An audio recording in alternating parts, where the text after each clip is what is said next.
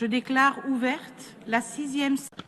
I call to order the 6th plenary meeting of the General Assembly.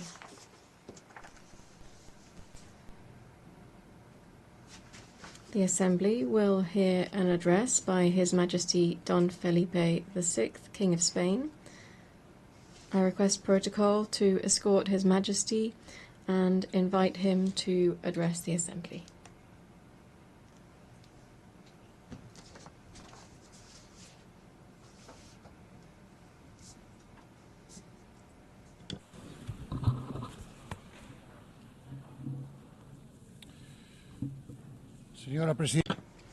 Madam President, Mr. United Nations Secretary General, heads of state and government, ambassadors, authorities, ladies and gentlemen, a very good morning to you.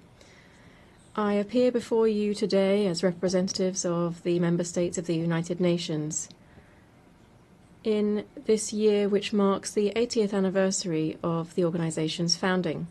This is a timely opportunity to reflect on the present, the past and the future of this universal organization and on its contribution to peace, stability and development in a time of extreme complexity. Ours is a world that is fast-paced and unrestrained, one that frequently brings us to the brink.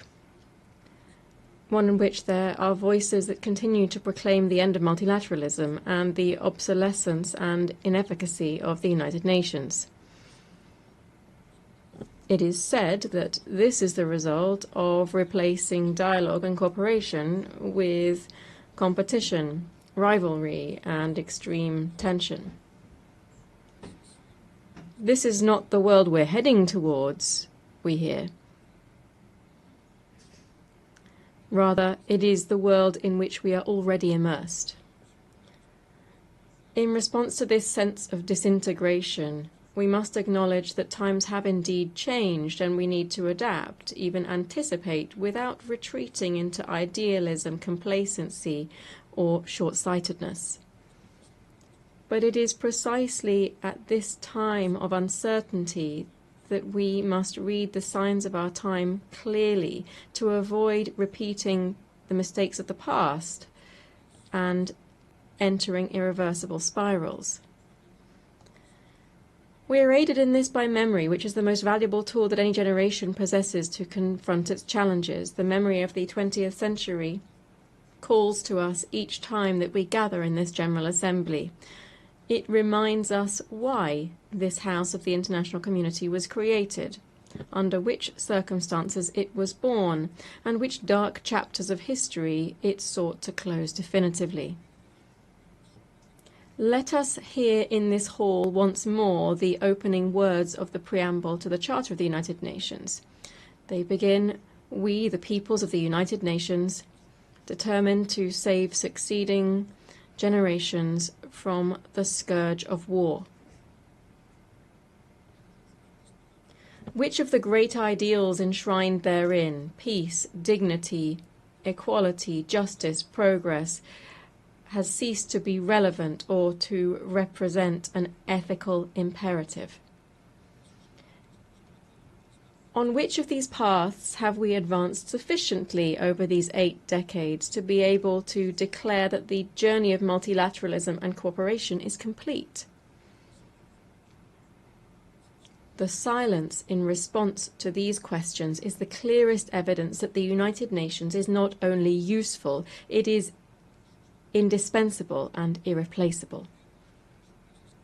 Believing in the United Nations is believing firmly in the universality of the principles and values enshrined in its charter and in the Universal Declaration of Human Rights.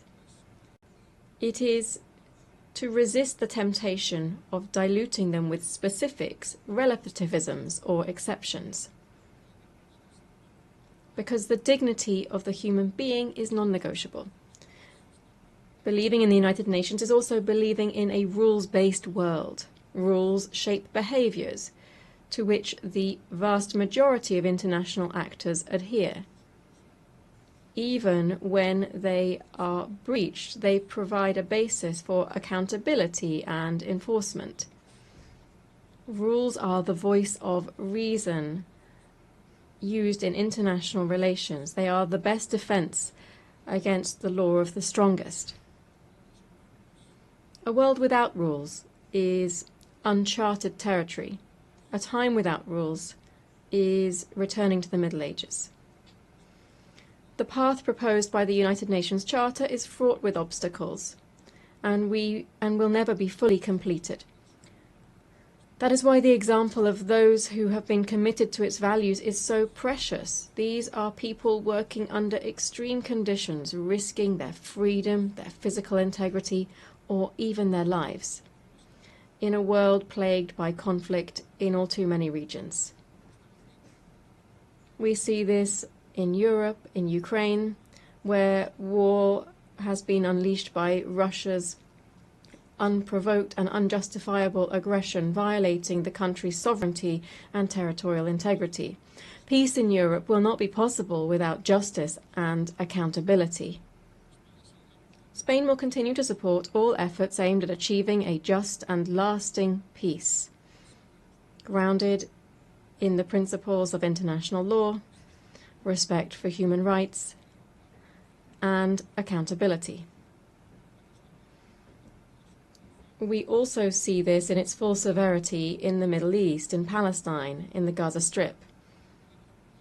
We cannot remain silent or look away from the devastation, the bombings, including of hospitals, schools, and places of refuge. In light of the countless civilian deaths, famine, starvation, the forced displacement of hundreds of thousands of people. To what end? These are abhorrent acts that stand in stark contrast to everything that this forum represents. They offend human conscience and shame the entire international community. Spain is a nation deeply proud of its Sephardic roots. When we speak to the people of Israel, we speak to a people of brothers and sisters, a people who, when they return to Spain, to Córdoba, Toledo, Seville, Barcelona, and so many other places, come home. This was the spirit behind the 2015 law, which was passed with broad consensus, granting Spanish nationality to descendants of Sephardic Jews originally from Spain. It is for this reason, and it is so difficult for us to understand, that we are so pained by the actions of the Israeli government in Gaza. We therefore cry out, we implore, we demand, stop this massacre now. No more deaths in the name of a people that are so wise and ancient, who have suffered so greatly throughout history. Let us be clear. We unequivocally condemn the heinous terrorism of Hamas, especially the brutal massacre of the 7th of October 2023 against the Israeli population. And we recognize Israel's right to self-defense. But with equal strength, we demand that the Israeli government fully uphold international humanitarian law throughout Gaza and the West Bank. We demand that humanitarian aid be delivered without delay, that a ceasefire be established with guarantees, and that all hostages still held by Hamas be released immediately. The international community must shoulder its responsibility to achieve as soon as possible a viable solution that would include the existence of two states, the recognition of the State of Palestine by an increasing number of member states of this organization, to which Spain added its voice this past May, must contribute to achieving a just and definitive regional peace based on the implementation of United Nations resolutions and on the universal recognition of the State of Israel. President, delegates, as we know, many conflicts are both caused by and result in resource scarcity, state fragility, and inequality. The gap between current realities and the fulfillment of the 2030 Agenda remains vast, and the current funding shortfall for sustainable development exceeds $4 trillion per year. The call for efficiency and resource optimization made at the 4th International Conference on Financing for Development that we held recently in Seville must be sustained. Accordingly, Spain, in line with the consensus-based commitment adopted there, has launched the Seville Plan for Support to Multilateralism. We have increased our contributions to international development funds, and we have reaffirmed our commitment to defending human rights, gender equality, and the environmental transition, which are central and distinctive elements of our foreign policy. Allow me to briefly address each of these three areas. First, human rights. Spain is, as of this year, a member of the Human Rights Council, enabling us to continue advancing causes such as the fight against racism, the abolition of the death penalty, and the promotion of economic, social, and cultural rights, while at the same time persisting in the struggle against all forms of discrimination. Because we support plural, open societies in which all citizens participate, and we are concerned by the erosion of democracies, the growing disaffection towards values that are essential to democratic coexistence. In these confusing times, which are testing our capacity for dialogue, we must remain steadfast in our commitment to these values. In harmony with these principles, we believe that immigration, when properly managed, is a vector of mutual development for countries of origin, transit, and host countries. We believe that the human rights of migrants must, therefore, be the principal reference for our actions.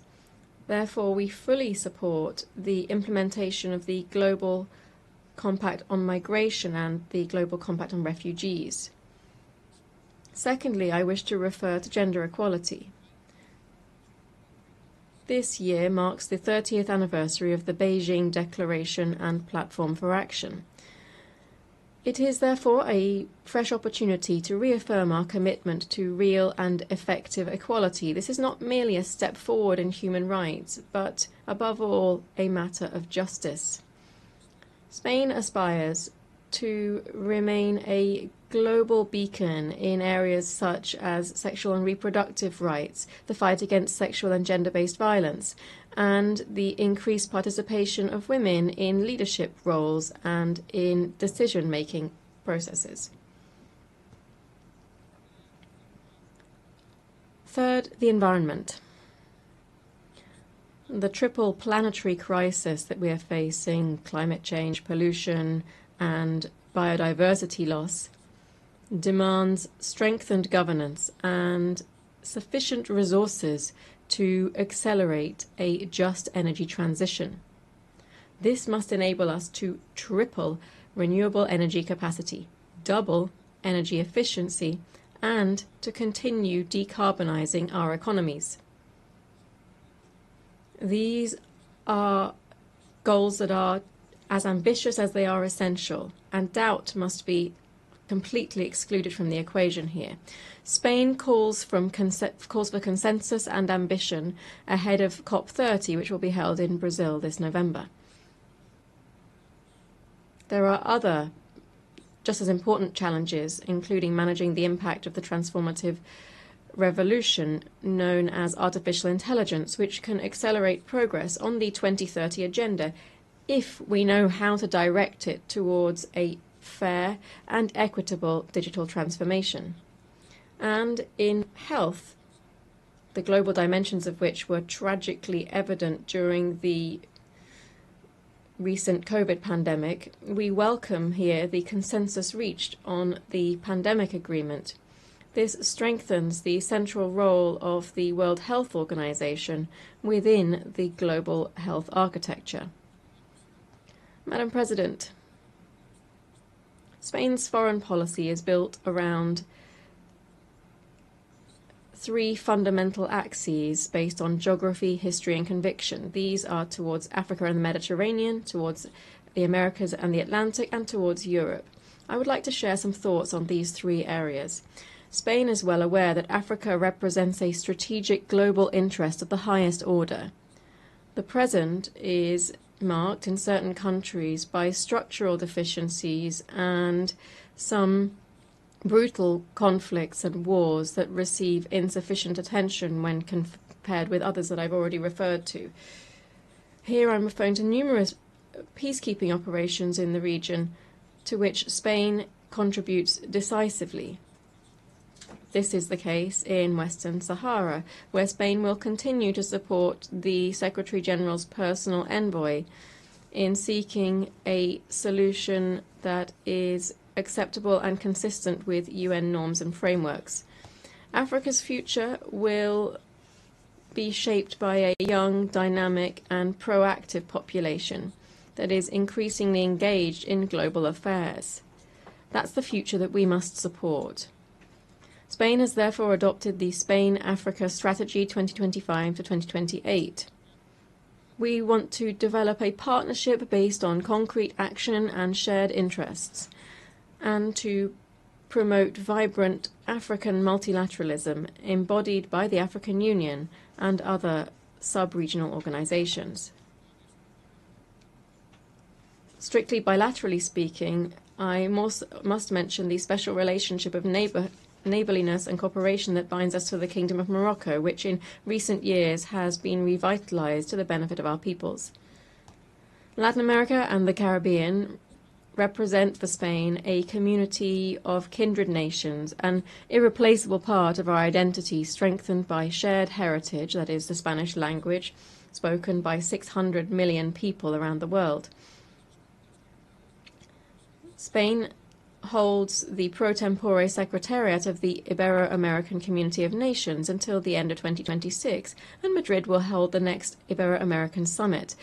We will continue to support the EU's engagement in the region, which will culminate this year in the EU CELAC Summit that will be held in Colombia next month, November. The European Union is one of the greatest achievements of concord and a model for multilateralism. Its voice is more necessary than ever in these times. We therefore advocate for a union that is increasingly effective, cohesive, secure, and competitive on the global economy. I think it's important to recall that on the 11th of June this year, we launched a definitive political agreement regarding the key aspects of the future accord between the European Union and the United Kingdom. This was a historic agreement that respects Spain's position on sovereignty and jurisdiction over Gibraltar, which will bring confidence, legal certainty, and stability to the lives of the populations of the Campo de Gibraltar and Gibraltar itself.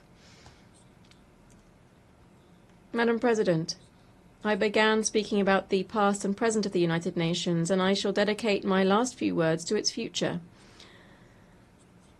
In these times of severe budgetary constraints, I call on all member states to reaffirm their commitment to this organization.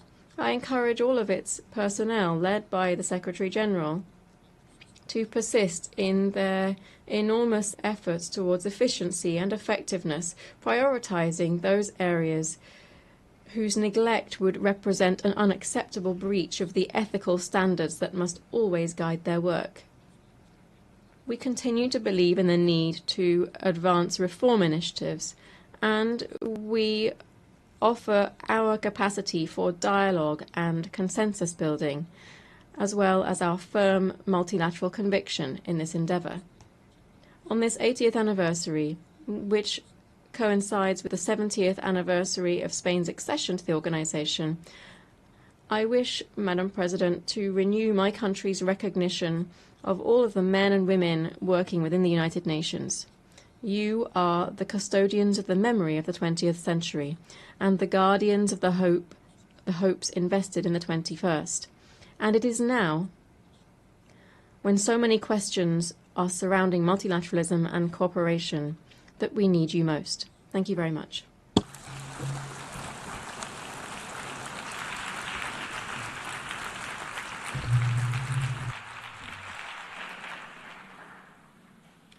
nom de l'Assemblée générale, On behalf of the General Assembly, I wish to thank the King of Spain. The Assembly will now hear an address by His Excellency Volodymyr Zelensky, President of Ukraine. I request protocol to escort His Excellency and invite him to address the Assembly.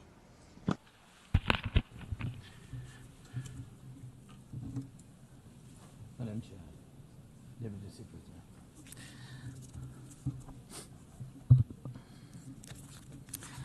Dear leaders, dear friends, and all those who can become our friends, because you want safety and peace just as much as we do. Today, no one but ourselves can guarantee security. Only strong alliances, only strong partners, and only our own weapons. The 21st century isn't much different from the past. If a nation wants peace, it still has to work on weapons. It's sick. But that's the reality. Not international law, not cooperation. Weapons decide who survives. Excellencies, you know perfectly well international law doesn't work fully unless you have powerful friends who are truly willing to stand up for it. And even that doesn't work without weapons. It's terrible, but without it, things would be even worse. There are no security guarantees except friends and weapons. No Ukrainian choice this kind of reality. And knowing our people, they would have chosen a different priority. Ukrainians are peaceful people, but they are people who want to live freely in their own independent country. That's why we invest in defense. For many nations, there is simply no other way left. Nations can speak about their pain from stages like this, but even during bloodshed, there isn't a single international institution that can truly stop it. That's how weak these institutions have become. What can Sudan or Somalia or Palestine or any other people living through war really expect from the UN or the global system? For decades, just statements and statements. And even everything happening in Gaza remains without a way out. Even now, Syria, after all the changes, still has to appeal to the world to ease the sanctions that are choking its economy. It has to ask and wait. Syria deserves stronger support from the international community. And as Russia's war against my country goes on, people are still dying every week. Yet there is no ceasefire because Russia refuses. Russia abducted thousands of Ukrainian children, and we have brought some of them back. And I thank everyone who's helped. But how long will it take to bring all of them home? Childhood slips away faster than adults are able to help. Look at Israel. Nearly 2 years have passed and hostages still haven't been freed. They must be freed, but even that still hasn't happened. And for years, there have been no real answers to other threats, either chemical weapons and famine used as a weapon. Last year, at this assembly, I warned the world about the risk of radiation disasters, especially due to Russia's occupations of our Zaporizhzhia nuclear power plant, the biggest in Europe, but nothing's changed. Nothing's. And yesterday, the plant went into blackout again, and Russia hasn't stopped shelling even in areas near a nuclear facility. And because of international institutions are too weak, this madness continues. Even being part of a long-standing military alliance doesn't automatically mean you are safe. Just recently, 19 simple Russian drones violated Polish airspace, and only 4 were shut down. Luckily, they were not shaheeds, or even worse. Otherwise, the results would have been horrific. Estonia had to call a UN Security Council meeting for the first time in history because Russian fighter jets deliberately entered its airspace. Moldova is defending itself again from Russia's interference. We are helping Moldova, and Russia's trying to do to Moldova what Iran once did to Lebanon. And the global response, again, not enough. We have already lost Georgia in Europe. Human rights and the European nature of the state system are only shrinking there. Georgia is dependent on Russia. And for many, many years, Belarus has also been moving toward dependence on Russia. Europe cannot afford to lose Moldova too. It's important to remember how the world once ignored the need to help Georgia after Russia's attack, and how the moment was missed with Belarus. How Moldova must not be lost. And for Europe, supporting Moldova's stability is not costly, but failing to do so will come at a much higher price. That's why the EU needs to help Moldova now with funding and energy support, not just words or political gestures. We must not forget about protecting the rights of people and the rights of nations in regions where these rights are under threat. The UN Charter and the Universal Declaration of Human Rights must apply everywhere. But the Taliban in Afghanistan dragged a whole country back into the dark ages. Cartels in some Latin America countries are more powerful than the government there. This is all about collapse of international law and the weakness of the international institutions. And so it's about the rise of weapons. Weapons decide who survives. Excellencies, yesterday President Trump stood right here in this hall, and God saved him from a murder attempt during the campaign.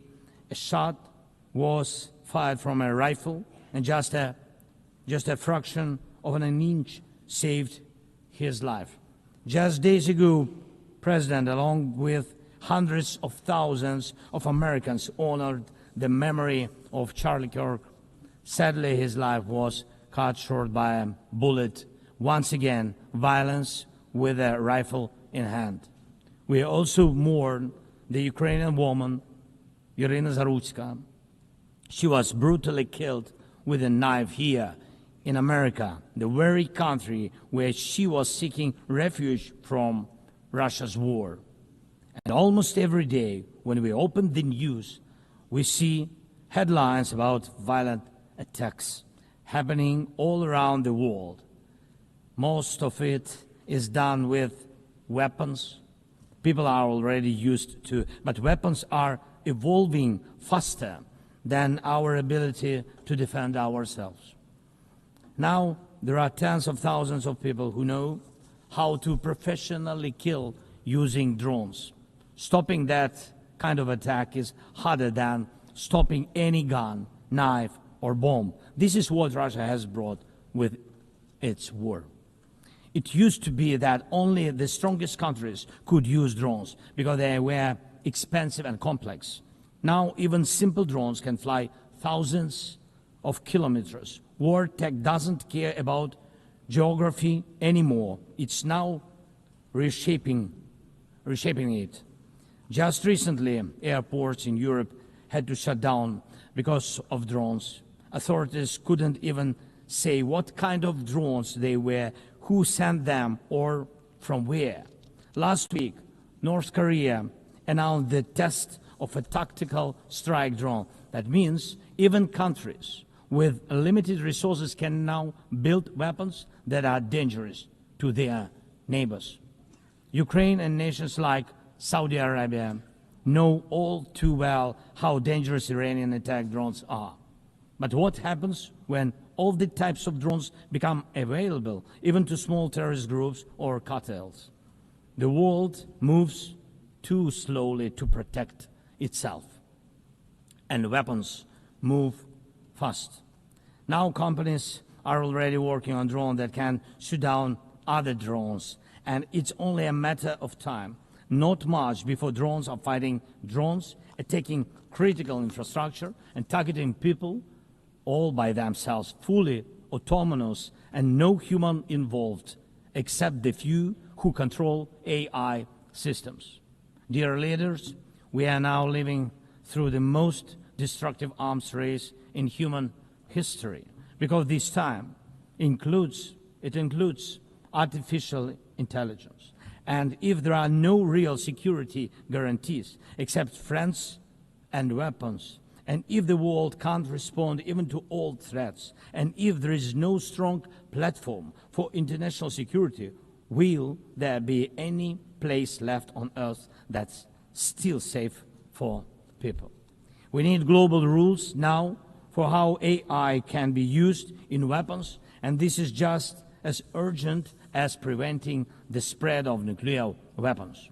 We need to restore international cooperation, real working cooperation for peace and for security. A few years from now might already be too late. 10 years ago, war looked different, and no one imagined that cheap drones could create dead zones, areas stretching for dozens of kilometers where nothing moves, no vehicles, no life. People used to imagine that only after a nuclear strike. Now it's drawn reality. Mass-produced, simple drones, and without AI yet. Ukraine doesn't have the big fat missiles dictators love to show off in parades, but we do have drones that can fly up to 2,000-3,000 kilometers. We had no choice but to build them to protect our right to life. Control over the sea used to depend on having a big navy. Ukraine doesn't have a big fleet, but we succeeded. In the Black Sea, we pushed what's left of the Russian navy into remote base. And we did it with sea drones. That's how we protect our ports and maritime trade routes, because Russia has left us no other choice. And our spiderweb operation, when cheap drones destroyed or damaged dozens of expensive Russian strategic bombers, became a real example for special forces around the world of what new weapons can do to old systems. These very Russian bombers attacked our cities. And none of this would have happened if Putin had not started this full-scale aggression, full-scale war. And every year that this war goes on, weapons become even more deadly.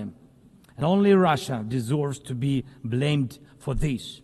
Dear leaders, to protect lives, Ukraine builds underground schools and underground hospitals. To protect lives, we have to spend more on protecting power stations from drone and missile attacks than on building sports facilities or cultural infrastructure.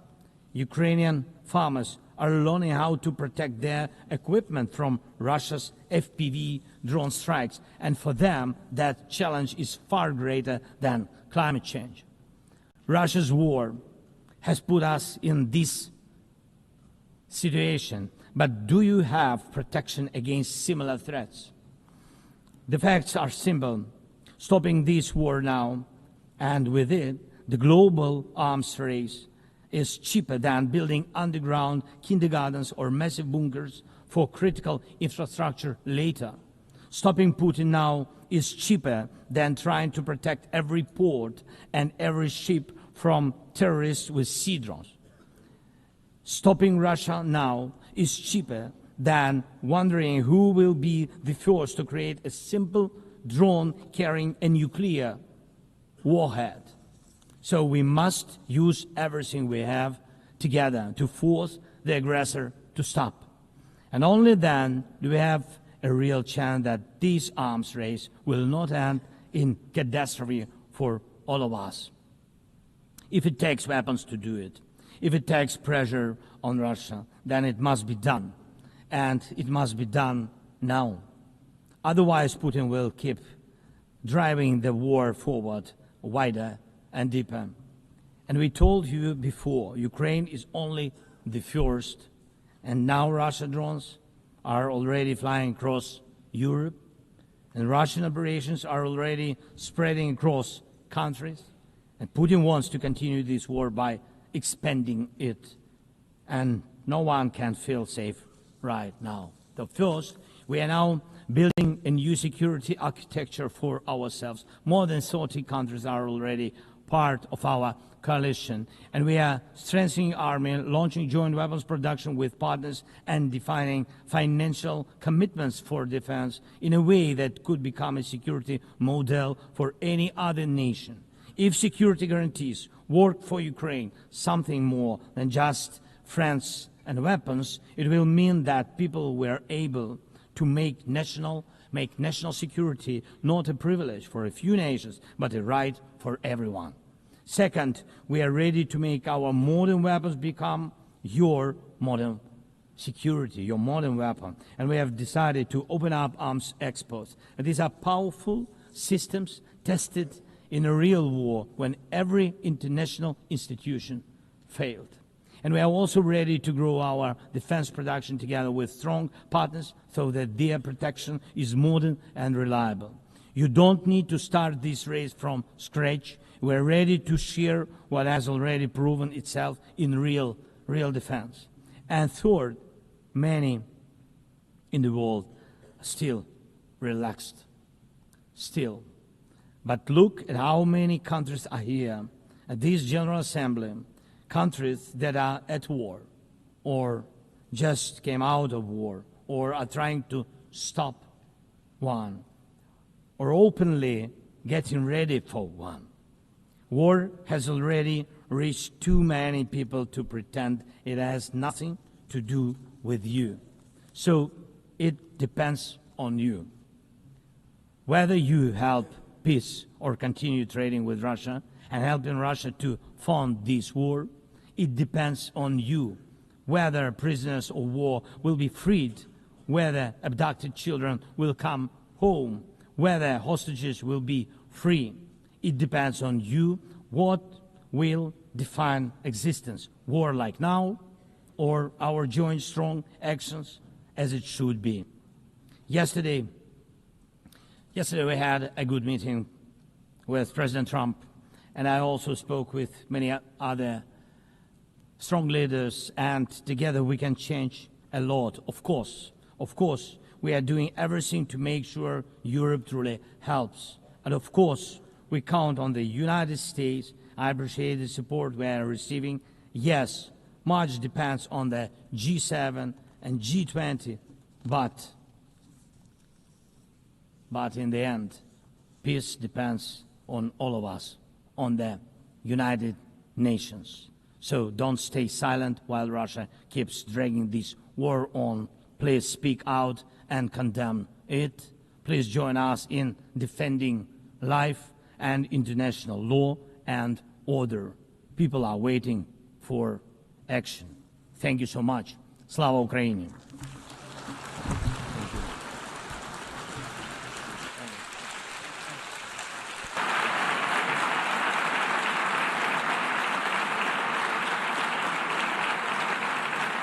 Au nom de l'Assemblée générale. On behalf of the General Assembly, I wish to thank the President of Ukraine. L'Assemblée va The Assembly will hear an address by His Serene Highness, Prince Albert II, Sovereign Prince of Monaco. I request protocol to escort His Serene Highness and invite him to address the Assembly.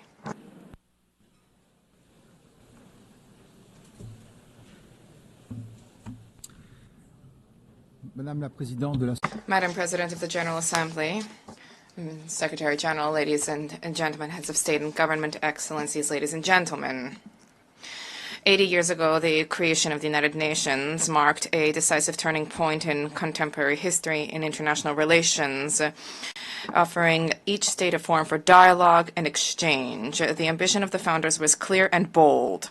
All nations, large and small, need to be able to participate on equal footing in crafting collective solutions, equality, respect, dialogue. This is the heart of the multilateral spirit and underpinning the values where Monaco found its place within the concert of nations. Over these past 8 decades, the United Nations has supported and ushered in major turning points: the reconstruction of Europe after the Second World War, the process of decolonization, the hope of an international order that is more peaceful after the Cold War. The organization contributed to the establishment of robust international law, the adoption of numerous treaties, law of the sea, counterterrorism treaties, protection of the environment, the promotion of human rights. Monaco ratified more than 270 of these treaties, which, beyond their symbolic dimension, govern the day-to-day lives of our population. The UN also played a key role in the maintenance of international peace and security. On all continents, these operations help to prevent conflict and to support democratic transitions.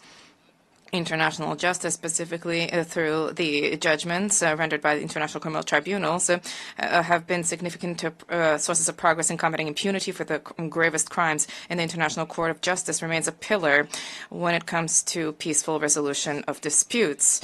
The United Nations has been a pioneer in ecological awareness, raising the protection of our planet, mobilizing governments, scientists, civil society to put together concerted strategies, and these are issues which are of tremendous importance to us. The UN has shed light on the role of sports as a vector for peace, for inclusion, for development. Principally, he welcomes the fact that sport is increasingly taking pride of place in the work of the organization. Madam President, we are cognizant of the progress that has been made over the past 8 decades, and yet we have more challenges to surmount, which requires resolute collective action. The progress that we have made is significant, but we have a grim reality. We are in a multipolar world where international realities are significant. There are proliferation of peacekeeping operations show that dialogue and preventive diplomacy, unfortunately, do not always generate the anticipated results. International security is today gravely imperiled. International tensions and conflicts are spreading in all 4 corners of the world, and this makes it all the more necessary for there to be a reaffirmation of the core principles of the United Nations: sovereignty of states, peaceful dispute resolution, respect for international law, and human rights. In this regard, the Principality of Monaco firmly condemns the war of aggression targeting Ukraine and the suffering this has inflicted upon civilian populations, and I reiterated this message just now to President Zelensky. I cherish the hope that a just and lasting negotiated peace agreement can be found soon to guarantee security and to rise to the expectations of the Ukrainian people. In the Middle East, violence has generated unacceptable human suffering casualties. The risk of regional conflagration requires that there be an immediate de-escalation, protection of civilians, the unimpeded delivery of humanitarian assistance, and a sincere relaunch of the peace process on the basis of the 2 states. Peace is not a utopia. Peace is an overriding necessity. These security-related challenges are compounded by environmental challenges. The international community recently met in Nice for the 3rd UN Conference on Oceans, vehemently recalling the need to act for the protection of seas and oceans. The Principality organized, before the conference, a Blue Economy and Finance Forum. Heads of state, economic leaders, investors, philanthropists, development banks, NGOs, 1,800 participants arrived from nearly 100 countries, responding to the call to mobilize more financial resources to invest in a sustainable, regenerative blue economy. And yet, the commitments made notwithstanding, there are still challenges. BBNJ was adopted in January last, and this should lead us to implement immediately measures for the conservation and sustainable use of the diversity in the high seas. The fight against climate change is a responsibility, a historic responsibility. Acceleration of extreme events requires credible, immediate, financed responses. We are traversing a significant difficulties. There is science which is accessible, abundant, more reliable than ever before.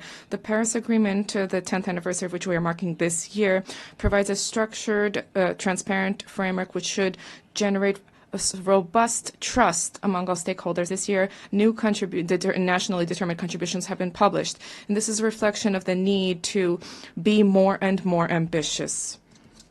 I wish to recall that these ambitions are of carry moral significance, particularly vis-à-vis young people and succeeding generations, but also, as was recently recalled by the ICJ in the advisory opinion.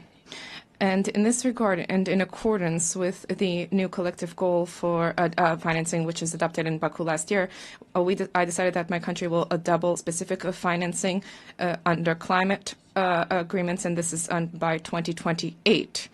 Let us not forget that there's a need to invest in countering climate change, but there's a need to take into account the depletion of biodiversity throughout the world. COP17 and the Biological Diversity Convention, October 2026, will be held in Yerevan. This is a key opportunity to transform the commitments into reality, specifically when it comes to financing and meaningful protection of ecosystems. Madam President, we cannot pass over in silence the alarming setbacks in human rights, freedom, the repression of freedom, civil society, excessive use of force. These are all undermining the very basis of civilizations and are resulting in a loss of trust of citizens vis-à-vis systems. Women's rights are a key pillar for peace, for development, and for justice. 30 years after the Beijing conference, gender equality between men and women has still not been fully universally attained, and this remains a key priority, which is something we need to reaffirm. There's an urgent need to generate collective commitment to combat violence against women and girls and against all kinds of persecution which they endure, including in conflict-affected areas. No society can be prosperous if such inequality persists there. Likewise, no society can develop without taking care of its young population, because young people are not just the future of the world. Young people are the present. 30 years after the World Youth Program, it is incumbent upon us to raise the role of young people in discussions on the economy, civic life, access to education, employment, digital issues. This is not a privilege. This is a right. Madam President, public global health is a key. Non-communicable diseases are the main cause of premature deaths, and there's a need for cross-sectoral mobilization to address this challenge. I welcome the key role of the WHO with the global action against these diseases, but there's a need to move further to strengthen synergies among the stakeholders to improve the effectiveness of action, particularly among budgetary constraints. The fourth high-level meeting on this issue should generate new momentum to intensify prevention and to provide universal access to high-quality care. Madam President, the 80th anniversary of the United Nations offers an opportunity to breathe new life into multilateralism, to reform its operations, and to address the liquidity crisis. Reform of the United Nations should restore people's trust and to establish an effective structure based on core values. The United Nations is the only universal body which is capable of defending sovereignty of states and embodies the ideal of cooperation amongst peoples.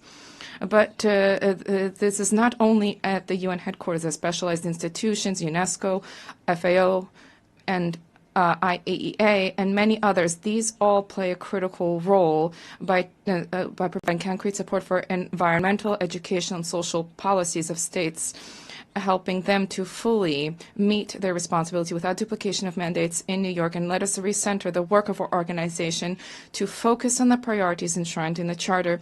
We need to rekindle a spirit of dialogue, the spirit of organization. The general debate should once again become this unique opportunity where leaders of the world listen to one another and seek to achieve a mutual understanding. The Principality of Monaco cherishes the hope that through reform, the UN will once again become the center with the harmonization of UN efforts for the maintenance of peace and security in accordance with Article 1 of our Charter. No state alone can resolve the crises plaguing our times. It's by sharing ideas, resources, and willingness that we can together build a future of peace, of lasting peace, because together we are better. Thank you.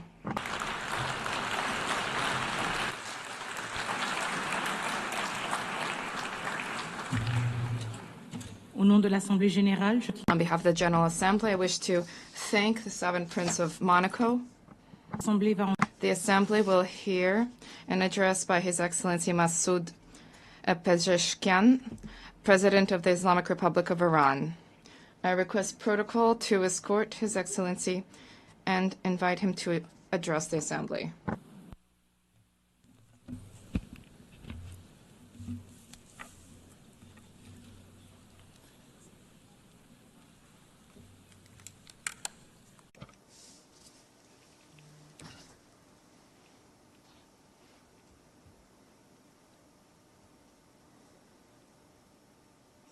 In the name of God, the most compassionate, the most merciful, Mr. Secretary General, Madam President, distinguished representatives, ladies and gentlemen, the theme of this year, and I quote, "Better Together, 80 years and more of peace, development, and human rights," unquote, is in truth a summons to solidarity and to a shared vision of a brighter future. Our religious conviction, as well as the call of the prophets, rests upon the equality of the rights of all human beings. That which renders man more worthy is piety, namely truthfulness, wisdom, purity, and benevolence. The bedrock of all divine religions and of the human conscience is this golden maxim, that which you would not approve for yourself, do not approve for others. Jesus Christ, peace be upon him, once said, "Act towards others as you would have them act towards you." The Prophet of Islam, peace be upon him, said, "None of you is a true believer unless he desires for others what he desires for himself." The sage Hillel, the elder, expressed the essence of the Torah as such: "That which is hateful unto thee, do not do unto thy fellow." In the traditions of the Orient, likewise, the central teaching is this very principle, and secular schools of ethics grounded in reason and conscience have arrived at the same conclusion. Excellencies, is this the state of our world? Let us behold the past 2 years. The world in these 2 years was witness to genocide in Gaza, was witness to the destruction of homes and repeated violation of sovereignty and territorial integrity in Lebanon, was witness to the devastation of Syria's infrastructure, was witness to assault against the people of Yemen, was witness to the forced starvation of emaciated children in the arms of their mothers, was witness to the assassination of Iran's scientists, was witness to the surreptitious raids infringing upon the sovereignty of nations, violating the territorial integrity of states, and openly targeting leaders of people. And all of this under the full support of the most heavily armed regime in the face of the earth, and under the pretext of self-defense. Would you countenance such things for yourselves? Who is the disturber of the stability of the region and the world? Who is the actual threat against international peace and security? Who is the violator of the golden moral maxim of mankind? Excellencies, ladies and gentlemen, you all bore witness that this past June my country was subjected to a savage aggression in flagrant contravention of the most elementary principles of international law. The aerial assaults of the Zionist regime and the United States of America against Iran's cities, homes, and infrastructures, precisely at a time when we were treading the path of diplomatic negotiations, constituted a grave betrayal of diplomacy and a subversion of efforts towards the establishment of stability and peace. This brazen act of aggression, in addition to martyring a number of commanders, citizens, children, women, scientists, and intellectual elites of my country, inflicted a grievous blow upon international trust and the very prospect of peace in the region. Should we fail to confront such perilous breaches of international norms, these aberrations shall spread to engulf the world. the assault upon nuclear facilities under safeguards and international supervision, the open attempt to assassinate leaders and duly constituted officials of UN member states, the systematic targeting of journalists and members of the press, and the killing of human beings who solely by the reason of their knowledge and expertise are converted into military targets. Again, would you countenance such acts for yourselves? With this behavior, they have killed at the very least over 35,000 innocent civilians in Gaza. They have deprived them of food, drinking water, medication, and proper health care. Those who have perpetrated such crimes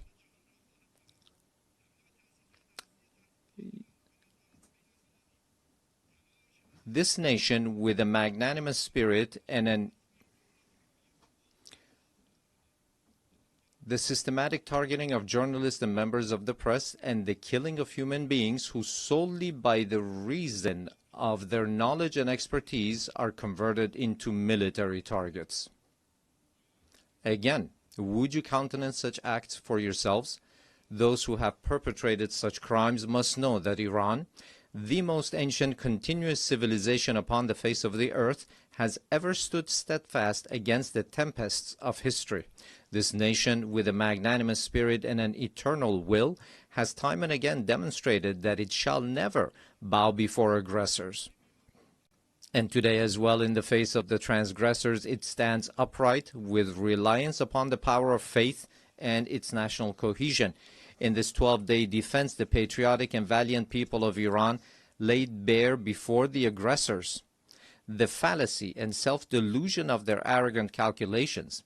The enemies of Iran unwittingly fortified the sacred national unity.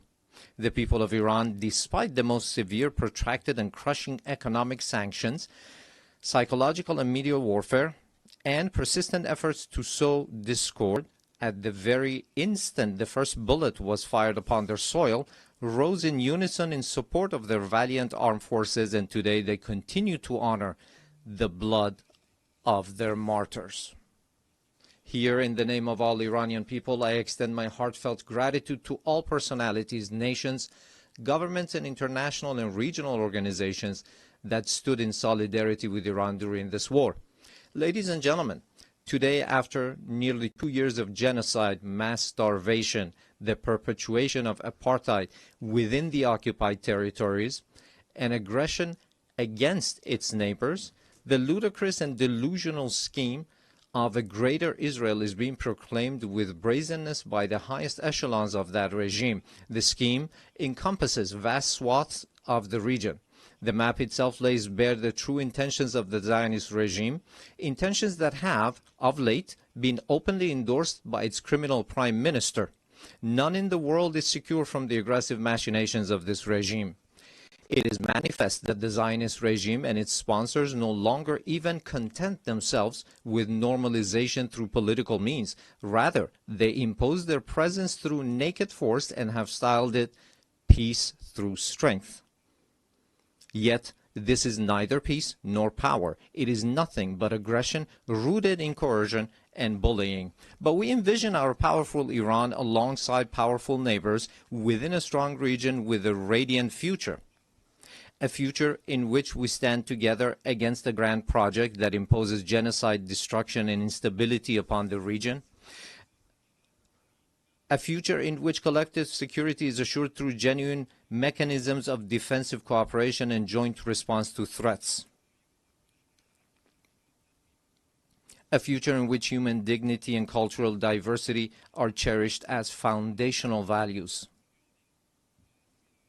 A future in which collective development is realized through joint investment in infrastructure and modern sciences. A future in which energy security and the equitable use of vital resources from the pillars of economic stability. A future in which the environment is safeguarded for posterity. A future in which national sovereignty and the territorial integrity of states are regarded as non-negotiable principles. A future not in pursuit of peace imposed by force, but founded upon strength derived through peace. In such a strong region, slaughter and bloodshed shall find no place. It is for this very reason that my country has, for many years, been among the staunchest advocates of establishing a region free of weapons of mass destruction. Yet those who themselves possess the largest nuclear arsenals and who, in flagrant breach of the NPT, make their weapons even deadlier and more destructive, have for years subjected our people to pressures on the basis of spurious allegations. Last week, 3 European states, having failed through a decade of bad faith and thereafter by supporting military aggression, to bring the proud people of Iran to their knees, at the behest of the United States of America, sought, by means of pressure, coercion, imposition, and manifest abuse, to reinstate against Iran the Security Council resolutions that had already been terminated. In doing so, they set aside good faith. They circumvented legal obligations. They sought to portray Iran's lawful remedial measures taken in response to the United States' withdrawal from the JCPOA and to Europe's breach and utter incapacity as a gross violation. They falsely presented themselves as parties of good standing to the agreement, and they disparaged Iran's sincere efforts as insufficient. All of this was in pursuit of nothing less than the destruction of the very JCPOA, which they themselves had once held as the foremost achievement of multilateral diplomacy.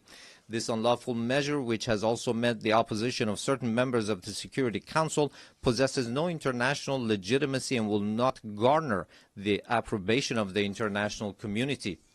I hereby declare once more before this assembly that Iran has never sought and will never seek to build a nuclear bomb. We do not seek nuclear weapons. This is our belief based on the edict issued by the supreme leader and by religious authorities. Therefore, we never sought weapons of mass destruction, nor will we ever seek them. Whereas those who disturb the peace and stability in the region lies in Israel, but Iran is the one that is being punished for those actions. There is a poem that roughly says something to the effect that someone in one side of the world does something to disturb the peace and someone else is punished for those actions. Ladies and gentlemen, the Islamic Republic of Iran welcomes peace and stability. We believe that the future of our region and of the world must be built upon cooperation, trust, and shared development. In this framework, Iran supports the peace process between the Republic of Azerbaijan and the Republic of Armenia and hopes that its outcome shall be enduring and serve as a foundation for improved relations between these two neighboring states. Iran also hopes that the efforts to bring an end to the war in Ukraine may result in a just and lasting agreement between Russia and Ukraine and bring solace to the human suffering caused by this crisis.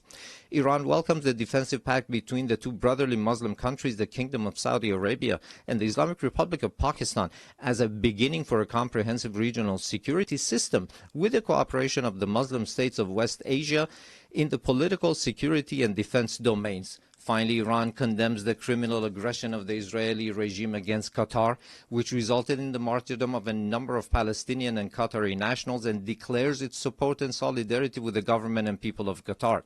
Ladies and gentlemen, true security is not achieved through force, but through confidence building, mutual respect, regional convergence, and multilateralism grounded in international laws.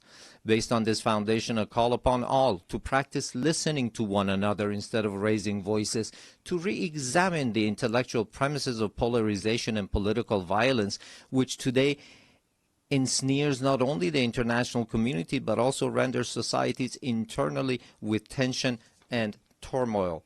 To uphold as the common denominator of all beliefs and cultures the principles that whatever we do not approve for ourselves, we should not impose upon others, instead of distorting concepts and narratives with biased interpretations. To restore and rehabilitate the credibility of international laws, institutions, and mechanisms, and to commit to the establishment of a regional system of security and cooperation in West Asia. Ladies and gentlemen, we Iranians have extended our power in the world not by producing and employing nuclear weapons, nor by the slaughter of hundreds of thousands in the 20th century, nor by genocide and the imposition of starvation upon the children in Gaza in the 21st century, and not even through the historic empires of Iran, but rather through a culture of human fellowship and the message of empathy of universal sages such as Rumi, Hafiz, Saadi, who 8 centuries ago declared human beings are members of a whole, in creation of one essence and soul. If one member is inflicted with pain, other members uneasy will remain. If you have no sympathy for human pain, the name of human, you cannot pertain. Those criminals who bully by murdering children are not worthy of the name human being, and assuredly they shall never prove to be trustworthy partners. Relying upon its time-honored tradition of altruism and human fellowship, Iran is a steadfast partner and a trustworthy companion for all peace-seeking countries, a friendship and a partnership grounded not in fleeting expediency, but in dignity, trust, and a shared future. We, the upright people of Iran, by standing firm against lawless marauders, have surmounted with honor the injustices, discriminations, and double standards imposed upon us. And today, with an opportunity-oriented outlook, we have transformed this historic achievement of the Iranian people into a platform for a leap toward a hopeful future. Let us together with you turn threats into opportunities. I thank you.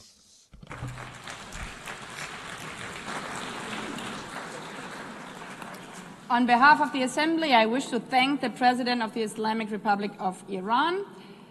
The Assembly will hear an address by His Excellency José Raúl Mulino Quintero, President of the Republic of Panama. I request protocol to escort His Excellency and invite him to address the Assembly.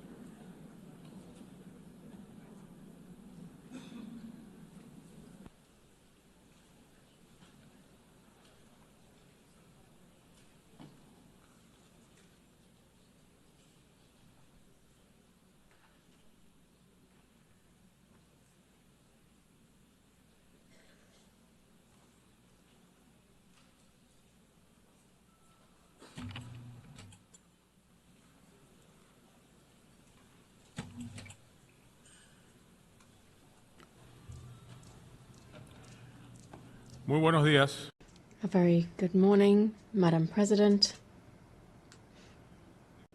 distinguished heads of state and government, honorable delegates.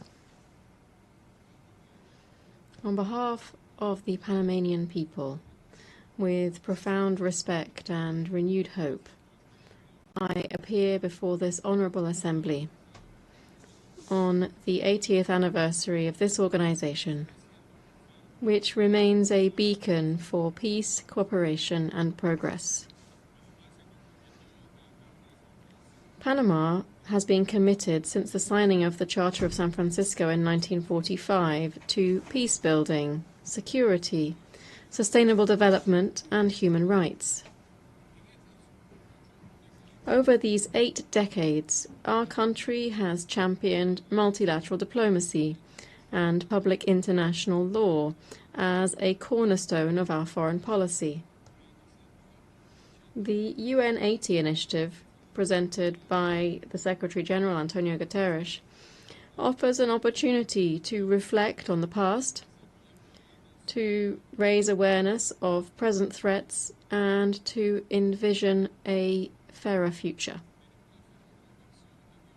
We firmly believe that today more than ever we must strengthen the value of multilateralism to respond to global challenges and crises as a tool to mitigate asymmetries among nations.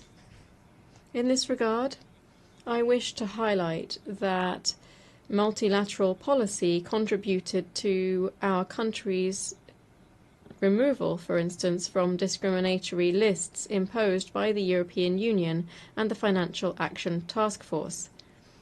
Since it does not make sense to be a member of the Security Council of this organization while at the same time appearing on lists alongside countries that promote terrorism, we believe it is the right time to undertake a comprehensive reform to make the Security Council more effective, to make the General Assembly more representative, to make specialized agencies more inclusive and, above all, to reduce bureaucracy.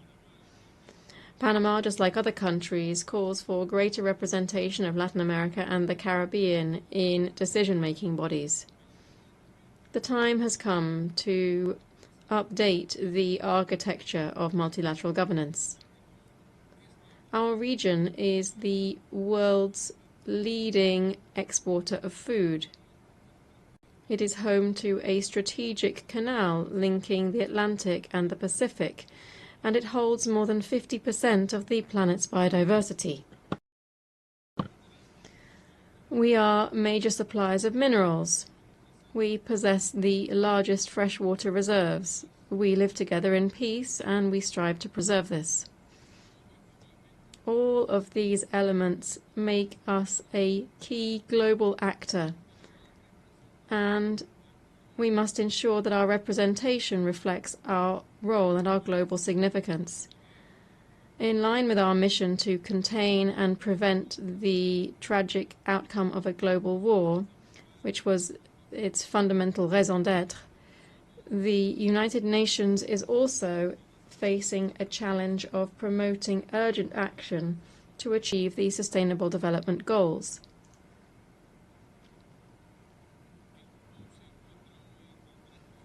Today, the world is facing a trifecta of devastating crises: climate change, pollution, and biodiversity loss, all against a backdrop of weakened cooperation. The response to these crises must be swift and united. In response, Panama has put forward its Nature Pledge, which is our pact with nature. This is a new way of understanding environmental and climate policy, integrating our obligations on climate, biodiversity, and land into a single national commitment. In practice, Panama is pledging to curb its emissions by 2035. Even as a carbon-negative country, we believe there's always room to take further steps towards sustainability for future generations. To this end, we will be restoring 100,000 hectares of priority ecosystems, including mangroves and water basins, because nature, we think, is our front line of defense against climate change. Panama trusts in a renewed United Nations, one that strengthens digital security and international cooperation with ethical and inclusive principles, that supports just energy transitions, and one that upholds freedom of expression.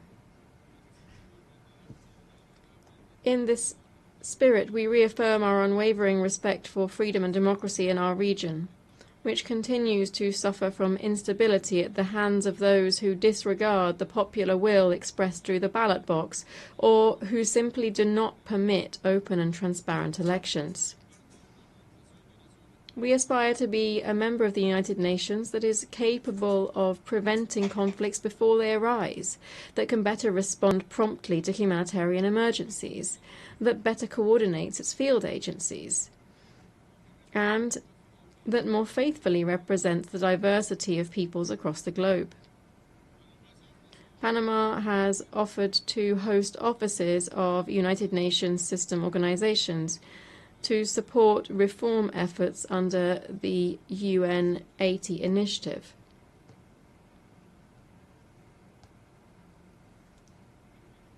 I also wish today to express my solidarity with the Japanese people. This on the occasion of the 23rd anniversary of North Korea's admission of its abduction of at least 17 Japanese nationals. The world needs to know the truth so that these events are never repeated, and Japan deserves justice. Ladies and gentlemen, I cannot let this opportunity pass without highlighting that we have now completed a quarter century since our canal was transferred into Panamanian hands, As of the 31st of December 1999, the Republic of Panama took up the works and operations of the canal efficiently, safely, sustainably, and neutrally. This in accordance with the Panama Canal Treaty, Torrijos Carta Treaty, and the Permanent Neutrality Treaty, which were both signed in 1977. Since then, we have administered the waterway in exemplary fashion, contributed to the country's economic development, and operated the canal for the benefit of international navigation. Over this period, Panama expanded the interoceanic route using our own resources to meet the demand of larger vessels. Now we are taking another step forward. We are supporting the Panama Canal Authority in the development of the Rio Indio Reservoir. This is an ambitious project to ensure water supply for our population and the canal, so that vessel traffic is not threatened by recurring droughts in our region. Our waterway serves more than 180 maritime routes and more than 140 nations, and approximately 4% of global trade passes through it. We are committed to ensuring efficiency in support of international logistics. Before this assembly, Panama once again reaffirms its serious and sustained commitment to the regime established under the treaty concerning permanent neutrality, to which the protocol of which numerous states have adhered to. Neutrality is the best formula to safeguard the security of our canal, a global public good. The Panama Canal is neutral, open to the world, and a facilitator of more integrated international trade. It is and shall remain Panamanian. Ladies and gentlemen, Panama, as you know, holds a non-permanent seat on the United Nations Security Council for the 2025-2026 term. This past August, we held the rotating presidency of the Security Council. We viewed this role as a responsibility to maintain a strong voice in favor of peace, sovereign equality of states, justice, international law, and respect for agreements among nations. We have also stressed the importance of maritime security as a priority during our participation in the Council. Panama's national identity is closely linked to maritime transport. Over the centuries, we have consolidated our role as a key actor in navigation and international trade. Piracy, arms and drugs trafficking, and illegal fishing all affect trade and the global maritime transport system.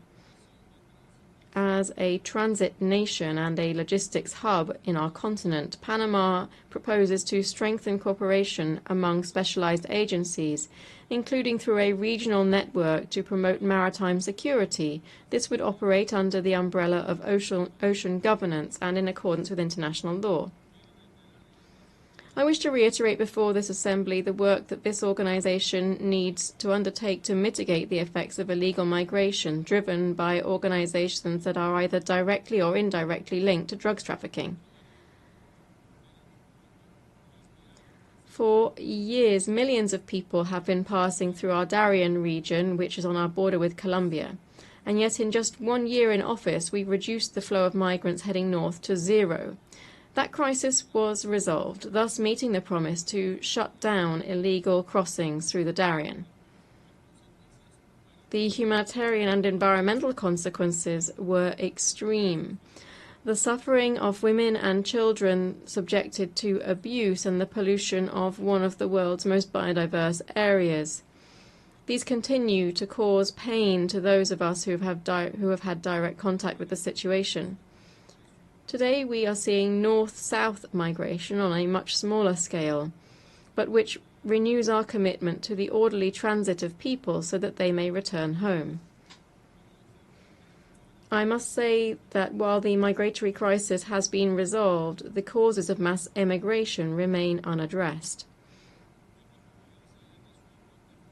The fact that our country has resolved this scourge doesn't mean that we should let up in our demands for concrete responses, such as in the case of the border between Haiti and the Dominican Republic, which is facing unchecked migration that also has an effect on the entire region. It's essential that we find clear solutions both for the Haitian crisis and, more generally, for effective control of migratory flows. We are currently suffering from the growth of another illegal activity, which is drug trafficking. Today, it poses a threat to human lives and a grave risk of instability throughout the entire region due to the different cartels operating there.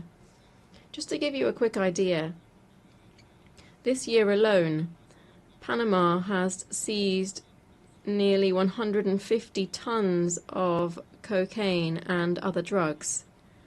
This is an historic and alarming figure, one which compels us to step up our efforts to seek greater cooperation and to galvanize resources in a struggle that must be a common cause among all nations of the world. Honourable members, next year the Amphictyonic Congress of Panama, convened by the liberator Simón Bolívar, will celebrate its bicentenary. Its proposal was for an international system based on the sovereign equality of states, justice, law, and international cooperation to achieve the people's common goals. We hope that this commemoration will serve as a new starting point for international cooperation, one that respects and elevates the values of sovereignty, peace, and peaceful coexistence, values that must guide our work in this and other global fora. Honourable members, before this forum of global peace and international cooperation, I reiterate the faith of the Panamanian people in the United Nations system. At times of crisis, when the winds of unilateralism, polarization, and fragmentation are blowing, Panama will raise its voice in defense of multilateralism. Panama will remain an enthusiastic member of the United Nations, a defender of international law, and a tireless proponent of global peace. Because, as this year's theme reminds us, we are stronger together, and only together can we build a fairer and more humane future for all. Thank you very much.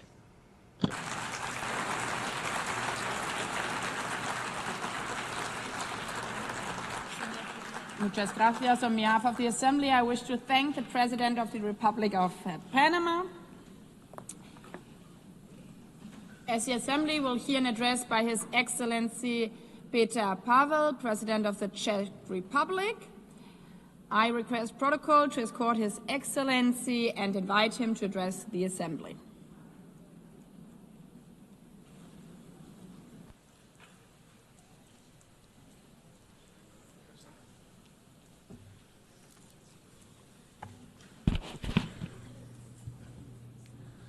Madam President, Excellencies, ladies and gentlemen, I am humbled to speak here in front of you again. Today, I wish to address two main issues: United Nations achievements and necessity of its reform, and prospect of multilateralism in the light of Russian aggression. 80 years ago, the United Nations was founded with great hope to prevent war and destruction, never to repeat the horrors of World War II. My country proudly stood amongst the founding nations, signing the charter that would become our collective moral compass. Since 1945, we have witnessed remarkable achievements. The United Nations helped to prevent another full-scale world conflict. It assisted in dissolution of colonialism and rise of new sovereign countries in Asia, Africa, Europe, and Latin America. Together, we created a robust multilateral system of rules and global cooperation in international security, human rights, and economic development. Together with the UN, we have fought famine, disease, illiteracy, and poverty in some of the world's most vulnerable regions. Dozens of peacekeeping missions have helped to ease tensions in conflict zones. Thanks to its long-standing efforts, the UN has helped transform countless lives and laid the groundwork for a better world, a world which is more humane and more cooperative. It provided a platform where even the smallest nations can speak out and be heard. The UN remains the only institution where the world can collectively confront global crises. Not with weapons, but with dialogue, shared responsibility, and pressure where necessary. UN's greatest achievement is not perfection, it's persistence. With many devastating conflicts ongoing, Russia's invasion of Ukraine has significantly transformed the global security landscape. Since the last general debate a year ago, our world has not become more secure. On the contrary. In the game of smoke and mirrors, Russia continues targeting civilians, civilian infrastructure, foreign diplomatic missions, and most recently, even our neighboring country, Poland. Not to forget the acts of hybrid warfare on our own territory. These range from disinformation campaigns and attempts to undermine public trust, to cyber attacks, and even acts of sabotage carried out by mercenaries recruited online. Despite being the largest country on the map, Russia still aims to seize Ukrainian territory and expand its sphere of influence. Backed by China, Iran, North Korea, and other countries that help it circumvent sanctions and provide economic or political support. Russia, a permanent member of UN Security Council, is not only violating the principles of state sovereignty and territorial integrity enshrined in the UN Charter, but also sets a dangerous example and precedent, sending the message that aggression can yield territorial and political gain and remain unpunished. Ladies and gentlemen, our multilateral system was created on the premise that rules apply to all without exception. The consequences of this war go far beyond the news headlines. This war threatens to dismantle our system of governance based on mutual respect, equal partnership, and rules we all subscribe to. What is happening in Europe today could happen anywhere else tomorrow, under different circumstances, but under the exact same pretext. If Russia wins this unjust war, it will legitimize the triumph of brute force. Turning a blind eye to Ukraine today is a green light to any future aggressor anywhere in the world. Disruptions of the status quo in the Taiwan Strait or elsewhere in the Indo-Pacific would further destabilize global security and trade. Geographical distance offers no protection. Security in one part of the world is directly linked to security everywhere. Tolerating the principle of might makes right will lead to the end of multilateralism and the beginning of life under principles dictated by a powerful few. It would be a future with history deliberately rewritten, with lies promoted as facts, and with truth slowly disappearing from our discourse and memory. Just the opposite of what most of our nations fought for in the previous century.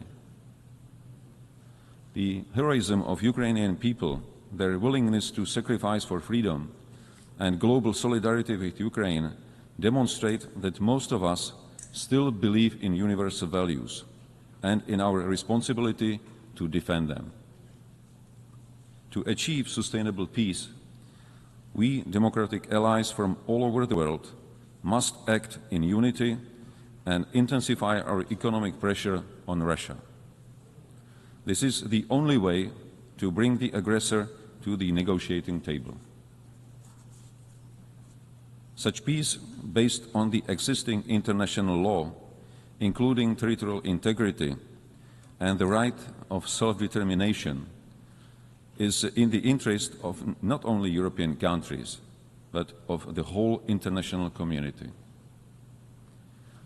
Any future peace agreement must send a clear message worldwide that aggressor must not be rewarded and borders cannot be changed by force. Ladies and gentlemen, the structure of the UN was based on the outcome of the World War II. Today, one of the UN Security Council permanent members is waging a ruthless war while obstructing any constructive solutions put forward. It is in light of these new geopolitical realities that we need a strong and effective UN system capable of responding to today's global challenges, from security threats and climate change to rapid evolution of new technologies. Otherwise, we risk sliding into a world that is more fragmented, more dangerous, and far less predictable. Czechia welcomes the UN 80 initiative and the commitments in the Pact for Future. Yet these ambitions stand in stark contrast with today's reality. In the light of Russian aggression against Ukraine, the UN Security Council is currently failing its purpose and mission. Therefore, we advocate for a comprehensive reform of the UN Security Council for greater effectiveness, inclusiveness, transparency, and accountability, with the aim to honor the principles of the UN Charter and to strengthen the voice of underrepresented regions. Freedom and human rights are not granted entitlements. They are hard-won principles that must be cherished and protected. Security Council membership should not be seen as a matter of prestige or privilege, but above all, a responsibility to defend global peace.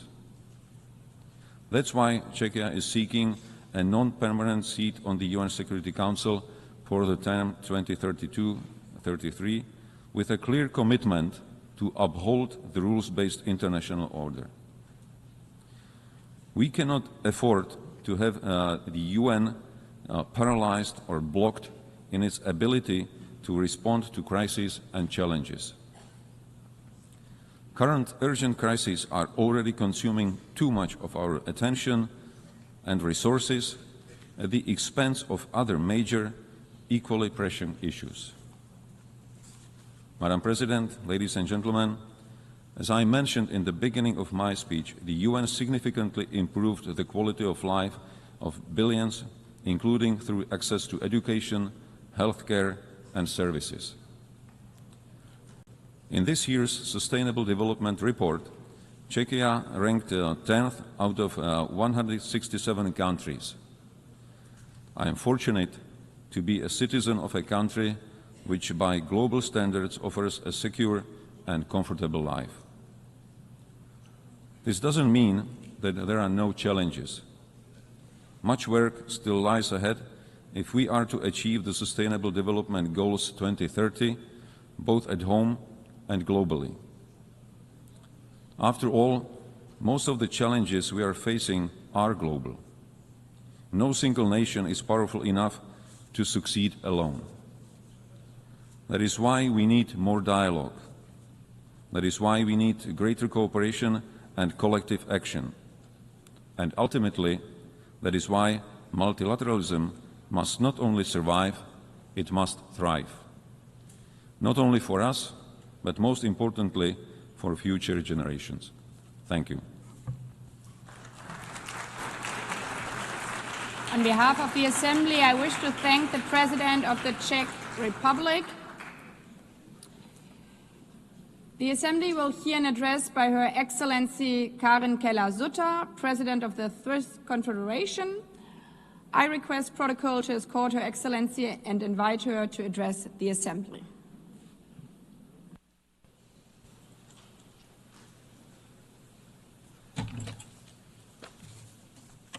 Madame la Présidente, Madam President of the General Assembly, Excellencies, ladies and gentlemen, 80 years ago, the world entered a new era, better times. On the 27th of January 1945, the Auschwitz concentration camp was liberated. On the 8th of May 1945, the war in Europe ended, and on 25 June 1945, 50 states adopted the United Nations Charter in San Francisco. And I quote from the Charter, they were determined to save succeeding generations from the scourge of war, which twice in our lifetime has brought untold sorrow to mankind. End of quote. Upon the ruins of the Second World War, a new international order was born out of a shared conviction and determination to bring peace and prosperity to the world. The horrors of this time also gave rise to the Geneva Conventions of 1949, which protect the victims of armed conflict. At that time, the foundations for progress and democracy, the rule of law, and the market economy were laid down. Foundations which, despite all the limitations and setbacks, also benefited international cooperation, free trade, peace, and international law.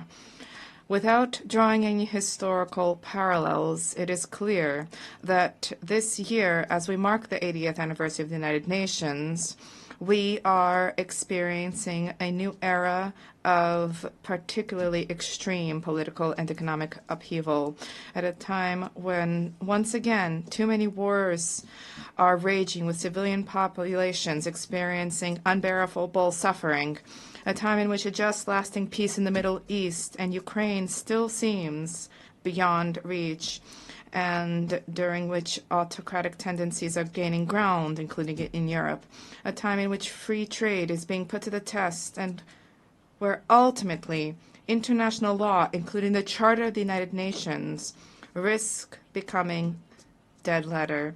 These upheavals are not coming out of nowhere. They are the result of developments that, in some cases, date back a long time, in which, in retrospect, we failed to take seriously enough for far too long.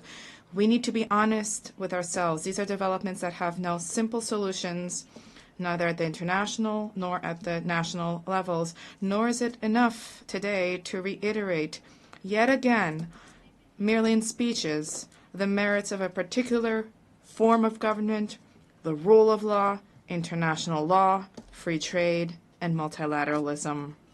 No, if we wish to surmount the challenges which we face, we have a duty to redouble our efforts. For what is the benefit of the achievements of civilization? What are they worth if they do not tangibly contribute to freedom, security, and prosperity, if they do not bring tangible benefits for people in their day-to-day lives?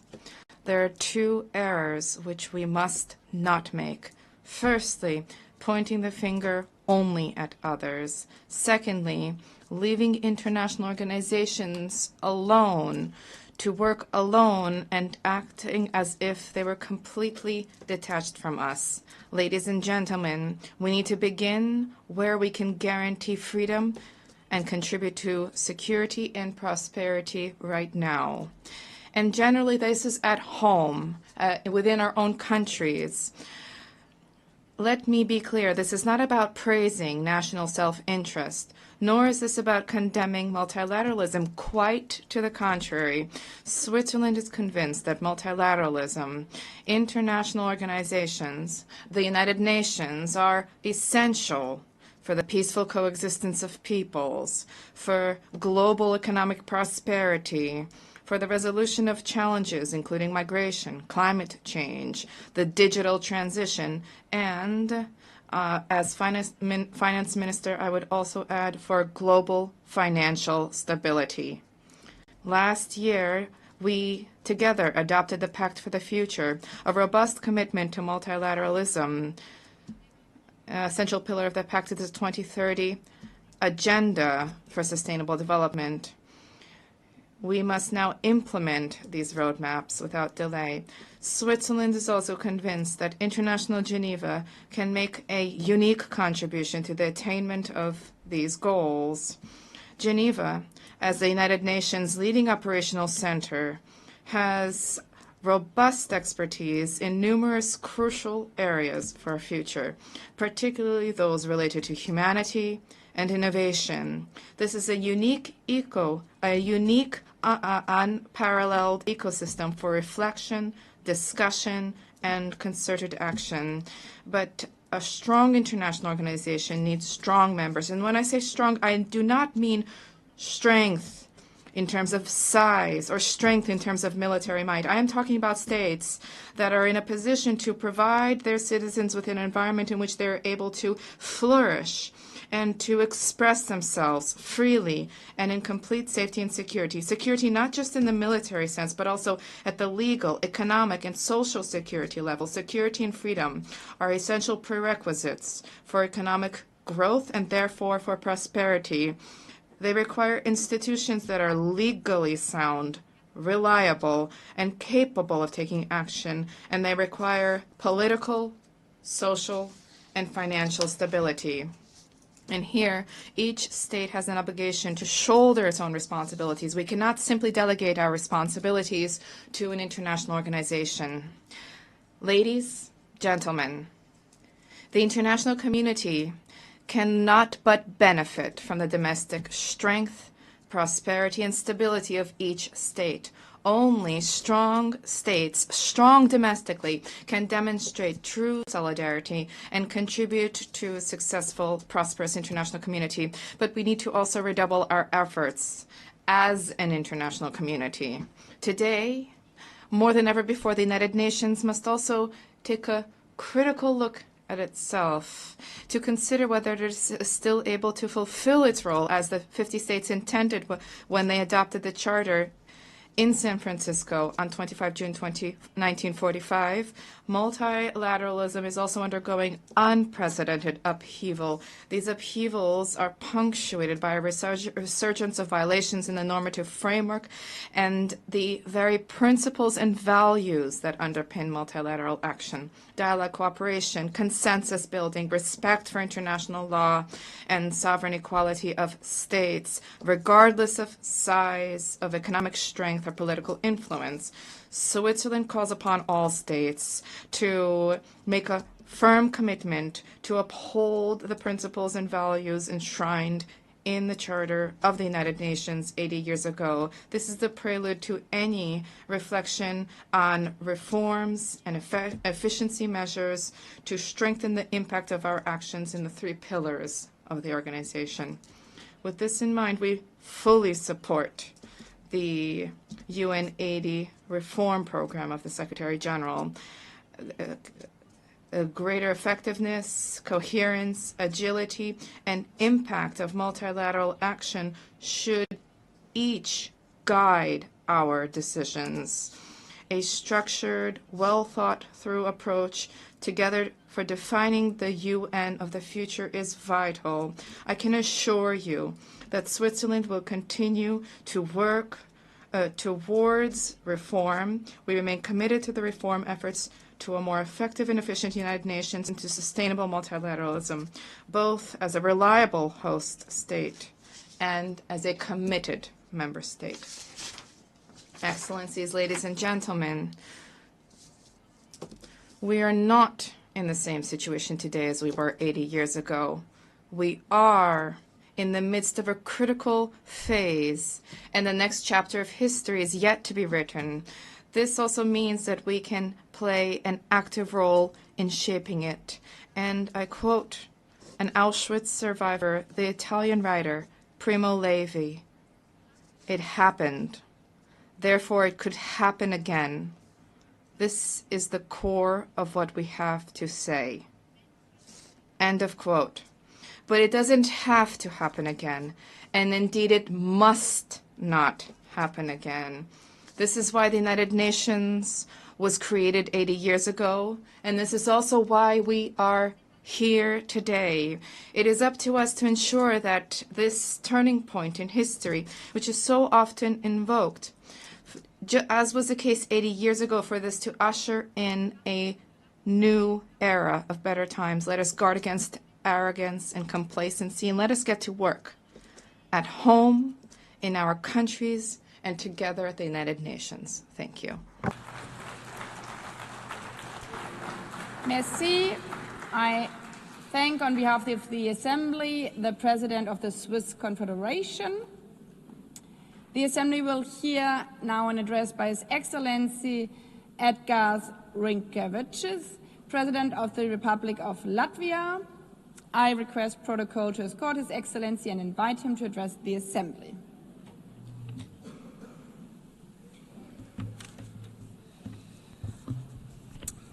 Madam President, Excellencies, distinguished delegates. First of all, allow me to congratulate Your Excellency, Madam Anna-Lena Baerbock, on assuming the presidency of the General Assembly. You will have Latvia's full cooperation. Latvia believes that we are stronger together, stronger in advancing peace, fostering development, upholding human rights. Standing here on this world stage, I would like to congratulate us on the 80th anniversary of the United Nations. 80 years working together to build a better, more just and peaceful world. This task has never been easy, but it is our duty to persist with determination and give our very best. I want to express Latvia's gratitude for the overwhelming support for our candidacy for the United Nations Security Council. We are beginning our term next year. This is our first term. Latvia will take on this responsibility with a strong sense of duty, a duty to serve with integrity, transparency, and with a clear commitment to the principles of the United Nations. Latvia is honored to serve on the Security Council for the good of people around the world. And we will stand together for peace and resilience.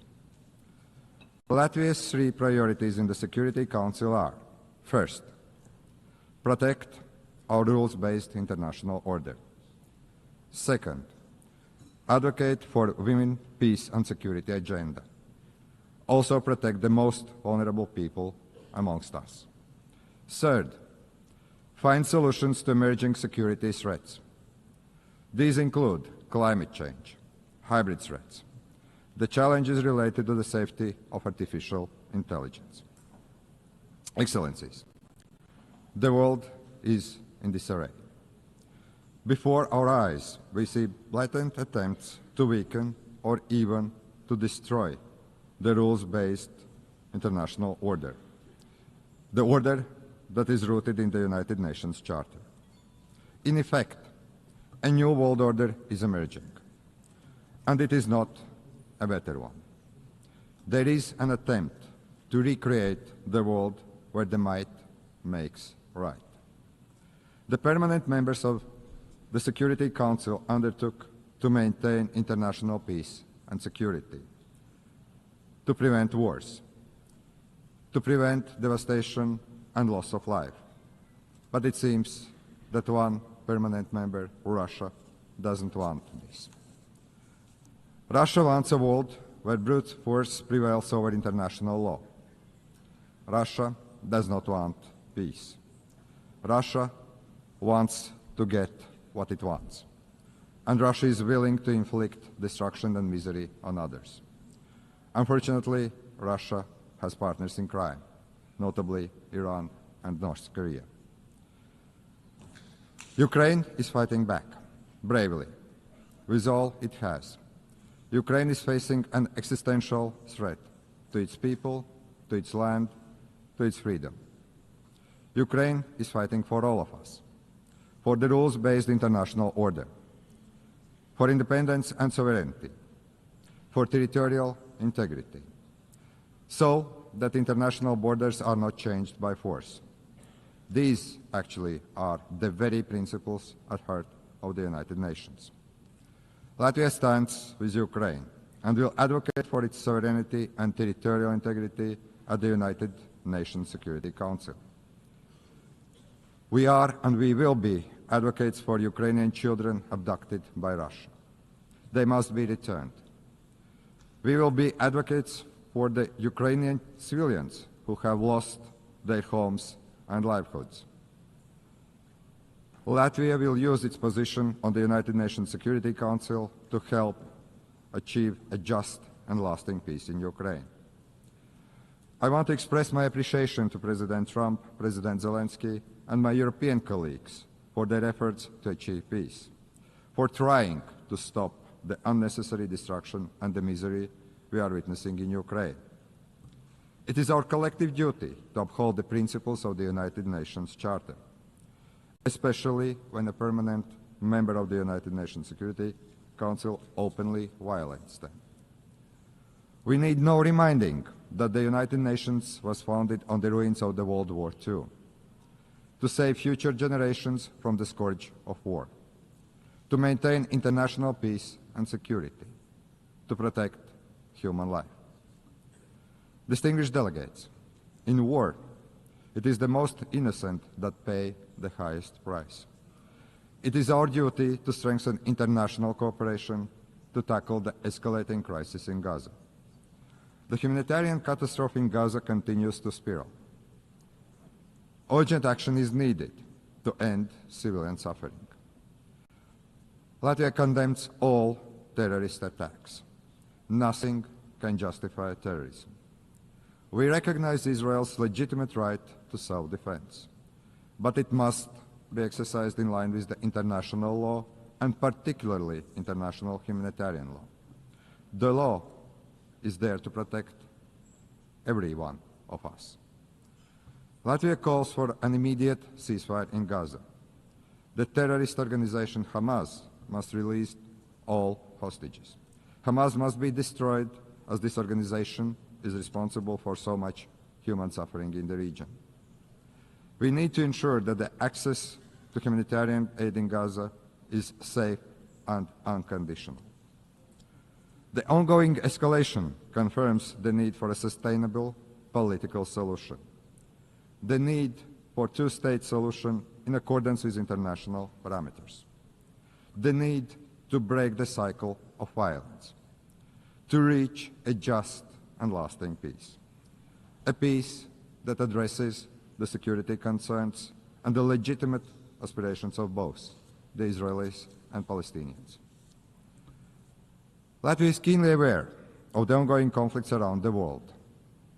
We must work together to resolve the dire humanitarian situation in Sudan and Democratic Republic of the Congo. We will not look on helplessly as crises unfold. As a member of the Security Council, we will call on the international community to take collective action and to facilitate humanitarian aid, to try to end unnecessary human suffering. Distinguished delegates, we must do everything in our power to protect the most vulnerable people, especially women and children. Women and girls suffer disproportionately in times of war. We, the global community, have a responsibility to protect the rights of women and girls, to empower them, to ensure their voices are heard in peace processes. The first deportation of Ukrainian children to Russia is beyond disturbing. We call on the United Nations to do more, do much more. We will do all we can to help bring these children home. Madam President, it is not only conventional warfare that threatens peace, security, and stability. Emerging threats like climate change, cyber attacks, hybrid attacks, and the misuse of the artificial intelligence are testing us on a daily basis. Our modern world is connected in ways that most of us can't imagine. Today, many countries are experiencing a growing wave of hybrid attacks, also Latvia. We have to deal with damage to undersea cables, GPS jamming, arson attacks, the Russian shadow fleets. Russia continues and actually invests in new provocations, most recently recklessly violating the airspace of Poland and Estonia. The intensity of Russia's drone attacks against Ukraine has created incidents in Latvia, Lithuania, Poland, Romania. This is the new reality. Russia bears full responsibility for these acts and also consequences. This kind of reckless behavior is a direct threat to international peace and security, and we must act to stop it before such acts spiral out of control. We must counter these threats by resilience and increased cooperation with our friends and allies. But hybrid warfare is evolving, as are emerging and disruptive technologies. The challenge is to maximize the benefits these technologies can bring, while remaining vigilant of the potential risk they pose. We share the United Nations view that we need to develop artificial intelligence responsibly, but we should not halt the progress. Artificial intelligence can promote economic growth, drive scientific progress and innovation, even improve healthcare and make education more accessible. Artificial intelligence is already part of our daily lives. We must acknowledge this reality and work to make it safer and more beneficial for the people. The governments should not take years to create regulations. We should act swiftly and do it right. As a responsible United Nations member, a future UN Security Council member, Latvia is ready to work with our partners to address these issues. Ladies and gentlemen, the United Nations has stood the test of time for 80 years. It is the primary architect of international law and protector of rules-based international order. The United Nations is not perfect, but it is the best we have, the only truly global organization. As one of UN Secretary Generals, Dag Hammarskjöld, famously said, the United Nations was not created in order to bring us to heaven, but in order to save us from the hell. But after 80 years, it is time to adjust to new realities. The United Nations must evolve to remain relevant, to be effective and fit for the challenges ahead. That's why we support the UN 80 initiative by the Secretary General. Let us work together for peace and resilience. Let us protect the rules-based international order and the United Nations Charter, because we all are better together. Thank you very much. On behalf of the Assembly, I wish to thank the President of the Republic of Latvia. The Assembly will hear an address by His Excellency William Samoei Ruto, President of the Republic of Kenya and Commander-in-Chief of the Defense Forces. I request protocol to escort His Excellency and invite him to address the Assembly.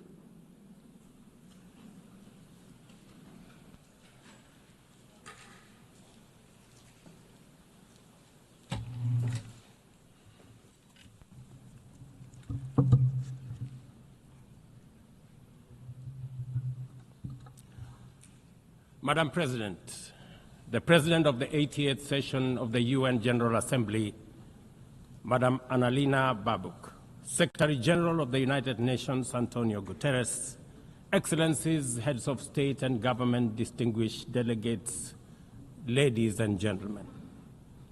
I congratulate you, Madam President, on your election to preside over the 80th session of the UN General Assembly.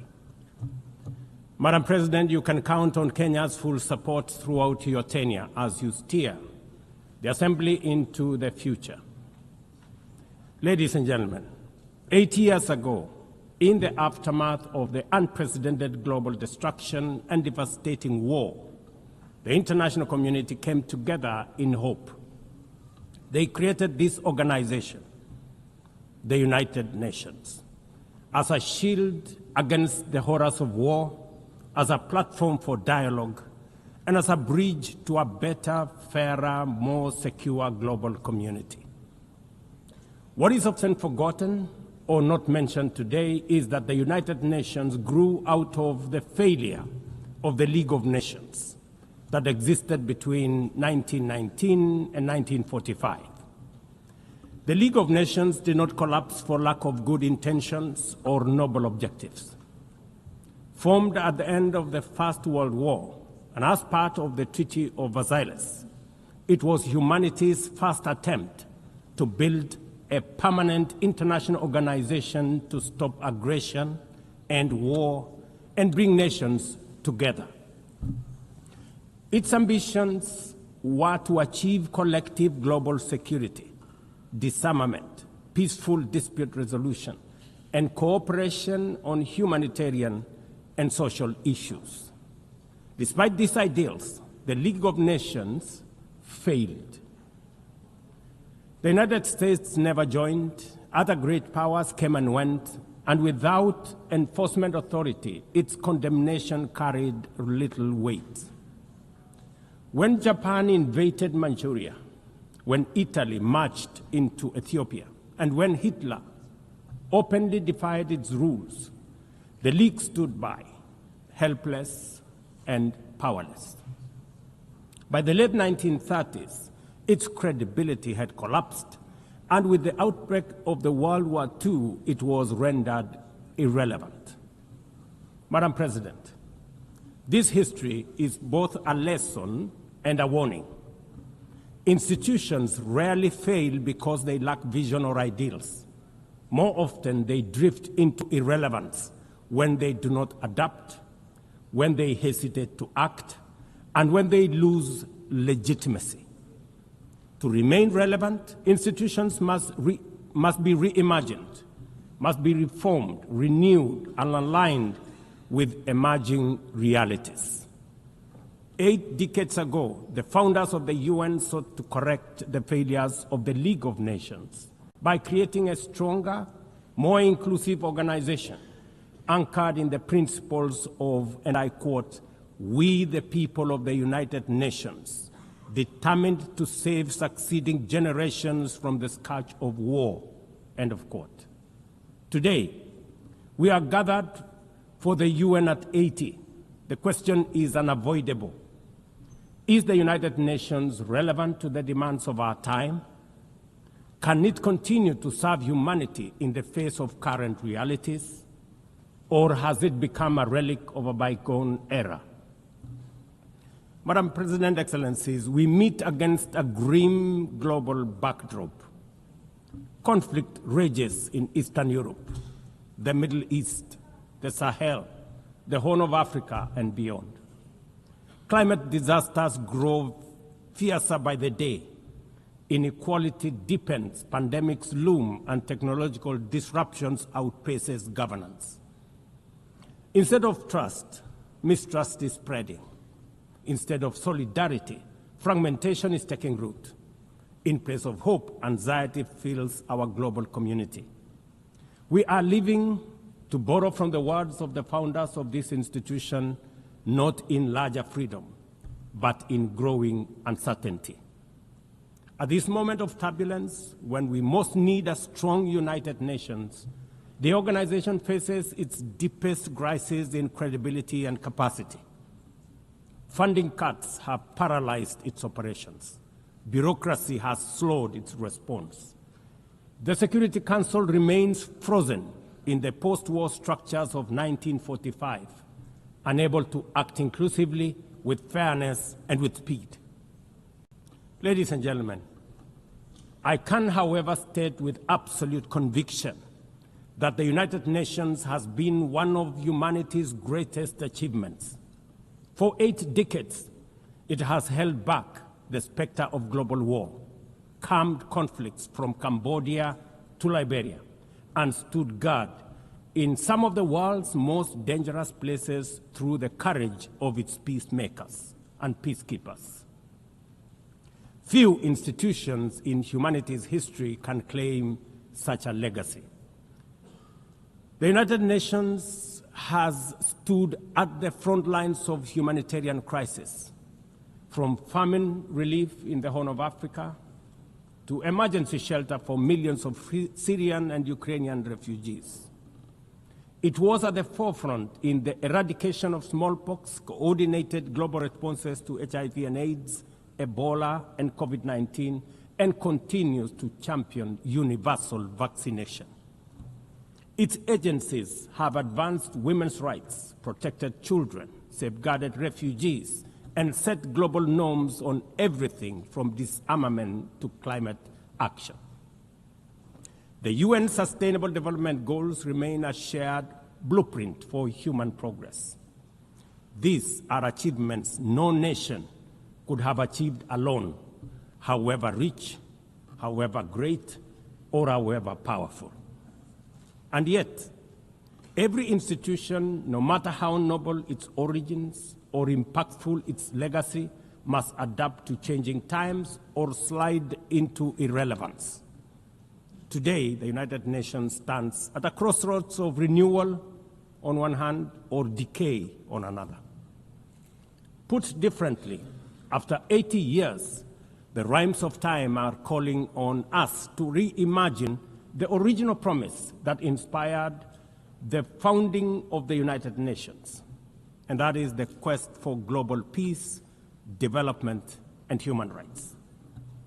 But this call must now be answered in a global context that is profoundly different from the post-war era in which the UN was conceived then. We would be denying the cold, hard truth if we say that the United Nations is delivering as it should. On peace and security, its voice is too often drowned by the rivalries of great powers, while some nations simply ignore its resolutions and do as they please. Too often, the UN's blue helmet, once a symbol of moral authority, no longer commands the same respect. From the conflicts in Gaza to Ukraine, to the crisis in Sudan, DRC Congo, Somalia, and the Sahel, we see actors proceed undeterred by the United Nations calls. Excellencies, ladies and gentlemen, Kenya speaks from the experience of a nation deeply invested in multilateralism. For decades, we have placed our troops and police in harm's way for peacekeeping missions across Africa and beyond, from Somalia to Democratic Republic of Congo, from South Sudan to most recently in our neighborhood here in Haiti. Over the past 15 months, we are proud to have led the multinational security support mission in Haiti, not because it has been easy, but because solidarity is the essence of the United Nations. Madam President, the mandate of the MSS mission is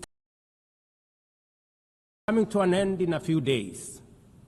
As the lead nation, allow me to briefly share our experiences, the successes and the challenges, as both a cautionary tale and a living lesson about the strengths and weaknesses of the current global security governance architecture.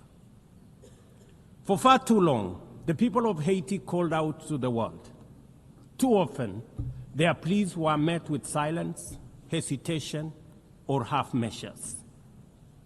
Haiti became a tragic reminder of what happens when the international community looks away, prevaricates, or offers half-hearted support.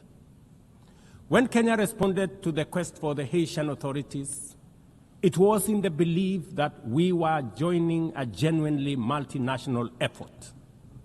We welcomed and fully embraced Resolution 2699, by which the United Nations Security Council authorized the MSS with Kenya as the lead nation.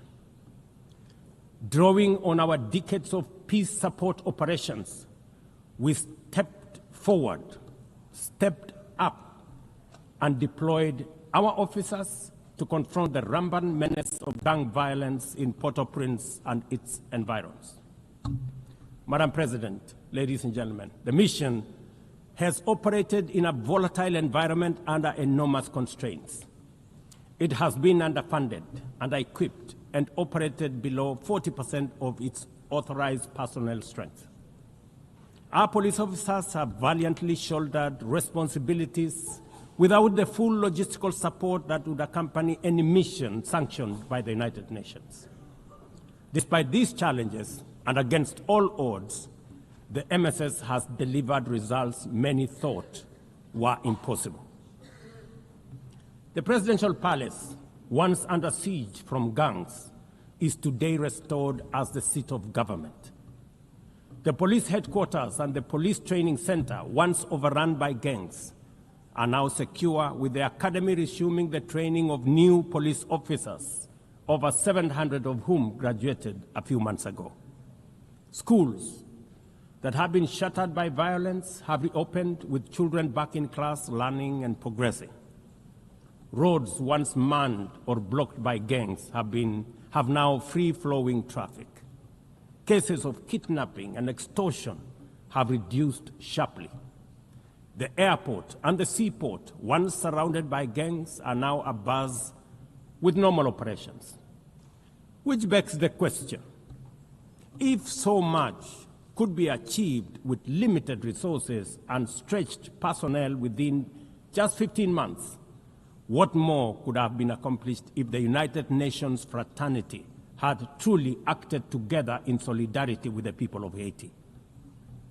From this podium, I wish to assure all partners and actors that with the right personnel, adequate resources, appropriate equipment, and necessary logistics, Haiti's security can be restored. Gangs can be neutralized and the safety of streets, schools, hospitals, and homes secured. The continued harassment, abductions, and criminal acts undermining the lives of Haitians are unacceptable, unjustifiable, and must be stopped by this organization, the United Nations. Madam President, as the UN Security Council deliberates on the next steps, we must not lose sight of the fact that the situation in Haiti demands sustained, coordinated, and undivided international attention. A careful and orderly transition from MSS is essential to consolidate the hard-won gains so far achieved. I urge the Security Council and all partners to remain steadfast in ensuring that Haiti moves forward on a path of peace, stability, and renewal. Ladies and gentlemen, on human rights, our principle is clear and unwavering. The protection of civilians and respect for humanitarian law cannot be applied selectively. We cannot condemn suffering in one place and turn a blind eye in another. Kenya is gravely concerned by the humanitarian catastrophe in Gaza and by the immense suffering of civilians caught in the devastation of disproportionate military operations. At the same time, we call for the unconditional release of Israeli hostages. In line with the African Union and United Nations resolutions, we also call for a permanent ceasefire, for strict adherence to international humanitarian law, and for the launch of a credible political process. Only through such a process can the vision of a two-state solution be realized, where Israel and Palestine live side by side in peace, security, and stability. Kenya is equally deeply troubled by the worsening humanitarian situation in Sudan, where innocent citizens are caught in the crossfire of a needless war. We fully endorse the Quad, comprising Egypt, Saudi Arabia, the United Arab Emirates, and the United States, in affirming that there cannot be a military solution and that only political dialogue offers a viable path forward. We join the Quad in urging all parties, including SAF, RSF, and the external actors, to respect Sudan's sovereignty, unity, and territorial integrity, and firmly reject any attempts to divide the country, reaffirming our unwavering support for a unified Sudan for the benefit of all its people. Excellencies, distinguished delegates, those who look to the future with a clear vision know that climate change is not only the single greatest threat of our age, but also one of the greatest transformation opportunities of our time. The global stocktake has made it plain that the world is off track. Current national determined contributions are steering us towards temperature rises far beyond any safe threshold. This is the difference between survival on one hand and devastation for millions across the world on the other. Kenya and Africa are not passive victims of this crisis. We are taking bold steps showing that climate action is not only possible, but can also be the foundation for inclusive growth. We are building a climate-resilient society by embedding adaptation into every sector, from agriculture and energy to infrastructure and livelihoods, to sustainable mining and artificial intelligence. This ambition is visible on the ground. Today, 93% of Kenya's electricity comes from renewable sources: geothermal, wind, solar, and hydro.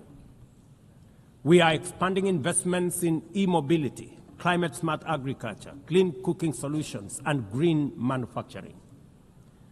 We are also pioneering nature-compatible solutions such as sustainable waste management and circular economy interventions. Africa, too, is uniting its voice. In 2023, in Nairobi, we hosted the inaugural Africa Climate Summit, where the continent adopted the Nairobi Declaration on Climate Action and Call to Action. Just 2 weeks ago, in Addis Ababa, Africa came together once more at the second Africa Climate Summit to reaffirm our commitment and strengthen our ambition for climate-positive growth. We declared Africa not just as a victim of the crisis, but as a source of solutions, with climate action driving economic growth, transformation, and job creation for our communities. Ambition, ladies and gentlemen, cannot stand on willpower alone. Implementing our new NDCs will require $56 billion. That is why we call on the global community to unlock the $300 billion agreed at Baku and to accelerate negotiations towards the new $1.3 trillion goal under the Baku-Belém roadmap. Without affordable finance and without reform of the international financial architecture, the promise of climate action in Africa will remain constrained. Madam President, in the aftermath of World War II, the Bretton Woods institutions were created to stabilize the global economy and rebuild war-torn Europe. At that time, their design reflected the power and interest of the victorious nations, who were also their primary shareholders and beneficiaries. The IMF was tasked with upholding the gold standard exchange rate system, while the World Bank was established to finance Europe's reconstruction. Both have since evolved into development finance institutions, but their structures, decision-making, and governance remains dominated by wealthy nations. Today, the global context is vastly different. The global standard collapsed 5 decades ago, and Europe has long since been rebuilt. Yet, the governance of these institutions has not kept pace with needs of a multipolar world, especially the needs of poor and developing nations. The mismatch between shareholders and stakeholders has become starkly visible. For instance, during the IMF's recent allocation of special drawing rights, 64% went to wealthy nations. Just imagine, 64%. With little need for liquidity support. They didn't need the money anyway, but they got 64%. While the poorer countries received just 2.4%. What a disconnect. The imbalance highlights how the very institutions meant to safeguard global finance stability often perpetuate inequality and instability. I have argued, and I say it again, that the current global financial architecture punishes poor countries with high interest rates and enormous conditionalities while rewarding rich nations with lower interest rates and softer lending rates.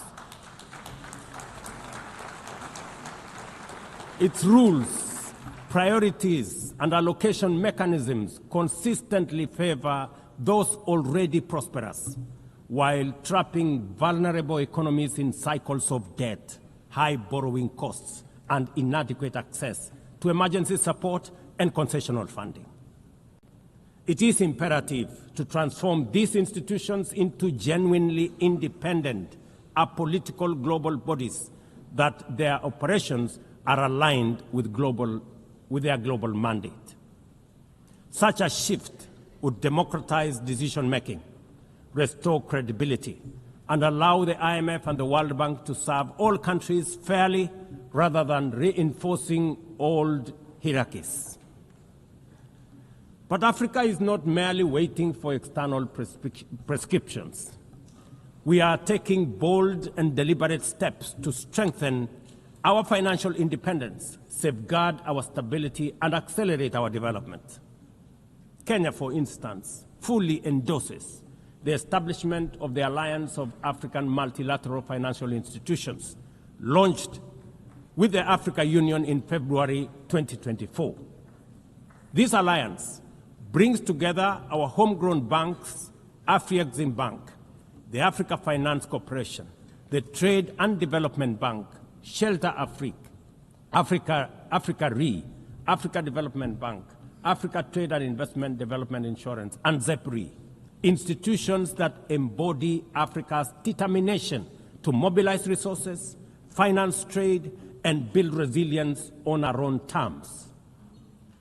At the same time, the Africa Union is championing 3 transformative institutions: the Africa Central Bank, which will issue a single currency and free our trade from dependence on foreign money; the Africa Monetary Fund, positioned to stabilize our economies and give us true financial sovereignty; and the Africa Investment Bank, designed to mobilize resources for infrastructure, industrialization, and integration that Africa needs to rise. And to complete this vision, the Africa Credit Rating Agency, one that understands our realities, values our uniqueness, and tells our story with fairness and truth, has already been established. Excellencies, as we mark the 80th anniversary of the United Nations, Africa also marks 20 years since the Ezulwini Consensus and the City Declaration, the 2 historic milestones that establishes the common African position on UN Security Council reforms.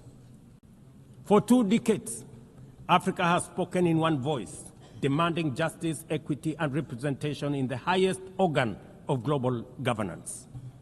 This demand, however, continues to be ignored, deferred, or endlessly debated to the detriment of both Africa and the legitimacy of the United Nations itself. You cannot claim to be the United Nations while disregarding the voice of 54 nations. It is not possible. Africa is no longer willing to wait on the margins of global governance while decisions about peace, security, and development are made without our understanding, without our perspectives, and without our voice. Africa's exclusion is not only unacceptable, unfair, and grossly unjust, it also undermines the very credibility of the United Nations, this organization. Africa dominates most of the Security Council agenda, provides some of the largest contingents of UN peacekeeping forces, and bears the heaviest costs of instability. Yet we remain the only continent without a permanent seat at the main table, where decisions about our destiny are made. Africa deserves, ladies and gentlemen, at the very least, 2 permanent seats with full rights, including the right to veto, and 2 additional non-permanent seats on the United Nations Security Council. The world must understand that reforming the Security Council is not a favor to Africa or to anybody. It is a necessity for the United Nations' own survival. If the United Nations is to remain relevant in this century, it must reflect today's realities, not the post-war power arrangements of 1945. Madam President, despite the stated and evident weaknesses of the United Nations, it still remains humanity's best chance at global solidarity. No other institution has the universal legitimacy or convening power of the UN.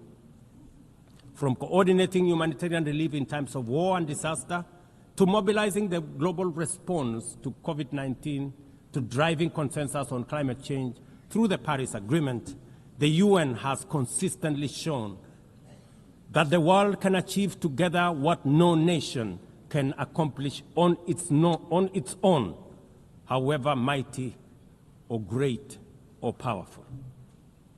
As Doug Hammarskjöld, the UN's Second Secretary General, once observed, and I quote, "The United Nations was not created to take humanity to heaven, but to save it from hell." End of quote.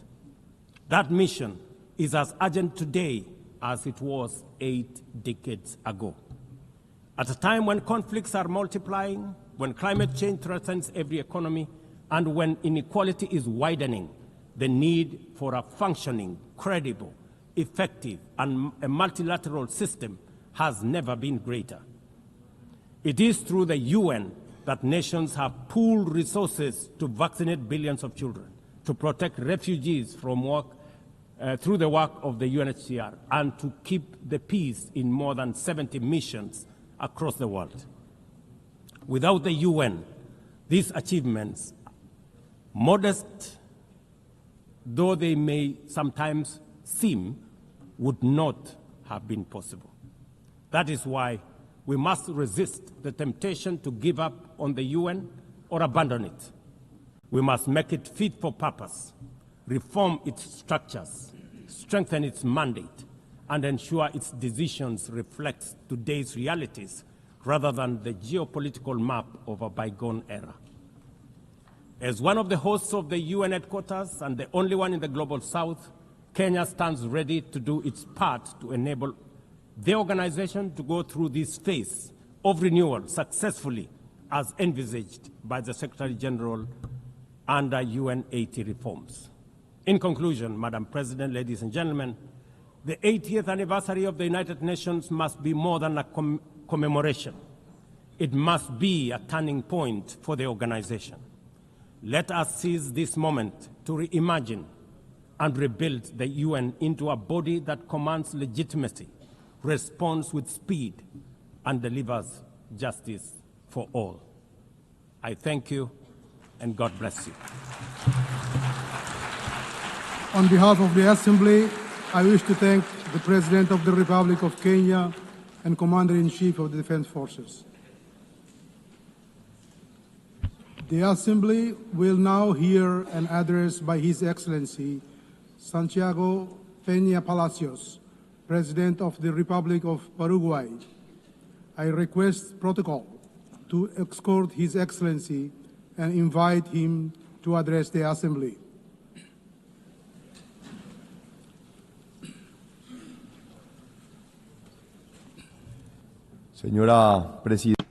Madam President of the General Assembly, distinguished heads of state and government, distinguished ministers of foreign affairs, ladies and gentlemen. This is my third address to the United Nations General Assembly.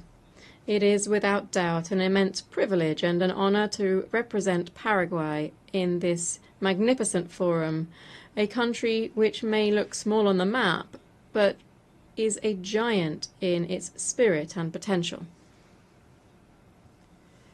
As I flew into New York from afar, I was thinking that I might begin my speech by sharing the joy that I feel at having the opportunity to tell you about the great things that lie ahead for Paraguay.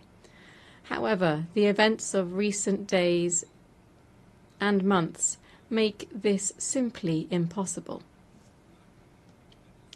Instead, with regret, I must begin by recalling the anecdote of the great German historian Theodor Mommsen, who, upon receiving the Nobel Prize in 1903, asked his audience not to applaud after his acceptance speech. "The times," he said sorrowfully, "are too grave for that." The years that followed fully confirmed his intuition. I believe exactly the same thing can be said today. Indeed, in recent times we have witnessed that evil, radical ideologization, intolerance are unfortunately real and embedded in certain sectors of our societies. I remain shaken, saddened, and distressed by the shocking images of two cowardly and incomprehensible political attacks. First, intolerance and hatred which took the life of a great human being, Miguel Uribe, the Colombian presidential pre-candidate, who was assassinated in public while touring while on a national tour. Ghosts of violence which we thought were a thing of the past for our Colombian brothers and sisters.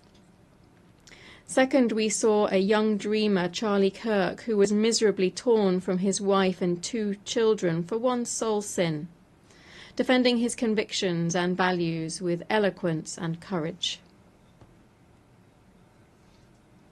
Both men, rather than resorting to violence to impose their ideas, chose the most civic and peaceful method possible: free, open, and frank debate, without evading controversial positions, yet always within a framework of respect.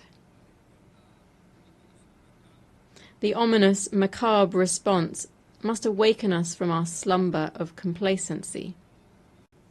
Dear friends, our values, our very way of life are at risk. The idea of democracy, that venerable and brilliant creation of Greek genius which allows us to have a peaceful modus vivendi despite our differences, is currently in jeopardy. Therefore, in times when darkness seeks to extinguish the light, we must take a stand. This is no time to be timid. Either we stand on the right side of peace and reason, or we stand with violence and intolerance. Our children and grandchildren will not forget the stance that we took when faced with the immense challenge before us. That's why I wish to be very clear with you. Political violence is immoral, intolerable, and profoundly harmful. We must reject it without equivocation. So let's say loudly and clearly no to hatred, no to violence, and no to authoritarianism. We mustn't underestimate the gravity of what's happening. These aren't isolated events, they are patterns. The situation has been worsening in light of political movements. There is polarization and extremism that were once subtly revealed in texts and speeches that are now today materializing in acts of real violence. There is a crisis of belief in institutions. Citizens simply no longer have trust. Our democracy, this is a democracy which for decades guaranteed the most basic human rights, embodied in that magnificent instrument which is the Universal Declaration of Human Rights, the everlasting achievement of the United Nations system, is under siege from all quarters, both on the left and the right. And this, ladies and gentlemen, might be a path of no return. This crisis situation is the perfect breeding ground for authoritarianism, where democratic values are eroded. Authoritarianism, or its perverse twin, populism, replaces it. Paraguay views with great concern the restrictions on the exercise of fundamental rights, such as access to free information and freedom of expression in some sister countries. These are already palpable demonstrations that the crisis is real and far-reaching. Thus, regrettably, the situation in Venezuela has become truly alarming. Systematic violations of human rights and fundamental freedoms are being compounded by actions that are contrary to international law and the persecution of political leaders. The electoral process in July 2024 trampled the will of the Venezuelan people. 7 million Venezuelans have left their homeland. This is the largest migratory crisis in the history of the Western Hemisphere. In Nicaragua, meanwhile, the persecution of political opponents persists and is expanding aggressively. The situation of human rights and fundamental guarantees is dire. Entire religious orders have been expelled. Hundreds of Nicaraguans have been stripped of their nationality for the sole crime of dissenting. Even the Catholic Church is being persecuted, something that was once unthinkable in Latin America. Paraguay knows better than most the calamity of authoritarianism and dictatorship, having lived through the longest military regime on the continent in the 20th century. The scars of this have not yet fully healed. We therefore cannot and must not stand silent while our Latin American brothers and sisters suffer the same oppression that marked our own past. The crisis of democracy, friends, will not be resolved with an iron fist, nor with censorship, nor authoritarianism, much less so still with violence. We must resist these alluring impostors. As the Italian philosopher Norberto Bobbio said, crises of democracy are resolved in one way only, with more democracy. Not with authoritarian charlatans, nor with hatred or intolerance. We must respond with more democracy, more republicanism, more tolerance, more dialogue, more rights, more freedom. The raison d'être, the essence of the United Nations, is and shall remain the maintenance of peace. Yet, while we are meeting here, more than 120 armed conflicts show just how serious the failure of our institutions can be. Paraguay extends its solidarity to all victims of armed conflict and calls once again for the peaceful settlement of disputes. I stress today in particular the painful situation in Haiti. The time for decisive and coordinated action by the United Nations, and in particular the Security Council, is now. Paraguay knows this and stands ready to assist the Haitian people who can wait no longer.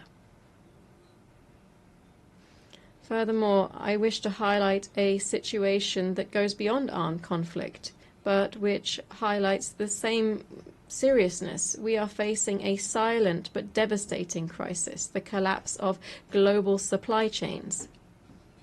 The pandemic showed us just how fragile they were. The war in Ukraine strained them further, and now geopolitical fragmentation threatens to break them definitively. The world urgently needs supply chains that are more reliable, more diversified, more resilient. We cannot continue depending on systems that place efficiency above security, cost above reliability. I want to be clear here. Not all trade partnerships are the same. We must be cautious about deceptive economic models that come along with political authoritarianism, mass surveillance, and the erosion of fundamental freedoms. When we agree to investments that compromise our sovereignty, when we allow our critical infrastructure to depend on authoritarian regimes, we simply are gambling with not only our economy but also our democracy. Therefore, we call for deeper integration among our countries based not only on trade but on shared values. These are the rule of law, individual freedoms, a free market economy, the defense of the traditional family, and the right to life from conception. That is why Paraguay's foreign policy is not based on mere economic interests, but rather on these shared values and principles. For these reasons, Paraguay cannot and must not evade the realities that are challenging world peace. Diplomatic prudence cannot become silent complicity. It is exactly at these times that the principles that define us as a democratic nation should be translated into clear and unequivocal positions with our friends and allies. Paraguay reaffirms here its unambiguous position. Israel has the legitimate right to defend itself. The terrorist attacks on the 7th of October 2023 against Israeli civilians were grotesque acts of barbarity which no cause can justify. We reject any biased attempt to equate the responsibility of Israel's democratically elected authorities with that of the leaders of the terrorist group Hamas. Anti-Semitism, ladies and gentlemen, as daily events show us, is no accident of the 20th century. It is alive and kicking. It forms part of that irrational cycle of violence and hatred that I referred to at the start of my statement. And I must confess here that I have never understood how so many have adopted this appalling worldview, given how much the Jewish people have contributed materially, culturally, and spiritually to the world. Yet, lamentably, this perversion persists among us. The only answer is to remain vigilant, to say no to hatred. Shoah never again.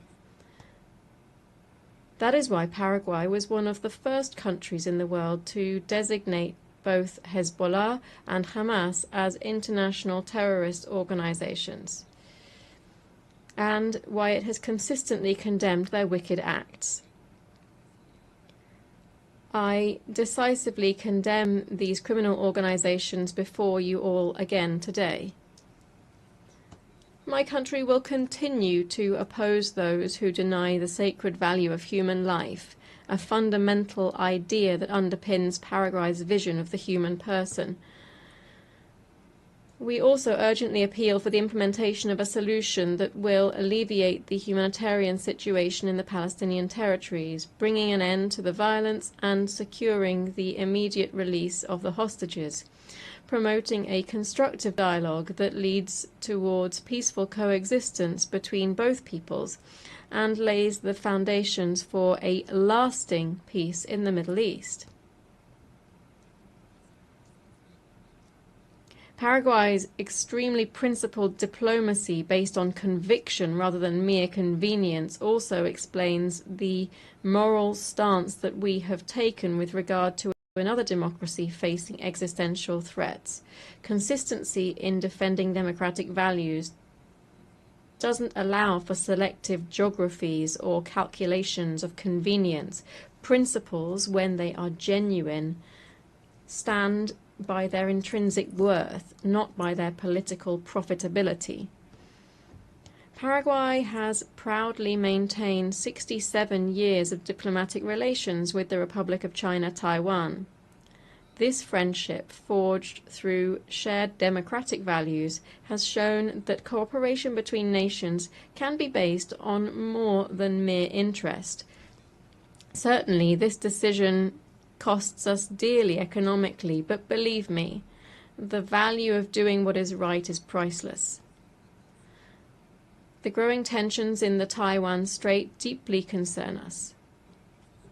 Increasingly aggressive military exercises, constant aerial incursions, bellicose rhetoric, all of this points towards a dangerous escalation that could destabilize not only Asia, but the entire global order. Ladies and gentlemen, let it be said without timidity or pusillanimity, Taiwan deserves a place in this forum. Allow me to repeat it. Taiwan deserves a place in this forum. This is a matter of strict justice. Its exclusion from the UN system is an affront which undermines the legitimacy of our institutions. 23 million decent, hard-working and dignified people cannot remain invisible to multilateralism. Ladies and gentlemen, as in other cases, the question of Taiwan and its international status must inevitably form part of the discussions of this General Assembly.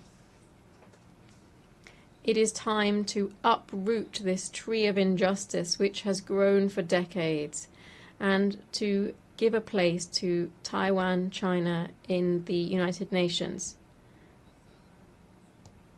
These principled positions based on conviction and not convenience give Paraguay something relatively scarce these days, which is genuine moral authority to discuss the problems that afflict us.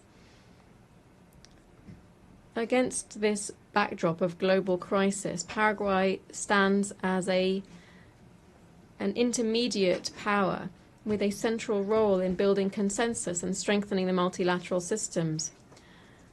Our words are backed up with facts. Paraguay has a characteristic constructive spirit in multilateral debates. In line with our active leading role, my country is currently a member of the Economic and Social Council, and we have national experts on the Tribunal for the Law of the Sea, the Human Rights Committee, the Committee on Economic, Social and Cultural Rights, and the International Narcotics Control Board, as well as the Advisory Committee on Administrative and Budgetary Questions, among others. Over the term 2026 to 2027, we aspire to the presidency of the Bureau of the 6th Committee of the General Assembly, and we shall take up membership in the PBC. Dear friends, Paraguay stands ready to take its place in the concert of nations, not as a mere voice on the periphery, but rather as a true protagonist seeking solutions to global problems. Thus, Paraguay accepts and commits to the objectives set out in the Secretary-General's UN 80 initiative. These include the quest for greater efficiency in resource use, simplification of processes, and the review of mandate implementation. We therefore demand the implementation of geographic balance in the appointment of the next Secretary-General. This would strengthen the legitimacy and representation of this organization. In this process, we are convinced that attention must be paid to our region. Since we have candidates meeting the highest standards of experience, integrity, vision, and above all, leadership to build bridges, helping us to overcome challenges that are global in nature and that also pose systemic risk. We therefore call for a deep reform of the Security Council to prevent it becoming dispensable within a multilateral system that must provide solutions to the numerous current conflicts, both those between states and those caused by non-state actors. We call, therefore, for more flexible positions so that the Security Council can once again become truly representative in its membership and regain effectiveness as it fulfills its mission. We call for the elimination of the veto. which would bestow greater legitimacy on the body and would enable the UN as a universal organization to once again play a leading role in finding solutions to the great challenges facing our world. Madam President, distinguished delegates, I know that the picture I have painted here is not the brightest. Indeed, it is rather somber.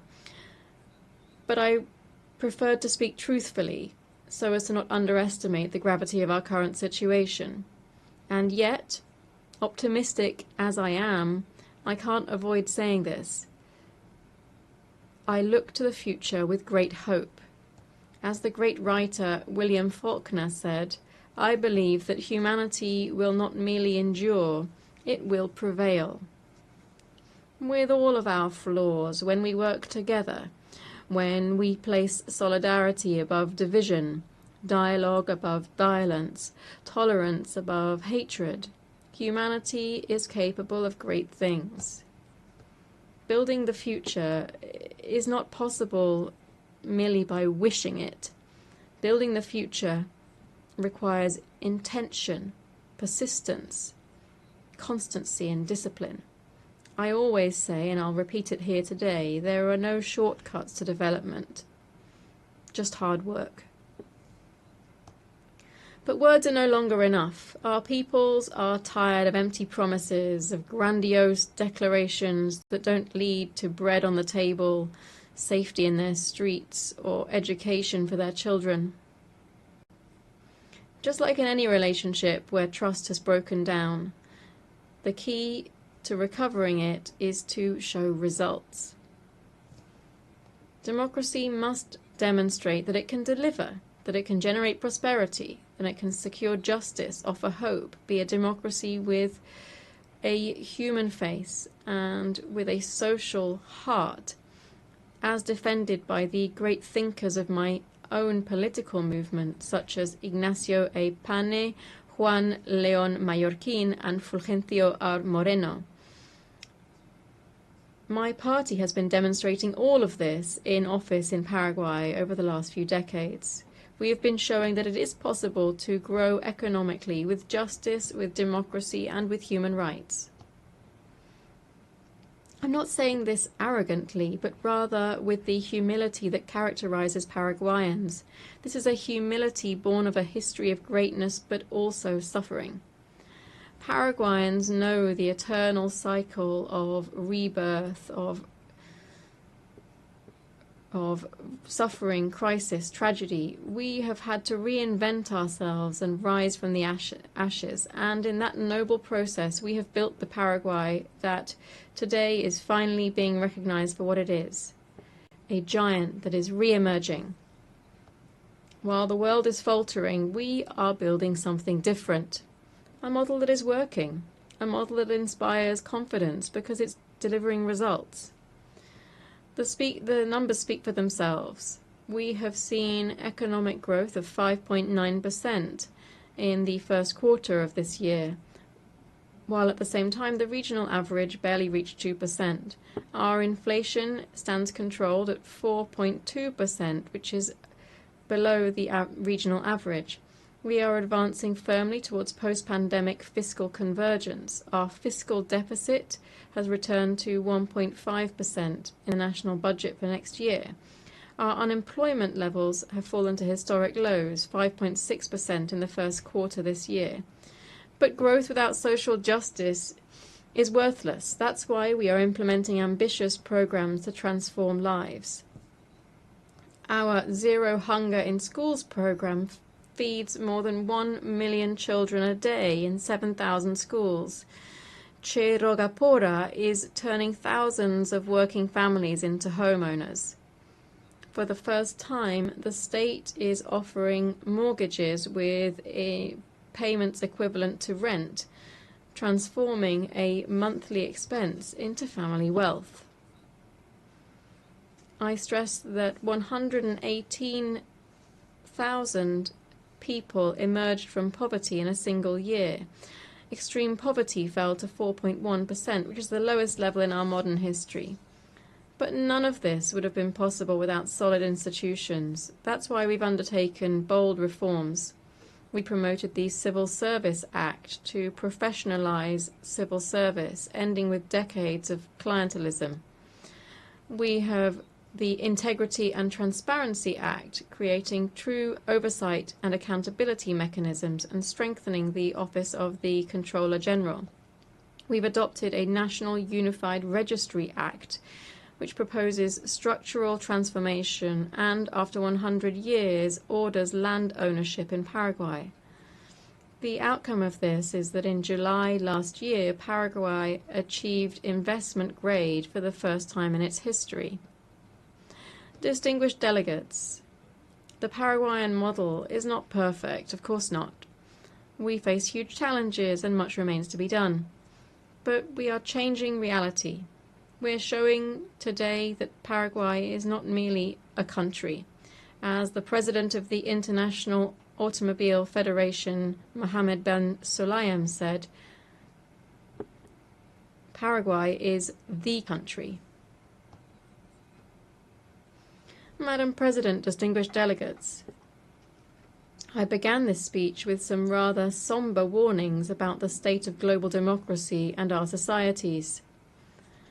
The times are grave, and there is much to worry about. But I do not wish to end on a pessimistic note. A different, better, brighter future is possible. It just depends on all of us. It depends on our ability to diagnose the problems with courage and to confront them with perseverance and conviction. The future isn't predetermined. Paraguay is living proof that, despite the chaos and desolation of war, it is possible to rebuild. It is possible to reconcile prosperity with justice, growth with sustainability, openness with sovereignty.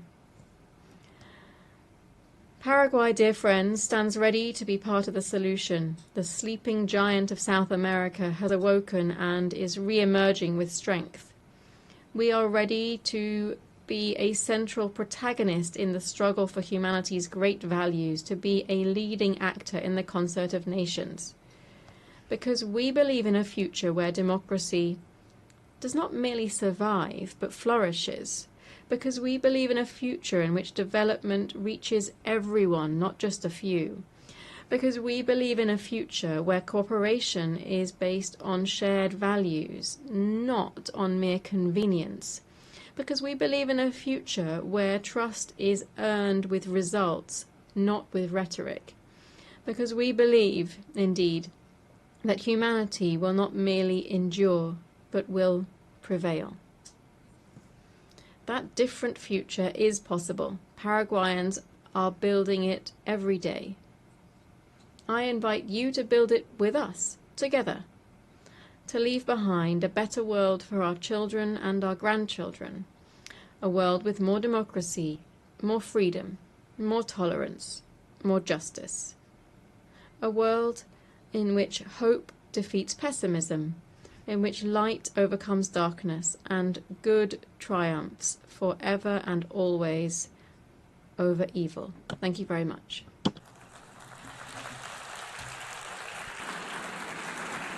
On behalf of the Assembly, I wish to thank the President of the Republic of Paraguay.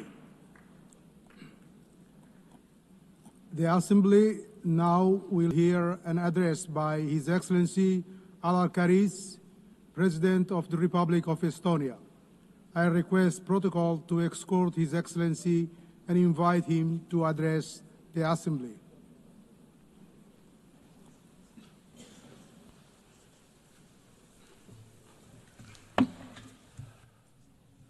President, Excellencies, ladies and gentlemen. United Nations is an idea of a better world. It is an idea that is not an abstract construction nor an empty declaration, but carefully crafted agreement. A grand agreement that is the basis of a current multilateral world order. An agreement designed to protect international peace and foster prosperity. An agreement to ensure a free and dignified life for everybody. An agreement that is based on the understanding that destruction and horrors of war must not be repeated. Unfortunately, the international law-based multilateral system with the UN and its charter at the core that is supposed to keep us all safe is increasingly under strain. Its fundamental principles are violated in numerous conflicts across the world. Brutality prevails. We simply cannot let this go on. We all should be asking, what kind of future do we want? Will it be a world dominated by barbaric use of force and violence, where might is always right?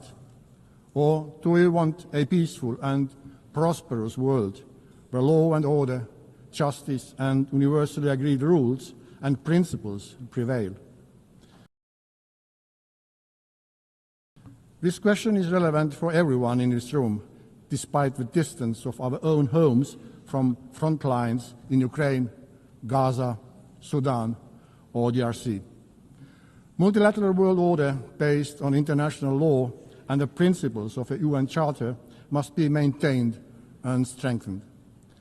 What our peoples are expecting from us as world leaders today is to bring back the San Francisco spirit, to preserve peace and to reinforce the principles of the UN Charter. Ladies and gentlemen, Russia's war of aggression against Ukraine constitutes one of the gravest breaches in international law and the UN Charter since its adoption 80 years ago. Despite repeated calls by the General Assembly to stop the aggression and set the course towards peace, Russia continues its savage assault on the Ukrainian state and nation. Russia's war and its war crimes undermining the reputation and credibility both of the Security Council and the entire United Nations. This blatant assault on the principles of Charter is undermining the multilateralism, global peace and security. Regrettably, as we speak, Russia is targeting Ukrainian kindergartens, schools, hospitals, nurseries with missiles, drones, gliding bombs, mines, shells and bullets. The same permanent member has been systematically abducting and deporting Ukrainian children, erasing their identity and forcing them into integration. A human suffering in Ukraine has reached unprecedented levels. Only the Human Rights Monitoring Mission in Ukraine has documented the death of at least 40,000 civilians, including almost 1,000 children, and for about 35,000 civilians injured, including more than 2,000 children. The death toll increases with every year, month, week and day. In total disregard of President Zelensky agreeing to ceasefire in March and the recent peace efforts by the United States, Russia has significantly intensified its campaign of terror with a barrage of drone and missile strikes on civilian targets. It is evident that Russia has no intention of agreeing to a ceasefire, let alone a lasting peace. Russia's objectives have not changed. They remain of the subjugation of all the Ukraine and the reshaping of Europe's security order to satisfy Russia's own neo-colonial and imperial ambitions. The increasing violations of neighboring countries' airspace by Russian drones and missiles are yet another escalation and a stark reminder of Russia's aggression threatens not only Ukraine but the security of the entire region. Hereby, I have to regrettably tell you that just weekdays ago, the Russian fighter planes violated Estonian airspace, a hostile act that is part of a pattern of similar recent incidents happening on the European Union's eastern border. Therefore, the only viable way forward towards a ceasefire and just and lasting peace is to increase collective international pressure on Russia to force them to peace in Ukraine and to act in a way that is expected from the permanent member of the Security Council. Let me assure that my own country, Estonia, will continue to do everything possible to reinforce Ukraine's ability to defend itself in full conformity with Article 51 of the United Charter. Doing so, we are defending the sovereign equality of all member states, large and small, one of the core principles of which the United Nations was founded. We are also advocating for making Russia accountable for its crimes in Ukraine, including for the crime of aggression, as we know too well that impunity only leads to new crimes, new suffering, and even greater injustice. Ladies and gentlemen, the international law-based multilateral system has also failed to protect Palestinians and Israelis. Having visited both Israel and Palestine this year, I witnessed firsthand the devastating impact of a long-lasting conflict. Hamas's brutal terrorist attacks on October 7 have been condemned by the whole world. Hamas cannot have any role in the future governance of Gaza and Palestine. It has to be guaranteed that the horrors of terrorism would never be repeated. However, ordinary people and children in Gaza must not be the ones to pay the price. I am devastated that so many innocent lives, including children's lives, have been lost due to the military action, starvation, and the spread of disease. The promise of international humanitarian law was to ensure that people do not suffer during their armed conflicts. And yet, what has unfolded in Gaza has crossed all red lines. Estonia has supported all efforts for a ceasefire that would end the killing, destruction of lives, and bring all the hostages home. In order to alleviate the unbearable humanitarian situation, Israel must fully respect international humanitarian law and implement its commitments regarding access and delivery of humanitarian aid and security of all workers. In order to truly end the cycle of violence, we need a comprehensive political process with the end goal 2 states, Israel and Palestine, living side by side in peace and security. In command of efforts of France and Saudi Arabia to step up international action to implement the 2-state solution. Dear friends, the United Nations must be capable of fulfilling its core functions. In order to face the multitude of current global challenges, all the pillars of the UN, peace and security, human rights and sustainable development have to be strengthened. Estonia, therefore, supports an ambitious system-wide reform of the United Nations. This is not only an issue of monetary efficiency and financial discipline, it's a structural problem and credibility question for the UN. For this reason, we are fully behind the Secretary General in endeavours in pushing the UN 80 reform vigorously forward. Within this transformation, the reform of the Security Council is of central importance. Estonia supports the expansion of the Security Council membership so that it would include countries that have, inter alia, demonstrated their unwavering commitment to international law and the principle of UN Charter, and have consistently acted in accordance with these principles. Furthermore, if we want to have functional and respected Council, we also need to restrict the use, or rather abuse, of the veto, increase the transparency of the Council's work and its accountability. Last but not least, we also need to ensure transparency when it comes to the selection of the next Secretary General of the United Nations. After 80 years of men-only leadership, we are very supportive to the idea that based on a fair process seeking the most qualified candidate, it is high time for a woman to be chosen as a UN Secretary General. We need to put forward ambitious selection criteria, clear timeline, and assure greater role of a General Assembly in this process. Given the current credibility crisis of the UN, we cannot afford to fall short in the selection process. Dear ladies and gentlemen, sustainable development with clearly defined goals remains a central focus of the UN. We have to redouble our united efforts to address global challenges, like the effects of ongoing climate change, which are getting worse in all parts of the world. The upcoming COP30 in Brazil should be a turning point. Countries should submit strong climate plans.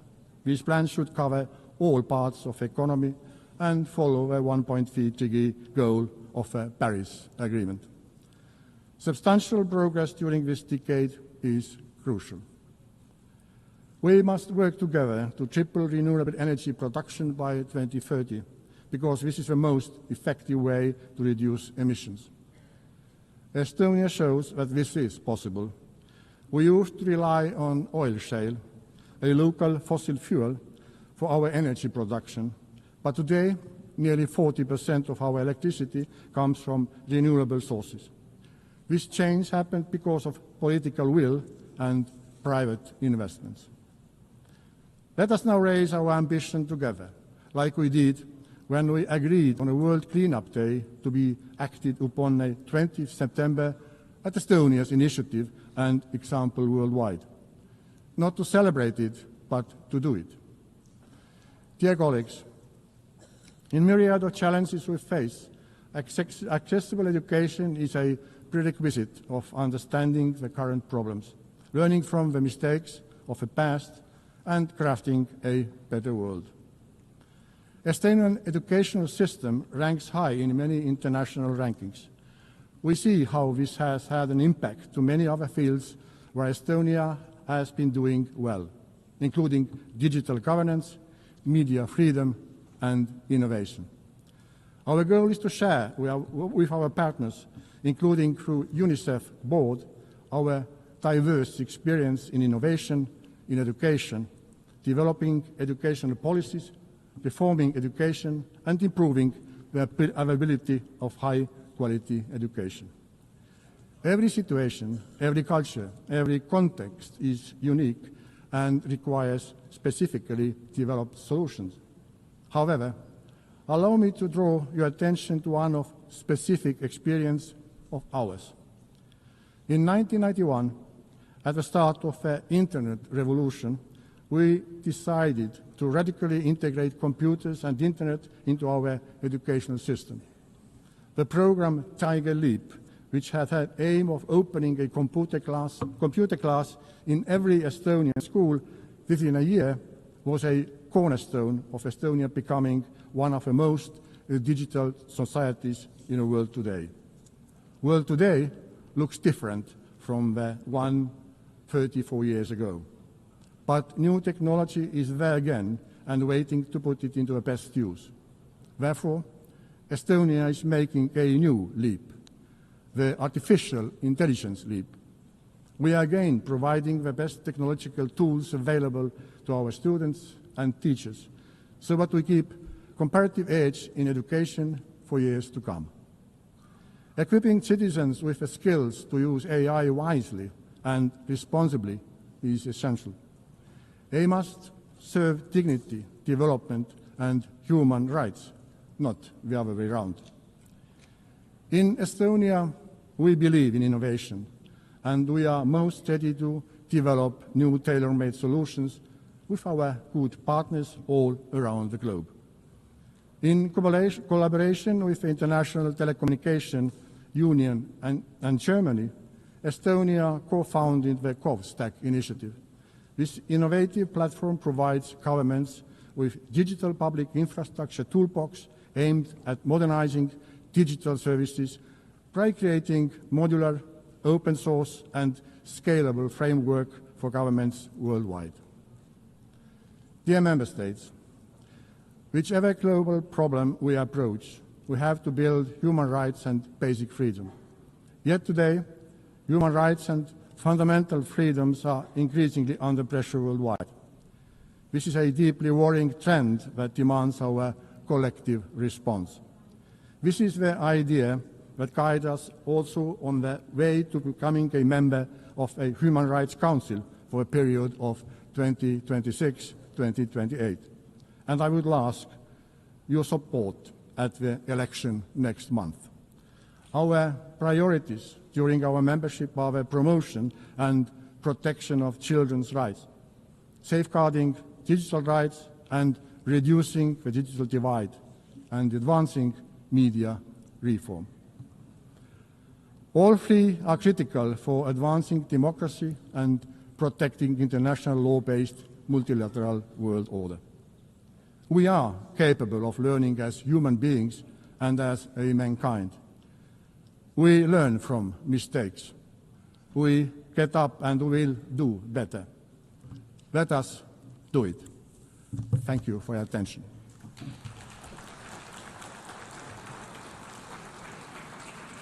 On behalf of the Assembly, I wish to thank the President of the Republic of Estonia. The Assembly will now hear an address by His Excellency Javier Gerardo Milei, President of Argentina Republic. I request the protocol to exhort His Excellency and invite him to address the Assembly.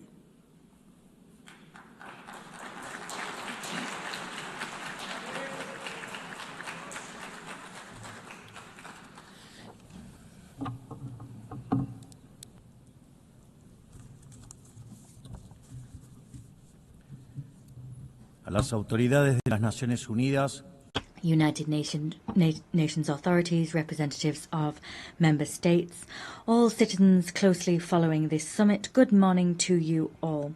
Last year I stood here before you at this very same assembly and I outlined a new direction that Argentina's foreign policy was going to take. We asserted that it was imperative to return to the ideas of freedom, the immortal principles that underpin the dignity of life, freedom and property. These are rights that all individuals should enjoy under the law. We asserted that there was a need for international cooperation to aim to guarantee those rights. However, I also warned that the UN had cast aside what had been its lodestar in recent decades. The successful model of the United Nations spoke of the need for peace without victory. It was grounded in cooperation between nation states. It was, however, replaced by a supranational model of government comprising international bureaucrats that sought to impose on citizens across the world a specific way of life.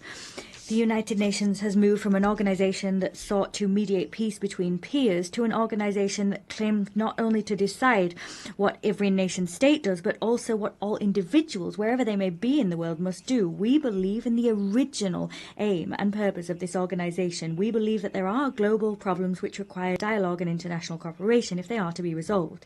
However, for that reason, and to achieve that goal, we must reject these abuses of authority that often go hand in hand with noble agendas.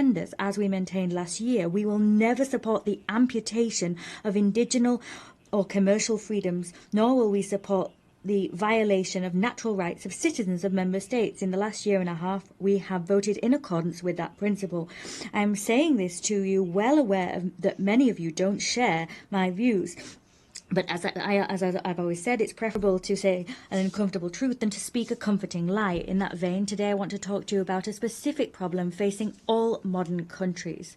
As things stand, the world is seeming to pit the present against the future and seeing it as a contradiction. This is a political, economic and philosophical problem, and the response to that problem and that opposition will determine the course of humankind. If we push to the end this idea of comfort versus discomfort, the entire world, I would say that now the entire world seems stagnating in the comfort of the present, overlooking the consequences that will have for the future. Given that doing what is uncomfortable seems to strip votes and power from those that take it on, leaders prefer to do everything in their power to protect the status quo that they inherited, and they do so disregarding future consequences. They light a fire to heat the future and heat the present and disregard the future. Modern states have thus entered into a very complex dynamic from which they cannot return. Incentives both for the people and politicians mean that we tend to talk about the distribution of wealth today, overlooking the need to compile wealth for tomorrow. Currently, Decision makers are facing the decision. Either they preserve the legacy that was entrusted to them or they destroy it. This legacy can be accumulated wealth, productive capacity, laws, or any other thing that serves the common good. In general, they tend to, if they burn their legacy, if they opt to continue with what's comfortable, they'll have a lot of profit and benefit in the future, but there will be great future costs. What you put aside today, you lose for tomorrow. They seem to be preserving growth and prosperity in the present and casting aside the well-being of future generations. We need to find a balance, meaning that eating bread today doesn't mean we'll go hungry tomorrow, and we need to guarantee sustained growth and well-being. That's something economists call economic growth. That growth can sometimes seem slow and sometimes halt briefly because progress is never linear, but it's precisely long-term consistent growth that has systematically revolutionized the world and has wrenched thousands of millions of people from poverty. The difference between zero growth and 2% growth in the long term is the difference between stagnation and prosperity. The Argentinian people know a great deal about this issue because we're the only country in the region that hasn't experienced growth in the last 15 years. In legal terms, growth, the condition for growth, is respecting the sanctity of property and the free market. And that means nothing other than ensuring free trade between peers and free cooperation between peers. Without the right to ownership, there can be no savings. And without savings or free trade, there is no investment. If there's no investment, there can be no growth. But it's not in anyone's individual political interest, apparently, to respect these principles, because it is precisely when we expand the state that individual freedoms of citizens are eroded. And we simply seek to protect ephemeral present well-being to earn votes, and that's what our politicians do. Accumulated wealth decreases over time with this way of moving forward. And so what we're seeing now is countries are increasing public expenditure, but that doesn't ultimately create wealth. It rather destroys wealth. With that in mind, politics gains power on two fronts. They get democratic legitimacy and they obtain resources that they can spend. So politics has a double incentive to foster that intergenerational betrayal, because despite the fact that people lose in the future if this course is followed, there's short-term gain. A great man may be that who sows trees whose shade he will never enjoy. The great man might be the one who cuts down the trees that others sowed. But this cannot continue. This is the major trap that all nations are succumbing to. When this process is continued, growth stagnates. When growth stagnates, the demand for redistribution of wealth grows ever louder. So populist policies and the calls for them become stronger and stronger. These policies appeal to envy and resentment, and the ultimate conclusion of this process is vulnerable young people suffocated under the weight of a state that they know is only there to exploit them. Fiscal expansion, monetary expansion, and the expansion of state power is suffocating individuals, and that's all part of a pattern which we're seeing across all countries, particularly those who claim to make up the free world. But the problem is not only one of economic policies. We also see it when there are violations of equality before the law, or when we indiscriminately open the doors to immigration for political reasons. On the contrary to what we don't see there is immigration, we see invasion.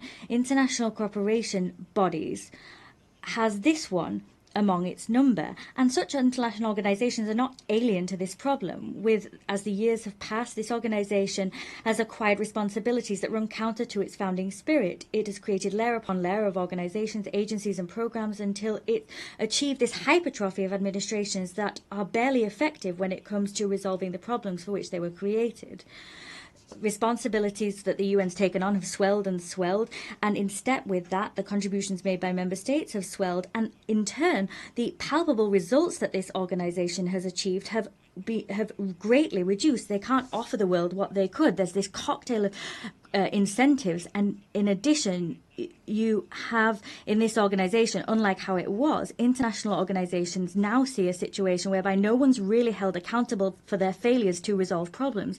This contradiction between lofty goals and scant results has created the erosion of the prestige of this House. Without going further, the poor results of Agenda 2030 bear witness to what I've outlined above. What continues to be seen in practice is a cycle whereby we recycle structures.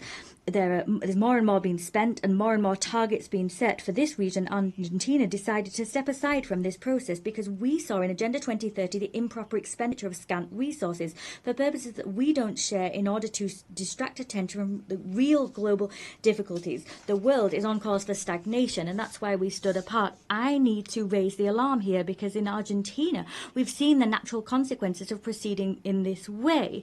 You keep doing what's comfortable, but then you end up out of step with the future. In other terms, what I'm saying to you is that we're speaking to you from a future that hasn't arrived to you yet, and you've still got time to avoid this problem because no society will survive if it sets fire to the future to simply heat the present. In my country, we've learned the hard way a very valuable lesson. For decades, we jeopardized a future in order to distribute the dividends of the present. In 2020-30, we finally got to a point where we'd had 100 years of doing things improperly. We'd been kicking the can down the road, but there was no one left to kick the can to. And then what happened was what I outlined previously. Our state crumbled as a result of this implosion. For the last year and a half, we've taken on the Herculean task of administering and managing extreme scarcity. And for the first time in decades, we're doing what we have to do for a better future. So the only way to usher in that better future is to do exactly the opposite of what we previously did. What we're doing stands in opposition to the rest of politics. That politics asks us to do what everyone was doing for years and what has pulled us into decline. They're asking us to jeopardize our future to meet present demands. They want us to apply the same remedy that we did 1,000 times, and that's exactly what brought us here. But I'd like to say clearly that Argentina has a government that decided to undertake the right path, even though it's the thorniest one, because prosperity and progress for our peoples cannot be delayed one day longer. However, we are not the only ones that are taking difficult decisions at this juncture, as history demands that we do. President Trump of the United States also understands that the time has come to reverse a dynamic which is leading the United States towards a disaster, and we know that as a disaster in the United States is a global disaster. His unflinching and successful policy in terms of halting illegal immigration makes that conviction more than clear. He knows that he must do what's necessary, even though many may not like it, before it's too late. In other countries, for example, it's already too late to take the decisions he has. That's not only what's important. What Donald Trump is also doing is restructuring the terms of international trade in an unprecedented fashion. That's a titanic task which gets to the very core of the global economic system, because that system has been gnawing away at the industrial heart of his country, and the country now has an unparalleled debt crisis. Furthermore, he's undertaking a cleaning up of the institutional capture of the American state, because it's being infiltrated by left-wing factions that were seeking to undermine any reform program that was necessary. Both I and Donald Trump know what we're doing in the face of these challenges. All of these challenges have a common denominator that all countries, including supranational organizations, must address. They must find a way of creating dividends for the future and not succumb to the temptation of dealing with the present. This is something that major nations, Western nations, have been aware of and putting into practice for decades. We need to get back to that. We need to go back to our roots. We need to tackle priorities first, and that needs to go hand in hand with the idea that you need to do what's difficult but right and prioritize that over and above what's easy and comfortable. As I previously said, this also stands for international organizations that have gradually been integrating such actions into their ecosystem.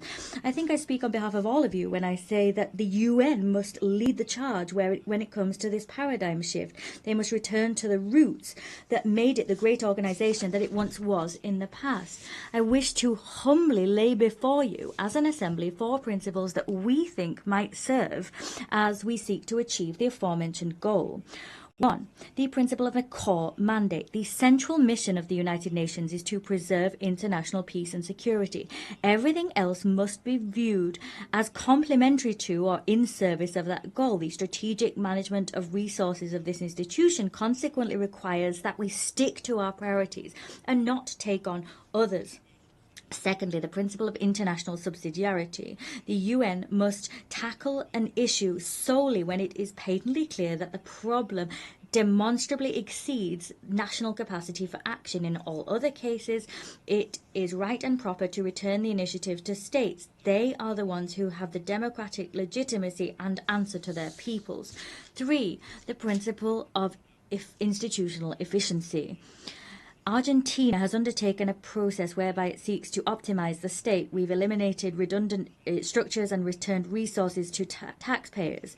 In the same way, we believe that the UN requires a similar journey. That requires conducting reliable audits, closing ineffective programs, the consolidation of agencies into single bodies, and financing tied to real achievement. 4. The principle of normative simplification and streamlining. Peace is not only the absence of conflict, it requires prosperous societies. International cooperation must not transform into an obstacle for economic growth and an obstacle to the creation of opportunities. Consequently, we can only and must only support initiatives that do not stymie states' capacities to lead their own production and productive efforts to attract investment and foster trade that are the right way to reduce poverty. These principles will be highly valuable, we believe, in terms of getting our organization back on course so it can stand the test of time and produce tangible results over time. To conclude, I want to raise 4 sensitive and crucially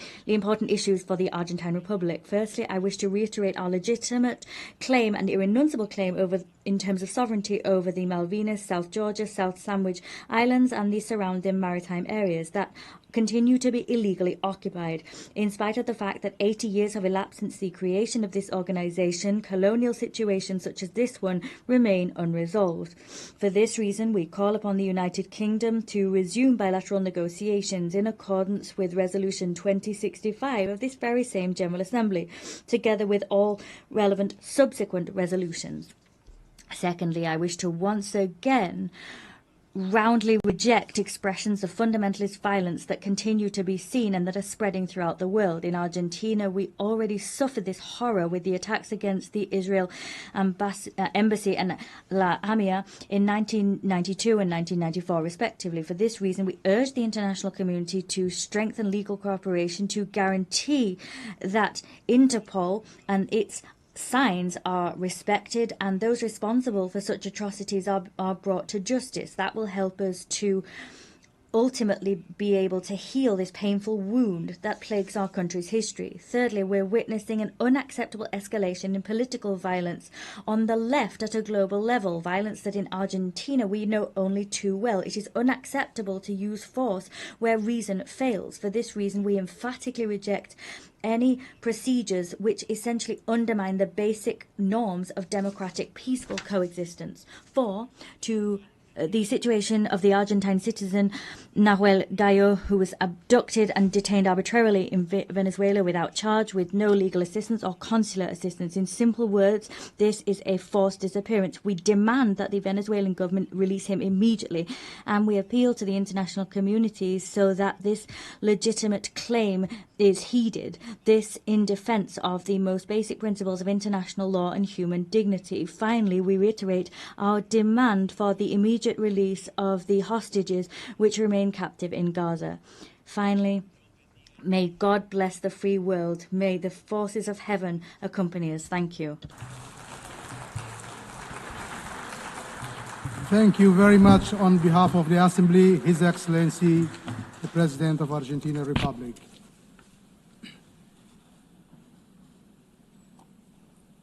The Assembly will now hear the address by His Excellency Alexander Vučić, President of the Republic of Serbia. I request protocol to escort His Excellency and invite him to address the Assembly.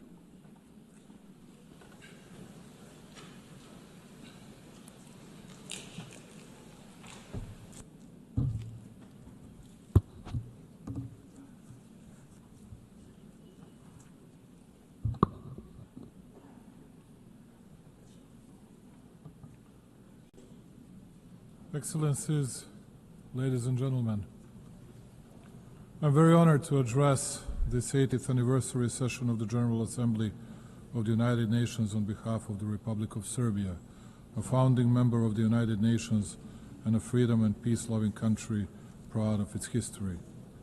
This year, we mark 8 decades of the existence of the World Organization, and during that period, the UN has provided a framework for dialogue, cooperation, and solidarity among the nations, short of which it would not be possible to respond to the challenges of our day. Only by joint efforts we can create a future featured by security and dignity. This brings me, ladies and gentlemen, to the 5 essential principles that guide Serbia and its foreign policy vision and constitute pillars in its international actions. Number 1, the United Nations is not a relic of the past. It is a compass for the future. 80 years on, this is a moment for reflection, but also for candor. The UN should not be a stage where giants wrestle while smaller countries hold their breath. It should be a round table where every seat counts. Countries like ours, countries that belong to Global South, are too often treated as chess pieces. It's time to show that we can be conveners, innovators, and guarantors of cooperation.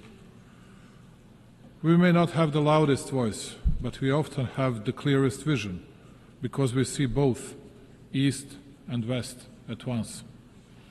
Our engagement with all partners does not mean blind agreement. It means respect for sovereignty, territorial integrity, and the belief that dialogue is stronger than division. Serbia is a reliable, predictable partner, but reciprocity matters. We will defend our autonomy as firmly as we defend cooperation. The United Nations Charter was not written to serve one moment in history. It was written to withstand the test of time. In a world facing deep geopolitical fractures, the United Nations Charter remains the only framework capable of holding us together. Serbia is not a buffer zone, it is a bridge, and bridges connect, they do not divide. Therefore, as the President of Serbia, for the first time I would like to offer Belgrade, the capital of Serbia, as a place of dialogue for all the conflicts around the world. I believe that we will offer the best possible hospitality and absolute security for the participants. The world is facing its deadly surge in violence since World War II. In 2024, 61 armed conflicts erupted across 36 countries, the highest number in more than 7 decades. The proliferation of misinformation, particularly via digital platforms, has fueled distrust between countries, targeting elections, trade negotiations, and public sentiment. Serbia believes in pragmatic cooperation, finding common ground even where disagreements persist. People around the world are frustrated with governments and businesses, and they want a better future for themselves and their families. The best way to deliver that is through collaboration across nations. We live in times of the most difficult conflicts and the most difficult divisions within countries, continents, and regions since the foundation of the UN.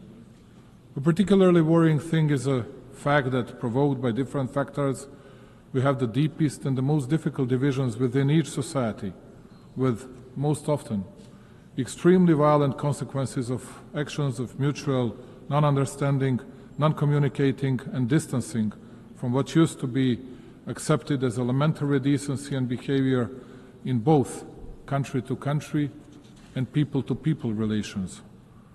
The world is divided, believe it or not, less by ideological, but much more by emotional, hate-driven differences caused by undermining of countries, societies, elementary moral values as well. In each village and hamlet worldwide, and particularly with the members of the citizens' alleged elite, at least it used to be the case, no matter who dies of natural causes, and especially if someone dies in an accident or gets killed, the biggest part of the society felt the need to pay their respect to the deceased, even those who didn't think highly of the respective person during his or her lifetime. Today, we are witnessing the unprecedented wonder, a sick expression of joy for the crime committed against an innocent person.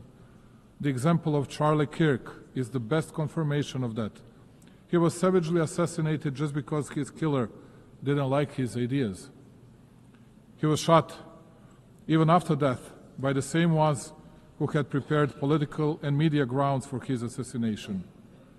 And please do not be surprised because I'm speaking about this more than about big world conflicts.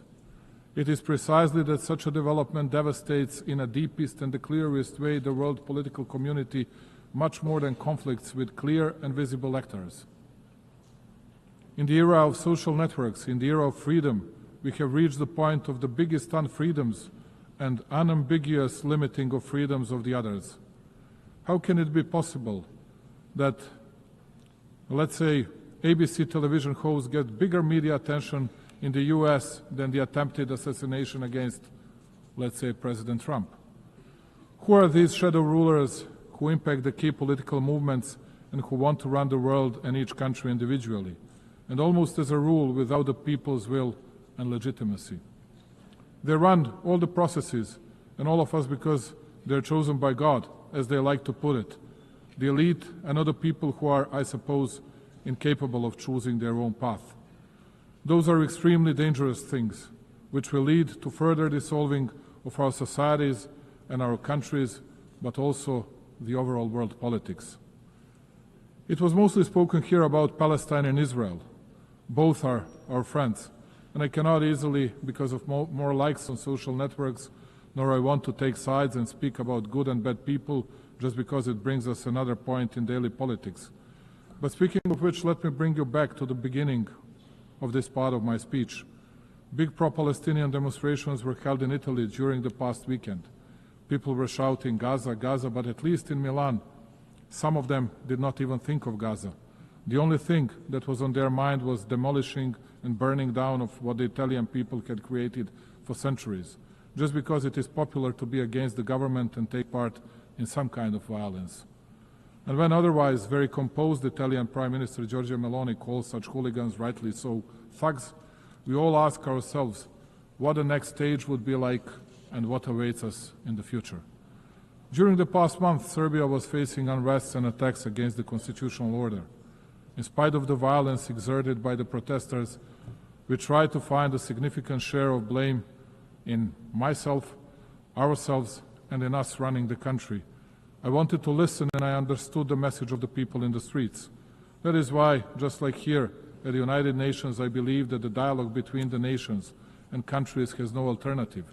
I offer dialogue and unconditioned discussion on all the topics of significance for our society to people who think differently, and I'm absolutely certain that in the upcoming period we will overcome all the difficulties from the past months. Progress on global challenges is uneven. Financing is dwindling, the UN budget is constrained, and smaller nations often lack access to the tools and support that richer countries enjoyed, particularly in the energy transition. Climate change is not just a statistic for Serbia and the Balkans, it is a lived reality marked by droughts, floods, and energy insecurity. Sustainable economic growth is essential, not optional, for climate resilience and well-being. For us, partnerships are defined by commitment, not hierarchy.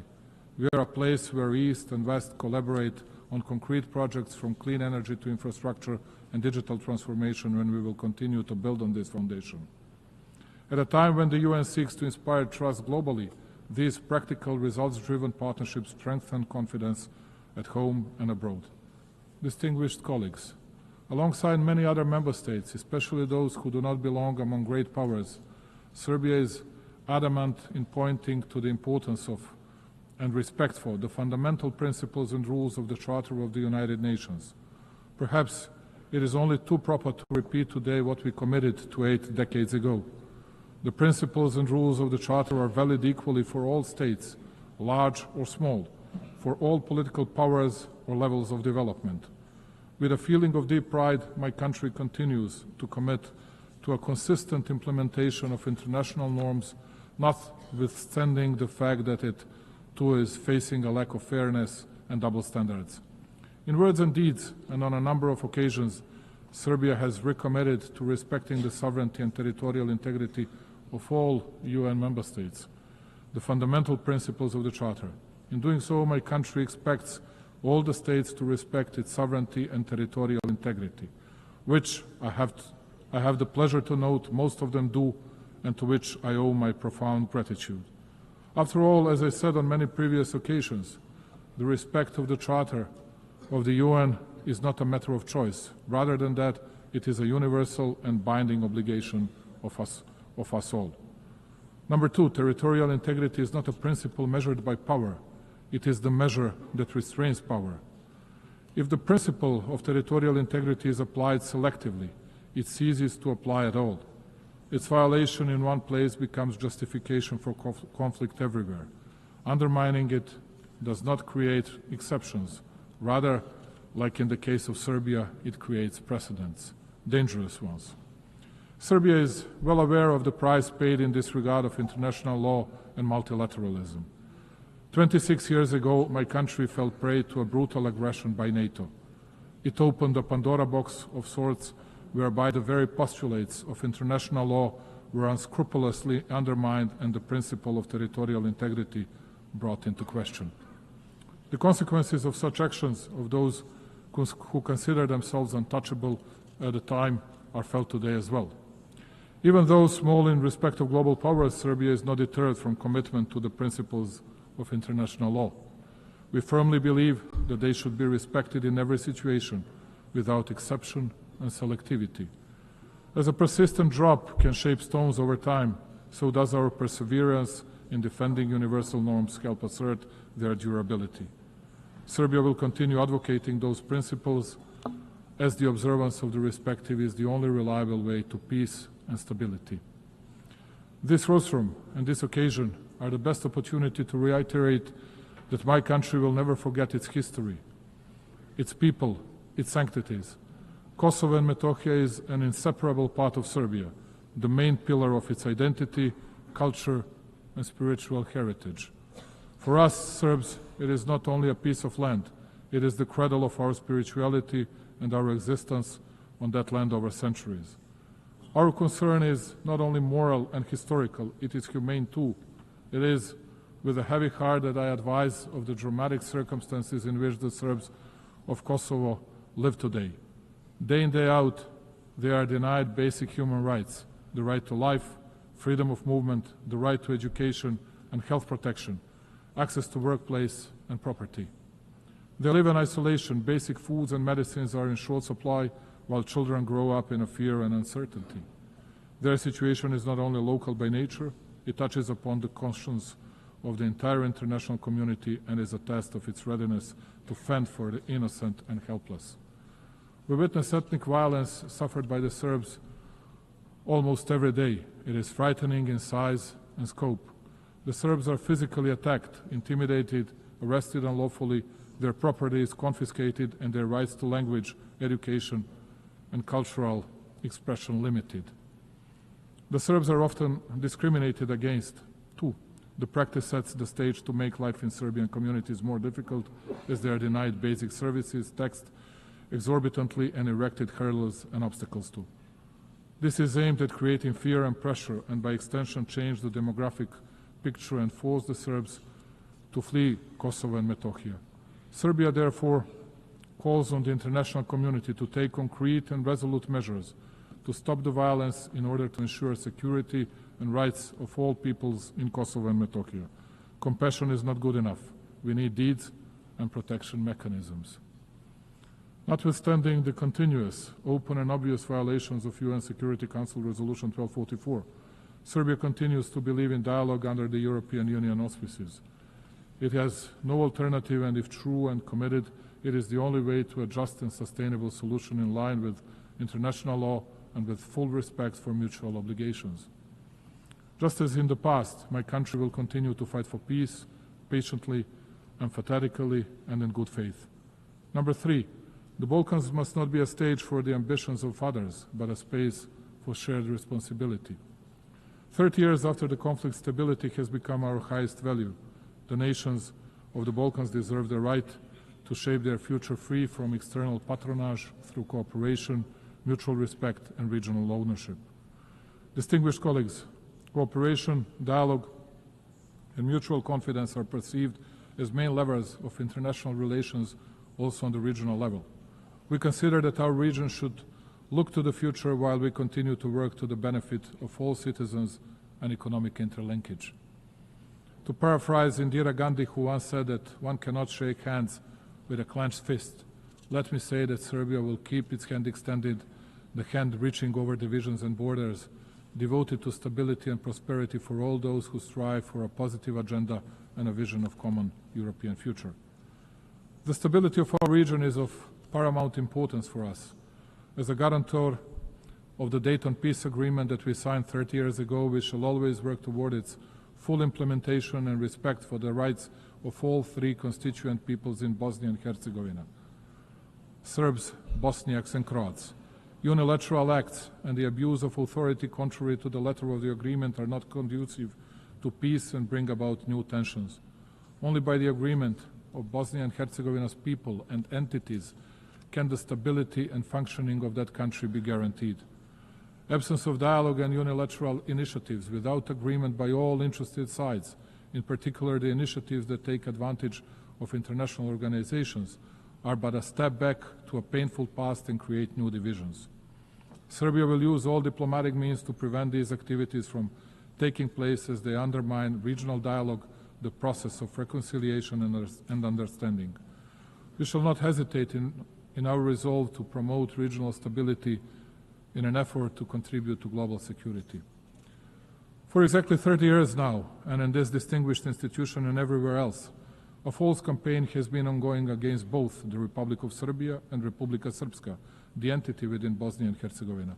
All over the world, everywhere, countless times, you could hear how, as they used to say, from well-informed sources, they heard that it was only a matter of days before Serbia would attack someone in the region, and that Republika Srpska and its leadership would violate the territorial integrity of Bosnia and Herzegovina.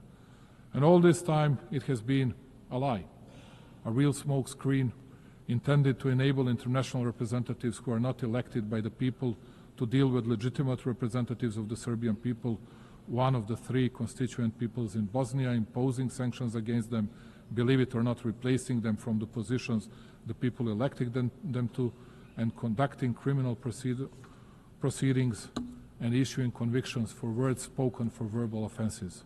Thus, all of you are witnesses to a fact that for 3.5 years since the beginning of the conflict in Ukraine, we have been hearing stories that we, as an alleged Russian puppet, will attack someone in the region, which of course did not happen and will not happen.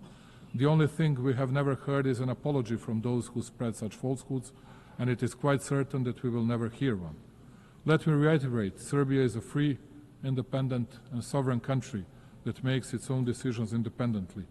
We are committed to our European path. We do not plan to attack anyone, but equally, we will not allow anyone else to threaten our freedom and our country.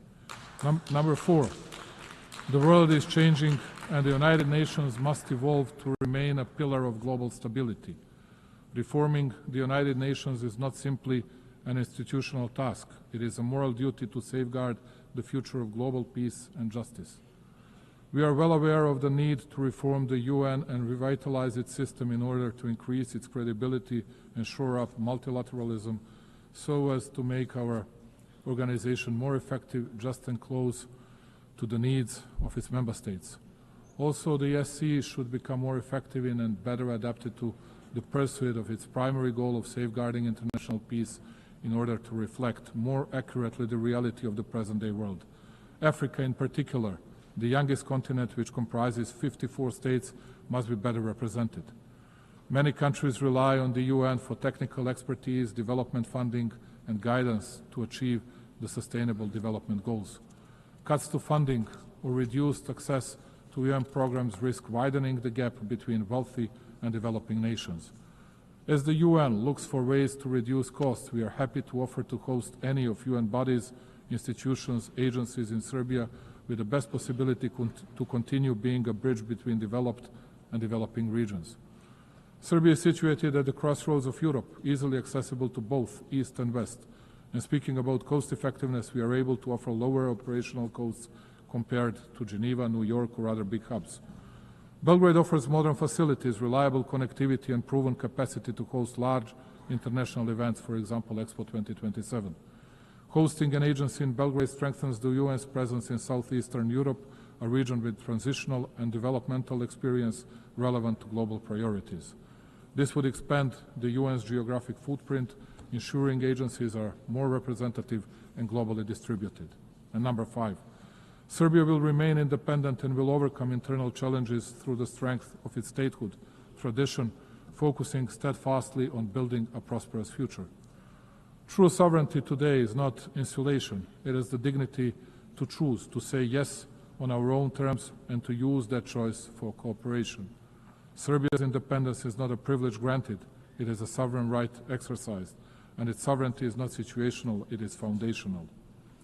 Notwithstanding numerous global challenges, Serbia has remained on a steady course. Its macroeconomic situation is stable and its economy continues to grow, which only shows how commitment to reforms and responsible economic policies lead to great results. Investments in infrastructure, energy transition, and digitalization bear out my country's commitment to sustainable development and the 2030 Agenda goals. Let me take a moment, ladies and gentlemen, to inform you that in 2027, Serbia will host the specialized exhibition Expo 2027 with a motto, Play for Humanity, Sport and Music for All. This event will provide an opportunity for my country to show to the world the strength of our culture, sport and creativity as a universal language that transcends differences. This will be a moment in which, along with its partners, Serbia will build bridges of friendship and togetherness, promote understanding, and open new horizons of cooperation. Serbia's way is the way of development, progress, and prosperity, and it is fully committed to becoming a full-fledged member of the European Union. This commitment, though, makes us no less devoted to promoting and deepening cooperation with countries from other parts of the world, maintaining and cherishing all along our traditional friendships and relations of trust in the East. Strengthening overall bilateral relations with key actors of the international community and with our European partners tops our agenda. Also, Serbia has raised in the past several years the level of cooperation with numerous countries in Africa, Asia, and Latin America, and played in that way a respectable role on the global stage. I trust and believe that we can count on mutual respect and the traditional bonds of friendship with these countries in our future relations. Ladies and gentlemen, closing it and looking to the future and committed to dialogue and understanding, we in Serbia believe that peace is the highest value and the most solid foundation of development. We shall continue to invest our energies, knowledge, and will in building a world more just, secure, and worthy of the coming generations. I thank you very much. On behalf of the Assembly, I wish to thank the President of the Republic of Serbia. The Assembly will now hear an address by His Excellency Hamad al-Shara, President of the Syrian Arab Republic. I request protocol to escort His Excellency and invite him to address the Assembly.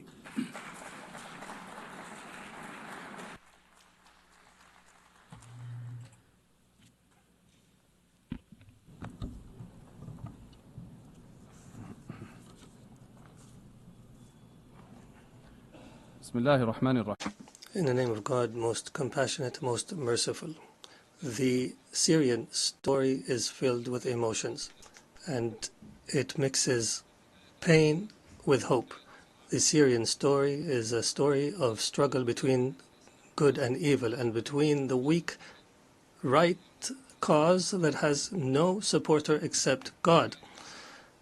Our story is one of the lessons of history, and it is an embodiment of noble human meanings and values in this eternal struggle between good and evil. We find the Syrian story that tells a new chapter of the struggle, one filled with creativity and determination and patience and torture and pain and sacrifice, and clinging on to noble customs and values and hard work and relying on God. All these are tools for truth against injustice, and falsehood. Your Excellencies, Mr. Secretary General, Madam President of the General Assembly, Your Excellencies, may the peace of God be upon you. I come to you from Damascus, the capital of history and the cradle of civilizations, a beautiful country that has taught the world the meaning of civilization and the value of human beings and coexistence, to be a beacon for the world. Syria, however, for 60 years fell under a repressive rule that disregarded the value of the territory it ruled over. For long years, we've suffered injustice and deprivation and oppression. Then we rose in claiming our dignity. The previous regime has used the worst kind of torture against our people, chemical weapons and bombardment and torture in prison and displacement and sectarian strife, and used drugs against our people and the world. It has torn our country apart and brought forth fighters from around the world. The former regime killed around 1 million innocent people and displaced thousands and millions and demolished 2 million homes.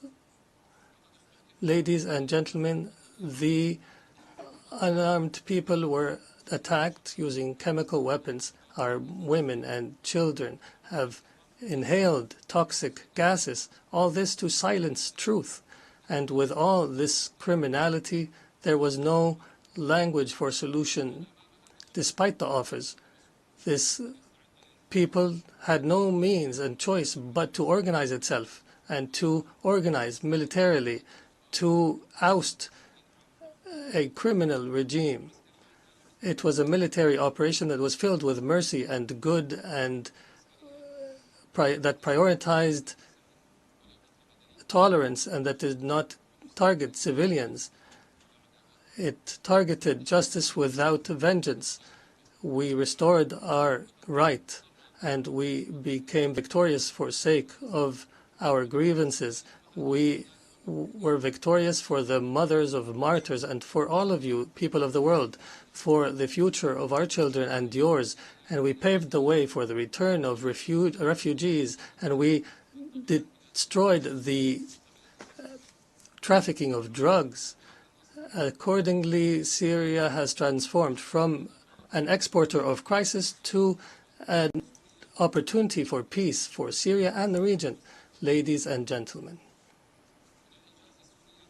this unique Syrian achievement and the solidarity between our peoples have led us to try to uproot sectarianism and to fight against attempts to divide our country once again. But the Syrian people are aware enough to understand and to resist. We formed commissions for fact-finding and granted access to UN fact-finding missions. I guarantee to bring to justice everyone accountable and responsible for bloodshed. And in this context, Israeli strikes and attacks against my country continue, and Israeli policies contradict the international supporting position for Syria, which threatens new crises and struggles in our region. For this purpose, and in face of this aggression, Syria is committed to dialogue, and we're committed to the disengagement of forces agreement of 1974. And we call on the international community to stand beside us in the face of these attacks. Ladies and gentlemen, from the very moment the former regime fell, we set out a clear strategic policy built upon 3 pillars: balanced diplomacy, security, stability, and economic development. We filled the power vacuum, called for an inclusive national dialogue, and announced a government of competence. We strengthened the principle of participation and established a national commission for transitional justice and another for the missing, ensuring justice and fairness. We are now proceeding toward electing representatives of the people in the Legislative Council. We restructured civil and military institutions, dissolving all previous formations. Through intensive diplomatic activity, Syria restored its international relations and forged regional and global partnerships and achieved the gradual lifting of most sanctions, and we call now for the complete lifting of sanctions so that they no longer shackle the Syrian people. Investment laws have been amended, and major regional and international companies have already begun entering the Syrian market, contributing through investment and reconstruction. Syria today is rebuilding itself through establishing a new state, building institutions and laws that guarantee the rights of all without exception. A land of ancient civilization and culture deserves to be a state of law, protecting everyone, safeguarding rights, guaranteeing freedoms, and fostering life to flourish while turning the page of a wretched past. We are determined to restore Syria's glory, dignity, and honor. And in continuation of the Syrian story, I declare before you today the triumph of truth over falsehood. Truth has come and falsehood has perished. Syria is reclaiming its rightful place among the nations of the world.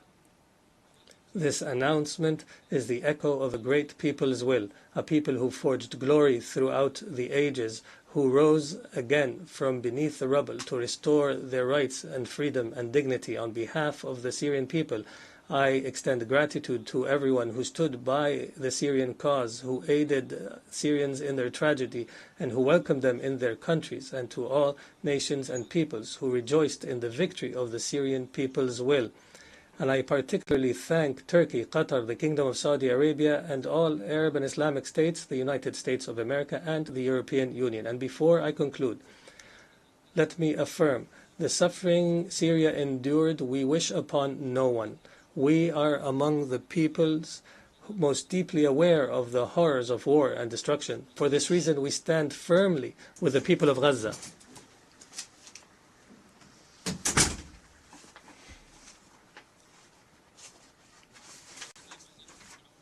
For this reason, we stand firmly with the people of Gaza, its children and women, and all peoples facing violations and aggression. We call for an immediate end to the war. In conclusion, the Syrian story has not come to an end. It continues to write a new chapter entitled Peace, Prosperity, and Development, and may the peace of God be upon you.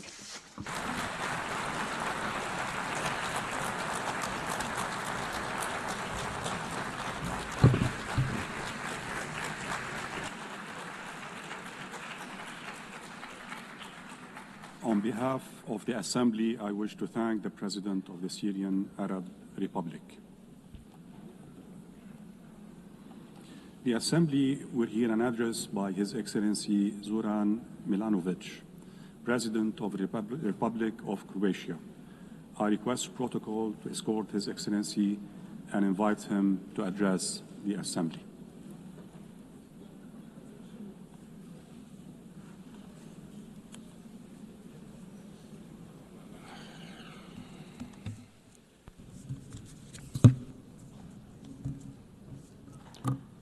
Mr. Vice President,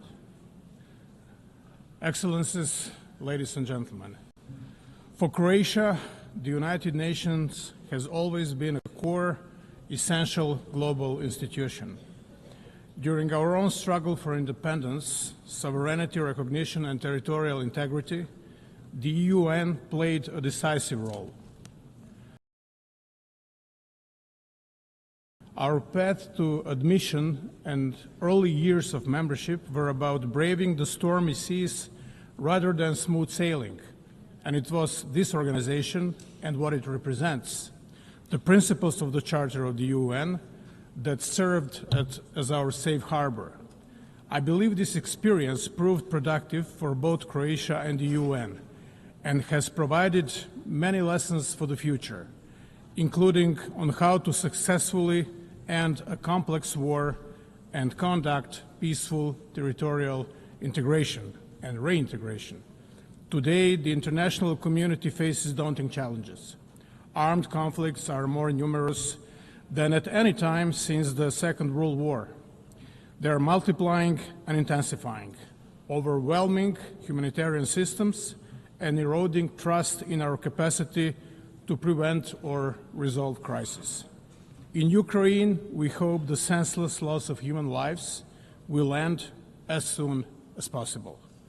We welcome recent diplomatic efforts and encourage inclusive dialogue that can restore peace. Beyond Europe, other regions faced devastating crises. In Gaza, tens of thousands of women and children, human beings after all, or before all, have been killed and are being killed. Millions live without safety, food, medicine, and basic human dignity. This is worse than a mere war. It's a carnage, and we urgently call for it to end, for safe delivery of aid, especially to children, and for the release of all hostages. Lasting peace can only come through the universal recognition of the legitimate political aspirations of the Palestinian people, long denied. Time to close the chapter. The suffering is in less visible crisis is no less real. In Sudan, one of the gravest humanitarian catastrophes of the 21st century is unfolding before our eyes. UN peacekeeping must adapt to today's conflicts. Missions must be flexible, realistic, and sequenced towards achievable goals, reasonable goals. This requires the Security Council to focus on political solutions and remain committed to sustaining peace long after missions withdraw. Peace is more than silencing the guns. It requires preventing new wars and breaking the cycles of violence from the past.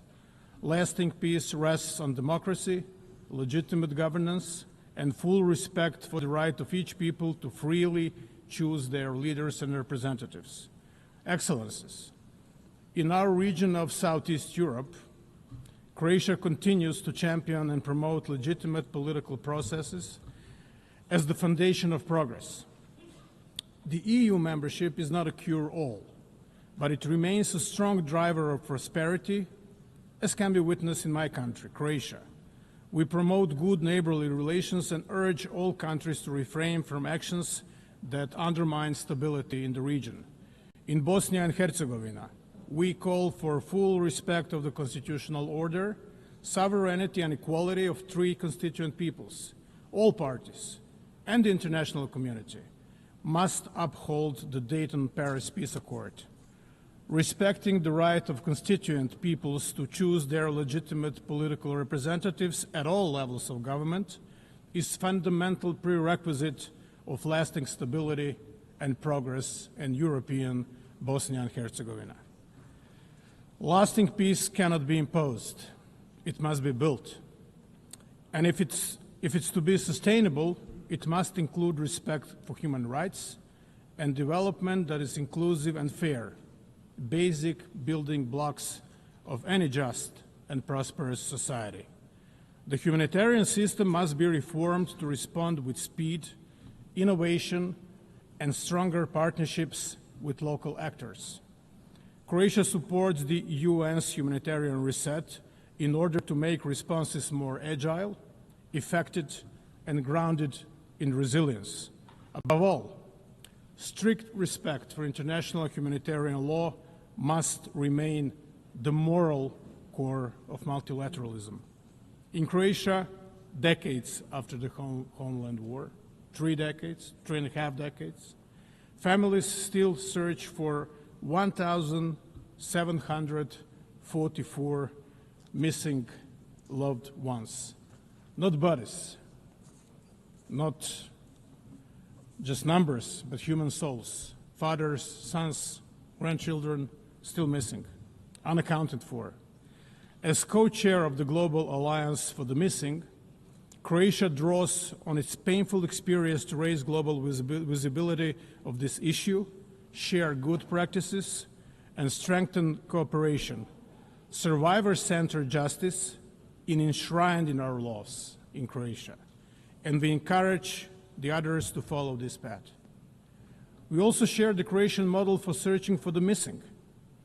It rests on an effective interdepartmental cooperation and a comprehensive, transparent approach without discrimination, consistent with the highest international standards, of whom some are set by us. With this in mind, Croatia is proud to host later today a high-level side event on missing persons in armed conflict, dedicated to advancing the search for answers. Another legacy of the homeland war is the issue of landmines.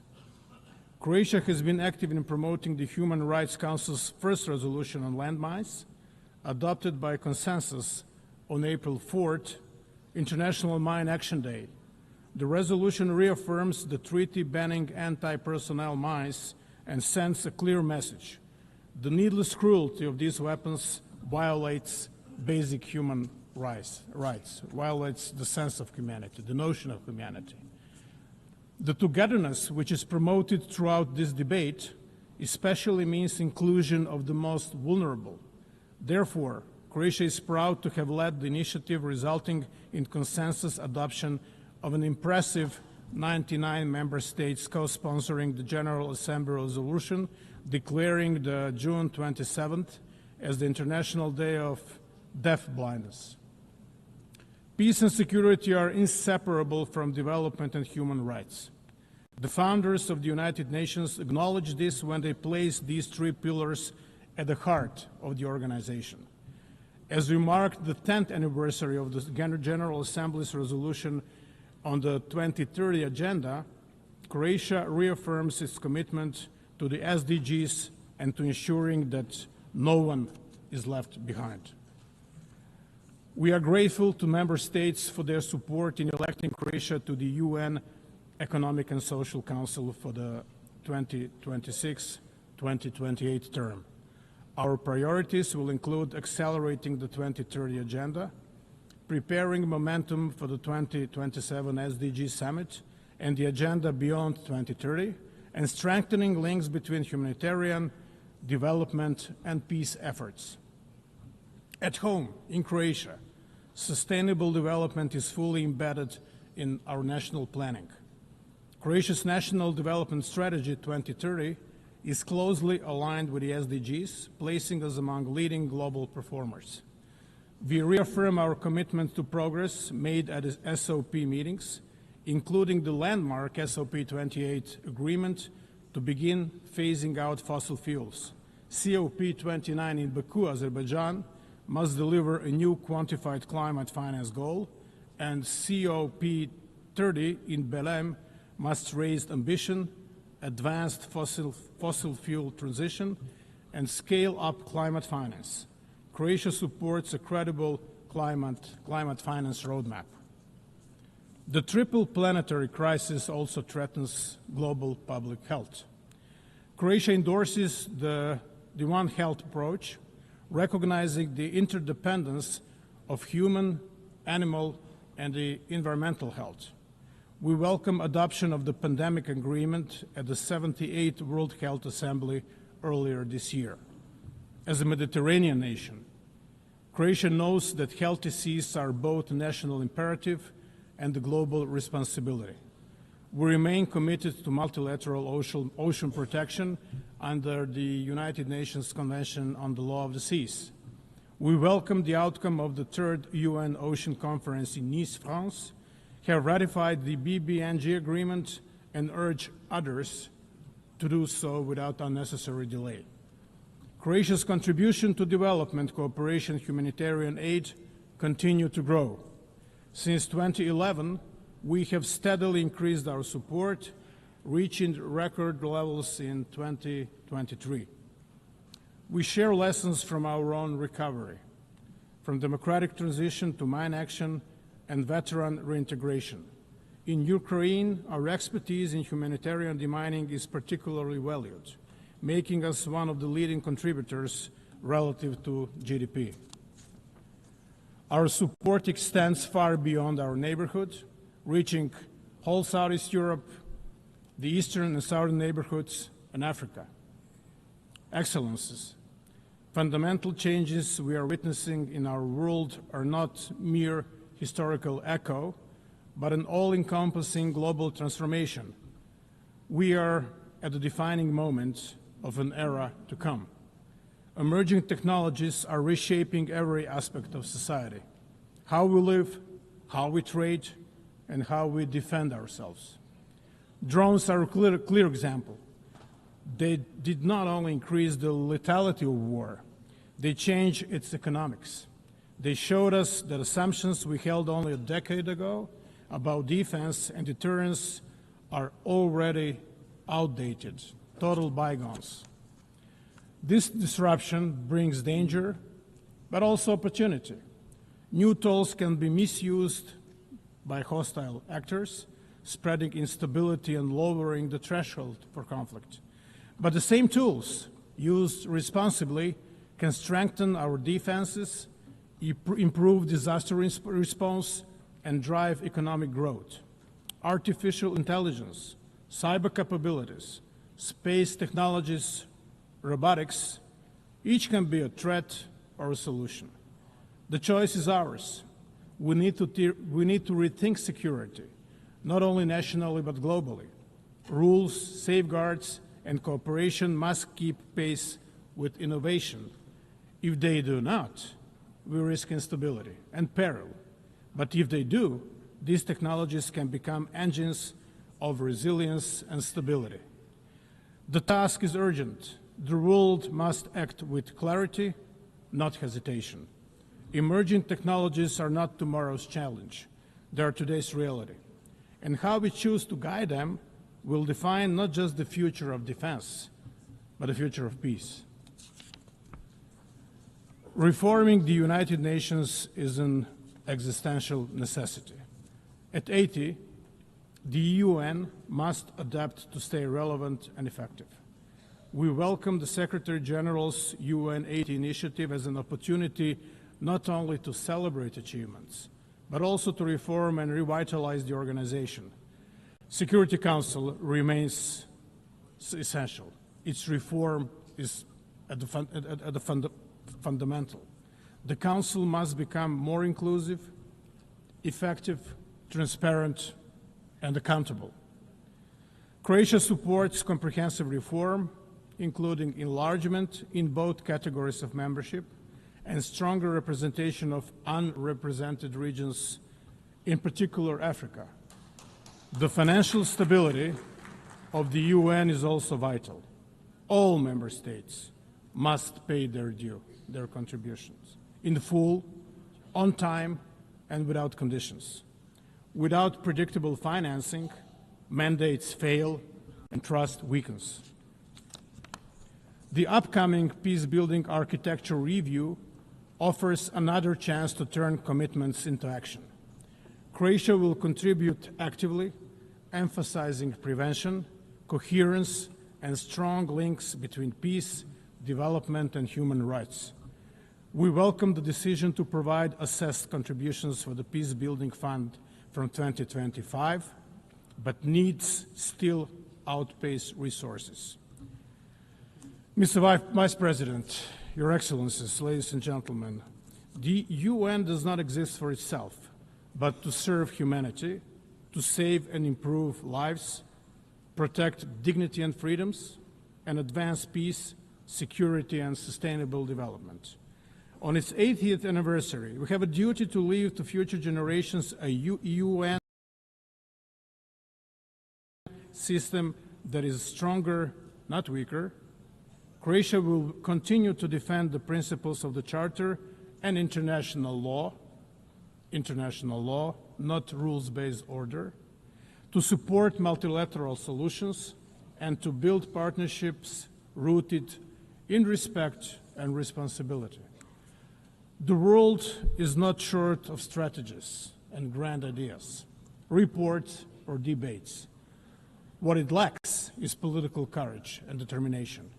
Let us find that courage together and prove that multilateralism can meet this moment and rise to the challenges of our times.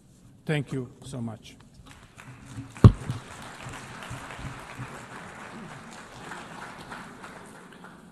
On behalf of the Assembly, I wish to thank the President of the Republic of Croatia. The Assembly will hear an address by His Excellency Nikos Christodoulidis, President of the Republic of Cyprus. I request protocol to escort His Excellency and invite him to address the Assembly.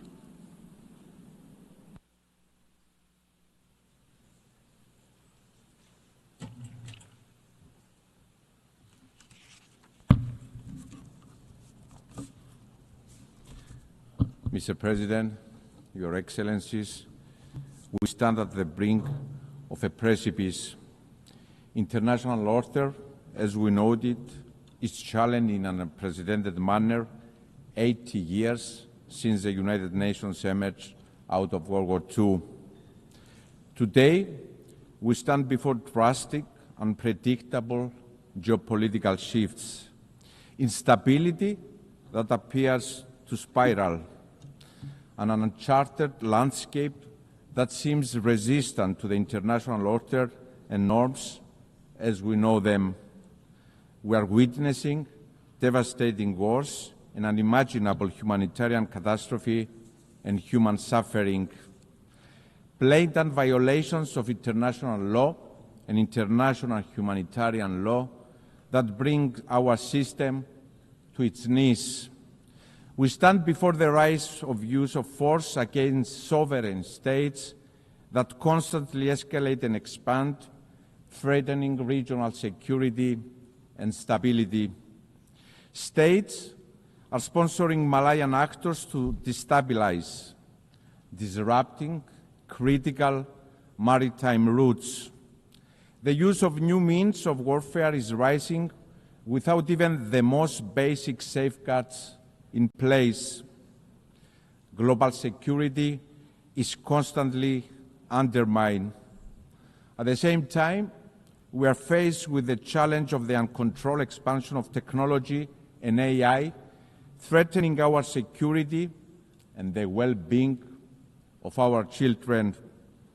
And climate change is looming, threatening livelihoods, economies, creating new migration routes, and inequalities are becoming embedded.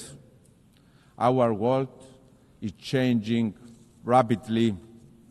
And while there can be no doubt that the United Nations has served a noble cause and that together we have achieved tremendous progress, at this critical moment of inflection, we have a responsibility to recognize the shortcomings, to admit that we have lagged behind, that we have failed along the way, and these admissions need to steer us into action. We must urgently evolve to be fit to effectively address the immense, complex challenges we are faced with. Ladies and gentlemen, this is our moment of responsibility, collective responsibility and individual state responsibility, inextricably linked and mutually reinforcing. The scale and nature of the challenges we face require both. Better together is the theme of this year's Assembly, but beyond better, we are also stronger together, more resilient together. This is the moment to renew our collective commitment and stand firmly and boldly in support of multilateralism and international law. Dialogue and diplomacy are the sole path to lasting stability and security. Dialogue and diplomacy over violence, each and every time. And most importantly, this is the moment to transform pledges into bold action, into change. Ladies and gentlemen, history will look back to this moment in time, and it will be unforgiving. It will judge us all not by the declaratory statements we pronounce, but by the change we enable. We will be judged by the change we become as states, as governments, as leaders that have been elected by our citizens to deliver.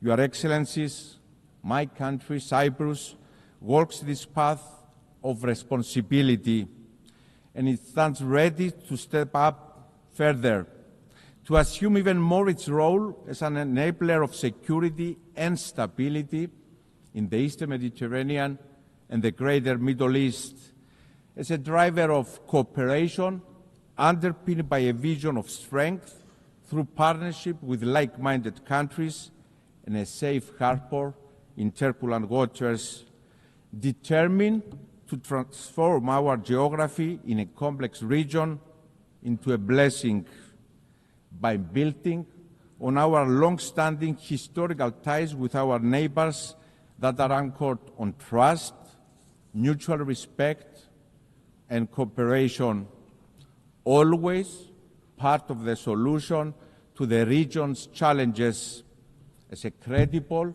reliable, responsible partner. We have proven this time and time again.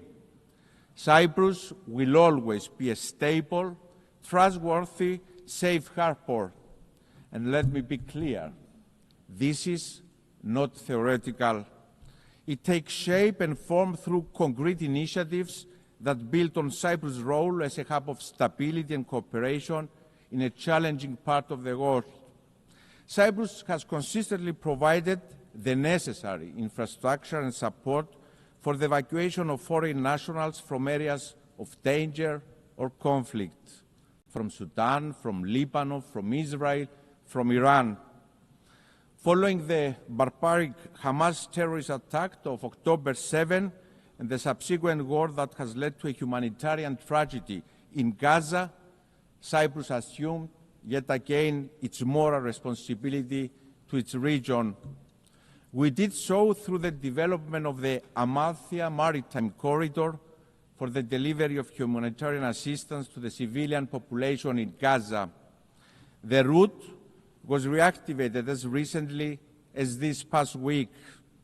We worked with like-minded partners, the United Arab Emirates, the United States, the European Union, the UK, and others, and yes, we deliver. Furthermore, in the face of persecutions in the region towards religious and other minorities, Cyprus couldn't remain idle, proving our long-standing commitment to upholding fundamental rights and freedoms, demonstrating once again responsibility. We appointed a special envoy on the protection of religious freedom and the protection of minorities in the Middle East. At the same time, my country has responded to the calls of our neighbors for assistance in the face of fires, sending our brave firefighters as reinforcement, and our neighbors have reciprocated. Also, as a part of our regional responsibility in addressing climate change, Cyprus and Jordan's proposed initiative for a European firefighting hub in Cyprus, covering our region, is now in the path of implementation by the European Union. And the aforementioned example, dear friends, are only a snapshot of Cyprus's active, tangible responsibility. And I'm very proud that my country walks this path of responsibility, and we are determined to expand it, always part of the solution and never part of the problem. Your Excellencies, Cyprus stands ready to assume its regional responsibility also in the context of bringing an end to the war in Gaza, and given our proximity, to play a role in its reconstruction. Let me be clear, there are no substitutes for peace. This war must end. A first necessary step is the immediate ceasefire in Gaza, and I really hope that President Trump's initiative has a positive outcome. At the same time, the humanitarian catastrophe must be alleviated. This means unhindered flow of aid in Gaza.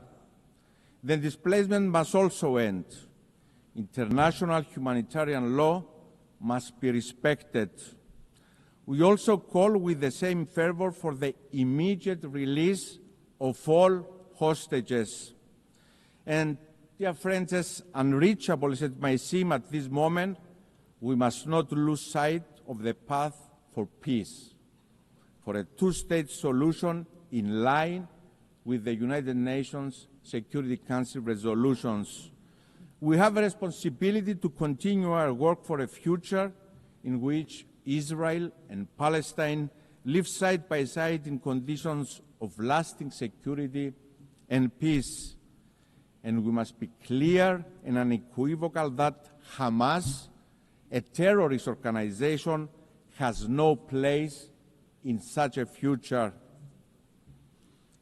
Your Excellencies, as part of our responsibility, my country will assume the rotating presidency of the Council of the European Union in January of 2026. The European Union that has evolved into an unprecedented political union embodying the essence of multilateralism anchored on respect for the UN Charter. It is a project of collective responsibility that delivers a unifying force of stability, security, and prosperity. And the European Union presidency is yet another moment of responsibility for Cyprus. Europe's heart will beat for 6 months from the Union's last divided member state under occupation since the 1974 Turkish invasion. We will exercise our responsibility fully aware of what is at stake. An imperative need to deliver stronger multilateralism, more integration and more cooperation between Europe and the world. To deliver a stronger, more secure, more autonomous European Union, committed to supporting partners focusing also on the Eastern Mediterranean and the greater Middle East, supporting and investing in strategic partners that are pillars of stability in the region, such as Egypt and Jordan, working together with our Lebanese partners to ensure long-lasting stability in the country, working to ensure stability in Syria, inclusivity, respect to religious freedoms, and of course protection of minorities, assuming more responsibility as a union for our security, but also for our neighborhood. Ladies and gentlemen, Cyprus will assume another role of responsibility for the first time in its history as a member of the Human Rights Council for the period 2025-27. It is in the same spirit that we also proudly presented our candidature for the presidency of the 81st session of the UN General Assembly. As a member state that embodies and embraces the principles of multilateralism, inclusivity, bridge building, and of course responsibility. Mr. President, Your Excellencies, the Russian aggression against Ukraine in violation of the UN Charter must serve as a wake-up call. As we condemn the use of force against a sovereign nation, the killing of civilians, the forced disappearance of children, the destruction and displacement, we have an obligation to remember. We must collectively act against aggressor, no matter who they are. Appeasing the aggressor never yields results, and history demonstrates this very clearly. Each time we turn a blind eye to violation of territorial integrity and sovereignty of states anywhere in the world, we create space and opportunity for the next aggressor. And this time, it can be bordering your country. In 2022, Russia invaded a sovereign nation, Ukraine, violating the UN Charter.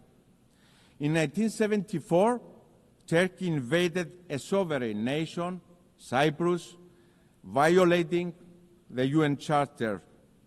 The violation is equal: the suffering, the invasion, and the occupation.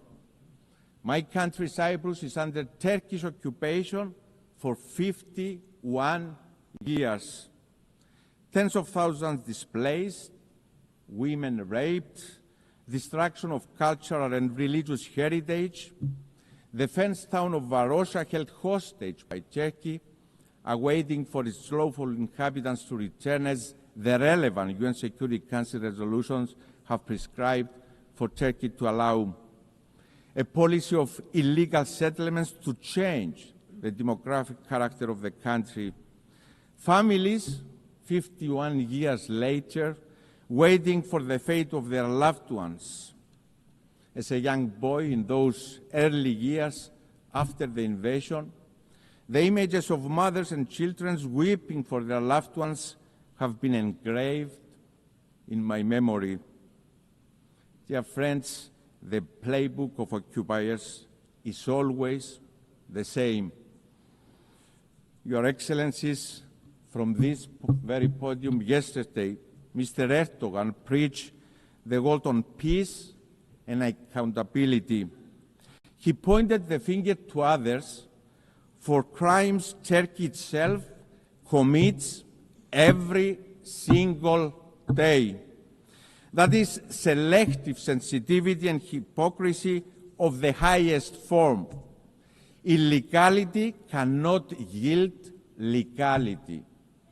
Illegality stemming from use of force cannot be recognized, no matter who is the perpetrator is, no matter who the victim is. Ladies and gentlemen, politicians are judged not by their words, but by their actions. It is what distinguishes politicians from leaders. Cyprus has proven time and again that it is a reliable, responsible actor. A country that not only talks the talk, but also walks the walk of responsibility.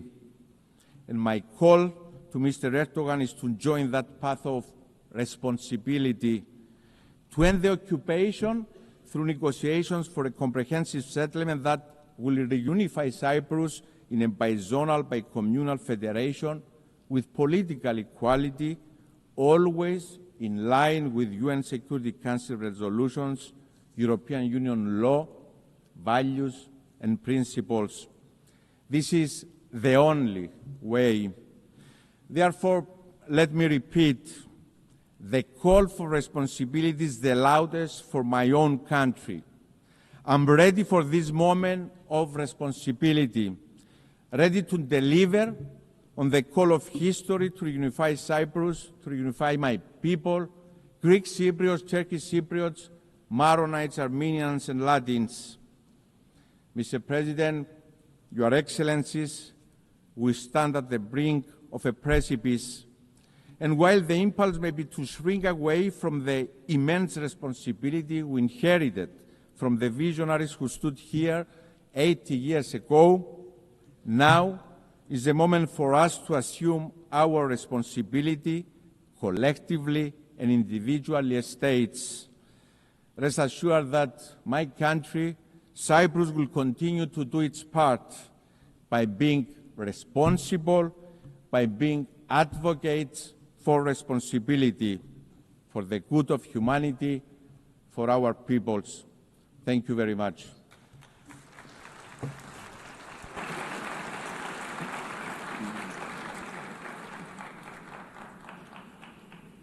On behalf of the Assembly, I wish to thank the President of the Republic of Cyprus.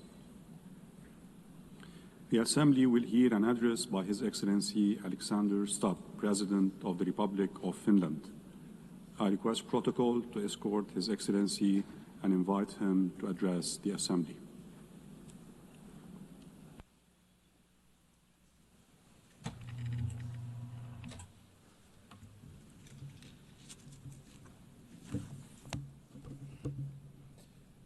Mr. President, Excellencies, ladies and gentlemen.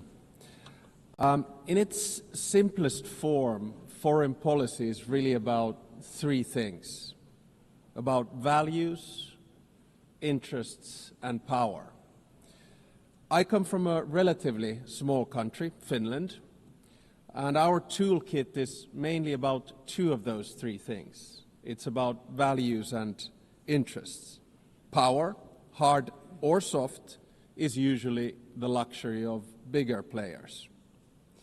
The power of smaller country arises from its capacity to cooperate with others. Smart diplomacy gives smaller player at least relative influence. The UN is, of course, case in point. Big players have power through their permanent membership in the UN Security Council. But we, the smaller players, can influence the ebb and flow of international relations by being active in the corridors of diplomacy.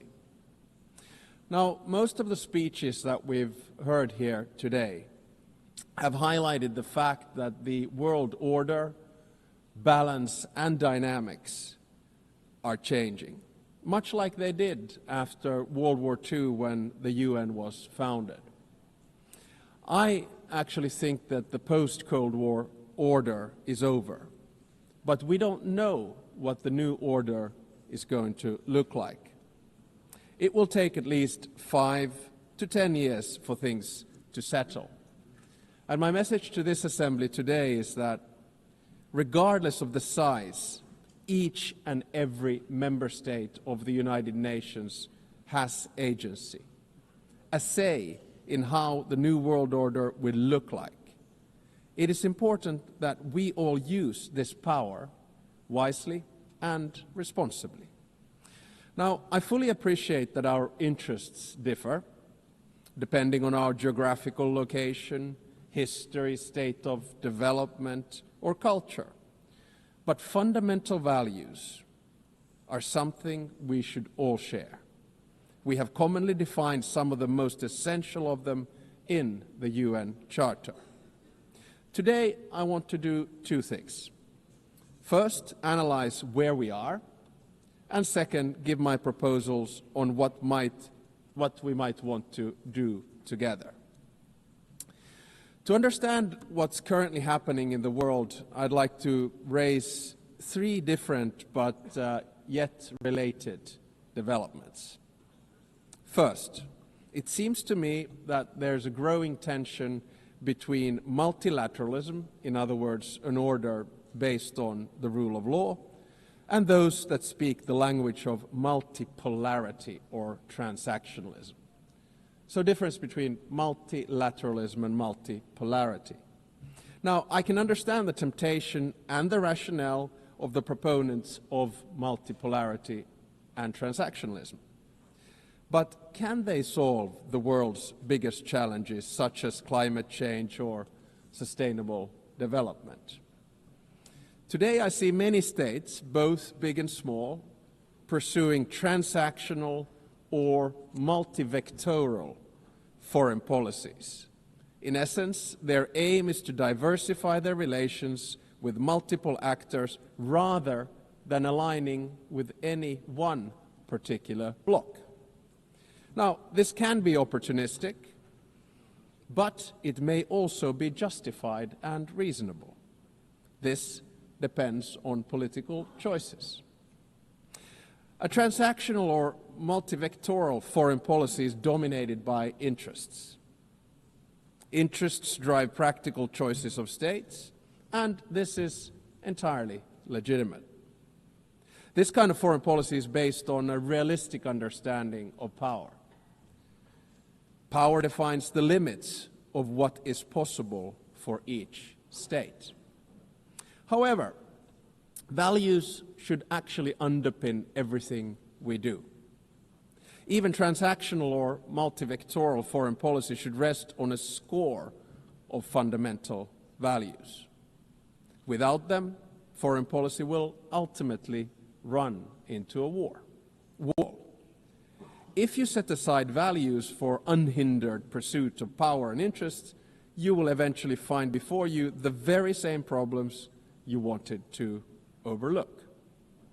Second, the balance of power in the New World Order is shifting towards the South and the East. Many countries, especially in Africa, Asia, Latin America, are becoming or have become key players in determining the direction of the New World Order. To put it simply, they have both agency and power. They are not only an expanding economic force, but their demographic growth is inexorable. This will also turn them into a political and cultural force. It will yield them both hard power and soft power, and they will use it to promote their interests as they should. The 193 members of the United Nations do not have to agree on every minute detail of values, but we have to have a common understanding of fundamentals. They include the sovereignty and territorial integrity of states. They include the prohibition of the use of force and the respect for human rights and fundamental freedoms. These values are the building blocks of who we are and what we stand for as the United Nations. The broad international community has overwhelmingly an interest to uphold them. Let me be clear. Russia has no right to continue its aggression on Ukraine. Israel has no right to violate international law in Palestine. States have no right to use Sudanese or Congolese territories to fight proxy wars for their economic or strategic self-interests. I urge us all to heed this message of the international community and act accordingly. War is always a failure of humanity. It is a collective failure of our fundamental values. It is a failure of us as human beings. Thirdly, I would like to say a few words about the state of the United Nations, the institution where we are. The UN was created to maintain and promote peace, stability, development, and friendly relations among nations. In order to achieve this, the balance between the three elements was required. The power at the highest level was represented by the UN Security Council. The interests of the wider membership were reconciled here in the General Assembly, and the values were enshrined in the Charter and consolidated as rules of international law. Now, unfortunately today, the UN is struggling to fulfill its central promise of delivering peace and stability. We can always blame each other, but at the end of the day, it's a collective decision. Countries have increasingly taken the liberty to break the rules of international law and to use force against other people's territories and suppress other nations. The United Nations of today does not sufficiently reflect the realities of the balance of power. All too often, it fails to serve as a forum for the coordination of interests, and the values at its core are too often not respected in good faith. We all want to have the freedom to make choices and a possibility to influence the world around us. Today, many countries are seeking answers in multipolarity or transactionalism. If the UN fails to deliver, this trend will accelerate. So, let me sum up in the terms of the three pillars: values, interests, and power. Our values can divide us. Fundamentally, however, they should unite us around the basic principles of humanity, the rule of law, and the prohibition of aggression. Our interests differ, and it's only right that we promote them. However, our choices have consequences. Opportunism will eventually be forced to confront the problems it tried to ignore. Power will constantly seek a new balance. We must adapt to change. Nevertheless, we should not allow the rise of hard power to blind us. The power of legitimacy, integrity, and rules will remain strong. So let me get to my second part, from the situation to possible solutions or things that we could do together. Never before in history has humankind had such means of innovations at its disposal to solve the world's most pressing problems. However, the current direction is wrong in so many ways. There are more wars than at any time since World War II. The world is becoming increasingly divided. And so are our societies, and the measures to deal with climate change and sustainable development are lagging behind. In different parts of the world, we're witnessing immense civilian suffering and blatant disrespect for humanitarian principles. For me as a Finn, Russia's war of aggression in Ukraine not only reminds me of our past, but is directly linked to the security of the part of the world where I live. On the other hand, there is aggression and total disregard for civilian life, and an attempt to undermine the fundamental principles on which the international order is based.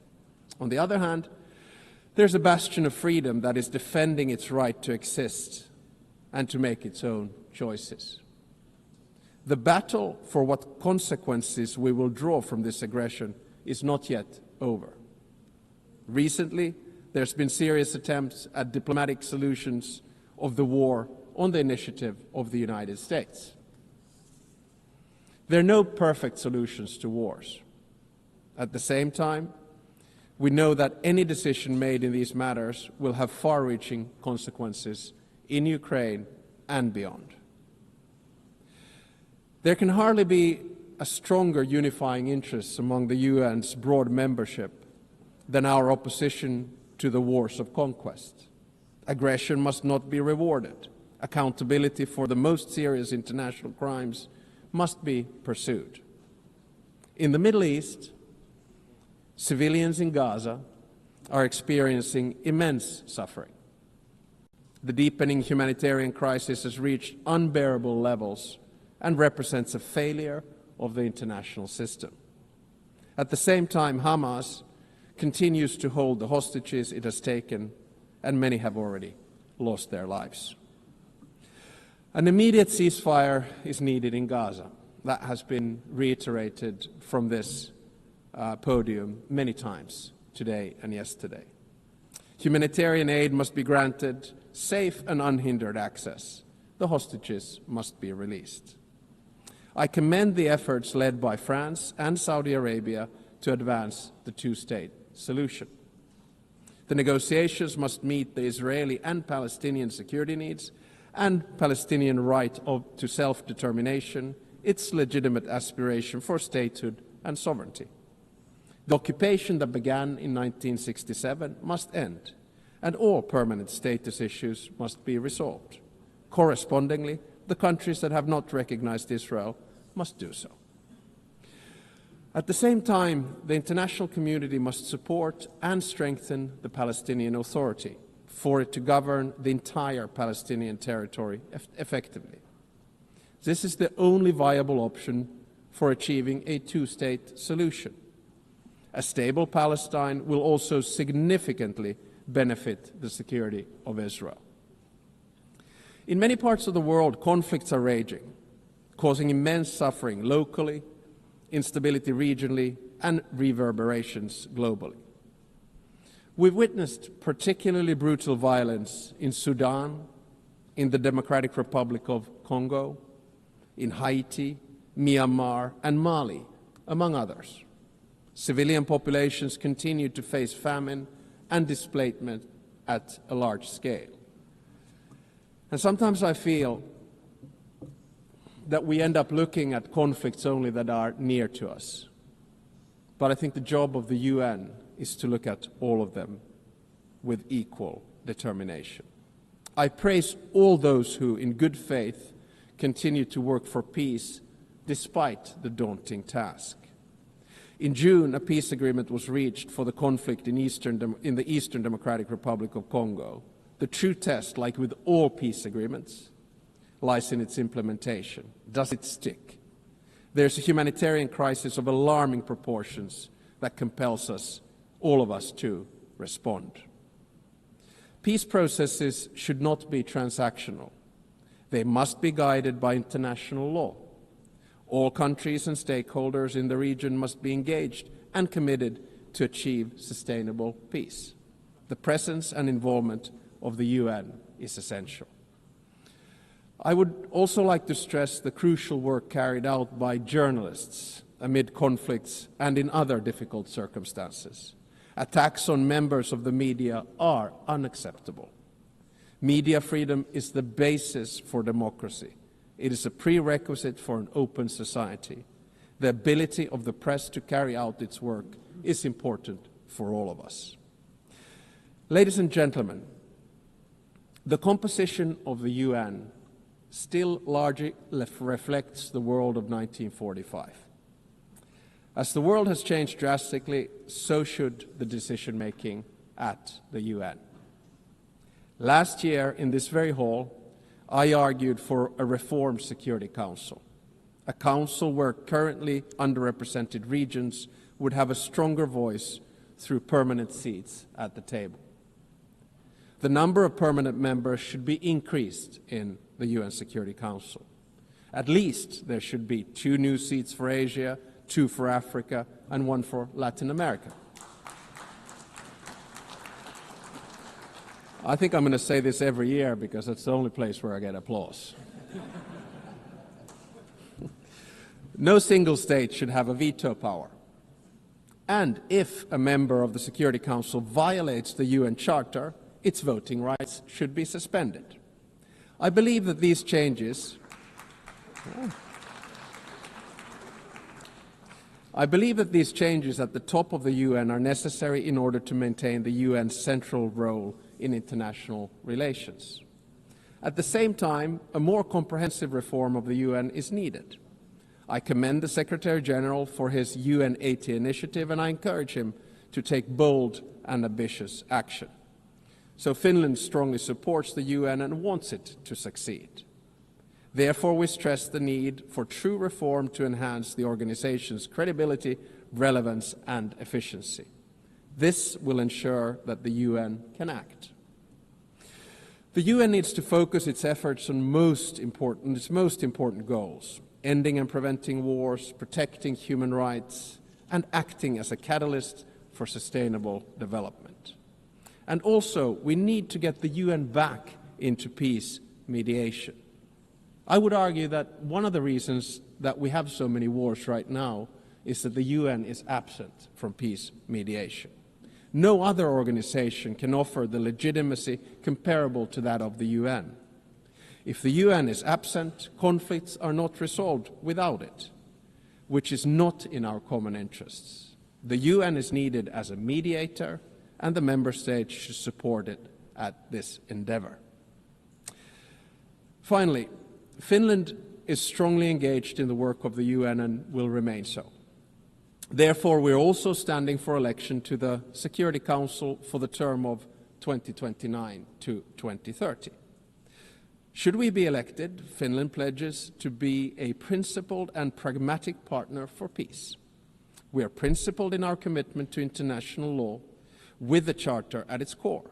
We are pragmatic in seeking solutions that truly advance international peace and security, recognizing that progress is often incremental.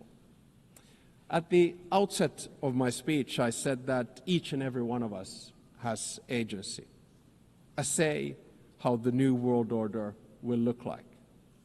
We want to be able to make our own choices and have an impact on the world around us. Nelson Mandela saw truth and reconciliation as the only hope for nations that are bitterly divided. The same applies to relations between states. We should learn from history, but always look to the future, bearing in mind that our decisions will shape it. Thank you very much.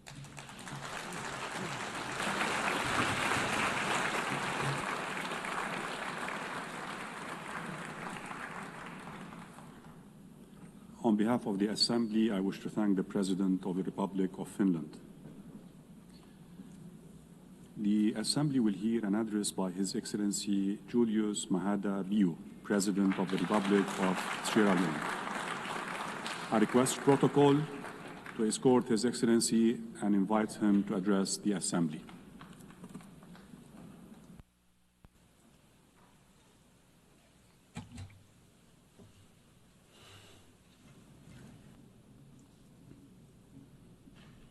President of the General Assembly, the Secretary General, Excellencies, distinguished ladies and gentlemen, I congratulate Her Excellency Annalena Baerbock on her election as President of the General Assembly to lead this historic 80th session of the General Assembly. I thank her predecessor, His Excellency Philemon Yang, for his distinguished leadership during the 79th session. I commend the Secretary General, Antonio Guterres, for his steadfast commitment to the ideas of the United Nations during these increasingly turbulent times. Madam President, it's both an honor and a solemn responsibility to address this Assembly on the 80th anniversary of the United Nations. This Assembly is not just ceremonial. It is a call for the world's conscience to act with unity, determination, and vision. Our theme, Better Together, 80 years and more for peace, development, and human rights, both celebrates and summons. It reminds us that cooperation delivers progress. It also demands that we reimagine multilateralism so that peace, dignity, and equality are not promises on paper, but realities in the lives of people. This anniversary is not a time for complacency, but for courageous renewal. Today, we face deepening inequalities, climate crises, geopolitical fragmentation, technological disruptions, and entrenched conflict. No nation can meet these challenges alone. We need bold multilateralism and a united nations that is not only reformed, but reinvigorated. The UN must be more than a meeting place. It must be a working place for people, for peace, and for our planet. Madam President, Sierra Leone is a small state that has relied heavily on the United Nations Charter and now helps to uphold it. We speak with independence and conviction because we have lived the cost of its absence. I also serve as chair of ECOWAS Authority of Heads of State and Government and coordinator of the African Union Committee of 10 Heads of State and Government on Security Council Reform, C10. For both myself and the people of Sierra Leone, these roles are not just titles, they are responsibilities. They reflect Sierra Leone's conviction that principled multilateralism is the surest defense of law, equity, and peace. Since 1945, The Charter's promise of sovereign equality, non-aggression, and human dignity have been the bedrock of small states like ours. In 1961, when Sierra Leone first addressed this assembly, our founding Prime Minister, Sir Milton Magai, pledged that our voice would be independent and principled, guided not by bitterness, but by conviction. That pledge remains our compass. We stand for justice and equality. We uphold the rights of all people to self-determination. We speak truth. We speak truth to power and act in defense of humanity and the rule of law. Small states are not inherently small. Our sovereignty is equal and our responsibilities are the same. Leadership is not the loudest voice in the room. It is the clearest voice for justice. Madam President, our current term on the UN Security Council has deepened these convictions. Guided by the Charter, we have championed peace through dialogue, upheld international law, and promoted prevention as the first duty of collective security. We have supported efforts to stabilize Eastern Democratic Republic of Congo, de-escalated tensions in the Middle East, and supported political transition in Lebanon and Syria for peace and stability. We have also seen the Security Council's limits, its paralysis in the face of grave human suffering. Nowhere has this failure been heart-wrenching than in Gaza.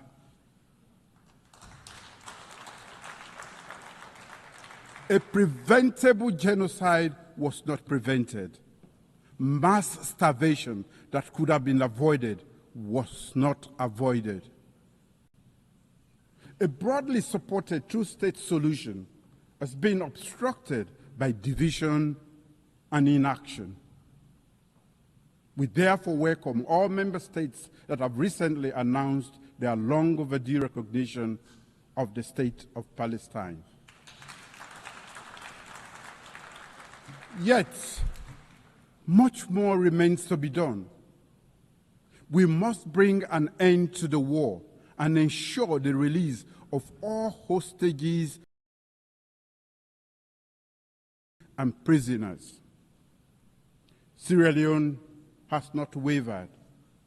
We have spoken with independence, voted with principle, and pressed for urgent action to end atrocities and revive hope. We say again, cease fire now in Gaza. Cease fire now in Sudan. Cease fire now in Ukraine. These are not just slogans. They are calls to conscience, calls to action. In fact, they are echoes of the UN's founding pledge to save succeeding generations from the scourge of war. A veto should never be a verdict against humanity. Madam President, across the world, the UN's authority and legitimacy are being tested. Selective adherence to international law, disregard for Security Council and General Assembly resolutions, deprivation of funding, attacks on peacekeepers and humanitarian workers, disinformation that corrodes trust, and over-reliance on unilateral action.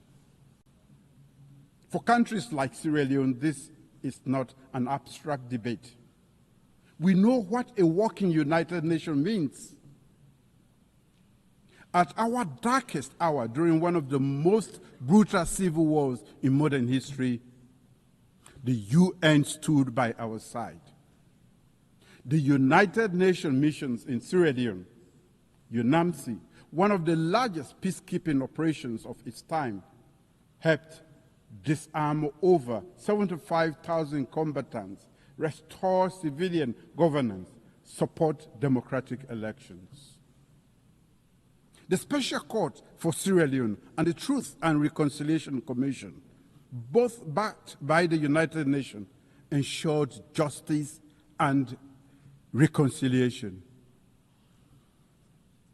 When the United Nations Integrated Peacebuilding Office in Sierra Leone closed in 2014, it signaled something rare in our world: a successful transition from war to peace. We saw blue helmets on our streets. We saw ballot papers returned to citizens' hands. We saw our nation breathe again. When the UN works, lives are saved. When it fails, lives are lost. We must ensure the UN delivers for all.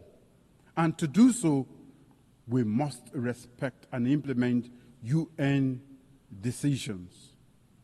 Protect those who serve under the United Nations flag. Invest in prevention and peace building. And reform the Security Council so its authority and legitimacy match today's world. The United Nations cannot protect vulnerable people if it cannot protect its own authority. As a nation, Sierra Leone does its part and contributes troops to peacekeeping missions. We serve as elected Security Council member and offer our experience in peace building to the world. Sierra Leone's story is proof that multilateral solidarity works when it is grounded in trust, mutual respect, and genuine investment in national ownership. Madam President, peace is inseparable from development. In Sierra Leone, our medium-term national development aligned with the SDGs and the African Union's Agenda 2063 prioritizes people-centered growth.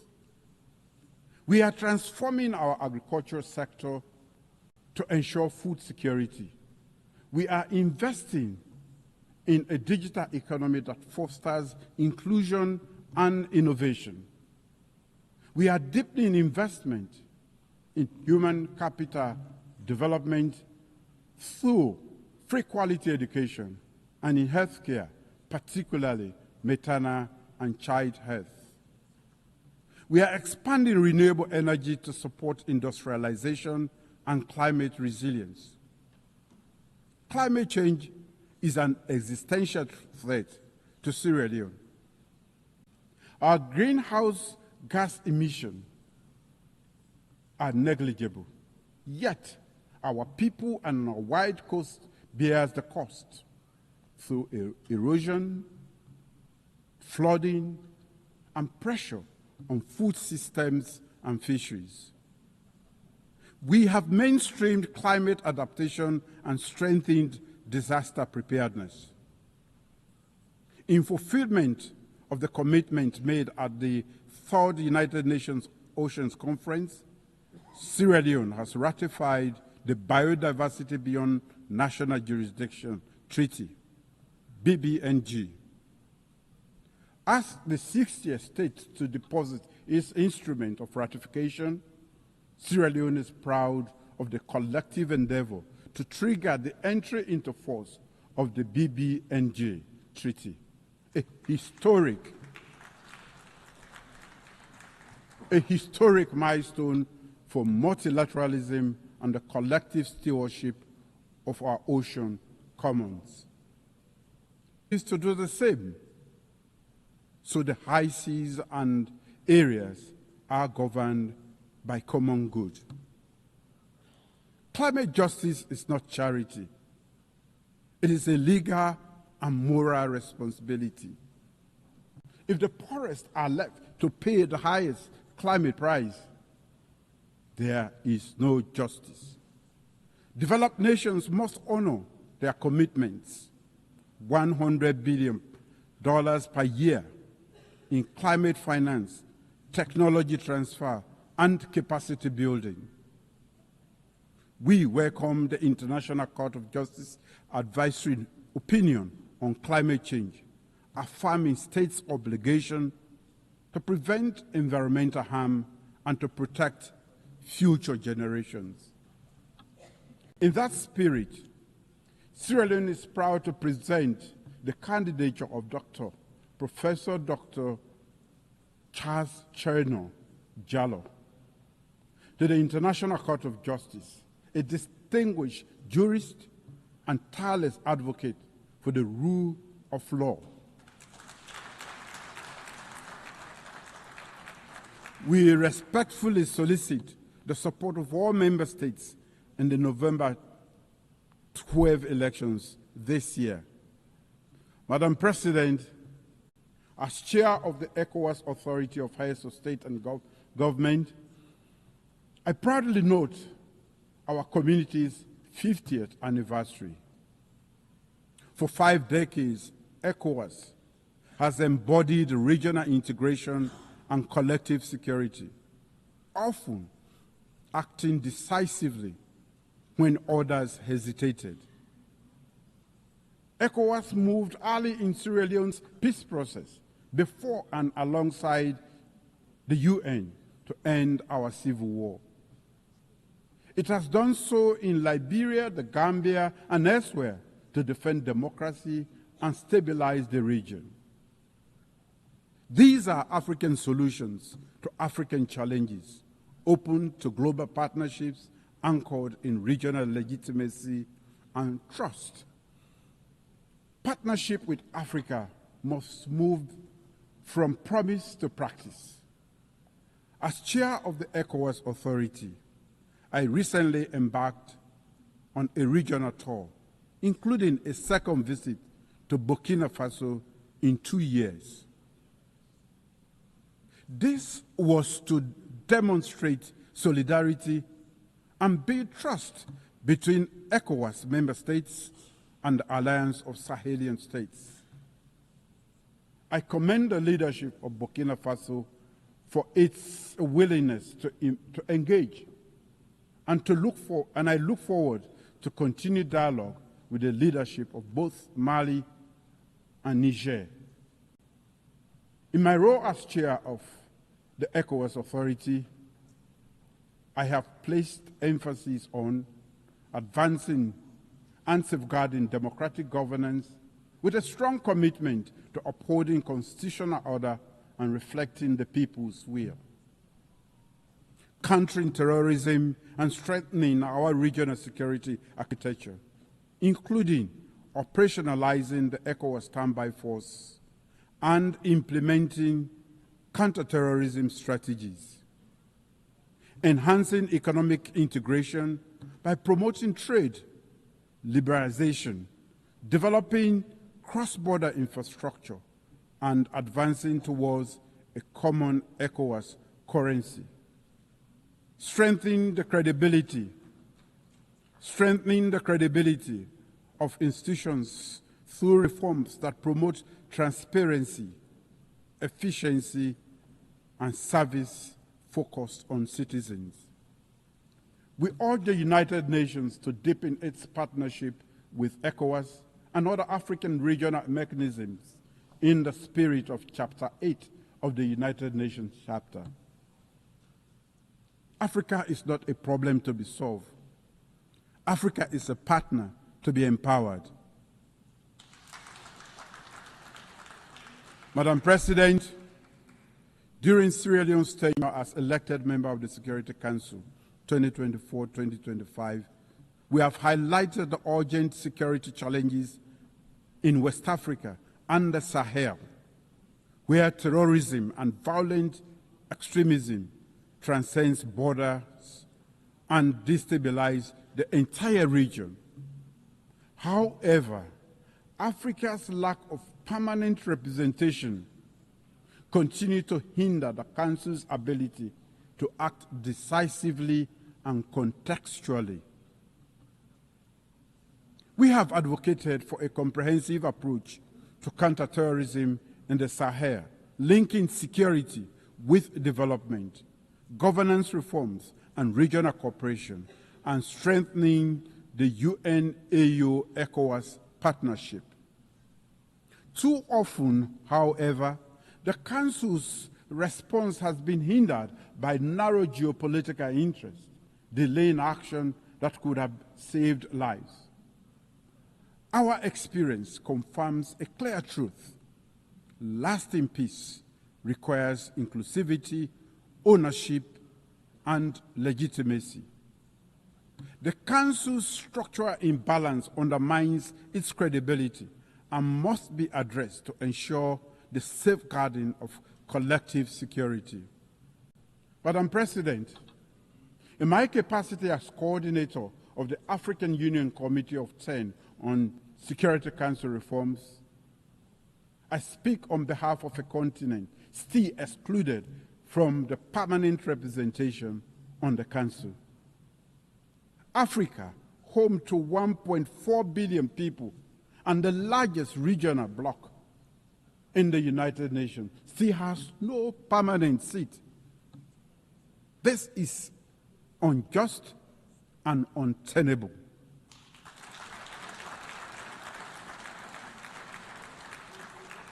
It undermines the credibility of the Council and the legitimacy of its decisions.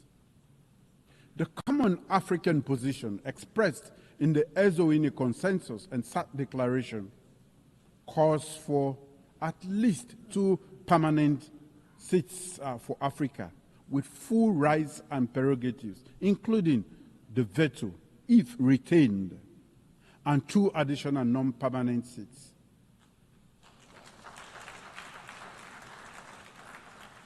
This is not a request. It is a demand for equity.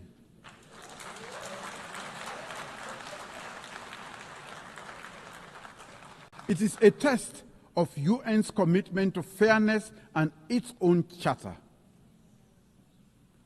During our Security Council presidency in August last year, we gave this issue unprecedented prominence. As we mark the 80th anniversary of the United Nations and the 20th anniversary of the Ezowini Consensus and SAT Declaration, let this be the moment that the international community answers Africa's call. Let us not pass on to the next generation a Security Council reform that fails to reflect the world as it is today. Madam President, the United Nations at 80 must look forward. Sierra Leone stands ready, committed to principled multilateralism, to speaking with independence and conviction, and to working for justice, solidarity, and the dignity of all peoples. Let this anniversary be a turning point, measured not in the many speeches we make here, but service, not in declarations, but in delivery. Let us build a United Nations more representative, more responsive, and more resilient. The world does not need a louder United Nations.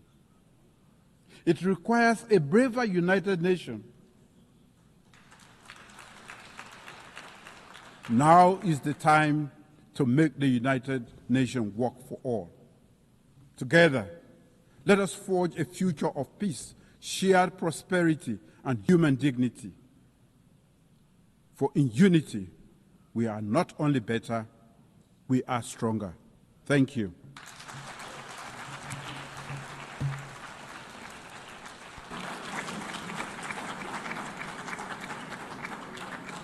On behalf of the Assembly, I wish to thank the President of the Republic of Sierra Leone. We have heard the last speaker in the general debate for this meeting. The next plenary meeting to continue with the general debate will begin at 3:30 p.m. At 3 p.m. The meeting is adjourned.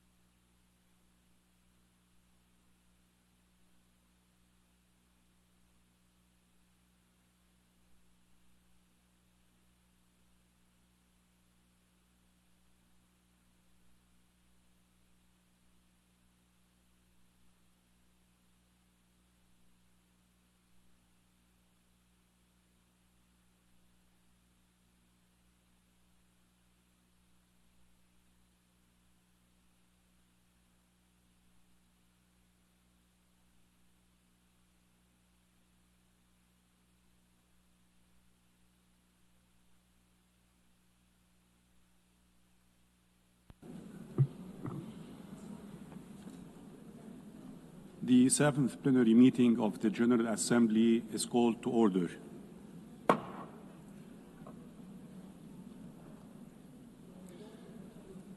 The Assembly will hear an address by His Excellency Luis Rodolfo Abinader Corona, President of the Dominican Republic.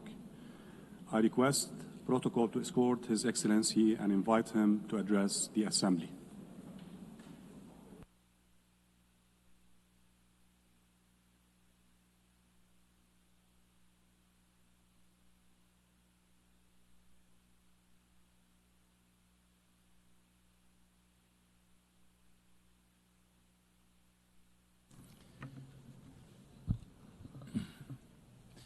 Excelentísima señora. Your Excellency, Madam President Annalena Baerbock, President of the General Assembly, Your Excellency, Secretary General Antonio Guterres, Secretary General of the United Nations, Excellencies, distinguished heads of state and government, honorable heads of delegation, ladies and gentlemen. 80 years ago, this organization was born out of the ashes of war with the staunch resolve to prevent humanity from once again slipping into hatred and barbarity, and with the firm conviction that cooperation and dialogue should govern our coexistence. In the Dominican Republic, we are well aware of our responsibility as a member state of the international community and of the impact that global decisions have upon our societies. We therefore firmly call for a fairer international order in which the development of some does not mean the sacrifice of others. We are living through a time of great international complexity, shaped by a combination of 5 forces that are driving the destiny of our peoples: political polarization, the re-emergence of trade protectionism, the technological revolution, climate change, and geopolitical competition. These global challenges are having very specific consequences for countries such as ours. The recent and persistent wars we've seen have disrupted markets, generating volatility and uncertainty in commodity prices.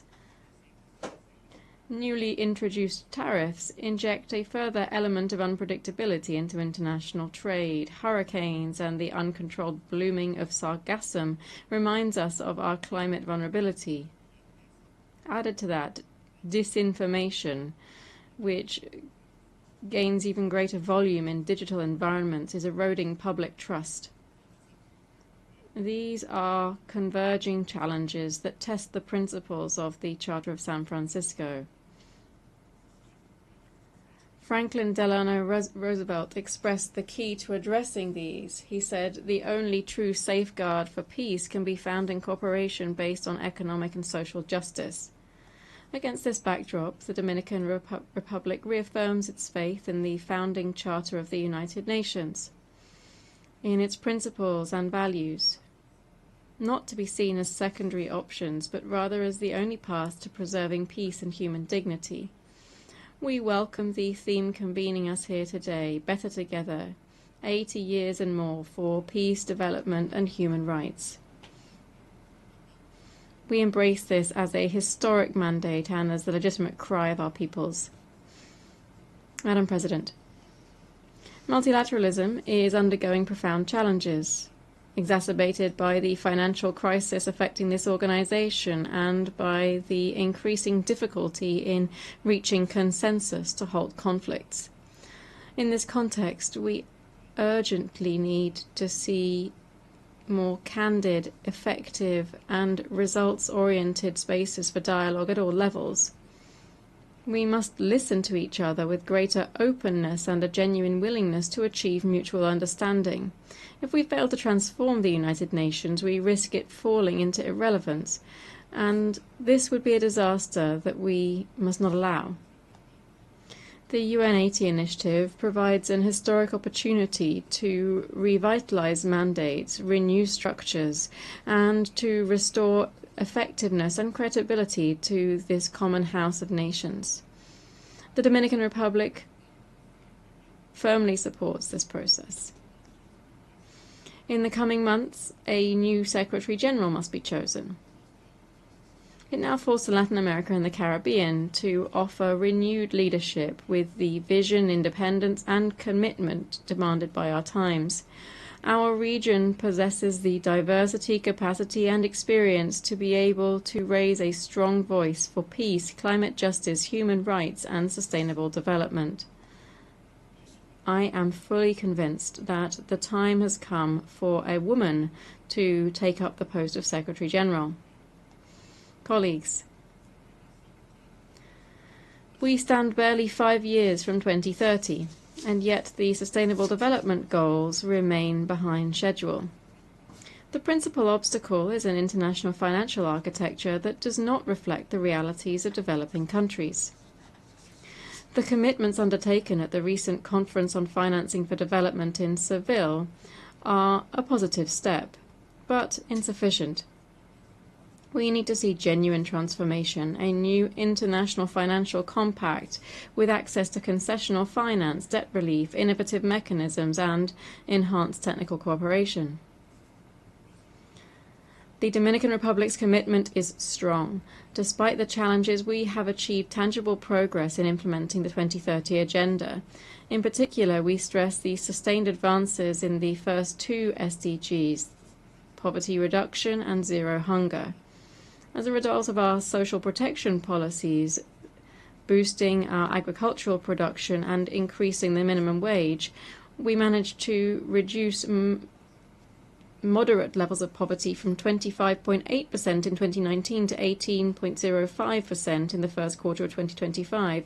At the same time, undernourishment fell from 8.6% in 2018 to 3.6% in 2025. Ladies and gentlemen,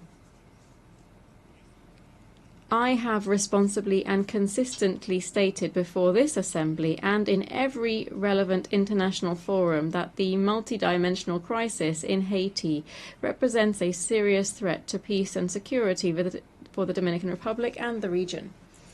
Since 2021, we have clearly stated that the only solution for Haiti is consistent and sustained international action, ensuring minimum conditions of security and opening the way to the broadest democratic and sovereign agreement among Haitians themselves.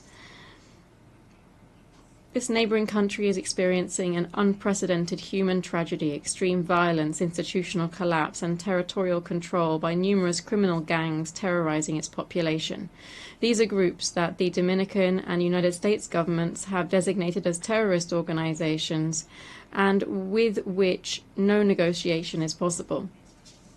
In light of this reality, the Dominican Republic has mounted a sustained diplomatic offensive to achieve an effective international response.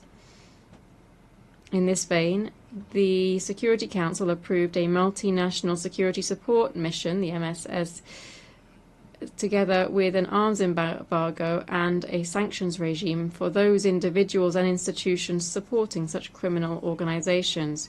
We're grateful for the leadership of Kenya, Jamaica, Belize, the Bahamas, Guatemala, and El Salvador, and for the financial support provided by the United States, Canada, and other countries, which enabled the initial deployment. Yet the mission has still not attained the necessary scale, personnel strength, and adequate financing, and has therefore not yet met its goals. For this reason, we strongly support the draft resolution tabled by Panama and the United States to the Security Council based on the proposal of Secretary General Guterres to transform the MSS into a force capable of imposing order and restoring peace, with a reinforced command structure, clear and measurable goals, and the logistical and operational backing of an office under UN command. This proposal would establish a more robust presence with greater coordination, oversight, and accountability standards in both human rights and operational performance. We issue an urgent appeal to the members of the Security Council, especially the 5 permanent members, to adopt this resolution without delay. We must bear in mind that the MSS's mandate expires on the 2nd of October. We are at a delicate transitional stage that calls for legitimacy for the mission's entire current contingent. The Dominican Republic calls for support for this request. We do so as we stand on the very brink of Haiti's collapse. We also appeal for political, financial, and operational backing from Latin America and the Caribbean for the mission in Haiti. This is a country in our region, one that demands shared responsibility as neighbors. It's important to make clear that the Dominican Republic will continue to protect its territorial integrity and to enforce its national migration regime. No state can be blamed for defending its borders nor for guaranteeing the security of its citizens. We cannot, nor we must not, bear alone the burden of a crisis that exceeds any national capacity. It is neither sustainable nor safe for anyone. Every day of inaction pushes the solution to the crisis further away. We must act now. Friends, for small island developing states, the triple planetary crisis, that is climate change, biodiversity loss, and environmental pollution, is an existential threat. In the Caribbean, this crisis can be specifically seen through the presence of sargassum, a devastating phenomenon affecting our coasts, our public health and livelihoods. We demand solidarity and climate justice, translating into accessible finance, technology transfer and urgent action to protect our oceans. The Dominican Republic is moving towards the ratification of the BBNJ Treaty, convinced that the protection of marine biodiversity is a shared duty. The seas are a source of life. Caring for them means caring for our future. Distinguished delegates, this 80th anniversary should not stand as a ritual of nostalgia, rather a resounding call to renew humanity's covenant with itself. Although we're not facing a world war, the world is hurting on multiple fronts and uncertainty is spreading like a shadow. This is neither the future our predecessors envisioned nor the present that our peoples deserve. The UN cannot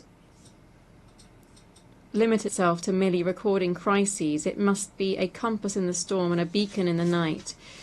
We must ensure that faith in dialogue and consensus, in the power of multilateralism, in human dignity, and in progress that excludes no one, does not fade. Power without justice and progress without equity are nothing more than mirages. The world cannot remain a plan drawn by a handful of architects and inhabited by millions of tenants. A world designed for a few would be a punishment. One designed by and for all would represent a horizon of shared prosperity. The Dominican Republic raises its voice to ensure hope and to summon action. Let peace not be a mere aspiration, but rather a collective decision. That is our cry. That is our dream. That must be our common pact. Thank you very much.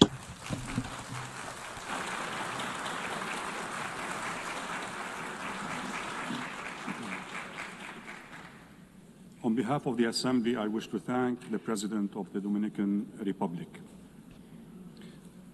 The Assembly will hear an address by His Excellency Anura Kumara Desanayake, Head of State and President of the Democratic Socialist Republic of Sri Lanka.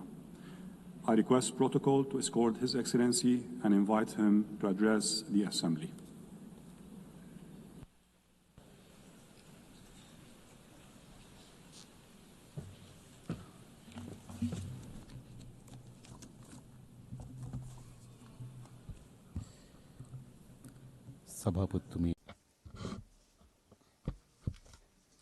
Madam President, Mr. General Secretary, honored invitees and distinguished delegates, allow me, Madam Annalena Baerbock, representing the beautiful country of Germany, to begin my speech by offering my warmest congratulations to you on being elected the President of the 80th session of this organization, formed with the noble aim of bringing about a just and lasting peace among the nations of the world. I would also like to use this opportunity to express my country's appreciation to His Excellency Philemon Yang for the exceptional leadership he provided during the 79th session.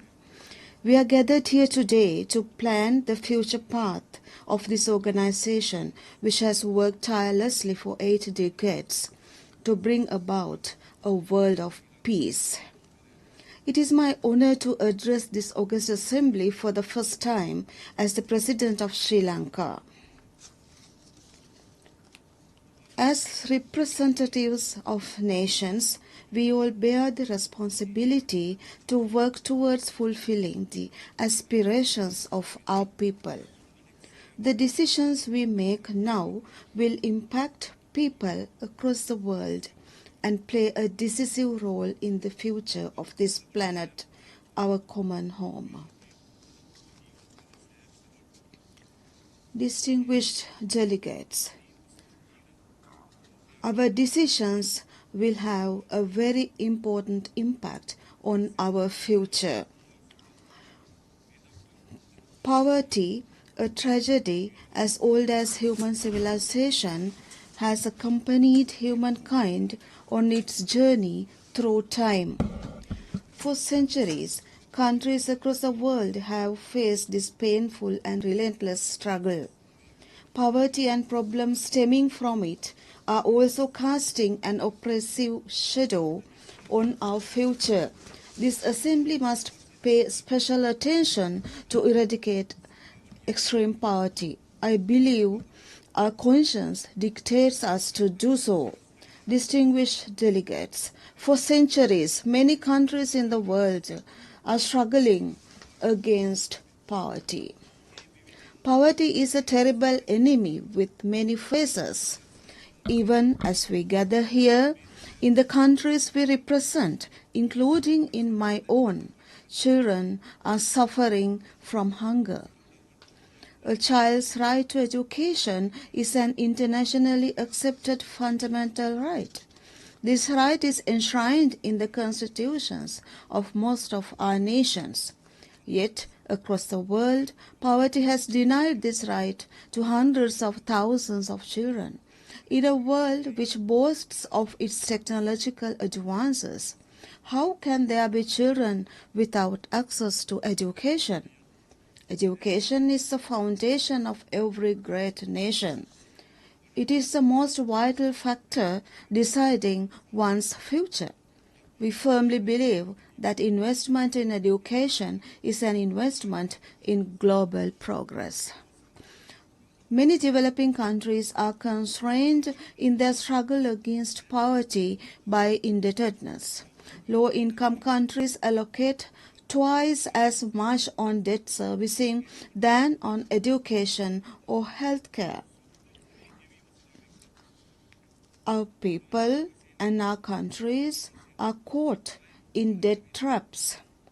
The 2030 Agenda for Sustainable Development pledges to leave no one behind and to reach the last first. The agenda acknowledges the most critical challenge before the world is the challenge to end poverty. I would also like to recall the decisions taken at the Global Summit for Social Development in Copenhagen in 1995. However, wars and political upheavals and the COVID pandemic have obstructed the fulfillment of these hopeful agendas. I propose to you that the time has come for us to accept inequality and poverty are a global catastrophe, and we should act accordingly. Madam President, esteemed guests, drugs and organized crimes linked to drugs have become a serious concern to this world. This has been acknowledged in the World Drug Report 2025 published by the United Nations Office on Drugs and Crime. The drug problem is a complex issue affecting millions of people globally. The market for drugs and the related criminal organizations are creating issues globally. Drug cartels are turning entire states into their hunting grounds.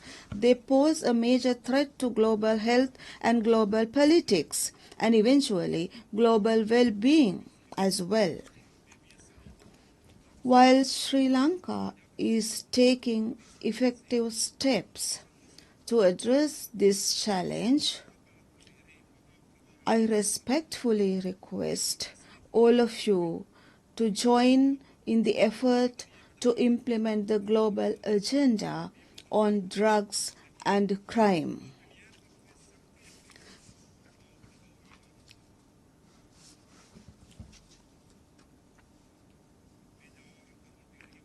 I bring to your notice the need to implement the law strictly against these drug traffickers and prevent drug traffickers from taking refuge in our countries, and also to set up rehabilitation centers for rehabilitation purposes.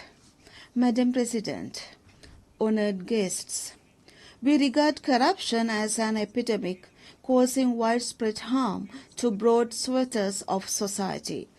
We believe corruption to be an obstruction for development, a decisive threat to democracy and global well-being, and also a cause for poverty.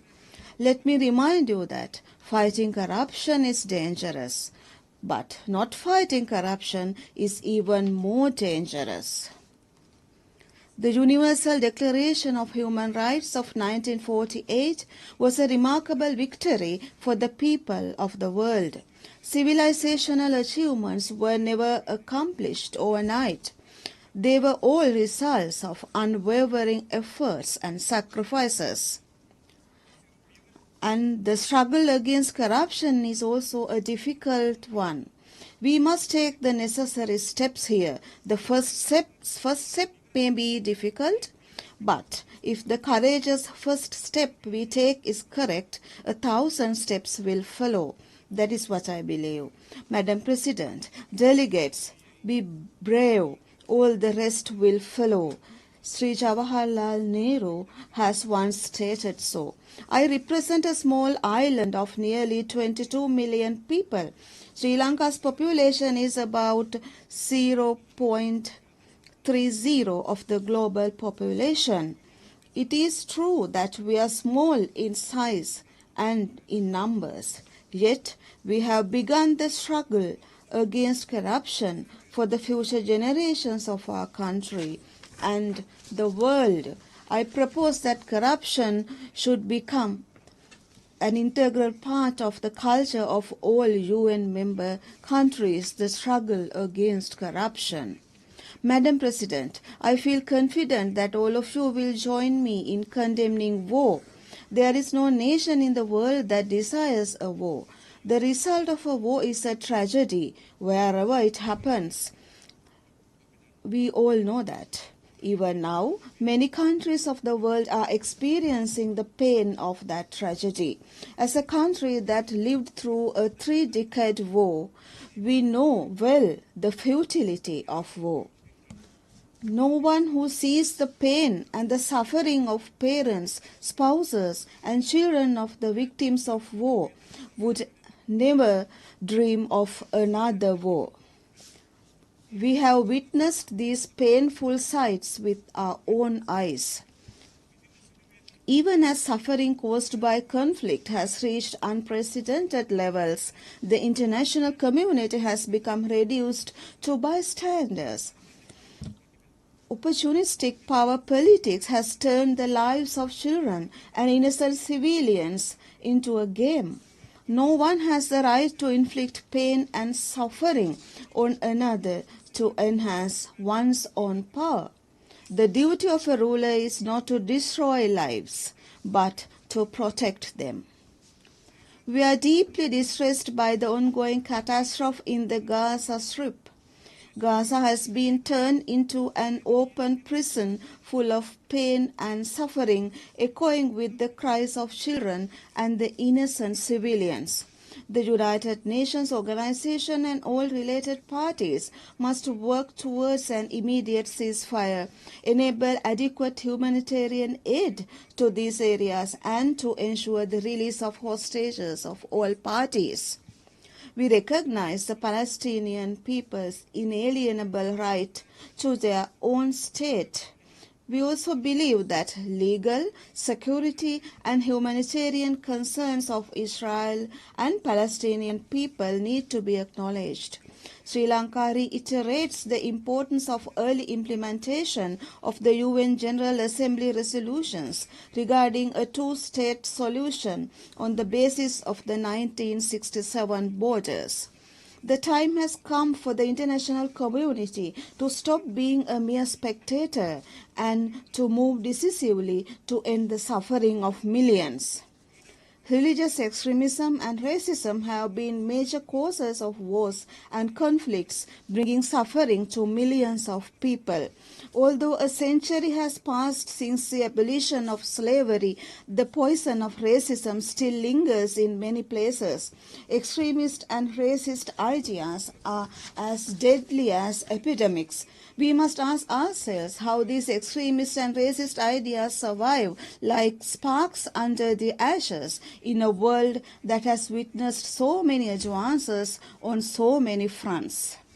I believe that we must awaken our conscience to oppose racism and religious extremism in protection of human rights and freedoms.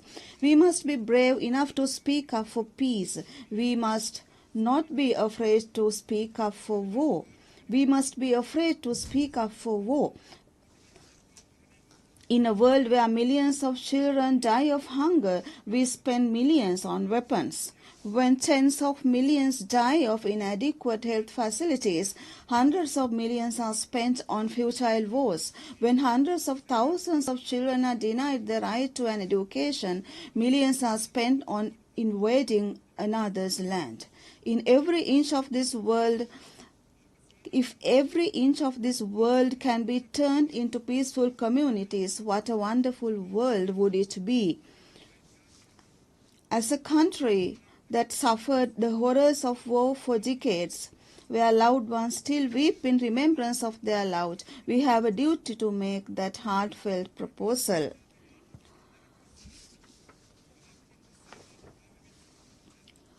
I would like to remind you that at the last election, people of Sri Lanka decided in favor of a centuries-old dream.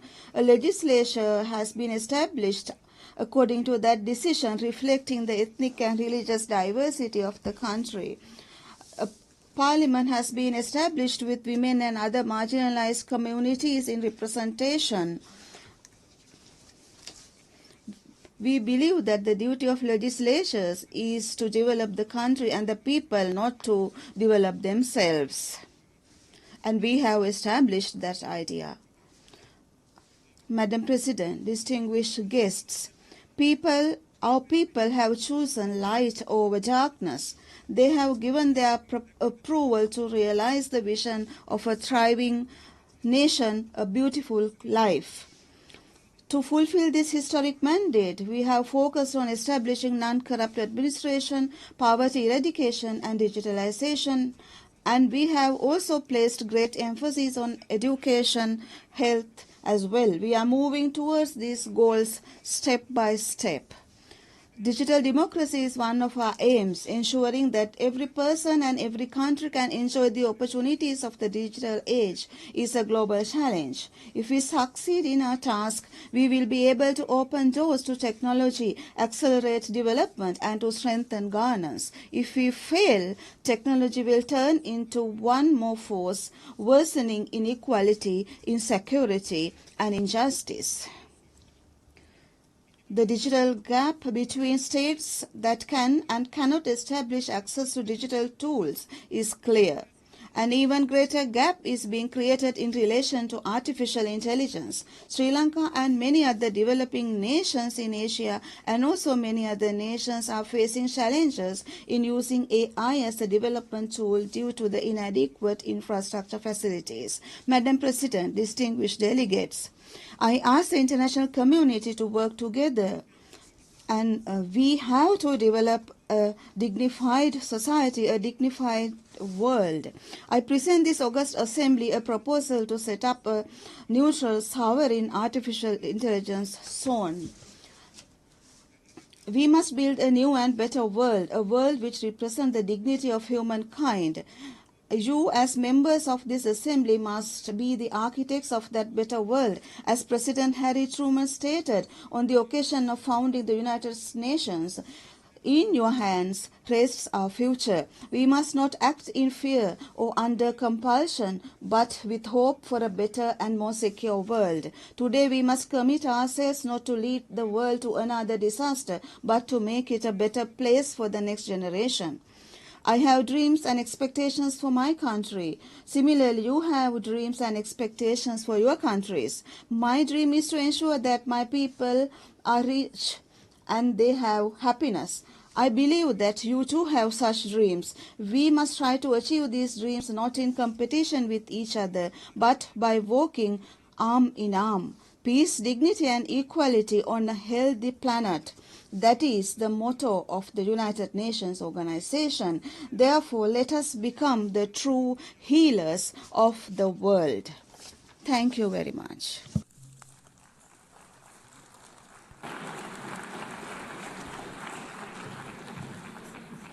On behalf of the Assembly, I wish to thank the Head of State and President of the Democratic Socialist Republic of Sri Lanka. The Assembly will hear an address by His Excellency Cesar Bernardo Arevalo de Leon, President of the Republic of Guatemala. I request protocol to escort His Excellency and invite him to address the Assembly.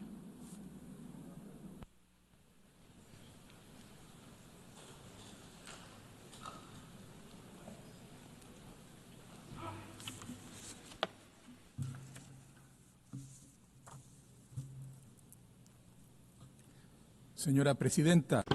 Madam President of the General Assembly, Annalena Baerbock. Mr. Secretary General of the United Nations, Antonio Guterres. Heads of State, distinguished delegates, ladies and gentlemen, a very good afternoon to you. Resilal, Tuktuk Ilal, Ut Sail Cholejil, Chok Reheb Litenamit, Sarau Chichoch, Sa Ishkabaeb, Likaib Chi Tenamit Re Guatemala. Traigo. I bring a message of peace and harmony to the peoples of the world on behalf of the 4 peoples of Guatemala. These words come from the heart of the Americas, from the lands inhabited for centuries by the Quechua people in northern Guatemala. I greet you in the language spoken in the region of Verapaz, that means true peace, a region that could only be incorporated into the Spanish colonial administration through peaceful means after 20 years of dignified resistance. And I present these words to call for the true peace which today seems so distant. In the ancestral calendar of the Mayan peoples, periods of 20 years are called catunes. So in 2025 we can say that 4 catunes will have passed since the United Nations was founded.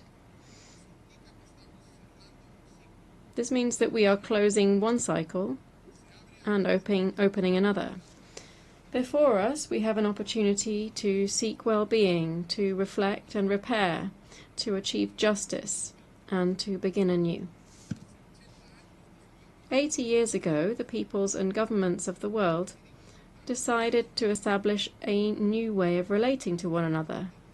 Out of the ruins of a war that shook humanity's deepest convictions in every corner of the planet, emerged the certainty that dialogue and cooperation would be central tools in building a new world,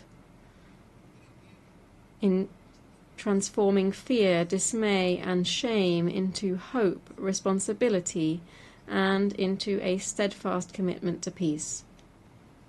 Today, The shadows of war are once again visible on the horizon, and military abuses committed against vulnerable communities affront humanity as a whole. The current crisis is a harsh reminder that we have not done enough to achieve the ideal of a world in which the life and dignity of all persons are respected without question. We must recall the transformative momentum that we saw in 1945 and the courage of those leaders who dared to believe that a world of peace, justice, solidarity, and harmony was possible, and who began to work to build that. Our predecessors imagined, constructed, and bequeathed to us a permanent forum for dialogue and mutual understanding, grounded in the belief that the destiny of each nation is also the destiny of humanity. A forum where the voices of all countries would be heard, regardless of the size of their territory, economy, or army. A multilateral forum guided by the principle of sovereign equality in the pursuit of peace and committed to preventing the repetition of past suffering and ensuring the full enjoyment of human rights. This organization was built upon the principle that no single nation can guarantee world security alone. We should by now have learned that unchecked power can tear irreparable holes in the fabric of humanity. We should have learned by now that advances in science and technology can produce unimaginable catastrophes if left in the hands of unchecked power. We should have learned by now that any international mechanism must include strong, binding, and enforceable agreements in order to be effective. Ladies and gentlemen, just how much has the world changed since 1945? This organization has contributed significantly to decolonization processes and to the ending and stabilization of armed conflicts across the globe, including in my country, Guatemala. The various UN bodies have actively sought well-being in all corners of the earth, achieving major advances through cooperation and mutual support in areas such as public health, environmental protection, the fight against poverty, and the promotion of gender equality. Guatemala saw firsthand the watershed represented by the founding of the UN in terms of how it established universal multilateral diplomacy as a way of addressing conflict. Our country attended the San Francisco conference with the drive and transformative enthusiasm of the democratic revolution of the 20th of October 1944. This was a revolution that today remains a fundamental touchstone for continental aspirations of sovereignty, dignity, and genuine independence. However, from 1960 onwards, Guatemalans endured one of the longest and bloodiest internal wars in our continent. This war claimed the lives of hundreds of thousands of people, entailed countless human rights violations, and opened a deep wound in the collective soul of Guatemalan society. That long chapter of intolerance and political violence came to an end in 1996. Since then, our governments have adopted the peace accords to ensure the full effect of human rights and the non-recurrence of the horrors that we've left behind. The support of the United Nations Verification Mission in Guatemala was decisive in giving the country's diverse sectors the certainty that peace was possible. But this is a struggle that never lets up and that continues to pose important challenges for our society. Guatemala's democracy was supported by the United Nations and other multilateral bodies such as the Organization of American States. In recent decades, we have received support to strengthen our judicial institutions and to combat corruption and impunity.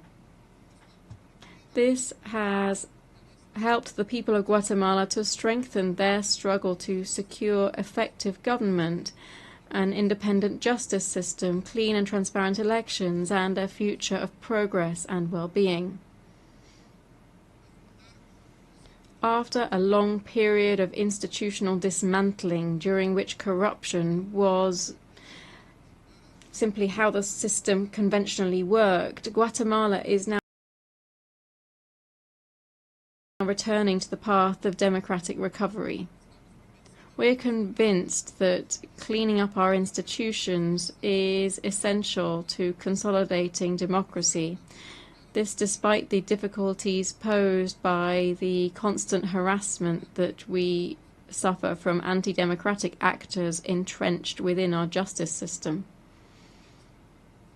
In a hostile context, we have acted to combat corruption and impunity and to promote transparency and accountability. My administration defends, promotes, and protects human rights and does so firmly. We remain committed to safeguarding the freedoms enshrined in the Universal Declaration of Human Rights. After more than 7 years, we have reopened our doors to the monitoring mechanisms of the United Nations Human Rights Protection System. We have received 7 official visits, including that of the UN High Commissioner for Human Rights, the visit of the Special Rapporteur on the independence of judges and lawyers, and of the Special Rapporteur on adequate housing. However, the results that we've achieved so far are not enough. The process of change that we're undergoing requires improving how we take collective decisions.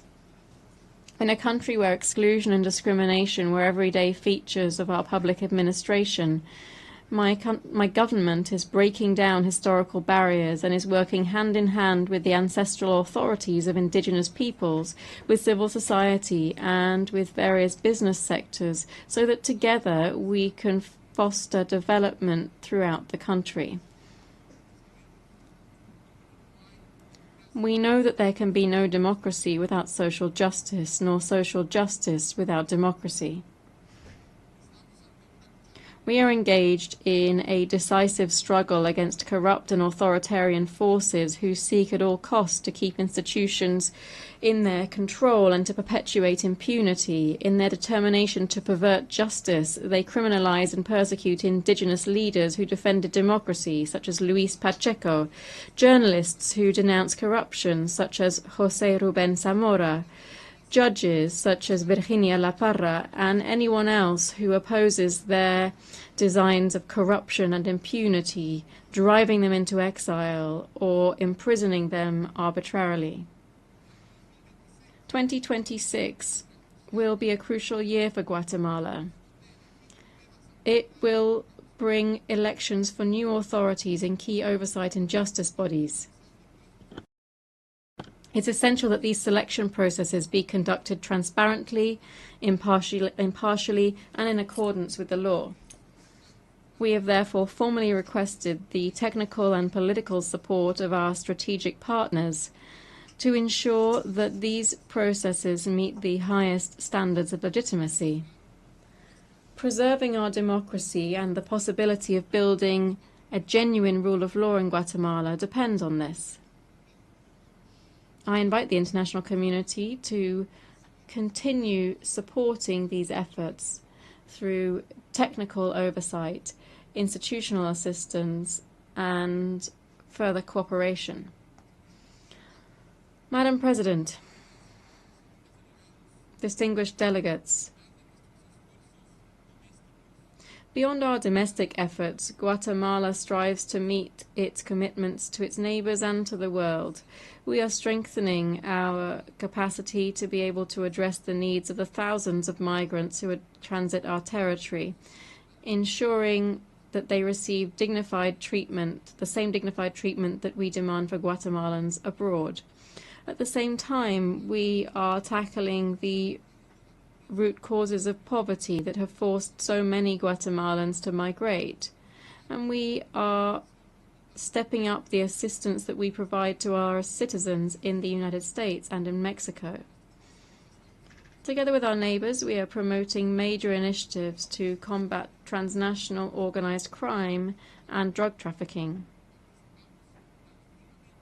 We participate actively in 7 peacekeeping missions and contribute 150 personnel to the multinational security support mission in Haiti. We support the Secretary General's proposal to transform that mission into a hybrid mission backed by the organization and financed from the assessed peacekeeping contributions. We reaffirm our support for Haiti and its efforts to achieve stability with the backing of the international community. Distinguished delegates, climate change is the greatest existential threat facing humanity. It can only be addressed through joint action by the peoples and governments of the world. One example of this is the collaboration that we've established with our neighbors in Mexico and Belize to protect the biocultural corridor of the Great Maya Forest, which is one of the continent's main lungs. Although Guatemala is responsible for only a tiny fraction of global emissions, we are one of the countries that is most vulnerable to their effects. That's why we have reactivated and strengthened our National Climate Change Council. This is tasked with reviewing national plans, strategies, and targets that contribute to the quest for common solutions. Guatemala recognizes that many countries need effective access to climate finance, to technology transfer, and capacity building. We therefore urge all states to honor their climate finance pledges and to accelerate the implementation of the Paris Agreement. By cooperating with our neighbors to protect migrants, by taking the measures necessary to restore our environment, by participating actively in peacekeeping operations, by offering our experience and our knowledge where they're needed, this is how Guatemala participates in this great mosaic of the United Nations. Madam President, the forthcoming judgment of the International Court of Justice will bring an end to the territorial, insular, and maritime dispute with our neighbor Belize. The written phase has now been concluded and the oral hearings are scheduled for next year.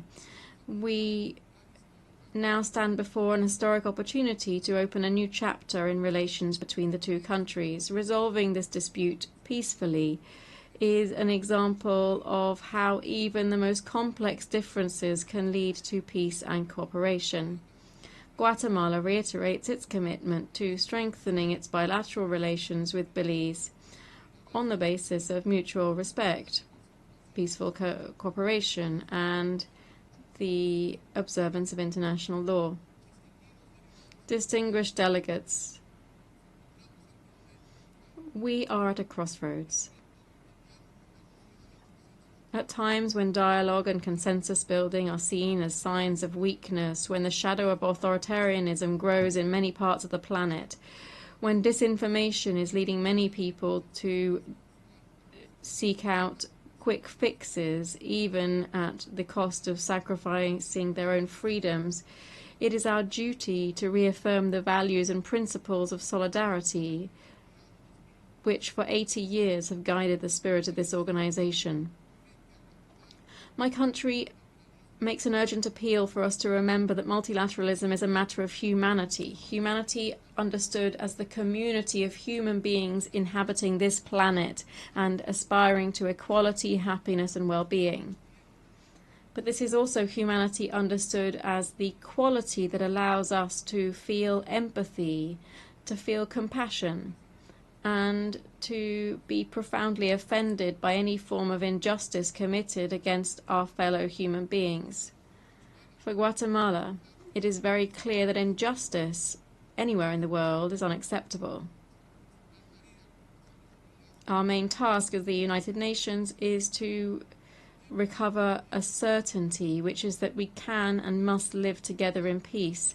The universal aspiration for a world without war and the desire for sustainable peace mean ensuring legitimate, open and plural processes to make decision-making more effective. This quest for legitimacy must not become an obstacle or an excuse for delaying necessary action.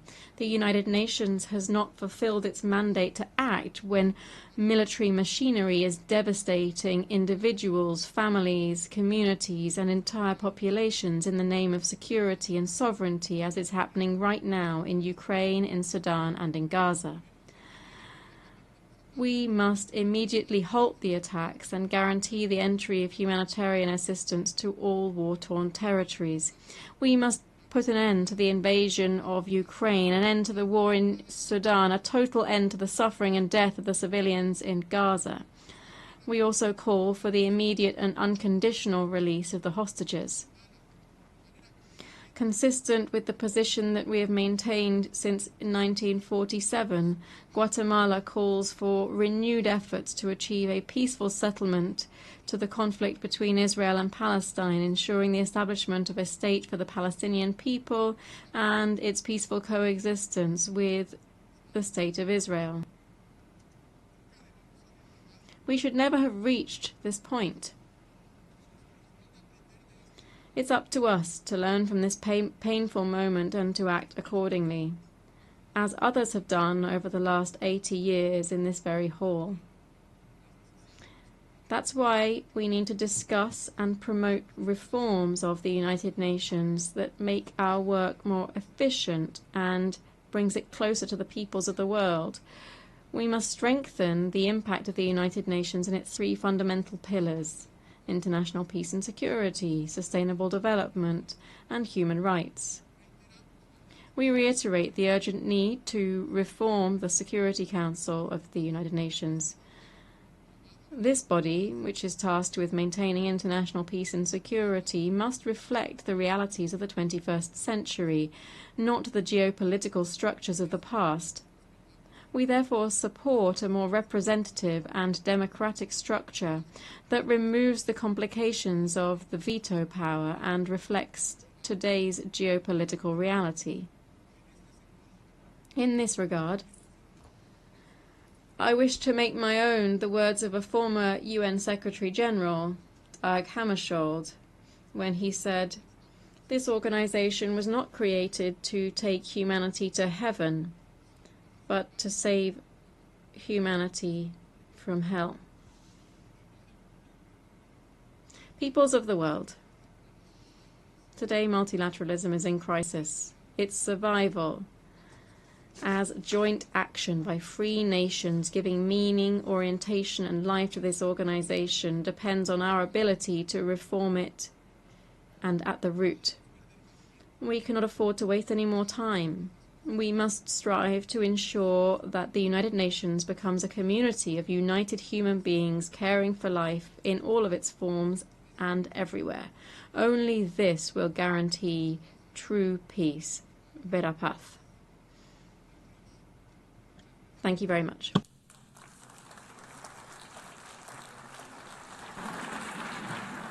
On behalf of the General Assembly, I wish to thank President of Guatemala.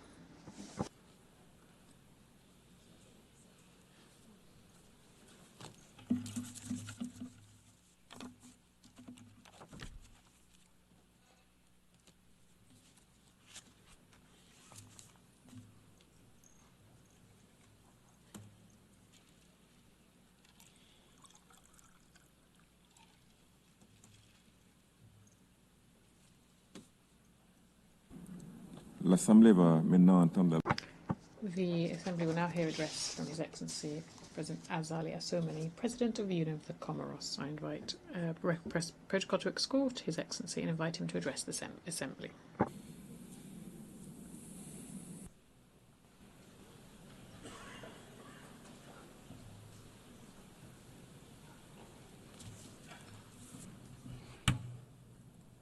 Bismillahirrahmanirrahim. Excellence, President of the General Assembly, Excellencies, Secretary General of the United Nations, Your Majesties, Royal Highnesses, Heads of State and Government, Heads of Delegation, distinguished guests. Allow me first of all, on behalf of the Comorian delegation, to address our warmest thanks to the American authorities for the hearty welcome and the excellent organisation of the 80th session of our Assembly. I would also wish to congratulate Her Excellency Madame Annalena Baerbock on her election to preside over this session of our Assembly, and wish her every success in this noble mission, and also at the same time pay tribute to His Excellency Mr. Philemon Yang, and note the wisdom and rigour with which he led the work of the previous session of the General Assembly. Finally, I wish to commend the enlightened leadership of His Excellency Mr. Antonio Guterres, United Nations Secretary General, whose tireless commitment to peace and development accurately embodies the ideologies enshrined in our Charter at a time when the international order is unfortunately facing severe turbulence. President, the theme of this 80th session, Better Together, 80 years and more for peace, development and human rights, is as urgent and relevant as ever in the current global context. 10 years ago, in this very room, we set the ambition to build a better world by 2030.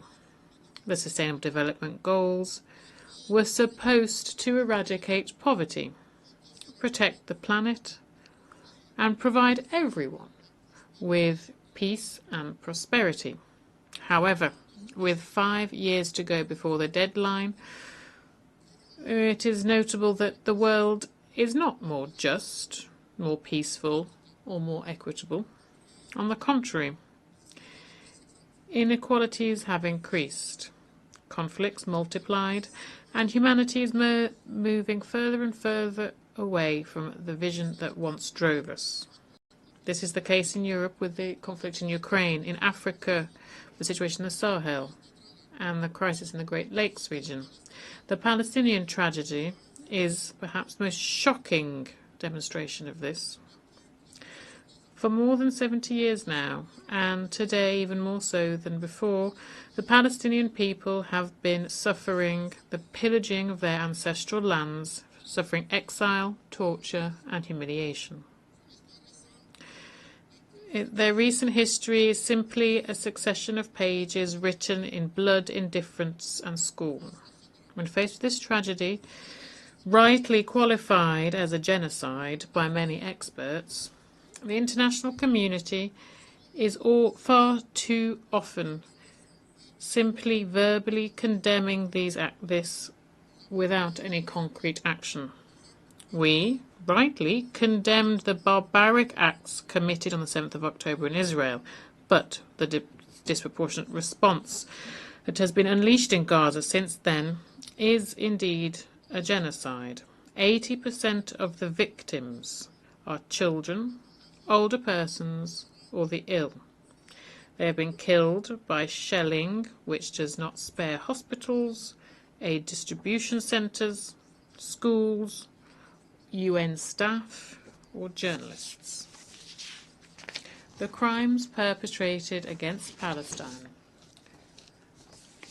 stem from an untenable contradiction. Indeed, how can a government elected by a people who were victim of the Holocaust, how can they commit a genocide before the very eyes of the entire world and inflict similar trauma on others today?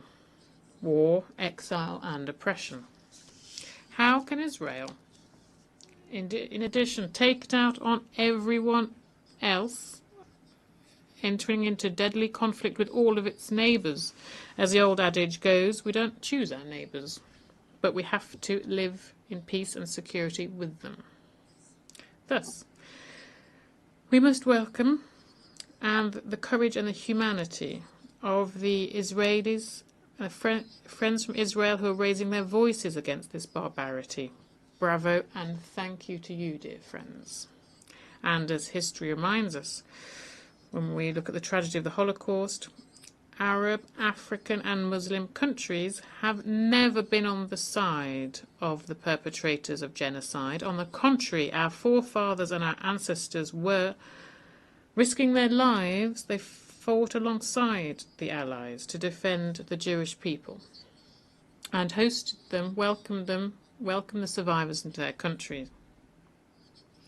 President of the Union of the Comoros, loyal as it is to its principles and respecting international law, reaffirms its tireless support to the two-state solution, living side by side, with East Jerusalem as the capital of the State of Palestine, which is the only solution for peace and security for Israel and for the entire Near and Middle East region.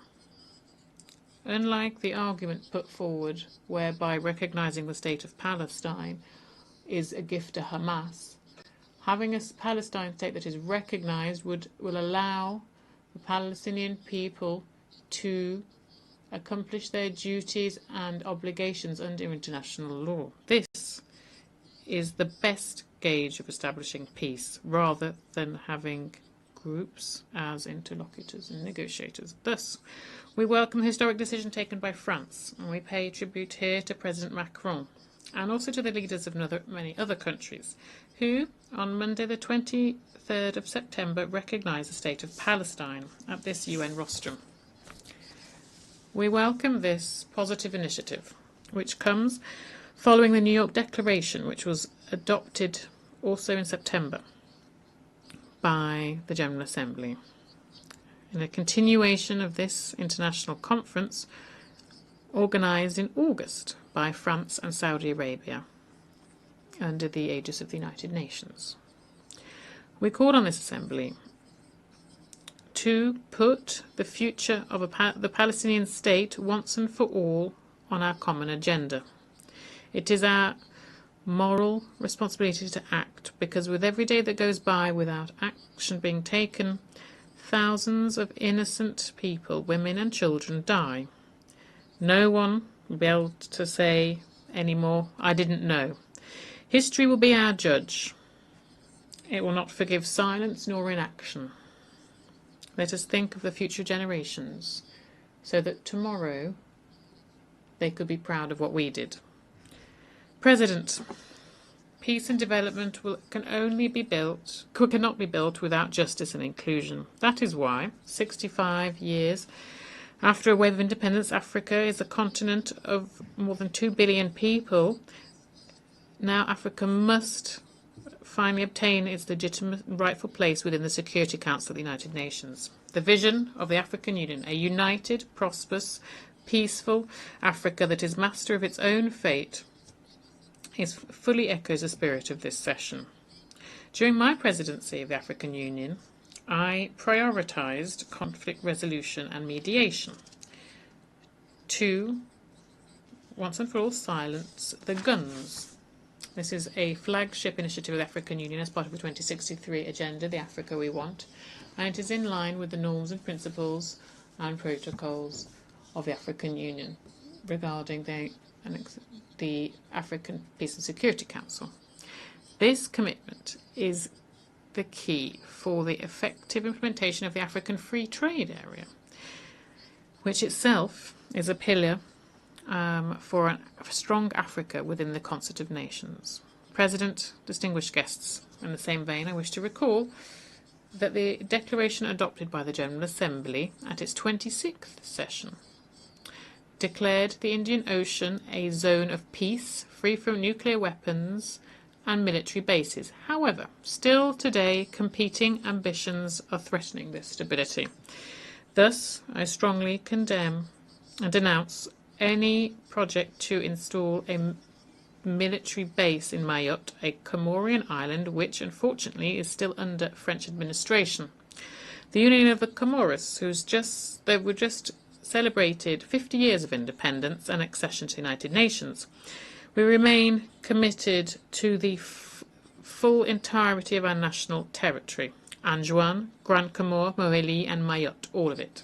I wish to reiterate the gratitude of the people and the government of the Comoros to all of those who, as we mark this half-century anniversary, have congratulated us and sent their best wishes. In this context, from this rostrum, I cannot also ignore the question of Mayotte, a Comorian island which is still under French occupation, despite clear and repeated resolutions of the UN, of the African Union, and from other bodies too.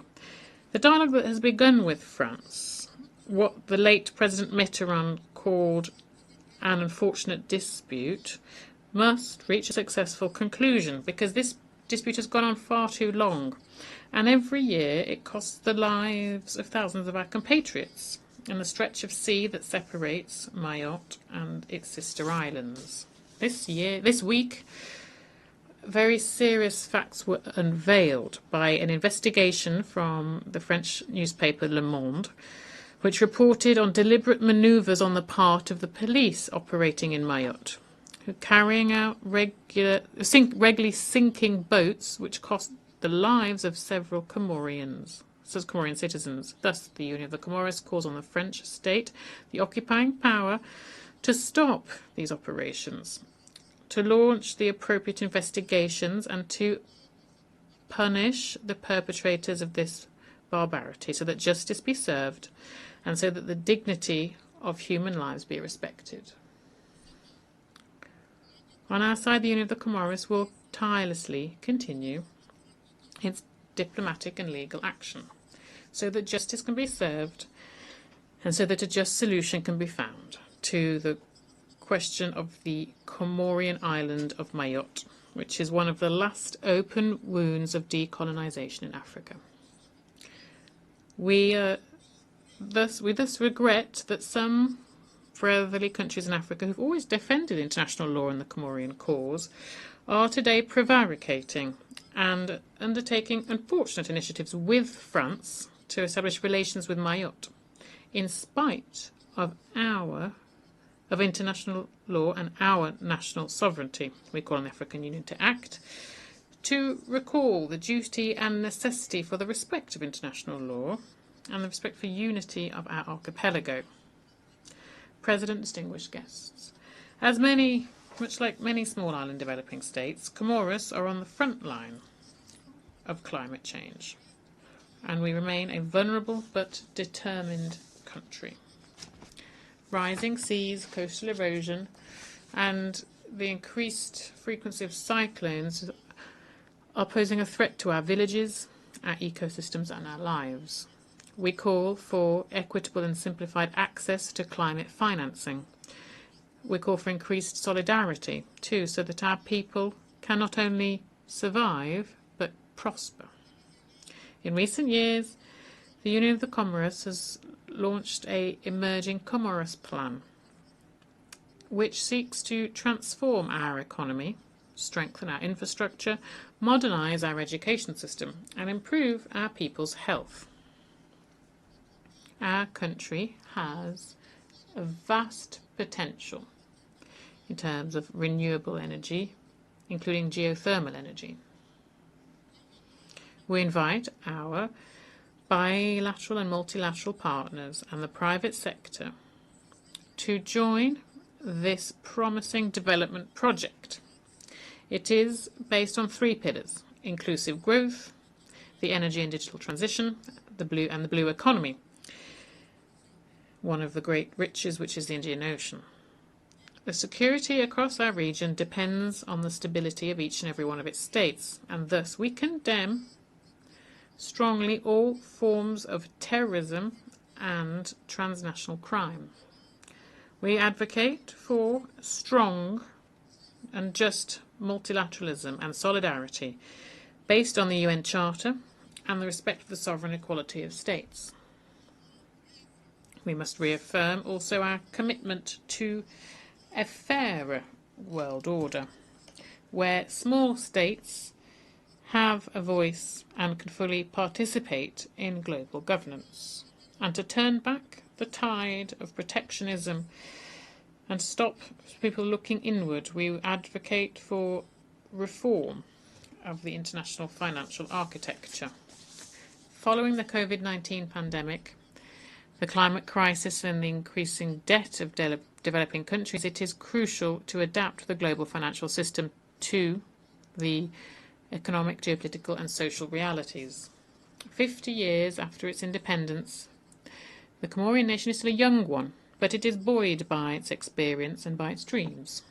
The Comorian people is proud of its history and confident in its future, and they remain committed to this assembly, which embodies our common aspirations for peace, justice and development, which must be consistently consolidated. I therefore solemnly appeal to the international community and our development partners to support our efforts so that we can have a world that really is for peace, development and human rights. Thank you for your kind attention. Au nom de l'Assemblée, On behalf of the Assembly, I wish to thank the President of the Union of the Comoros. The Assembly will now hear an address by Her Excellency Ms. Netumbo Nandi-Ndaitwah, President of the Republic of Namibia.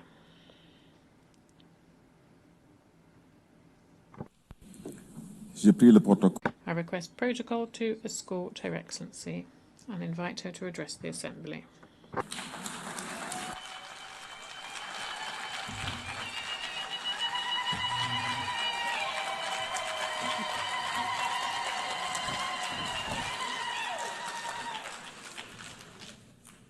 Thank you, Madam President. When the founders of the UN convened 8 years ago, they did so to establish an organization, among others, to save succeeding generations from the scourge of war, to reaffirm faith in fundamental human rights, dignity of human person, and equal rights of men and women, and of nations, large and small, and to lay the groundwork for a durable system that promotes justice and respect for the obligations arising from treaties and international laws. While over the following decades, we have become closer to the brink of war, the United Nations has stood the test of time, from decolonization to promoting the right to self-determination, from conflict prevention and securing peace to the provision of humanitarian assistance. The UN has continued to fulfill its founding mandate under very difficult circumstances. Therefore, the international community must honor the brave men and women who, under the blue flag, have been at the forefront in the securing of world peace. Namibia's journey to independence is one of the UN's most successful stories. It was through this very organization that our forebears tirelessly petitioned for the end of apartheid, colonial rule in Namibia, for freedom and independence of our country. At this point, I want to thank the UN family for having held a special session in remembrance of our founding president, Comrade Sam Safishuna Nujoma, when he passed on. Madam President, my personal journey with the United Nations begins in 1974, where I have had the privilege to serve my country and Africa in various capacities within the halls of this distinguished global organ. Today, I am deeply honored and humbled to stand before you as the 5th President of the Republic of Namibia with a mandate to deliver services and to ensure justice of all inhabitants of our country. As a woman, I encourage every girl and woman by affirming that your voice matters. Your vision is needed, as it will pave you a way to the helm of whatever institution you are serving. Madam President, Namibia's 8th administration is built on the strong foundation and legacy of our predecessors.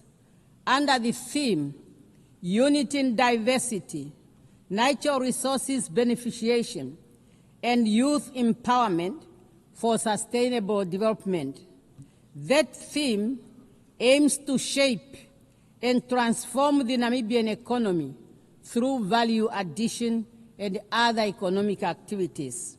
Hence, we have identified agriculture, sports, youth empowerment, education and training, creative industry, health services, land and housing as critical sectors supported by mining, energy, water, tourism, infrastructure development, transport, logistics, to sustain our economic development through our long-term development blueprint, Vision 2030.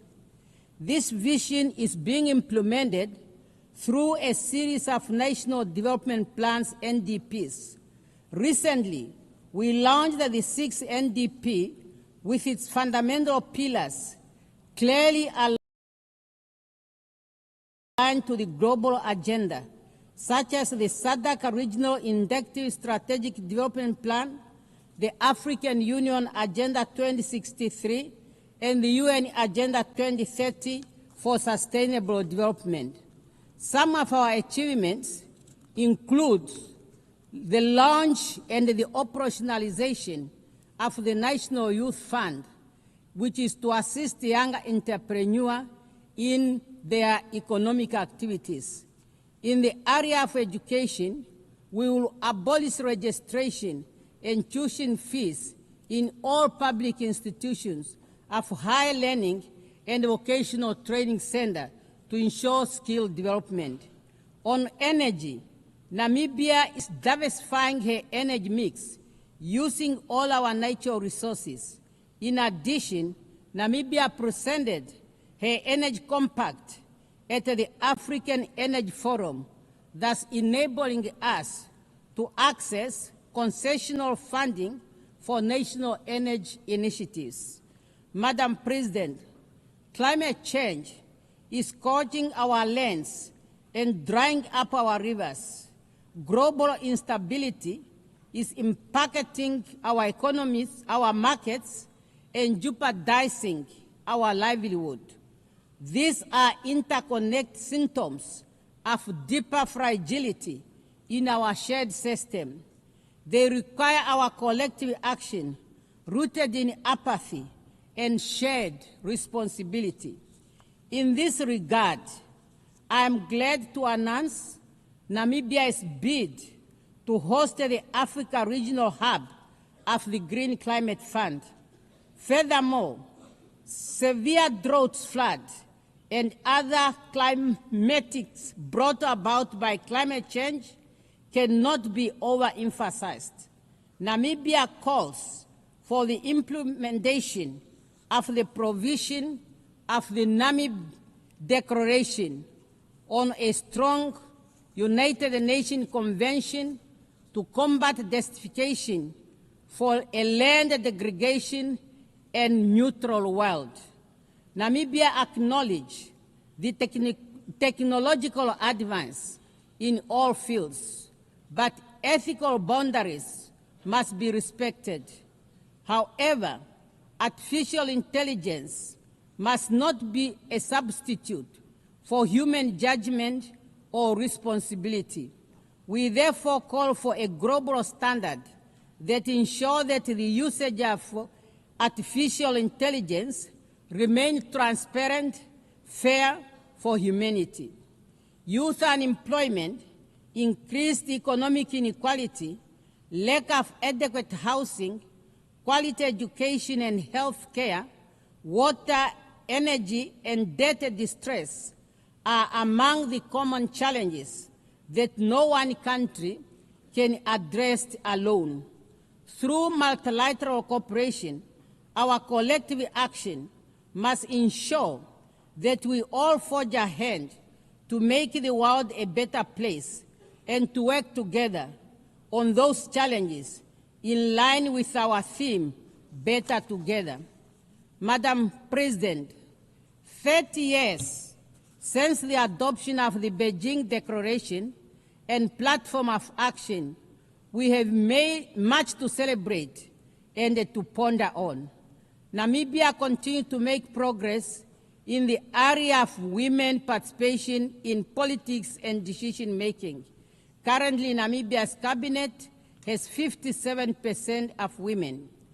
As we gear up to commemorate the 25th anniversary of the adoption of the UN Security Council Resolution 1325 on women, peace and security, adopted during Namibia's presidency of the UN Security Council, Namibia will host 2 high-level events in Windhoek and New York. I look forward to the participation of all member states in those events to collectively reaffirm commitment to women, peace and security agenda. And through the Namibia International Women Peace Center, we will continue to advocate for the universal implementation of the Women, Peace and Security agenda. Madam President, we note the ongoing efforts of the UN to ensure that we remain fit for purpose, including the UN 8 initiative. We need an agile United Nations that is inclusive. Respect of the UN Charter and its purpose and principles must be our guiding star for our future endeavors. Madam President, we are meeting against a backdrop of profound global tension. The world is fractured by conflict, displacement, and economic instabilities straining multilateral cooperation and a serious issue for us to reach consensus. A global liquidity crisis threatens to plunge millions of people into poverty and insecurity. For Namibia, those crises are real. They impact our communities, test the resilience of our ecosystem, thus need urgent attention. In this context, the Southern Africa Development Community is committed to promoting peace, security, and stability in the Eastern DRC. Namibia welcomes the ongoing efforts by the AU, SADC, and AC to align the Rwanda and Nairobi peace process and encourage the continued strengthening of political and security aspects of the challenges faced in our region. We further call upon UN Security Council and Good Office of the UN Secretary General to strengthen negotiation and peacekeeping initiatives towards resolutions of all conflict, including those in different parts of Africa. The impasse in the UN security over the question of Western Sahara is an injustice. More than 34 years after the adoption of the Resolution 690 of 1991, the time for the holding of the UN referendum on the right to self-determination for the people of Western Sahara is now. This year marks the 20th anniversary of the Ezuwine Consensus and the Third Declaration, which jointly constitute the common African position on the reform of the UN Security Council, we acknowledge the support from all interested groups for the common African position, which culminated in the recognition of Africa as a priority and a special case in the reform process, as reflected in the outcome documents of relevant United Nations process, including the pact for the future. We can no longer delay the urgent call to redress the historical injustice to Africa and address our call for equitable and balanced representation on the Security Council. Madam President, the Charter of the United Nations has laid the foundation for conditions necessary for peaceful coexistence and harmony among nations. Therefore, unilateral cohesive measures should not be used as a tool to undermine sovereign state, for this violates the Charter and the principle of the United Nations. In this regard, we call for an end to the continued illegal economic, financial, and commercial embargo imposed on the friendly people of Cuba and removing her from the list of states sponsoring terrorism. We call for an end to the illegal sanctions on Zimbabwe. We are also gravely concerned about the emerging threats against Venezuela and call for the removal of sanctions and the threats against that country. Madam President, the UN Commission of Inquiry on the occupied Palestine territory, including Israel, Eastern Jerusalem, has just released its findings that indeed a genocide is being committed against the Palestinian people. Despite the clear provision of the Security Council and General Assembly resolutions and advisory opinion rendered by the international community of justice, the humanitarian situation in Gaza is worsening, and access to humanitarian aid is severely limited. A failure to address the crisis in Gaza could become the moral failure that defines this era. We call on the UN Security Council to find consensus and help put an end to the lasting conflict between Israel and Palestine. Madam President, I call for a meaningful reform of the United Nations as a call for the meaningful reform of the United Nations has never been more urgent. This reform necessitated democratizing global governance, amplifying marginalized voices, and ensuring international law is not a tool for convenience, but a shield for most vulnerable. As I conclude, I wish to reaffirm Namibia's commitment to the international obligation and the multilateral order. Respect for international law is not just a legal duty, it's a moral imperative. We must reaffirm our commitment to the principle that unite us, mutual respect, and peaceful resolution of dispute, and solidarity in the face of common challenge. Let us remember that even the smallest nation have a voice. When those voices are heard and heeded, durable peace and justice will prevail. We have an obligation to make this our moment, not to disappear, but renewal. We have the opportunity to restore hope, to build a future defined not only by division, but by unity and preservation of human dignity. I thank you for your kind attention.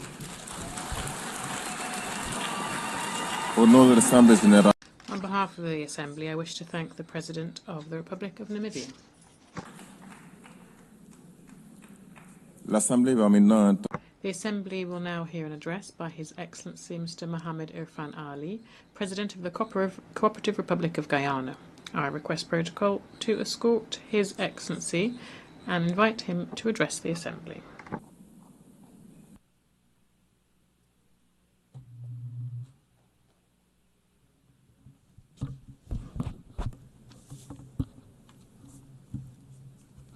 President, Excellencies, distinguished delegates, friends, I extend my heartfelt congratulations to Madam President on her election as President of the 80th session of the United Nations General Assembly.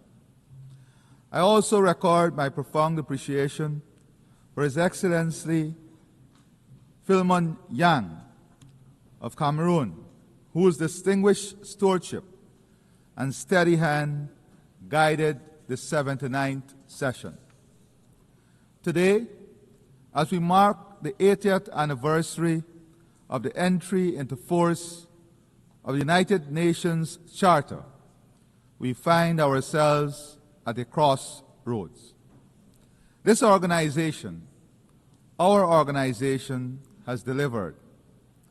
From creating international law, promoting development and human rights, to resolving disputes, providing humanitarian aid, and advancing self-determination and independence. The fact remains, over these 8 decades, we have worked together for the greater good. From 51 member states in 1945 to 193 today, the UN has established itself as the premier organization for multilateralism. In fact, it is difficult to imagine our world without the United Nations. However, as it is with anniversaries, we must reflect honestly and candidly, where are we at 80? Conflicts are raging as geopolitical tensions intensify. Food insecurity is worsening. Displacement is growing. Human rights are being ignored, and climate change is threatening lives and livelihoods. Our sustainable development goals are imperiled by shrinking development and budget support. Spending on peacekeeping budgets is diminishing, and humanitarian costs are soaring. Meanwhile, global military spending in 2024 saw its steepest annual increase since the Cold War. President, the United Nations noble mission to maintain international peace and security will ring hollow if it allows power to triumph over principle and might to override right. In remaining faithful to its charter, the United Nations must ensure that the survival and progress of humanity are not mortgaged to the ambitions of the powerful. The collective will of our membership must be reflected in the institutions and governance structure of the United Nations, including the Security Council. On this note, as we prepare to leave the Security Council at the end of this year, I want to thank our permanent representative and a team from Guyana for their exceptional work at the Security Council and their leadership.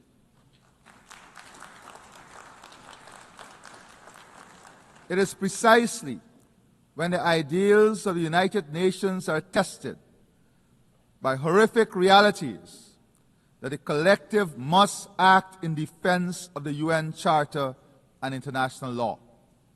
At present, a dark shadow looms over the 80th session of the General Assembly.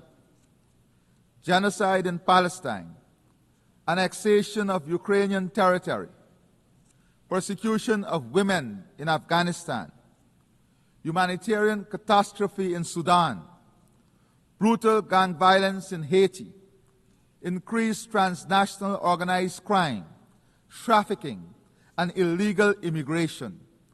All this as new challenges are emerging: cybercrime, cyberterrorism, and the pandemic of misinformation and disinformation, alongside the abuse of social media. President, whilst we reiterate our condemnation of the attacks by Hamas on Israel on October 7, 2023, and again call for the immediate and unconditional release of all hostages, Israel's actions have long shattered any pretense of legitimate self-defense. What we are witnessing is not warfare, but mass extermination, a systematic slaughter and displacement of Palestinian men, women, and children. Those who escape the bombs and bullets are condemned to die slowly, starve of food, water, and hope. This is a war crime. The international community must not remain paralyzed while an entire people is annihilated. Impunity must never triumph over justice. We must take urgent action to halt the genocide, return the hostages, and accelerate our efforts towards the two-state solution. We urge Qatar, Egypt, and the United States to continue their efforts in this regard. Further, the situation in Ukraine remains of utmost concern.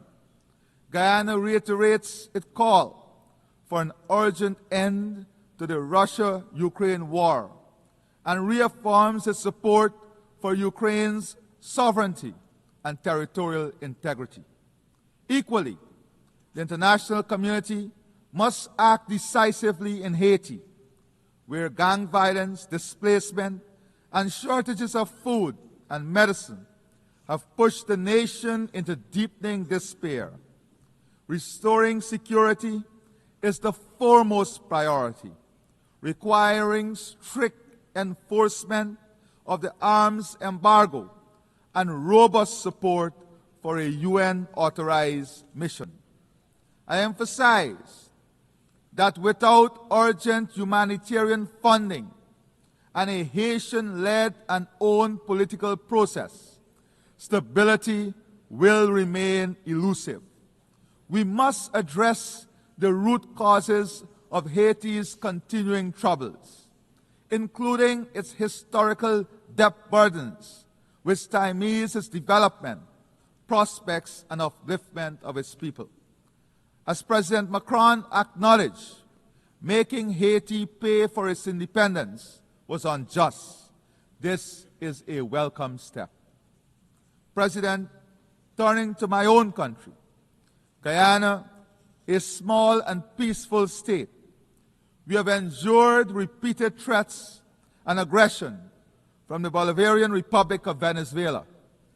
The territorial controversy between our states is now before the International Court of Justice, which has twice reaffirmed its jurisdiction and which in 2023 issued provisional measures ordering Venezuela to refrain from altering the status quo. Yet, Venezuela persists with unilateral laws and threats of annexation, flagrantly violating international law, the UN Charter, and the very principles that sustain global order. If the rights of a small state can be trampled upon and legally binding orders ignored, what protection remains for any nation under international law? Yet, Guyana continues to repose confidence in international law. For us, the principles of sovereignty, territorial integrity, and non-interference are non-negotiable. We will not cower to coercion, intimidation, or unilateral action. We thank our international partners and allies for their solidarity. President, at 80, the time has come for a frank conversation on Cuba, one that would lead to the prosperity of its people, optimizing the full potential Cuba offers to its people and the rest of the world. Central to this dialogue is the lifting of the embargo on Cuba and its removal from the list as a state sponsor of terrorism. Also important to our region is our collective effort against drug trafficking, human trafficking, and illegal migration. We support efforts by the international community to addressing these crimes that are destroying the lives of our people, especially young people. The region must continue to champion efforts to enhance democracy, promote good governance, and respect the will of the people in determining governments of their choice through free and fair elections. President, this year marks the 30th anniversary of the Beijing Declaration and Platform for Action. The Declaration remains a blueprint for achieving gender equality, which, despite transformative strides, remains significantly unrealized in most parts of the world. In Guyana, the dividends of strategic investments in leadership and capacity building for women and girls are evident. More women have assumed leadership roles in government, in parliament, and in public and private sectors. We have achieved gender parity in education at all levels and advanced the socio-economic empowerment of women through land and home ownership and diverse job opportunities in traditional and emerging sectors. To enable women to participate equally and competitively in the workforce, government is offering child care support, which will include day and night care centers for children. President, survival of our people, our economies, and our planet depends on accelerating action on the Sustainable Development Goals. It requires a people-centered approach that prioritizes ending poverty and hunger, ensuring protection of children, support for persons with disabilities, and empowerment of young people. Peace, stability, and sustainable development cannot exist in isolation from the urgent need to address climate change, which poses an existential threat to the most vulnerable and to our shared future. Guyana repeats the call for accelerated, unified global action to limit global warming. We continue to match our words with actions, protecting our forests, investing in sea and river defenses, improving drainage and irrigation, and restoring mangrove ecosystems to protect our people, our land, our livelihoods, and our planet. Our low-carbon development strategy 2030 demonstrates that economic growth and environmental stewardship can advance hand in hand. As the first country certified under the RED Plus Environmental Excellence Standard and a successful seller of carbon credits, we are demonstrating that nature has tangible value and that innovation and responsibility can and must be rewarded. We call on the international community to deliver predictable, accessible climate finance, to support adaptation and resilience, and to embrace nature-based solutions. We once again commend Prime Minister Motley and the Bridgetown Initiative as the path towards sustainable financing for climate action. President, this year marks the 10th anniversary of the Sustainable Development Goals. Yet, the slow pace of implementation and regression in many areas sound a stark warning that the promise of 2030 is at risk. Guyana calls for renewed global commitment to financing for development, including fulfilling official development assistance pledges, mobilizing domestic resources, and addressing the crippling debt burdens that hinder progress in many developing nations. Addressing these development challenges requires recognizing that the health of our ecosystems is inseparable from achieving the SDGs. Guyana proudly convened the inaugural Global Biodiversity Alliance Summit in Georgetown in July 2025, uniting over 140 countries, organizations, community groups, indigenous leaders, scientists, and financial institutions.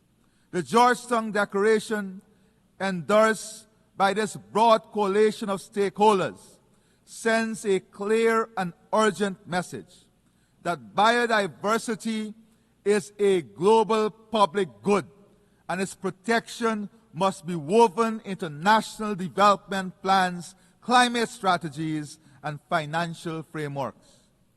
Building on the global pledge to double protected areas by 2025 and achieve the 30 by 30 goal by 2030, the summit underscored the urgent need for innovative financing mechanisms, including biodiversity credit, green bonds, debt for nature swaps to fund nature's protection. Guyana is actively exploring biodiversity credits to create sustainable income streams for forest communities, building on our carbon credit success. We have signed a memorandum of understanding with the Yale Center for Biodiversity and Global Change to co-develop a national biodiversity information system, a digital backbone for data-driven conversation. Guyana is demonstrating that economic development and environmental stewardship can advance together by using natural gas as a bridge away from heavy fuel oil and investing in hydropower, solar, wind, and other renewables. We aim to lower electricity costs for our citizens and businesses while ensuring universal access to affordable, reliable, sustainable, and modern energy. Guyana is pursuing an ambitious energy infrastructure and investment plan. While climate change is an existential threat, the reality is that the world still requires energy, an energy source from petroleum, to power growth and development for which there is growing demand. This is essential for the survival of our economies. AI and digitization are accelerating this demand at an extraordinary pace. As you're aware, Guyana is quickly becoming one of the world's largest energy producers per capita, carefully balancing its green footprint with energy production. We'll use our vast gas reserves through a transformational gas-to-energy project. We'll use this resource, taking advantage of our strategic geographic location, to establish an AI hyperscale data center. Large AI data centers are rarely found in similar-sized territories. As such, implementing a project of this scale is of immense pride for Guyana.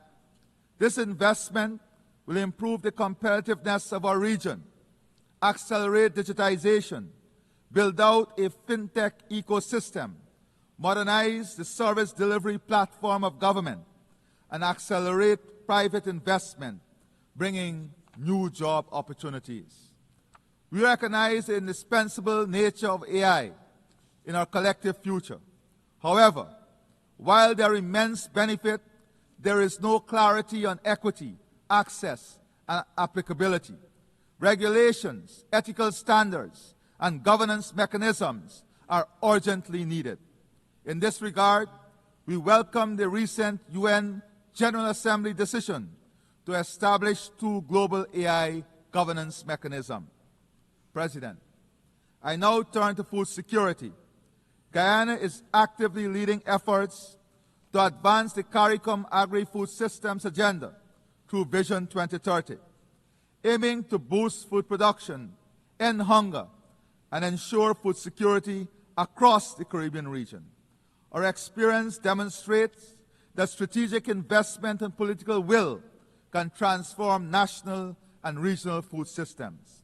Guyana calls for the transformation of global food systems to be more resilient, sustainable, and equitable by strengthening local production and reducing dependence on volatile markets. Guyana stands ready to share its experience and partner with others to ensure nutritious food for all. As the United Nations commemorates its 80th anniversary, let us recall that this organization was conceived not in comfort, but in crisis, forged from the ashes of war to serve as the conscience and compass of humanity. 8 decades later, that duty has not dimmed, it has only grown more urgent. If the UN is to remain humanity's best hope, it must stand firm against aggression and remain fully engaged with the great question of our time. We must be bold in recognizing the necessity for institutional adjustments that will advance the organization's success. Our generation will be judged not by the eloquence of our declaration, but by the substance of our deeds. From the ruins of Gaza to the streets of Haiti, from Kiev to the drowning coasts of small island states, the peoples of the world cry out for more than words. To honor 80 years of promise is to act with courage, to match principle with action, and to bind ourselves once more to the dream of a world united, not by fear or force, but by the shared destiny and enduring hope. I thank you, and may God bless all of our nations and all of our people. Thank you. On behalf of the General Assembly, I wish to thank the President of the Cooperative Republic of Guyana.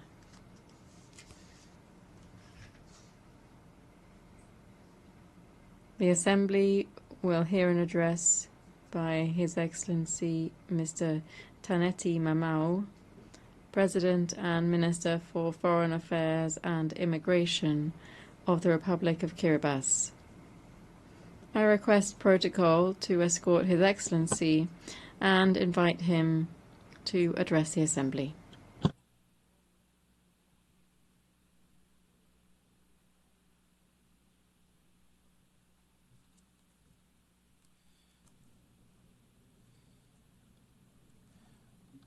Madam President of the General Assembly, Head of States and Governments, Secretary General of the United Nations, Excellencies, ladies and gentlemen.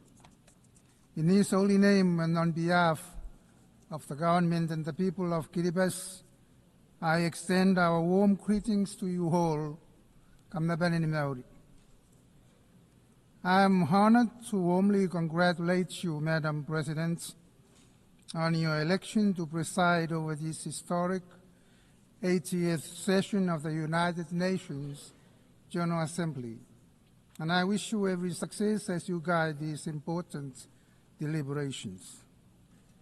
Madam President, we commend your theme, Better Together, 80 years and more for peace and development and human rights, reminding us of the enduring importance of multilateral cooperation in addressing global challenges.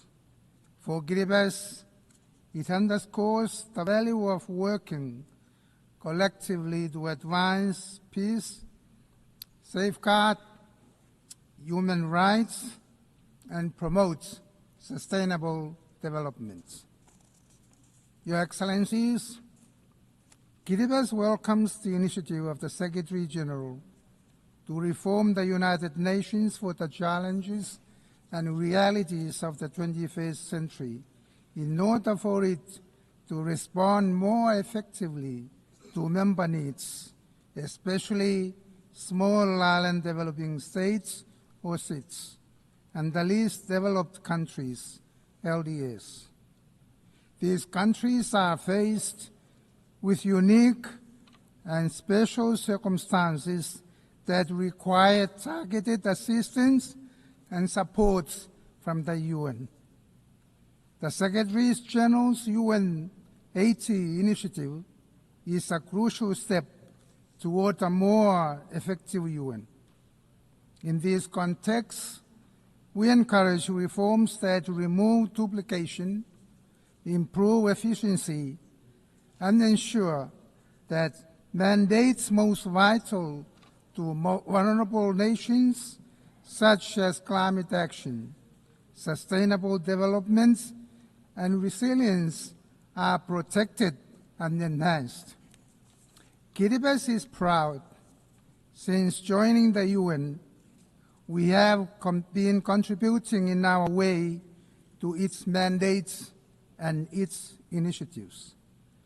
On the international level, especially peace and security, Kiribati has actively supported the Treaty on the Prohibition of Nuclear Weapons, particularly in the implementation of Article 6 and 7, efforts which we jointly coordinate with Kazakhstan. We fully support the United Nations push for a world free of nuclear weapons and are committed to addressing man-made disasters like dumping of nuclear waste, radioactivity wastewater discharges, and traversing of nuclear-powered submarines, and testing that pose grave risk to our oceans' fragile health. Advocating for a nuclear-free ocean and a world should be backed by our commitment to peace and security. Kiribati has strengthened governance in the capital and is now working with the outer highlands to improve accountability, develop relevant initiatives, manage assets, and enhance customer service. These efforts are very essential for peace and security. Aligned with our KV20 roadmap to transform Kiribati into a healthy, wealthy, and peaceful nation, we sent our police officers to support the UN peacekeeping missions. Kiribati also actively engages in social and cultural initiatives for peaceful living. Gospel Day, now celebrated across Kiribati, unites all faith-based organizations to worship together, fostering respect, unity, and peace. We hope this approach promotes religious tolerance worldwide, making it a better place to live. Peace, security, and respect for the UN Charter are essential for sustainable development. Kiribati is committed to SDGs, emphasizing SIDS, or small island developing states, unique circumstances.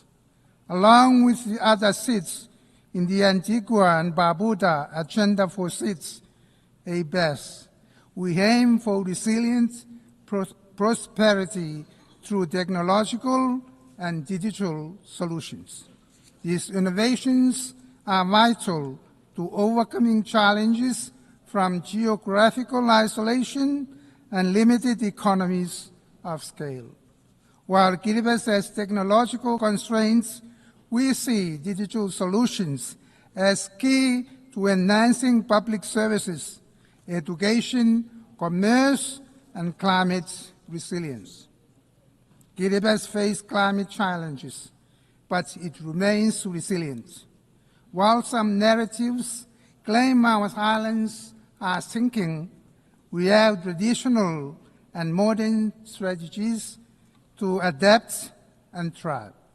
Our efforts, aligned with international climate goals, focus on building resilience, protecting livelihoods, and preserving our culture. We urge global action to limit warming to 1.5 degrees Celsius and support frontline states to the loss and damage fund. We welcome and commend the International Court of Justice in its landmark decision, giving its firm hope and assurance that Kiribati and other vulnerable countries will continue to exist in light of climate change impacts. This milestone demonstrates what the Blue Pacific can successfully achieve collectively, and that is to secure the full legal certainty and permanence of our maritime zones, irrespective of the impacts of climate change. The Multi-Dimensional Vulnerability Index, the MVI, is particularly important for Kiribati as it captures the combined effects of economic, social, and environmental vulnerabilities that are not fully reflected in the income-based measures alone. By incorporating the MVI into development planning and international supports, countries like Kiribati can better access resources, build resilience, and implement effective strategies to achieve sustainable development despite our structural limitations. Kiribati's ocean is vital for its identity, economy, and food security. Protecting marine life, fighting illegal fishing, and supporting the BBNJ agreements are key to sustaining livelihoods and ecosystems. IUU fishing causes over US $600 million annual loss, a moral and economic injustice that could fund universal child care. Guided by the 2050 Strategy for the Blue Pacific and recent UN Ocean Conference outcomes, Kiribati believes these issues can be addressed through strong multilateral ocean governance based on the UN principles. Your Excellencies, as part of Kiribati's efforts to support the global ocean commitments to protect and sustainably manage the marine resources, we have committed to increase the value of our tuna and maximize economic returns, and at the same time ensure that this resource is protected for our future generations to the parties of the Nauru Agreement or the PNA. Access to sustainable and renewable energy is fundamental to advancing development and resilience in Kiribati. Small island states and Pacific Islands Forum family at large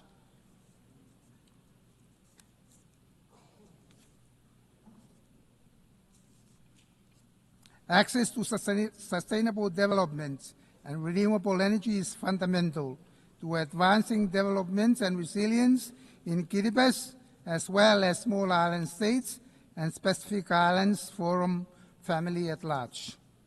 Kiribati is investing in clean energy technologies, such as solar lights at household levels to reduce our dependence on imported fossil fuels. We call for the enhanced international cooperation and financing to accelerate the transition to sustainable energy systems that are accessible, affordable, and climate resilient.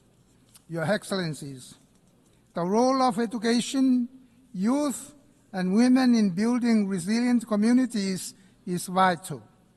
Investing in quality education, promoting gender equality, and empowering young people are key to sustainable development, innovation, and social cohesion. We support initiatives that foster youth leadership and women's full participation in economic, political, and social spheres. Sports, culture, and traditional knowledge further boost community resilience, health, and belonging, supporting peaceful and sustainable societies. Healthcare in Kiribati faces challenges from the dispersed nature of the islands. To improve, the government will introduce sea ambulances and advance medical services to enhance capacity and reduce the need for overseas referrals. Your Excellencies, equitable and predictable development financing is vital for Kiribati's future.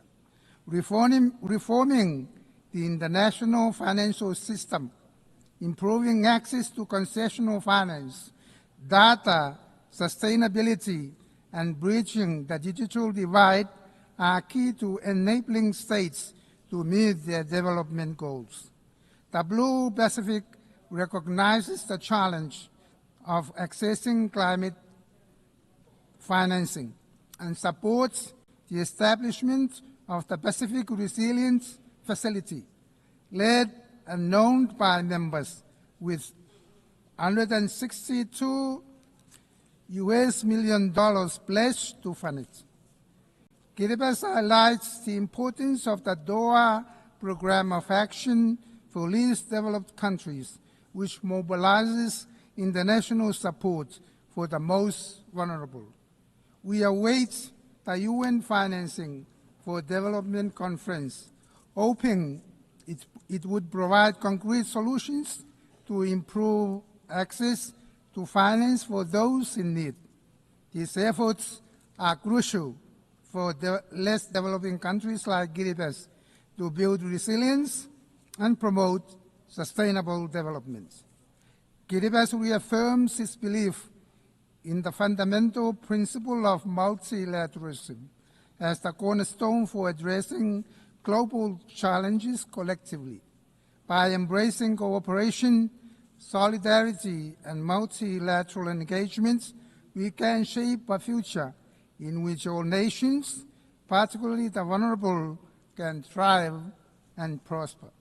In this endeavor, we draw inspirations from the wisdom of our forefathers, who taught us that by working hard in resilience and peace, we can secure enough to prosper. This enduring principle guides Kiribati's approach to sustainable development, resilience, and multilateral engagement, reminding us that collective efforts and peaceful collaborations are the foundation of lasting progress. Allow me to close by bestowing upon the United Nations and all its members and all its staff our traditional blessings of the Maori, the Roi, the Tabamoa, meaning abundant health, peace, and prosperity. I thank you, Ambassador. Au nom de l'Assemblée générale, On behalf of the General Assembly, I wish to thank the President and Minister for Foreign Affairs and Immigration of the Republic of Kiribati. The Assembly will now hear an address by His Excellency Mr. Bassirou Diomaye Diakhar Faye, President of the Republic of Senegal. I request protocol to escort His Excellency and invite him to address the Assembly.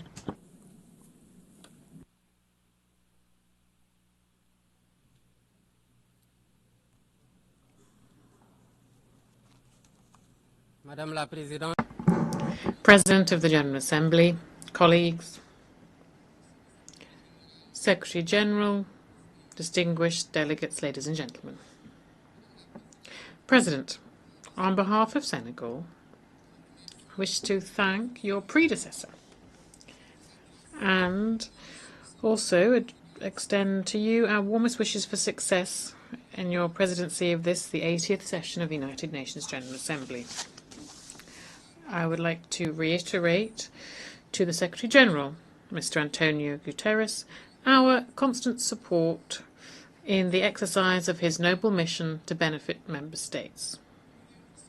We are meeting today in this symbolic place of universal dialogue, aware that we carry the burden of history and the urgent nature of the tasks before us today. The theme of this session, Better Together, 80 years and more for peace, development and human rights, reminds us, indeed, the founding pact of the United Nations. It is a pact of peaceful coexistence, collective security, and an international order based on the law. On this foundation, the United Nations has made undeniable progress in cooperation and solidarity to prevent conflict, promote international peace and security, and to settle disputes. Equally, significant progress has also been made in the codification of universal norms for the protection of human rights and to create a safer and more peaceful international order.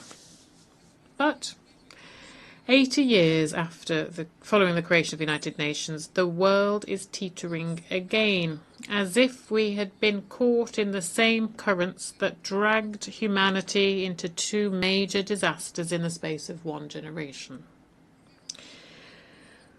We are living in turbulent times. There are new challenges and multiple uncertainties. The spread of terrorism, old and new conflicts, climate change, far-reaching economic crises, and falling international solidarity, and a higher risk of the collapse of multilateralism. Not forgetting either the resumption of the arms race, including in cyberspace.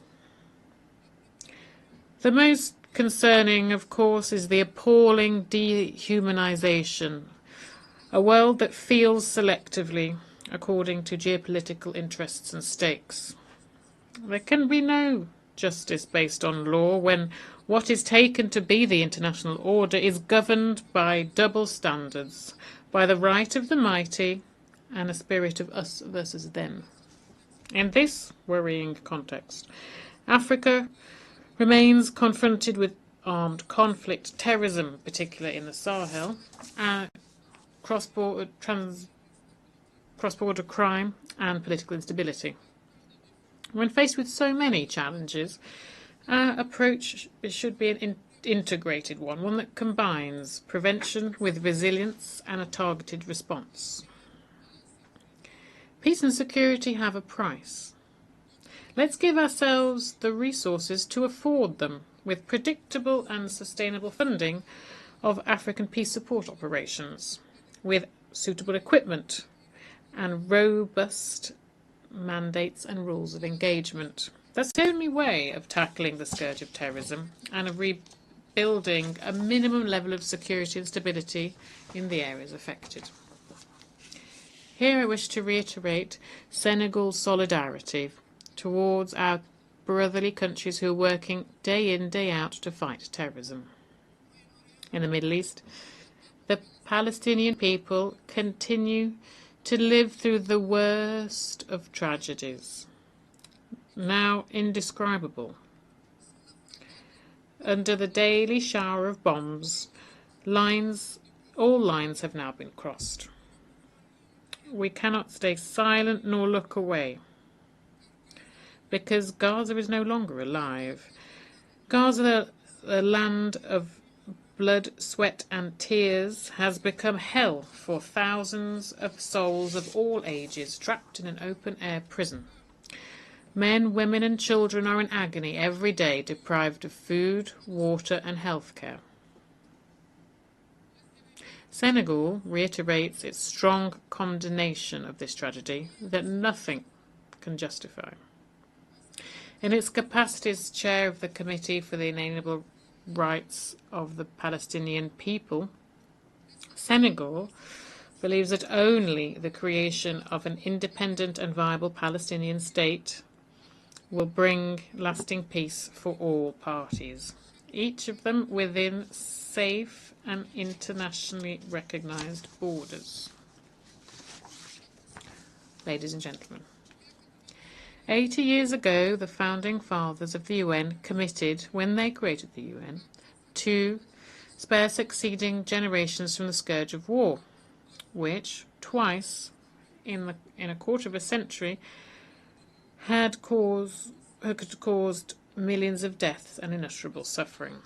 On behalf of Senegal, I wish to pay tribute to those pioneers and all of those who have embodied the universal values of our organizations, often at the cost of their own lives. In this world in crisis, our principles and our actions must remain the same.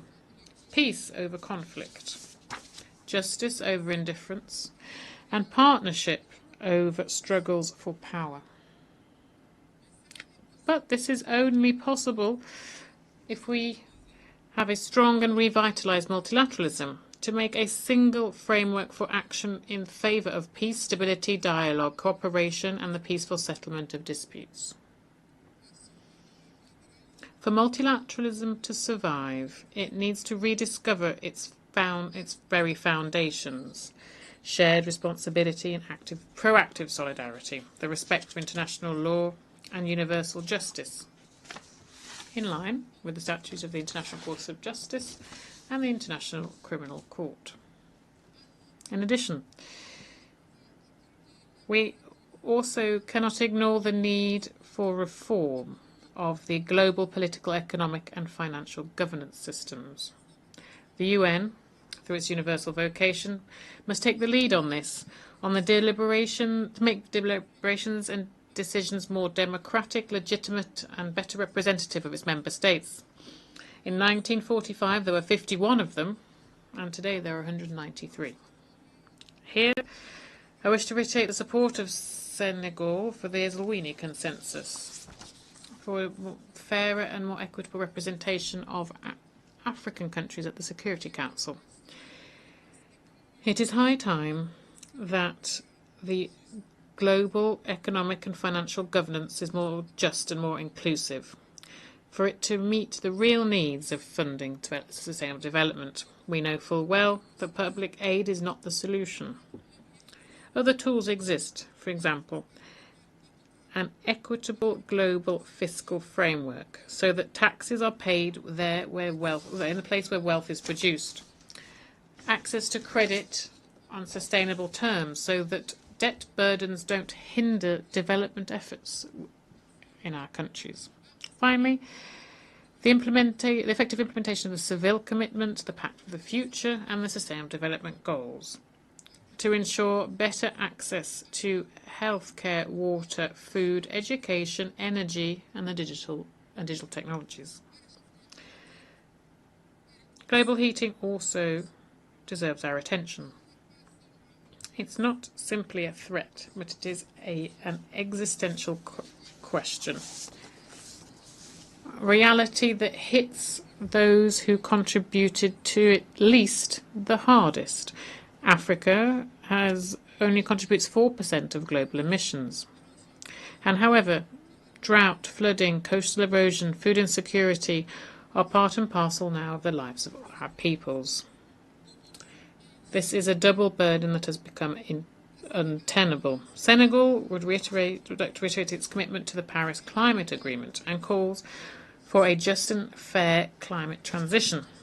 through the use of available resources to ensure universal access to electricity and launch competitive industrial development. The fight against climate change will, of course, need significant funding for adaptation, improved access to climate funds, and also the guarantees for technology transfer. Senegal welcomes the creation of a loss and damage fund and calls for greater solidarity on an international level to replenish the fund so that operations in the field can be financed. Excellencies, ladies and gentlemen, faced with the emergency and urgent challenges and numerous challenges before us, we are not helpless. The world does have the necessary means to feed the hungry, to raise our children, to heal the sick, and to silence the guns. The real obstacle isn't a financial or a technical or a material one. It's a question of political will. The will to make multilateralism a tool for collective solidarity, for cooperation over confrontation, the will to build a future where human dignity is at the heart of every decision we take. So, at this, the 80th anniversary of the United Nations, let's not just state that the world order is tired, but let's springboard for new hope. A hope for a more effective organisation to benefit the people it represents. Senegal remains committed to work to this end with all members of the organisation. We are ready to build bridges, to enact reforms, and to continue our common endeavour to build a world of peace, justice and solidarity. I wish every success to the work of the 80th session of the UN General Assembly, and I thank you for your kind attention. On behalf of the General Assembly, I wish to thank the President of the Republic of Senegal. The Assembly will hear an address by His Excellency Peter Pellegrini, President of the Slovak Republic. I request protocol to escort His Excellency and invite him to address the Assembly.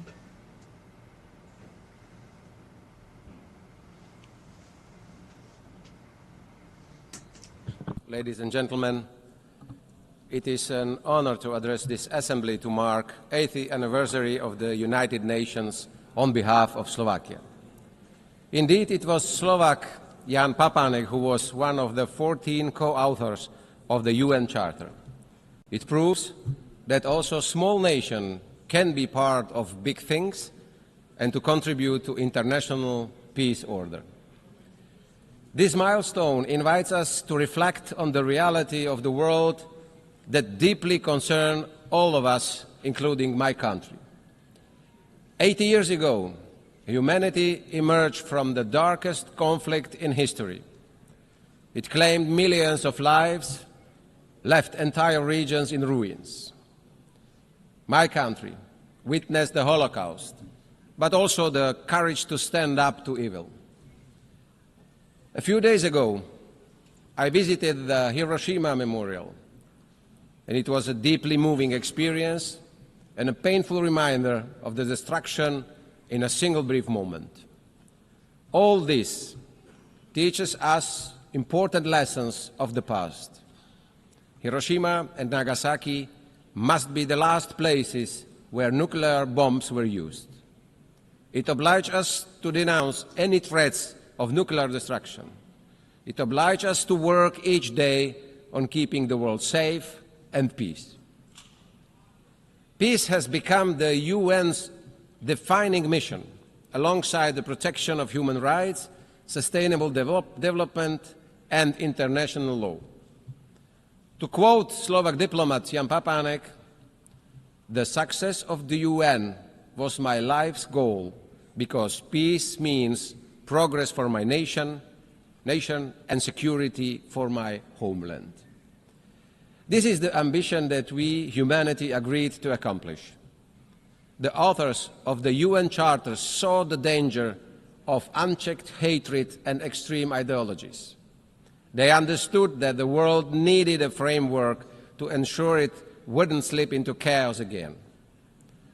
The rules protected sovereignty, independence, and territorial integrity, as well as the resolution of conflicts by peaceful means, and the prohibition of the use of force. Those were the foundations of a stable and just world. 80 years ago, 51 founding states signed the Charter, including my own. Roughly 80% of the world's population and others followed. I take now the liberty to ask esteemed leaders, how many would have the courage to sign the same Charter today? How many would truly live up to its rules and obligations? Would we be even able to write the Charter in current post-truth societies? And what's worse, the Charter is openly questioned. The rule of the powerful and the use of the military force are returning as tools of policy. International law is being dismantled, piece by piece, norm by norm. We see the mass proliferation of violations and their violators. But let us ask, where is this leading us? What will be the result? What will hold up the more unpredictable world? As a small country in Slovakia, we believe that small countries must be smart, and not only in times of confrontation. UN Charter and the rules must prevail always, the guardrails against the false notion of the right of might and the illusion of spheres of influence where external powers dictate the lives of other nations. I sincerely believe that both in the global north or south, it is in the majority interest to uphold the world with the sovereign equality of nations, equal sovereignty for all. A world where the UN Charter, the rules and obligations remain the highest moral grounds and standards against which the action of states are judged. Esteemed leaders, peace is the defining mission of the UN to which we committed 80 years ago. Even so, the world is more violent today, with dozens of armed conflicts recorded last year. Today, the world is becoming a more dangerous place than it was before. Innocent people, elderly, children and women suffer because of war. It is not an anomaly, it is a structural shift. This is the reality, ladies and gentlemen. The Security Council, to which we have entrusted the greatest powers and special responsibility for maintaining peace, cannot pretend that it's succeeding. It's failing. The war in Ukraine reminds us daily how fragile peace is when the UN Charter is disregarded and international law is ignored. As its neighbor, Slovakia witnesses the immense cost of this war. Sadly, despite all efforts towards a peaceful settlement, Ukraine must defend itself against Russia. This is despite the groundwork for diplomatic talks being set at the US-Russia summit in Alaska, despite the clear agreement that negotiations would soon continue with Ukraine being included. Ladies and gentlemen, instead, 2 weeks ago, the airspace of Poland, our neighbor and ally, was seriously violated by Russian drones, a flagrant violation of sovereignty, international law, and direct threat to shared Euro-Atlantic security, equally as we saw it also in Estonia and Romania. I want to express my firm support and solidarity with our allies. The door open to negotiations should never be mistaken for weakness or an invitation to further violence.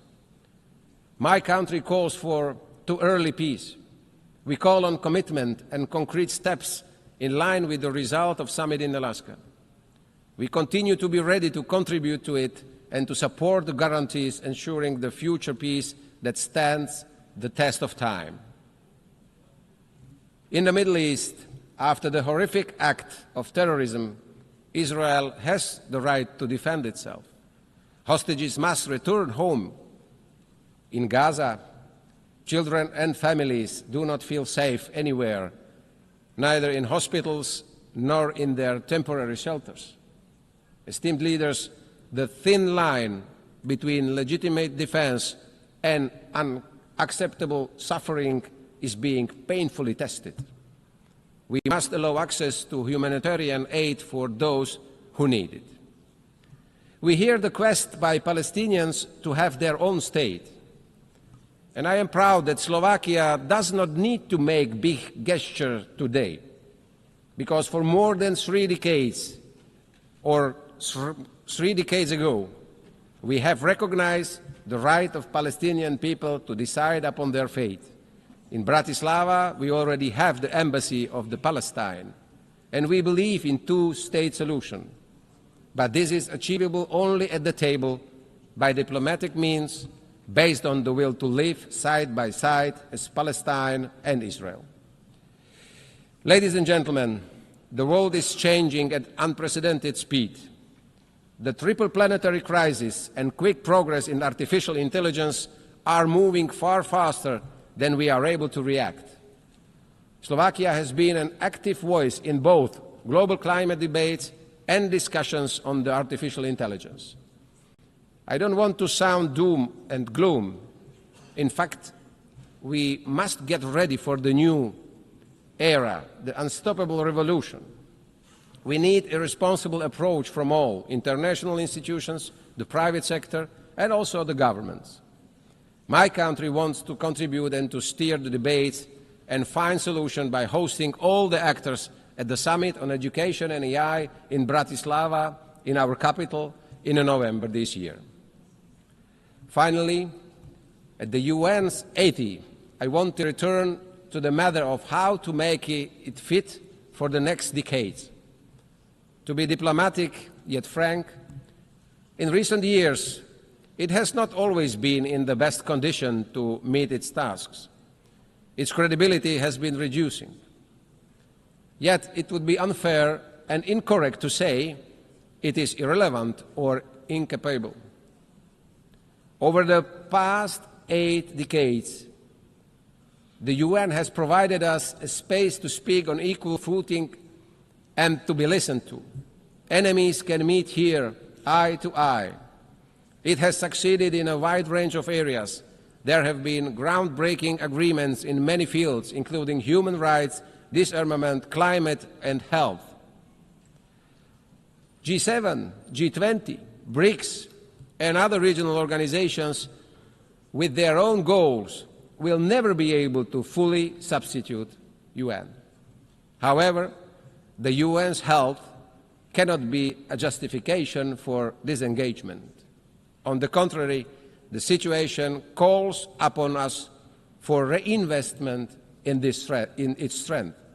It lies in our hands, member states, more than in the executive powers of the Secretary General. UN reforms is desirable and, in light of the current financial situation, also indispensable. Reform of the Security Council is long overdue, with representation of nations that better reflects the reality of the changed world. Slovakia welcomes the UN 80 initiative. It will be a difficult task, but we have a common goal. The UN must emerge from this as efficient and capable of having impact where it matters most in the field. Ladies and gentlemen, we have been called upon by our citizens to fulfill our duties in very difficult times. We can no longer sweep issues under the rug or pass the buck. We must respond. Our steps will be measured and we will be judged against it. Slovakia is ready to do its share, also as a candidate for non-permanent seat in the Security Council. Slovakia, a peaceful nation in Central Europe with multilateralism deeply in its DNA, we will always support international cooperation, a world based on rules with a strong UN in its heart. No child should be punished for being born in the wrong part of the world. Each child has the right to live in peace. Each child has the right for a decent life. It is our duty to make this real. Slovakia will do its part together with the nations that believe in peace and cooperation. We give this promise to the United Nations, and we give this promise to the future generations. Thank you very much. On behalf of the General Assembly, I would like to thank the President of the Slovak Republic.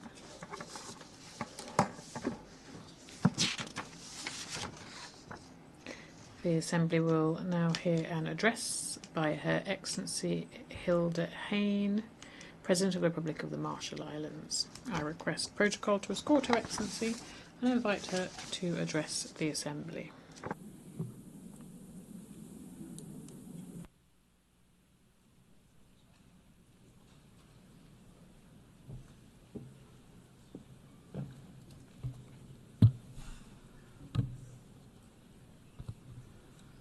Madam President, Mr. Secretary General, Excellencies, the Republic of the Marshall Islands has a unique legacy with the United Nations, which reaches back to the creation of this organization 80 years ago.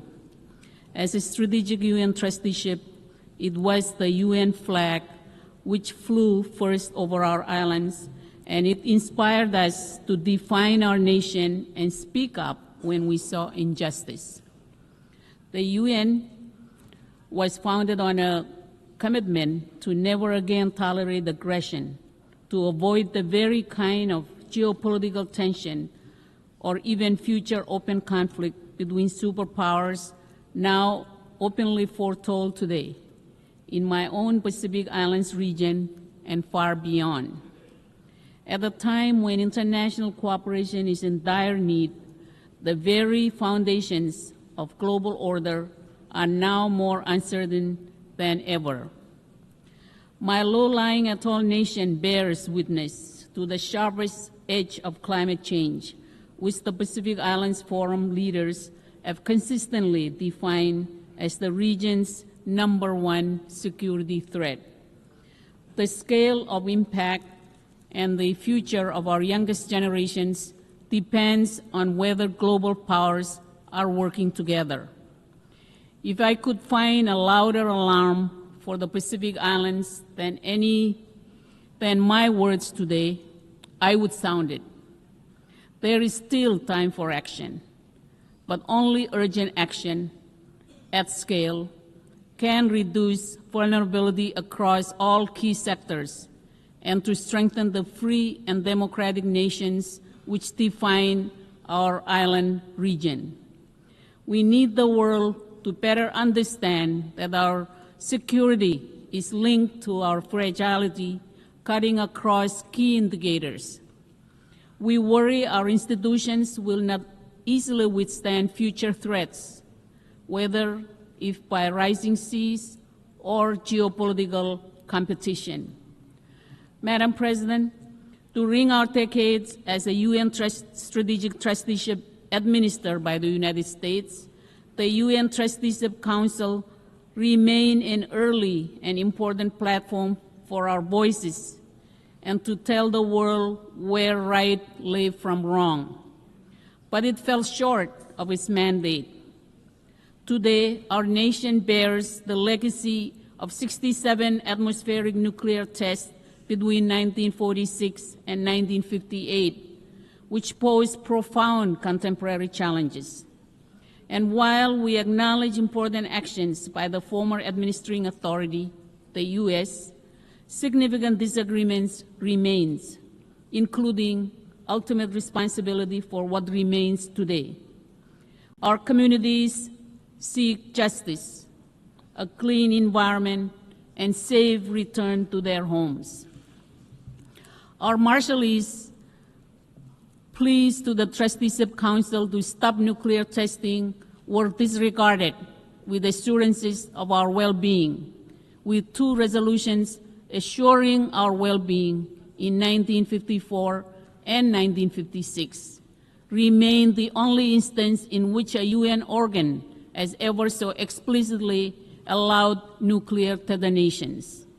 And the eventual result was a legacy burden of nuclear risk and exposure, which has persisted for generations of human rights, environmental, and health challenges, as addressed by UN Human Rights Council Resolution 57/26 and reported on by the UN High Commissioner for Human Rights and Special Rapporteurs on Toxic and Internally Displaced Persons. Today, the difficult lessons of our past should help drive international efforts to curb and end nuclear threats through any effective means. Rising global tension has only heightened nuclear risk. The Marshall Islands has recently become a signatory to the Rarotonga South Pacific Nuclear Free Zone Treaty, and we also look forward to completing timely ratification. It does not escape attention that the Trusteeship Council is due to meet this December. 79 years after the first nuclear test was conducted in my country in 1946, the UN should now be capable of delivering a contemporary acknowledgement and apology for what took place in its name and under its flag, and for not hearing the voice of our people when we told this body to stop.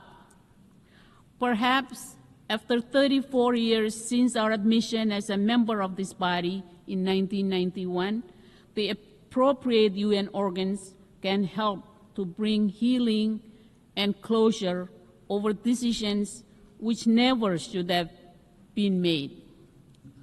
Madam President, the positive momentum for this year's third UN Oceans meeting in Nice will be needed to demand a reordering of short-term blunder against longer-term benefit. The Marshall Islands stands firmly committed to safeguarding the health of our oceans, which are central to the livelihoods of our people. As a small island and large ocean nation, we are acutely aware of the threats posed by overfishing, unsustainable marine resource exploitation, and the escalating impacts of climate change. Our efforts are grounded in a vision of a healthy, resilient ocean ecosystem which supports both ecological integrity and economic prosperity. As stewards of the Pacific Ocean, we urge the international community to take bold action to scale up efforts in addressing marine pollution, ocean acidification, and supporting small island developing states in strengthening our management capacity. The Marshall Islands joins 37 other nations who have already expressed their support for a moratorium on seabed mining in the high seas until there is a code with adequate safeguards and until we have a close understanding of impacts and biodiversity at stake. More political will is needed to break through a mentality of drill first, ask later, before even assessing what is at stake, including the impacts on fisheries and marine food chains. We have enacted our own national ban on deep seabed mining permits, and as we move to document and manage seamount biodiversity within our EEZ, to our immediate north, high seas mining exploration threatens to expand into exploitation. As important an opportunity as seabed mining may become, it cannot be at the irreversible expense of our Pacific waters and vast fisheries. The Marshall Islands welcomes this week's achievement of entry into force of the Biodiversity Beyond National Jurisdiction Agreement early next year and looks forward to building a robust early architecture. Madam President, this year is the 10th anniversary of the Paris Agreement and the creation of the High Ambition Coalition, which helped deliver the agreement's 1.5 degree Celsius warming limit, A decade on, we stand on the verge of that threshold. The International Court of Justice has confirmed that international law demands actions from all nations, whether signatories to the Paris Agreement or not. Its ruling was clear. There are binding obligations to prevent exactly the type of significant harm that we see today, and that will only worsen as temperature rise. The vast majority of countries are failing to meet their obligations. The International Court of Justice has now stated that international law demands action and stringent due diligence from all, that there are binding obligations to prevent exactly the type of significant harm which we face. The ICJ also confirmed what the Pacific has always said. Once established, our maritime zones are fixed, and that our statehood will persist even as sea levels rise. Every country should have submitted its new climate target by February, so that by now we would have a clear picture of what we must do to keep 1.5 degrees Celsius alive. Only 15 countries, including the Marshall Islands, did so by February, and only 32 have done so now. These plans must set out how countries will end the reliance on fossil fuels that holds our future hostage and replace them with the renewables that are better for our health, our economies, and our future. To thrive, we need billions in climate finance, particularly for adaptation and loss and damage. We've heard the promises, but promises don't reclaim land in atolls nations like mine. They don't develop mangrove defenses, shore up our hospitals and schools against rising seas, or preserve cultures deeply tied to land that is slipping under waves. Those things require money. It is past time for the rich world to meet its obligations and get money to where it's needed most. As we approach COP30, we need all nations to deliver on promises to respond to the climate catastrophe. We must close the $1 trillion climate finance gap, particularly for adaptation. We must deliver stronger plans which show how we'll end fossil fuels and have global emissions in this decade. Excellencies, our sharp challenges are far-ranging. Together with Pacific Island neighbors, we face one of the world's highest burdens of non-communicable diseases. Diabetes, heart disease, and other NCDs are now leading causes of premature death, straining our health systems and undermining economic resilience.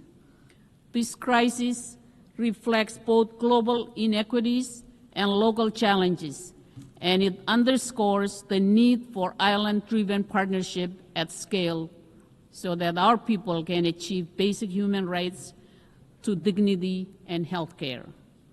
Madam President, as a small nation, events half a world away are increasingly relevant upon our own shores. Starting with the 2014 occupation of Crimea, Russian aggression in Ukraine has lacked any basis in international law and has pushed the world deeper into global tension. Accountability must be applied to all, and while strong leadership is needed to help fairly resolve and address this difficult crisis, it must also closely and directly involve Ukraine itself. And while the Pacific Islands are halfway across the world, we should have a very direct interest in how small and vulnerable democracies are treated in the footsteps of larger powers. Madam President, a more effective UN Security Council is needed to meet modern challenges. The Marshall Islands considers Japan and India, among others, to meet objective consideration as permanent members of the UN Security Council. Madam President, the island nation of Taiwan has been repeatedly excluded from important international engagements throughout the UN system, despite its role as an important partner to the Marshall Islands and the world in the SDGs, in technical cooperation, and in promoting regional peace. UNCA Resolution 2758 has been repeatedly and falsely portrayed as a consensus on a One China UN law. Never has there been such gaslighting in this institution. While this resolution does address who sits behind a nameplate at the UN, it does not confer or justify any basis for coercion or seizing sovereign control of an independent democratic nation. The UN Secretariat should further end discriminatory practices against Taiwanese passport holders, including journalists, and all member states should understand that these and other politically influenced practices where Resolution 2758 is misrepresented will never be justification under international law for military invasion or coercive acts against Taiwan. Madam President, in 1961, United States President John F. Kennedy addressed this hall and said of the UN that, quote, either it will grow to meet the challenges of our age, or it will be gone with the wind, without influence, without force, and without respect, unquote. It described the UN as two forces. One is composed of those who are trying to build the kind of world described in Articles 1 and 2 of the Charter. The other, seeking a far different world, would undermine this organization in the process. Madam President, the threat of nuclear war that confronted the world in 1961 remains today, though now at an even greater scale. When President Kennedy spoke in 1961, climate change wasn't as widely understood.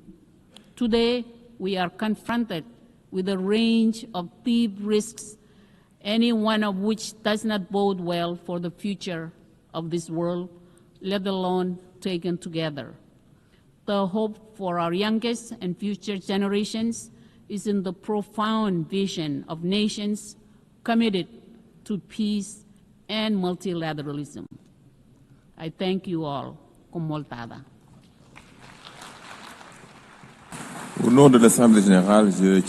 On behalf of the General Assembly, I wish to thank the President of the Republic of the Marshall Islands.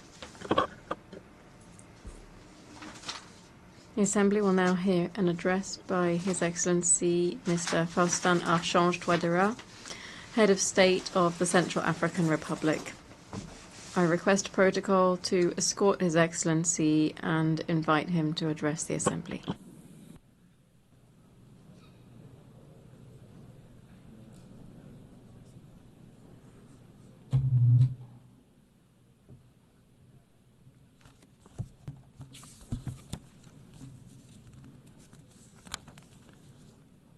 Madame la Présidente, Madam President of the General Assembly, Majesties, Excellencies, Heads of State and Government,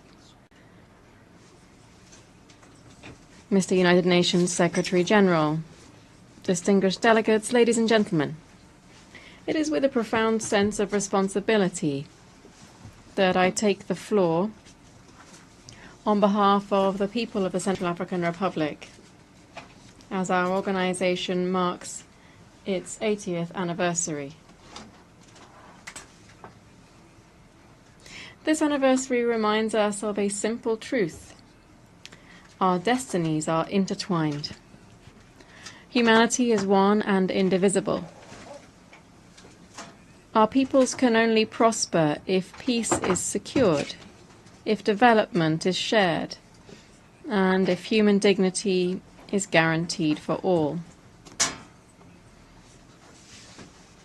80 years after the founding of the UN, the world is confronted by an unprecedented accumulation of threats, protracted wars, geopolitical rivalries, rising terrorism and organized crime, the climate crisis, humanitarian relief and food security crises that are unprecedented. Not since the Cold War have we witnessed such fragility. In Europe, the war in Ukraine continues to cause immense human suffering and to undermine global stability. In the Middle East, the persistent violence between Israel and Palestine plunges entire generations into grief and undermines the prospects for peaceful coexistence. In Africa, the crises in Sudan, in the east of the Democratic Republic of the Congo, in the Sahel, and in the Horn of Africa recall the fragility of the equilibrium that we have struck and the urgency for enhanced support for prevention and the peaceful settlement of disputes. Faced with these tragic situations, the Central African Republic proposes the strengthening of the United Nations mechanisms for preventive diplomacy through the creation of a global conflict prevention fund financed by the major powers and administered transparently. Such a fund should make it possible, at the earliest warning signs of a crisis, to finance good offices missions, international mediation, and the deployment of rapid intervention, credible peacekeeping forces.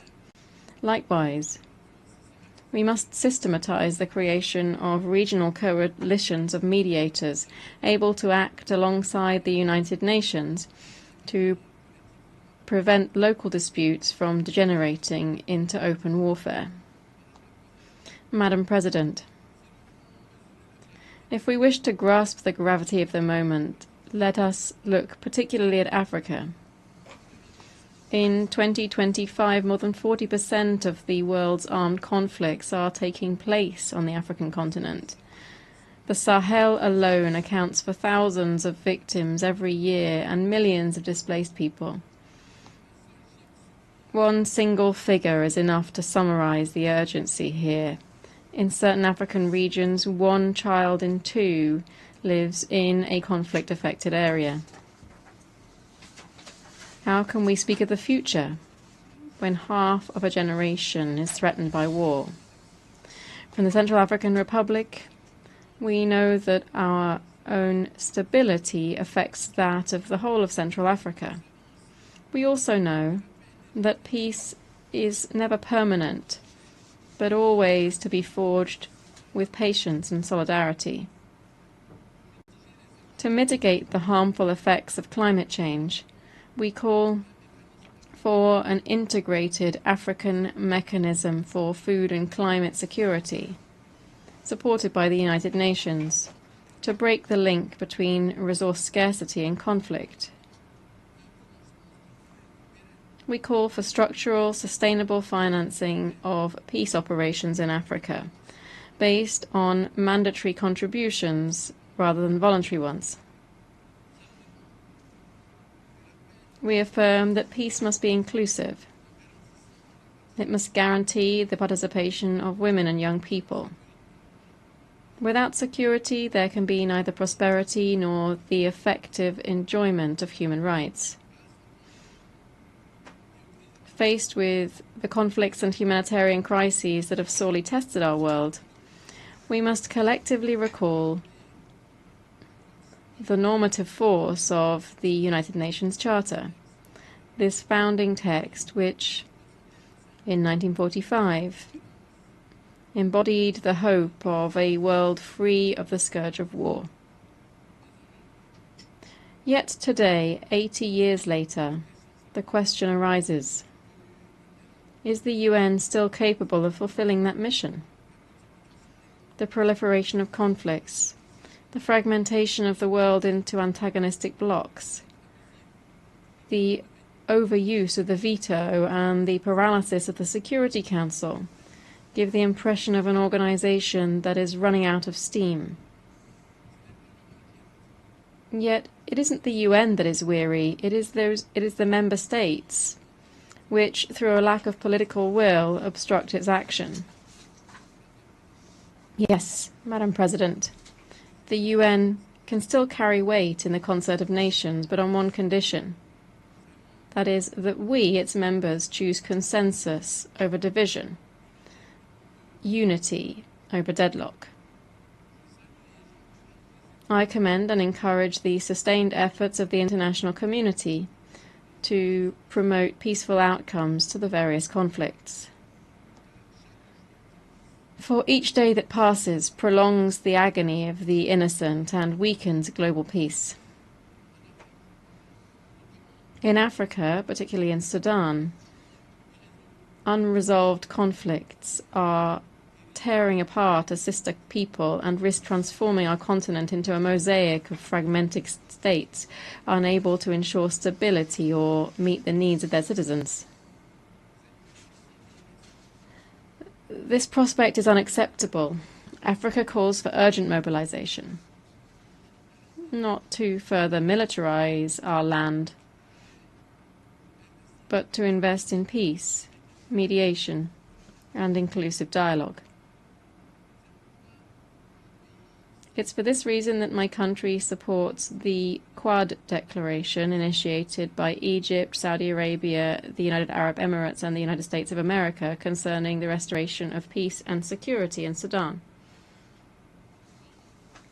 In my own country, the Central African Republic, we've chosen the path of dialogue. The policy of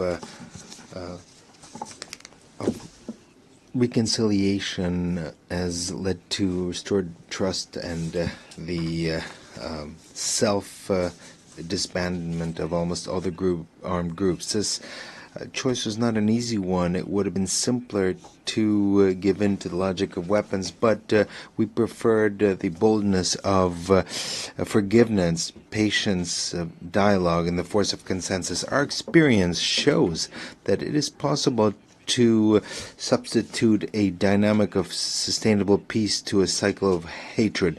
The Central African Republic, which was once considered as a place of violence, is today an example that it is possible to bring about a return of peace instead of war. Thanks to restored peace, we are today preparing for general elections in December 2025 that we want to be democratic, inclusive, and transparent, to consolidate the democratic consolidation of the country that began in 2016. We think that this model can be studied and strengthened as an example of African good practices in the framework of the United Nations and the African Union.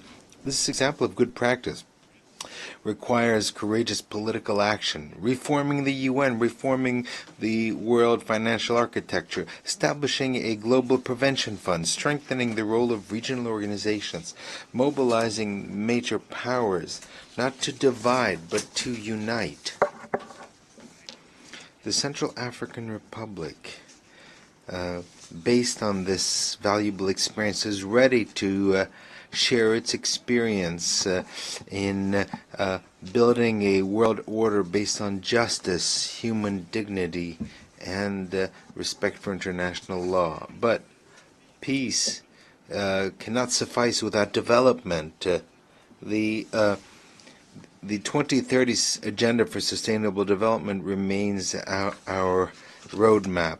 We are working to reduce poverty, to strengthen food security, to promote education and health care as levers to bolster dignity, to implement reforms for an inclusive growth that creates jobs and respects the environment. The Central African Republic today has come here to affirm our simple conviction that sustainable development and international cooperation are essential for world peace. In a world where crises follow each other and are and seem to replace one after the other, no country can take up the challenges of the century alone. We need active solidarity. We need truly shared prosperity. We need a true upsurge in humanity. For this upsurge in humanity, Madam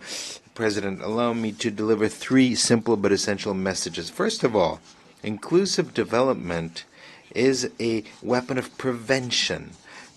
Wherever there's exclusion, poverty, and injustice, anger takes root, resentment accumulates, and conflicts break out. But wherever we invest in education, healthcare, and employment, it is in fact the seeds of peace that are planted.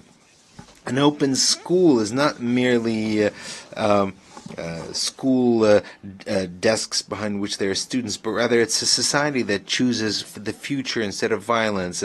A job that's created is not simply an income, it is a dignity of an entire family that is preserved, that once again believes in peace. Secondly, international cooperation is essential.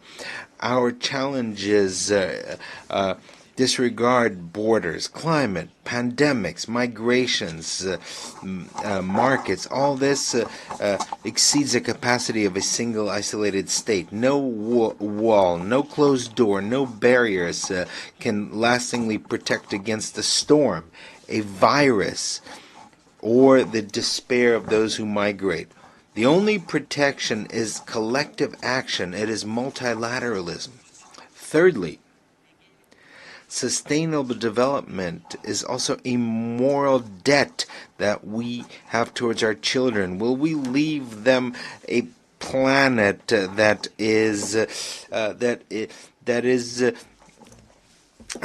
an environmental that is environmentally unsustainable? Will we condemn them to this as they begin their life as adults, or will we leave them a world that is more just, more green, more dignified? This is the choice that awaits us. Madam President, for a world that is more just, the Central African Republic would like to chart a path of hope by sharing three suggestions that are not simply technical proposals, but rather an entire choice of civilization. First of all, we need to imagine a global initiative for the rebuilding of the most fragile states. In a world that leaves some of its members shattered, we cannot claim to seek universal peace. Nations broken by conflicts must not be left alone to heal their wounds. They need the international community to help them get back on their feet, to support them, to restore their trust. Investing in institutional reconstruction means refusing the endless cycle of war and despair. Now, this rebuilding of institutions must be followed by a powerful commitment to our planet. This is why we call for a UN pact for the protection of critical ecosystems, a pact that links climate, biodiversity, and human rights. Destroying a forest not only means cutting down trees, it means erasing cultures, it means threatening lives and paving the way for future crises. Protecting nature is protecting peace. Lastly, the time has come for ambitious dreams for Africa. That is the idea behind a green corridor, a development corridor in Central Africa, which brings together modern infrastructure, clean energies, and regional integration. From Bangui to Kinshasa, from Douala to Libreville, this corridor would be a bridge between our peoples and a promise of the future for all of humankind, because Africa is not a continent that needs simply help. It's a continent that is awaiting a courageous partnerships. The role of Africa in the community of nations must be respected. Sovereignty rather than subordination. Partnership rather than exploitation. It is unacceptable that poverty is worsening in Africa while wealth is accumulating in the northern countries. It's time for the injustices caused Africa to be repaired. That is why the Central African Republic supports the Pan-African Initiative on Reparations, as well as the efforts of the continent aimed at establishing a respectful and equitable dialogue with partners. Along these lines, my country supports the initiative for global governance launched on the 1st of September of this year by China, and that is the continuation of global initiatives for development, security, and civilization, stressing the need for the development of a more just and more equitable system of international governance. Madam President, we all agree on the principle of sustainable development. However, two obstacles stand in that way: financing and the distribution of responsibilities between the North and the South. On these 2 points, it's time for us to speak the truth. Each one should bear the burden based on their historic responsibilities, because solidarity is not a moral option, it is a political obligation. That political obligation implies that sustainable development is the very condition of our common future. The Central African Republic, in spite of its modest means, but strong with its unshakable political determination, is ready to take its place in this collective combat. We know that we're vulnerable. However, we also know that our vulnerability gives us a single voice, a voice that reminds the world that peace, justice, and solidarity are not mere far-off promises, but rather urgent choices to be made here and today. On this 80th anniversary, the Central African Republic reaffirms its unshakable attachment to the values embodied by the United Nations. However, we would like to underscore that these values cannot be ensured without a profound reform of the multilateral system, and in particular of the United Nations Security Council. Its current composition has become obsolete and even illegitimate. 80 years ago, when the United Nations was born, Africa was not free. Most of our countries still were living under colonial control. Our voice did not count at the time. Today, Africa is 1,400,000,000 inhabitants. In 30 years, there'll be 2,500,000,000. 1 human being in 4 will be African. Africa will be the youngest continent, and the one that will play a decisive role throughout the century. And yet, not a single permanent seat in the Security Council belongs to Africa. Not a single one. How can we speak of international justice and security when the continent of tomorrow is treated as though it was the continent of the past? The Central African Republic brings to you the voice of Africa to say, enough. Africa must have 2 permanent seats with the right to veto, not as a favor to it, but as a measure of justice, not as a privilege, but as a need. We propose also the establishment of a global charter for digital governance and ethical artificial intelligence so that human rights are protected in the digital sphere. We call on the establishment of a global index of equity and democratic resilience, in addition to GDP, to measure dignity, to measure justice and inclusion. My country is already acting within its means. We have validated our 3rd national report on Resolution 1325, Women, Peace and Security. We have updated our follow-up plan of Beijing Plus 30. We're strengthening national accountability mechanisms to put women, young people, and the most vulnerable at the heart of public policies. On this 80th anniversary of the UN, let us recall the vision of its founders to substitute the force of the powerful by the force of law and to build a future of dignity for all. Thank you very much. Je remercie le président de la République centrafricaine. I thank the President of the Central African Republic. Excellence, l'Assemblée. Excellency, the Assembly will now hear an address by His Excellency Bajram Begai, President of the Republic of Albania. I request protocol to escort His Excellency and invite him to address the Assembly.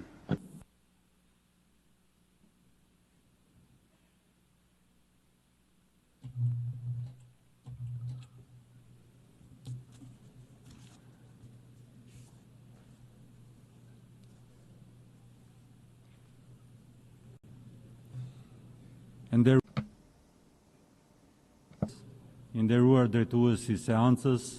Madam President, Honorable and Excellencies, it's an honor for me to address the General Assembly today on behalf of the Republic of Albania on this important anniversary of the United Nations.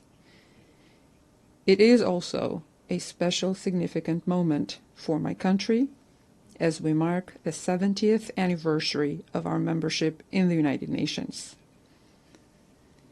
I would like to thank the President of the General Assembly, Her Excellency, Ms. Annalena Baerbock, for choosing this meaningful theme, Better Together, and extend to her best wishes for her success in her esteemed role presiding over the 80th session of the United Nations General Assembly. I also would like to express my gratitude to the Secretary General, Mr. Antonio Guterres, for his leadership, for his service to the United Nations, and for his unwavering commitment to upholding the UN Charter and its core values. Ladies and gentlemen, the 80th anniversary of the United Nations is a powerful reminder of the vision that inspired the creation of a world in which nations choose dialogue and cooperation. It is also an opportunity to renew our commitment to the values embodied in the UN Charter: peace, equality, and cooperation among nations, to choose cooperation over conflict, dialogue over division, and solidarity over indifference. For the Republic of Albania, the United Nations has been and continues to be the universal platform for dialogue, giving every country, large or small, a voice in shaping our shared future. Its achievements are undeniable: the prevention of conflicts, the advancement of human rights, and the provision of humanitarian aid to millions. Yet, in the context of today's global crisis, it is natural to demand more from these organizations and more from ourselves. This is the moment to renew our commitment to ensuring that the UN continues to serve as the foundation of peace, justice, and solidarity, not just for us, but for future generations. Albania believes that global challenges, from conflicts and terrorism to climate change, artificial intelligence, and economic insecurity, are not only complex, but are also deeply interconnected. Humanity, therefore, needs more multilateral cooperation. As a member of the United Nations, a member of NATO, and a proud European nation, the Republic of Albania is well positioned to contribute to the strengthening of international peace and security. We support a global order in which conflicts are resolved through sustainability. Societies are strengthened by solidarity, and peace is built and maintained on the foundations of trust, cooperation, and progress. Albania remains firmly committed to the UN Charter and will continue to contribute to peacekeeping missions, humanitarian efforts, and the building of a world in which disagreements are resolved through dialogue and diplomacy. Madam President, for nearly 4 years, our organization's credibility has been tested by Russia's aggression against Ukraine. Albania has stood in full support of Ukraine's sovereignty, independence, and territorial integrity, and has consistently condemned Russia's violations of the United Nations Charter and international law. We condemn Russia's continued attacks across all of Ukraine. At the same time, we recognize and value diplomatic efforts under the leadership of President Trump aimed at achieving a just and lasting peace in full respect of Ukraine's sovereignty, independence, and territorial integrity. Albania is equally committed to peace, security, and stability in the Middle East. The war in Gaza must end. All hostages must be released immediately, and the dire humanitarian situation must be addressed urgently. We express our support for the efforts of the United States, Egypt, and Qatar in implementing the ceasefire agreement in all its phases, with the aim of reaching a permanent end to hostilities, remain committed to a sustainable peace between Israel and Palestine, one that provides a better future in security and prosperity for Palestinians, Israelis, and all the peoples of the region. Ladies and gentlemen, Albania actively promotes dialogue and good neighborly relations and regional integration as the only path towards sustainable stability and prosperity. Our vision is peaceful integration, sustainable development, and preservation of democratic values. We believe that the future of our region lies in cooperation, not conflict, in shared progress, not rivalry. In this spirit, Albania stands ready to cooperate with all its neighbors to ensure that the Western Balkans becomes a zone of peace, development, and opportunity, contributing positively to Europe and to the wider international community. The newest state in our region, the Republic of Kosovo, is increasingly contributing to peace, dialogue, and coexistence in the Western Balkans. 17 years after declaring its independence, Kosovo has demonstrated through its actions that it is a responsible member of the international community, committed to peace, stability, and democratic values, with strong institutions and a vibrant population. Its contribution to regional and broader cooperation is undeniable. And yet, Kosovo's seat in this assembly remains unjustly empty. Recognition of Kosovo's independence and support for its membership in the United Nations and other international organizations is an act of justice, a step towards consolidating the peace in the Western Balkans. Albania calls for the rights of Albanians in the Preševa Valley to be respected, that they not be discriminated against, but rather integrated, that the Albanian language be used, and that their culture, values, identity, and traditions be protected and promoted. Madam President, my country's journey from isolation to Euro-Atlantic integration, from dictatorship to freedom and human rights, proves that dialogue, partnership, and shared values can transform societies. Today, Albania is closer than ever to realizing its long-held dream of joining the European Union. Following the opening of accession negotiations, we are advancing our reforms at full speed, aiming to complete the negotiations by 2027 and become a full member of the EU by 2030. Our path toward The EU is not merely a political ambition. It is deeply rooted in the values we uphold: democracy, human rights, and the rule of law. Albania has understood that the prosperity and well-being of its citizens are closely linked to tangible progress in achieving the Sustainable Development Goals. We are investing in clean energy, strengthening climate resilience, advancing digital transformation, and working to ensure that no one is left behind. Our efforts are focused on education, healthcare, gender equality, and youth empowerment because inclusion is the only path to sustainable development.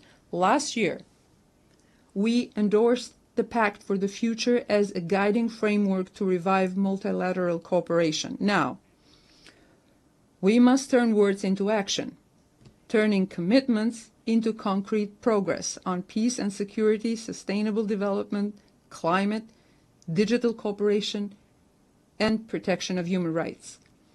The Republic of Albania stands ready to work with all member states to ensure that the Pact for the Future becomes a guiding light for a fair, more sustainable, and more united world. We will lead by example by integrating the Pact into our next voluntary national review. Excellencies, distinguished participants, climate change is the defining challenge of our century, and Albania is committed to the transition to clean energy and environmental protection. Recurring floods, fires, and droughts remind us that we must strengthen global commitments, mobilize funding, and ensure that no one is left behind. In recent years, we have witnessed the rapid spread of digital technologies.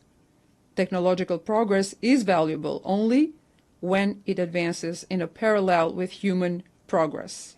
We must remain faithful to our values, placing technology at the service of humanity. No matter how advanced, the problems of this world cannot be solved by artificial intelligence alone, but by human intelligence and compassion.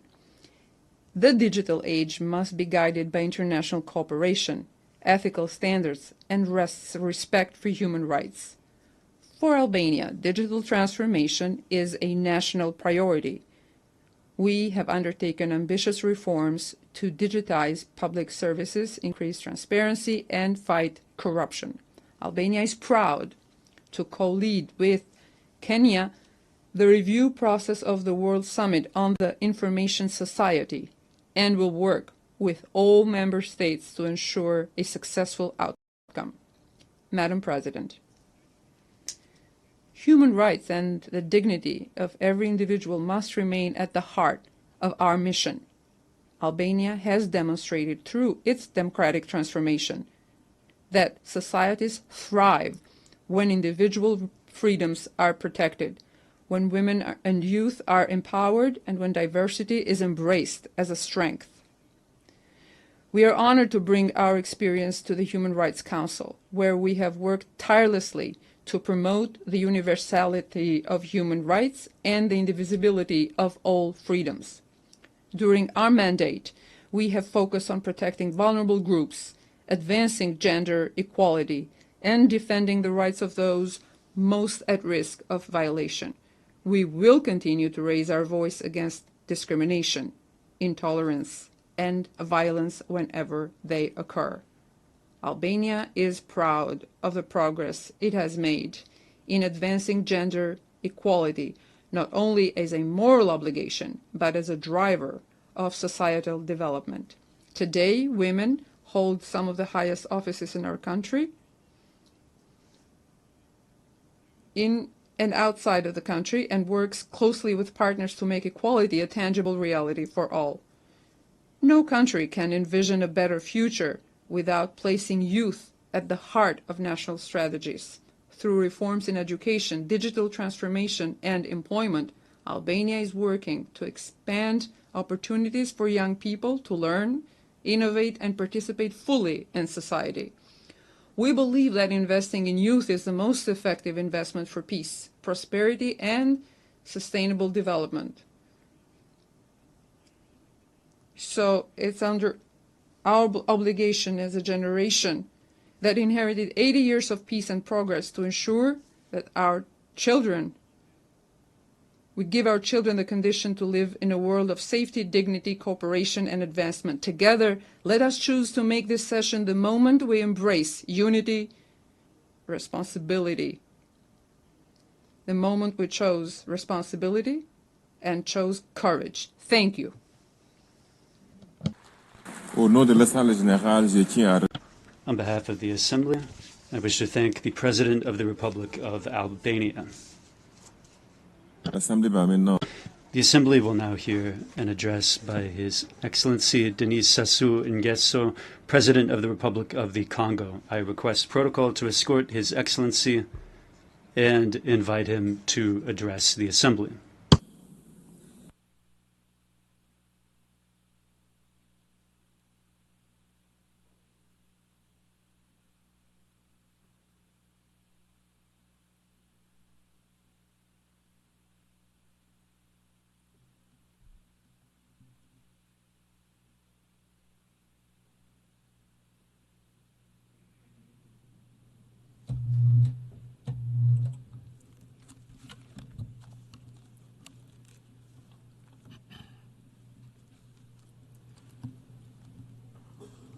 Madame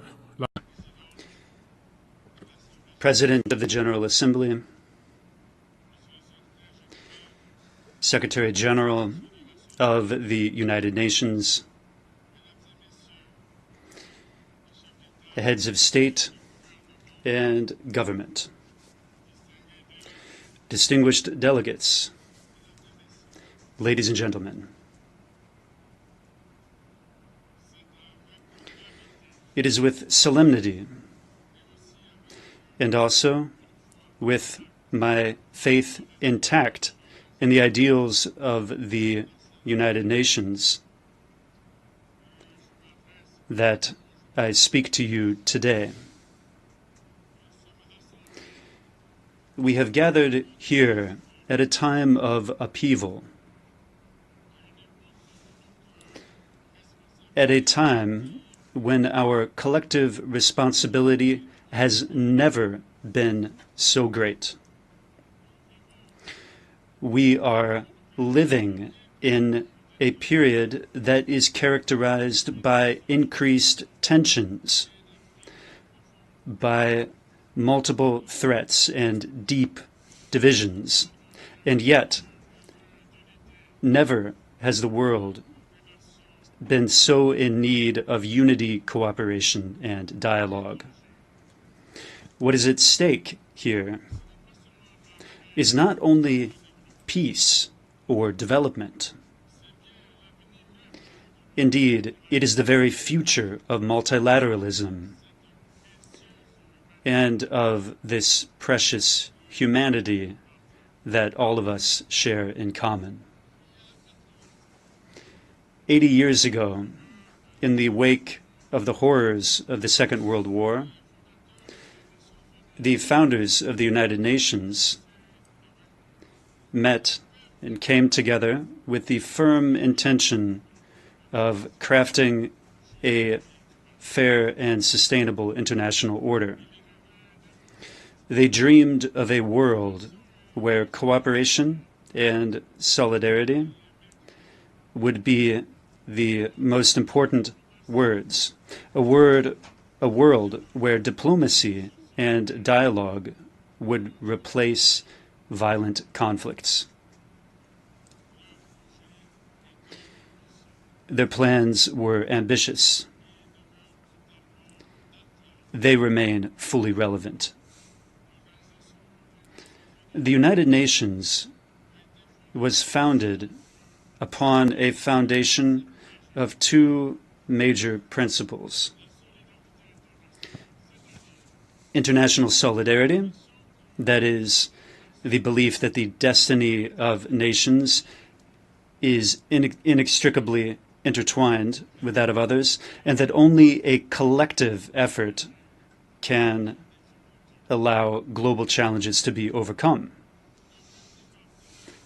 Multilateralism, or the acknowledgement that every nation, be it great or small, must have a place, a voice in international affairs, and that only collective action can guarantee a lasting peace.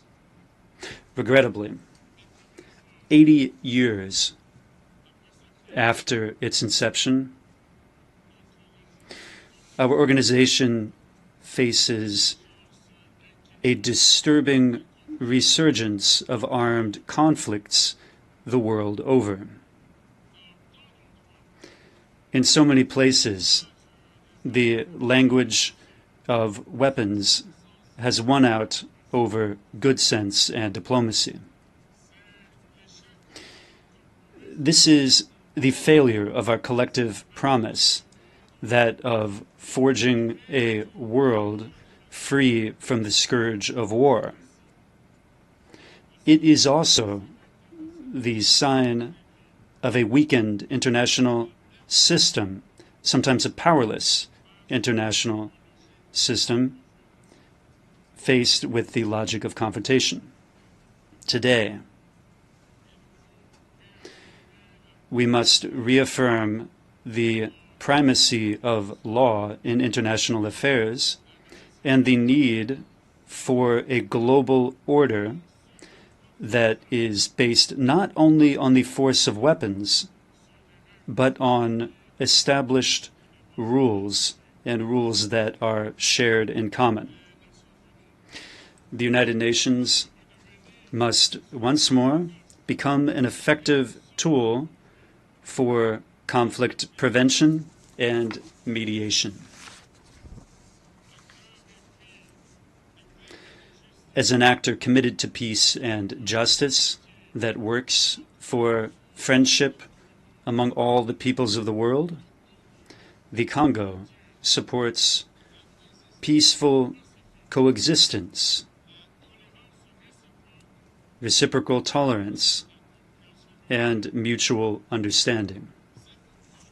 This is why, in the Middle East, my country is a staunch supporter of the two-state solution.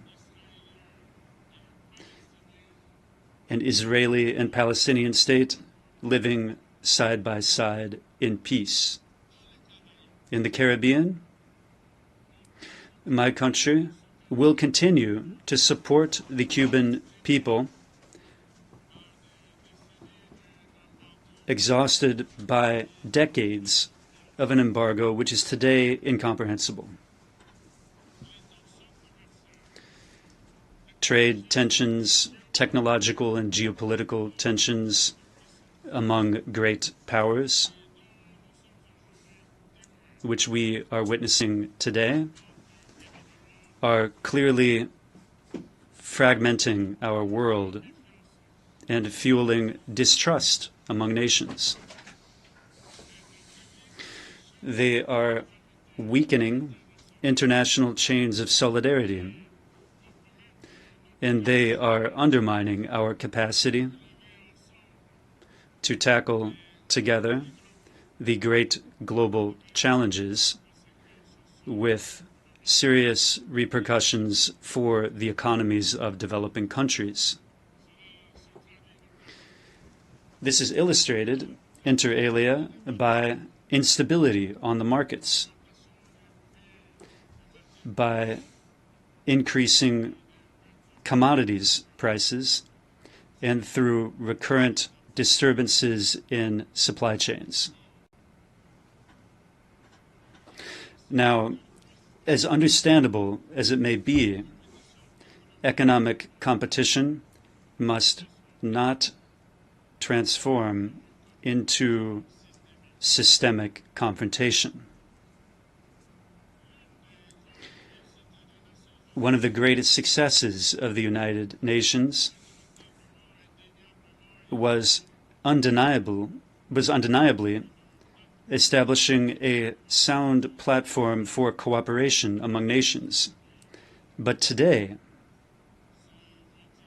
this multilateralism is under threat by national egotism and by unilateral policies, which are a source of harmful diplomatic crises. This tendency needs to be rolled back. This is because the global challenges that we face, in particular climate change, pandemics, and food insecurity, require a global response that shows solidarity, coherence, and which is concerted.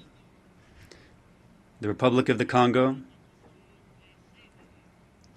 firmly believes that a stronger and more effective United Nations is the crucial condition for preserving peace and guaranteeing sustainable development. Hence, we call for a reform of its bodies, starting with its Security Council. This so as to make these bodies more representative, more transparent, and closer to the realities of our world. One can see clearly that the Security Council, in its current composition, no longer reflects the geopolitical balance of our world. Thus, the urgent need to reform it, not in theory, but in practice. Africa cannot remain marginalized.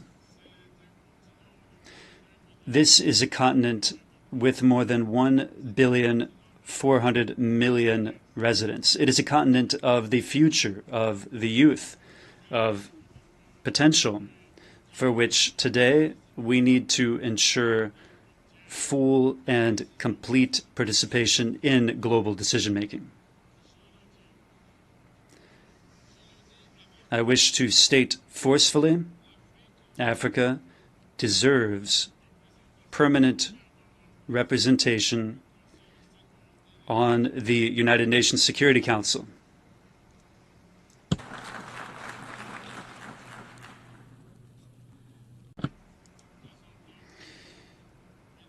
Not as the beneficiary of a favor, but as a legitimate partner. This is the solemn call that the Republic of the Congo wishes to sound from this high rostrum.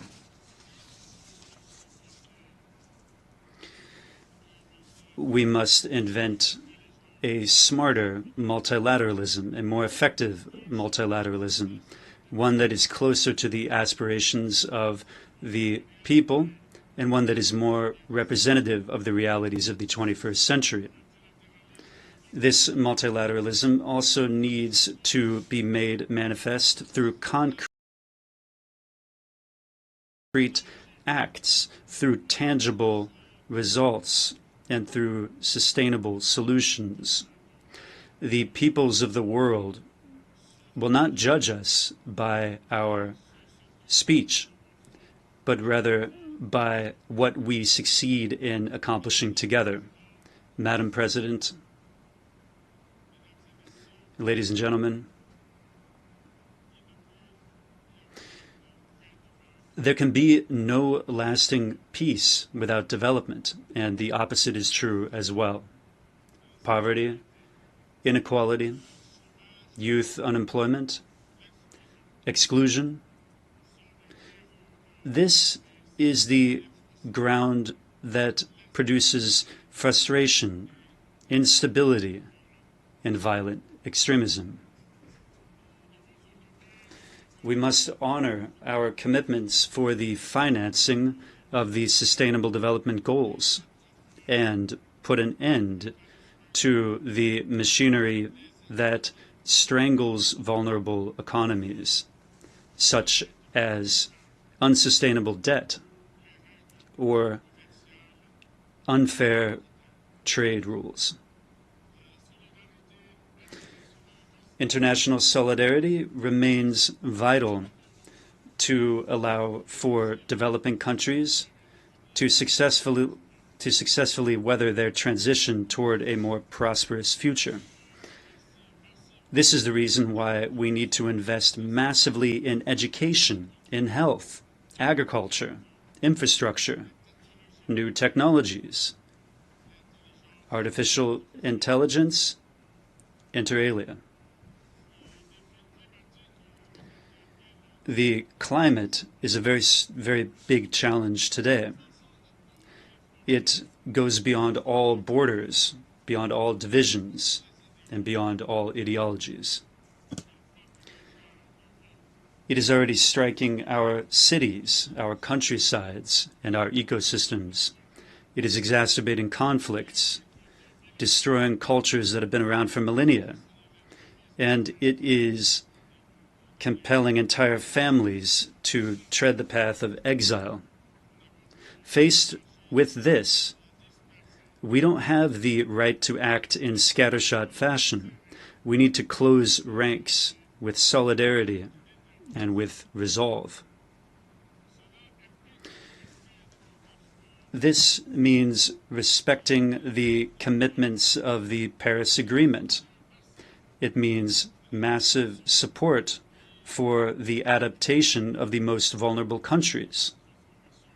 And it means a deep transformation of our means of production, consumption, and financing.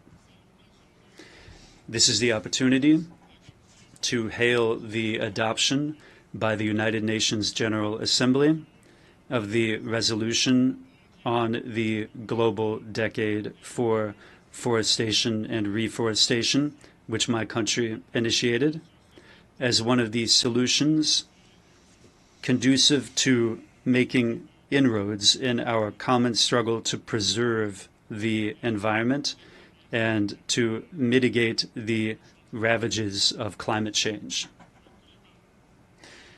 The climate must not become a new factor that divides the North and the South. It must be a factor for global unity, a means of solidarity throughout the planet, and a vehicle for shared hope. Madam President, ladies and gentlemen, at a time when the nations of the world face serious challenges, some of these challenges are clearly existential in terms of their repercussions. And now, something new and disturbing is unfolding, an arms race. Global military spending today has reached record levels. Even while millions of human beings live in extreme poverty, with reduced access to drinking water, reduced access to quality education and primary health care. Disarmament treaties have been called into question, while the proliferation of weapons of mass destruction, in particular nuclear weapons, is becoming again a central concern. This is a dangerous slide in every way. It is not making our world any safer. Quite the contrary. It is exposing the world to the most serious jeopardy, including the risk of a generalized conflagration which could rage out of control completely. Faithful to its commitment to peace and international security, the Republic of the Congo reiterates its call for global disarmament. The time has come for all of us to invest in searching for solutions that strengthen our collective security, stability, and the prosperity of all peoples. This instead of fueling the vicious and destructive cycle of conflicts and violence. Madam President, ladies and gentlemen, in this unstable world, many people are in doubt today. Many people are asking questions.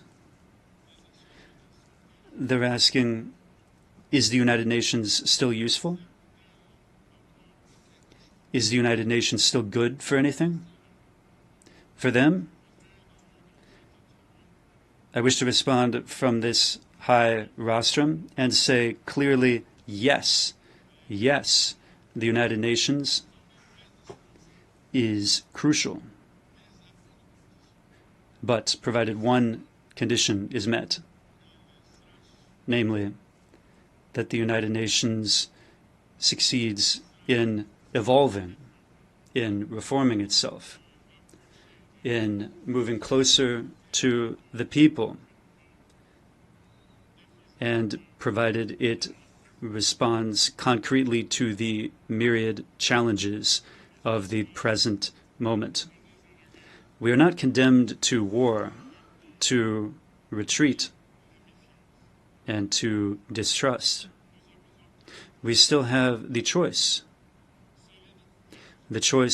of courage, solidarity, and responsibility. Therefore, together, united in diversity, let us bring to life the founding promises of our organization, namely peace, dignity, and progress. Let us not allow history to be made without us. I thank you.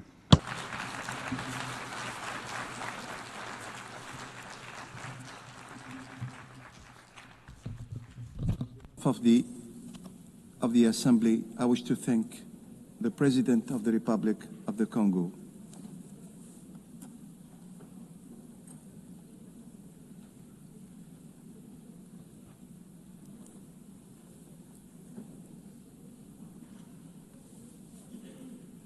Now the Assembly will hear an address by His Excellency Andry Nirina Rojolina, President of the Republic of Madagascar. I request kindly the protocol to escort His Excellency and invite him to address the Assembly.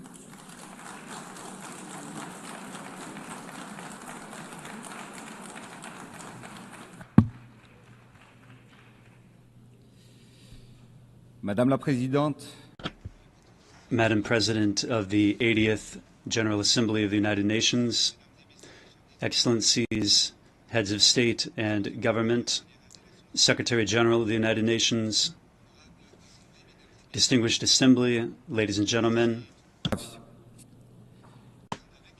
it is with sincere emotion that I represent my country, Madagascar, at our General Assembly at the United Nations in this temple of multilateralism, which is our common home. We are celebrating this year the 80th year anniversary of our organization. 80 years. 80 years of keeping the flame burning, the flame of unity, of establishing peace to craft a fair world with solidarity. 80 years of the United Nations is a stage rather than an ending point. And here in this symbolic place at the General Assembly of the United Nations, it is here that we are discussing, proposing, and deciding on the main guiding lines for a peaceful and prosperous world. And it is here that we are looking for and finding solutions to conflicts, and we're finding an answer to crises. It is here in this very place that we are sketching out the path of our common future.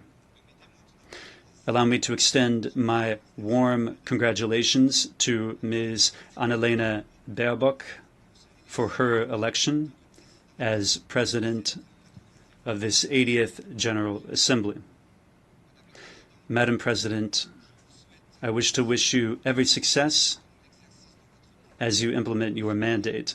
Rest assured that you will have the full support of Madagascar as you carry out your mission.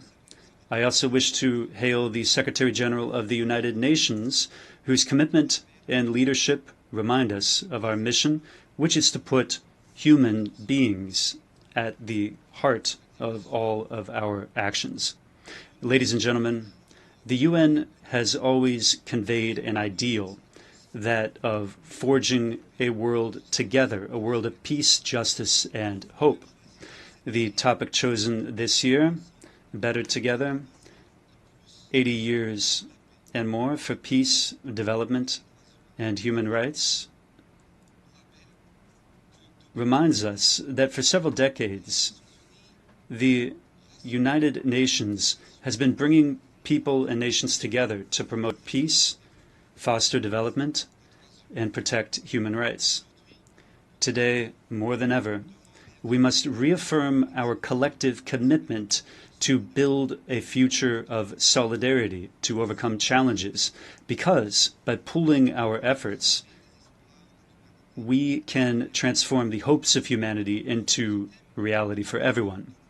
This theme gets to the heart of our priorities, and this is why, since the proclamation of our independence 65 years ago, Madagascar joined the United Nations. This shows my country's belief in the ideals of peace, solidarity, and cooperation among people, the ideals championed in the Charter. Today, to further strengthen this conviction and in order to ensure the continuity of the work of the United Nations in Madagascar, we are going to provide several thousand square meters of office space so as to host a hub for a larger presence of the United Nations on the territory of Madagascar. The challenges have evolved, but we have continued to appreciate the force of this heritage and the need to adapt to everyday realities. It should suffice to mention economic divides, inequality, and above all, the impacts of climate change. All of these threats imperil peace in our societies, and they require strong common measures. One of the challenges of our time is that of development, which is so much desired by our peoples. The mission of leaders is to set up the conditions needed for every citizen to contribute to national development. This requires a vision grounded in the understanding of the realities of the country by using its assets and overcoming its difficulties. Madagascar, like many African countries, has rich, abundant natural resources, and yet our development has been slowed for too long. And it is this delay that we are overcoming today with the projects and the programs that we are undertaking to transform our country. We need to seize our destiny, and we need to be the architects of historic change.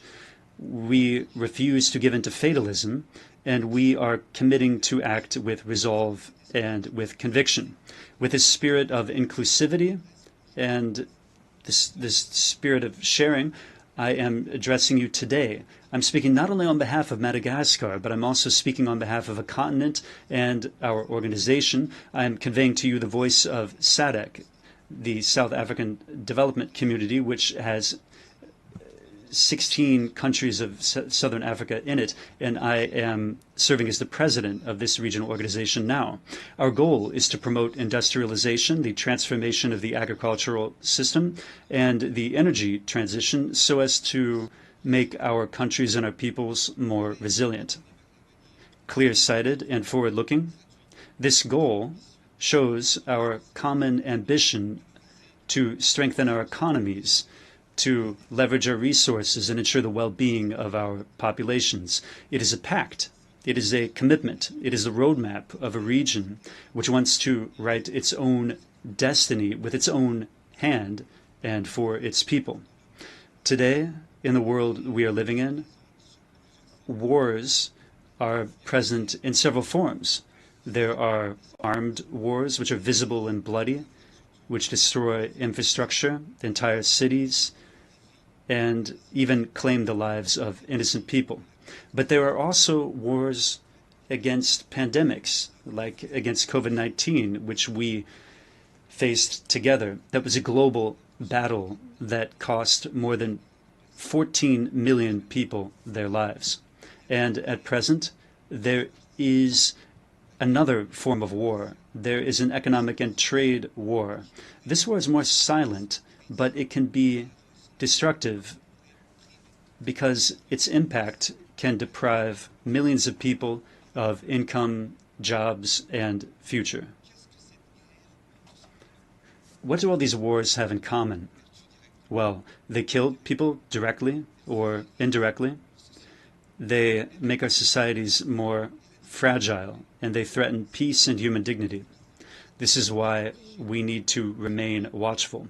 Today, there's a subject that is at the very center of the news, which is of particular relevance for us, because among the 16 countries of SADC, that's the South African Development Community, 14 of those countries are beneficiaries of the AGOA program, the AGOA program.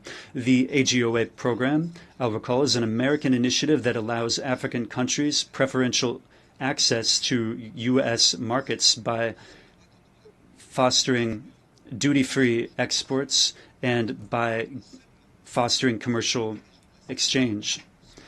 And just for the SADC region alone, this program means 358,000 direct jobs, which are currently in jeopardy. 60% of them are in the textile sector, and the rest of them are spread out among various sectors. The non-renewal of the AGOA will have serious social consequences. The employability of thousands of young people and the economic momentum of our nations will be under threat. Because today, thanks to AGOA, the countries of SADC export more than 11 billion US dollars annually to the United States. Behind this figure, there are more than 1.7 million people that are affected. Therefore, if AGOA disappears, then that will be over 700,000 direct and indirect jobs that will be lost in the Southern African region alone. And behind every one of these jobs, there's a woman who is feeding her children. There's a young person continuing their studies, and there is a family which is maintaining hope. So AGOA, that's not only a simple trade law. It is faces, lives, entire communities that are fighting every day for their dignity. Thus, as the acting president of SADC, I want to solemnly request the renewal of AGOA so as to avoid economic and social consequences that would be disastrous. I therefore wish to sound an appeal to our American partners. Let us together choose stability, hope, and dignity.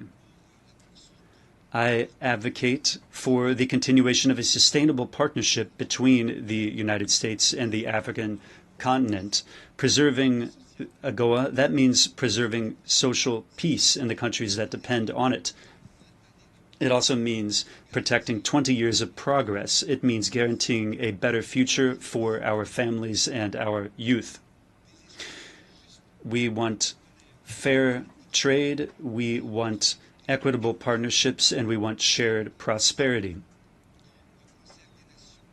We're speaking of this here in the concert of nations. We're speaking of peace and security.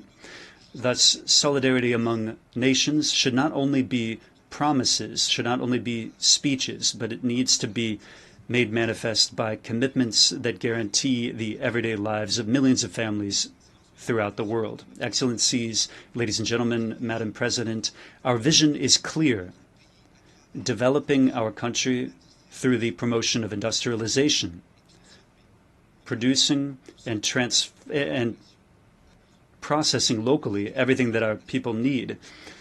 We need to reduce imports, innovate, build factories and value chains that are capable of generating decent, lasting jobs.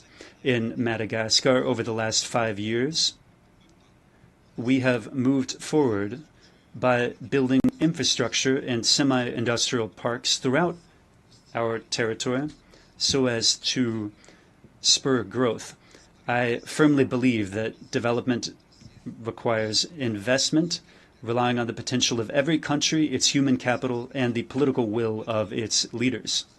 Furthermore, the agricultural transformation is the key to combating poverty. For our food security is the foundation of our economic independence. Therefore, let us plant today the seeds of prosperity and autonomy so that tomorrow our people can feed themselves. In Madagascar, in the area of agriculture, we have supported the transformation and the sale of local products.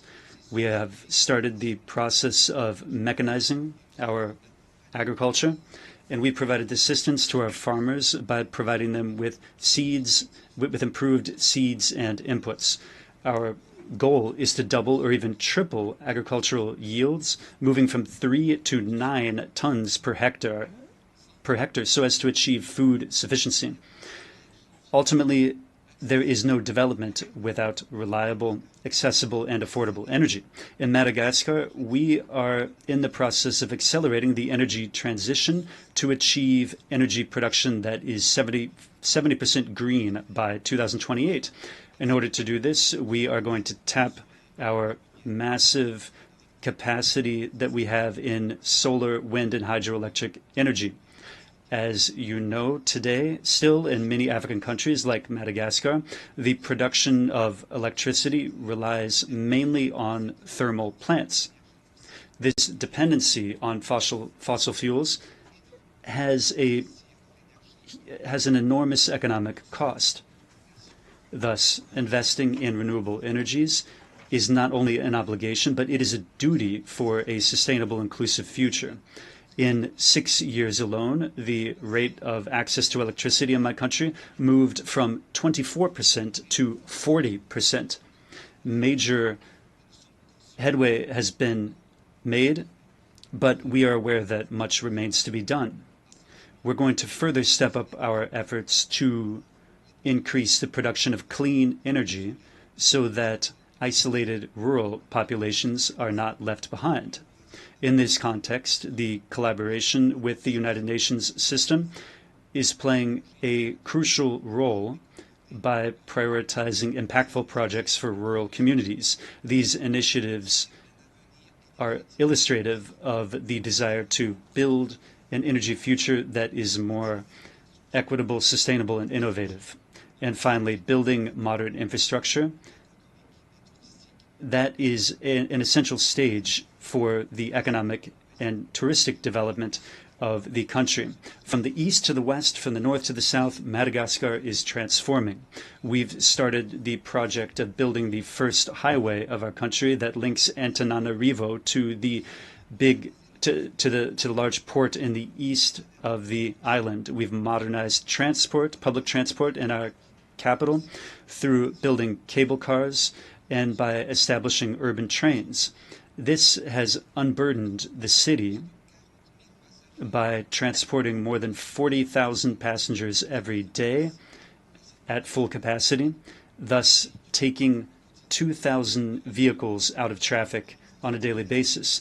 Furthermore, we have strengthened the presence of the state in all of the areas of our country, above all in the hardest to reach areas. We've done this through building infrastructure that is close to the people and infrastructure that the people needs. We have built thousands of social housing units. We've modernized healthcare by building public hospitals and healthcare centers throughout our national territory.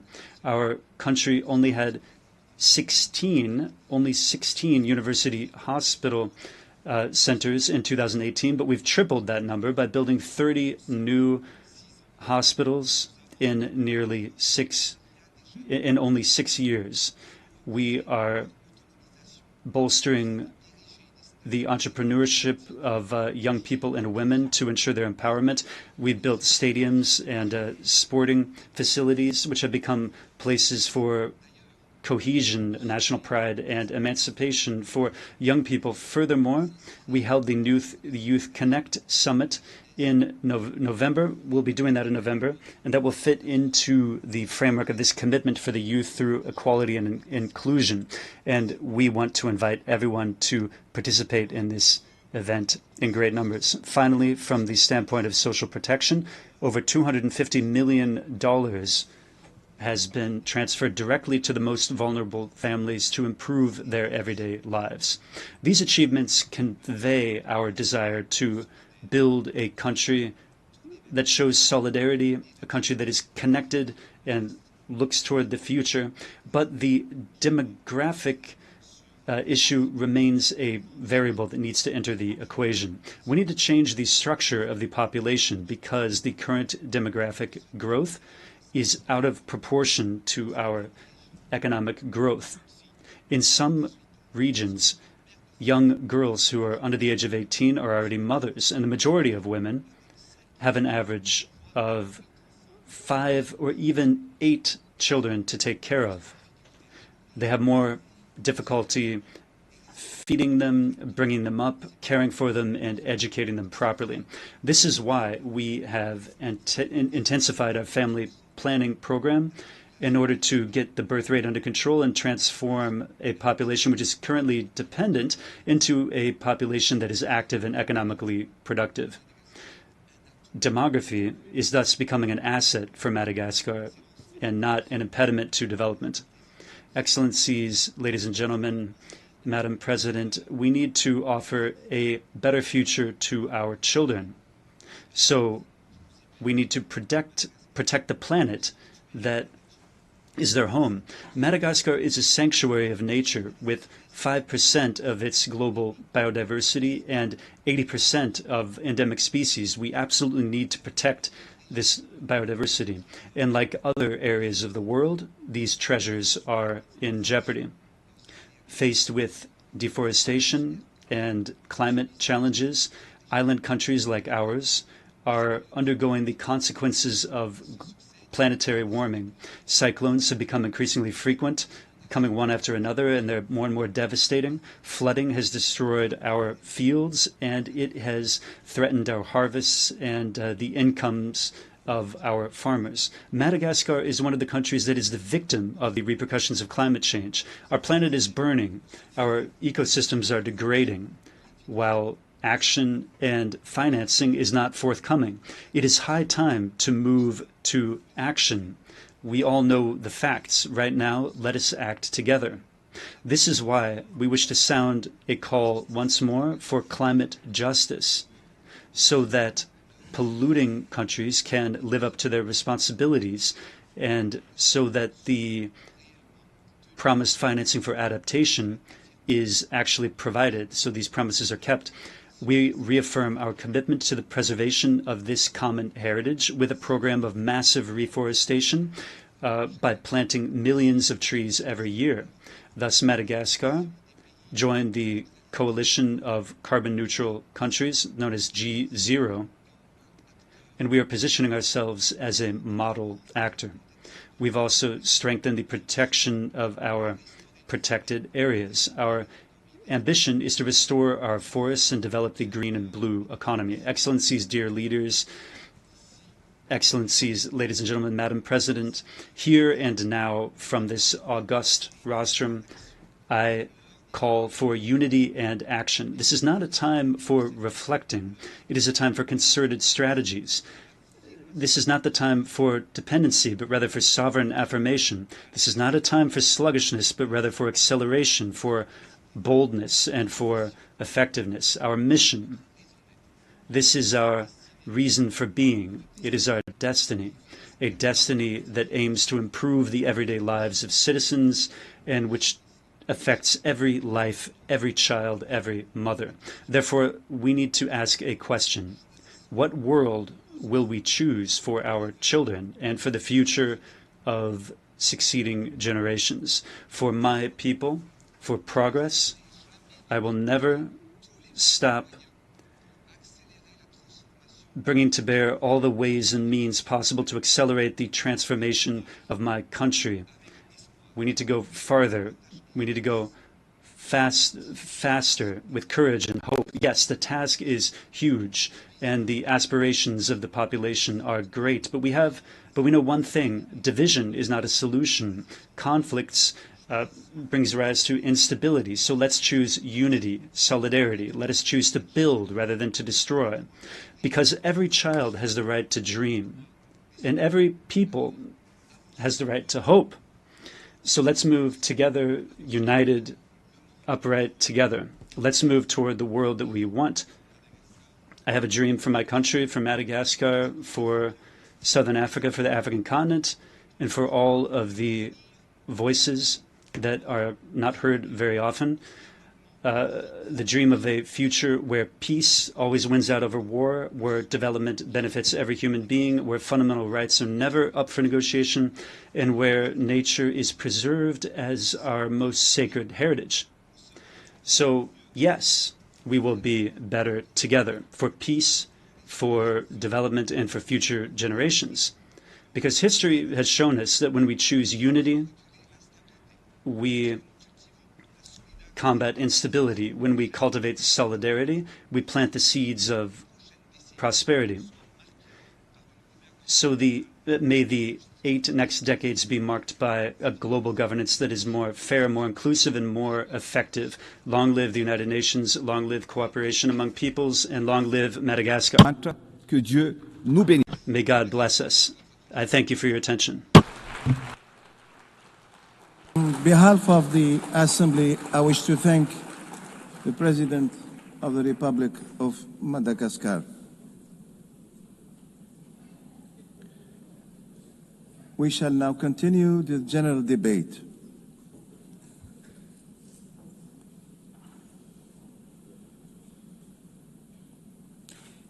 The Assembly will hear an address by His Excellency Kashim Shettima, Vice President of the Federal Republic of Nigeria. I request the protocol to escort His Excellency and invite him to address the Assembly.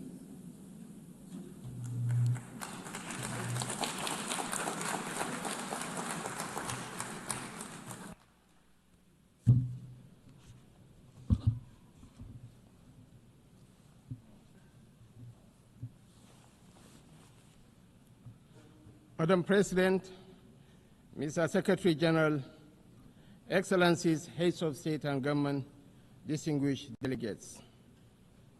The chaos that shadows our world is a reminder that we cannot afford the luxury of inaction.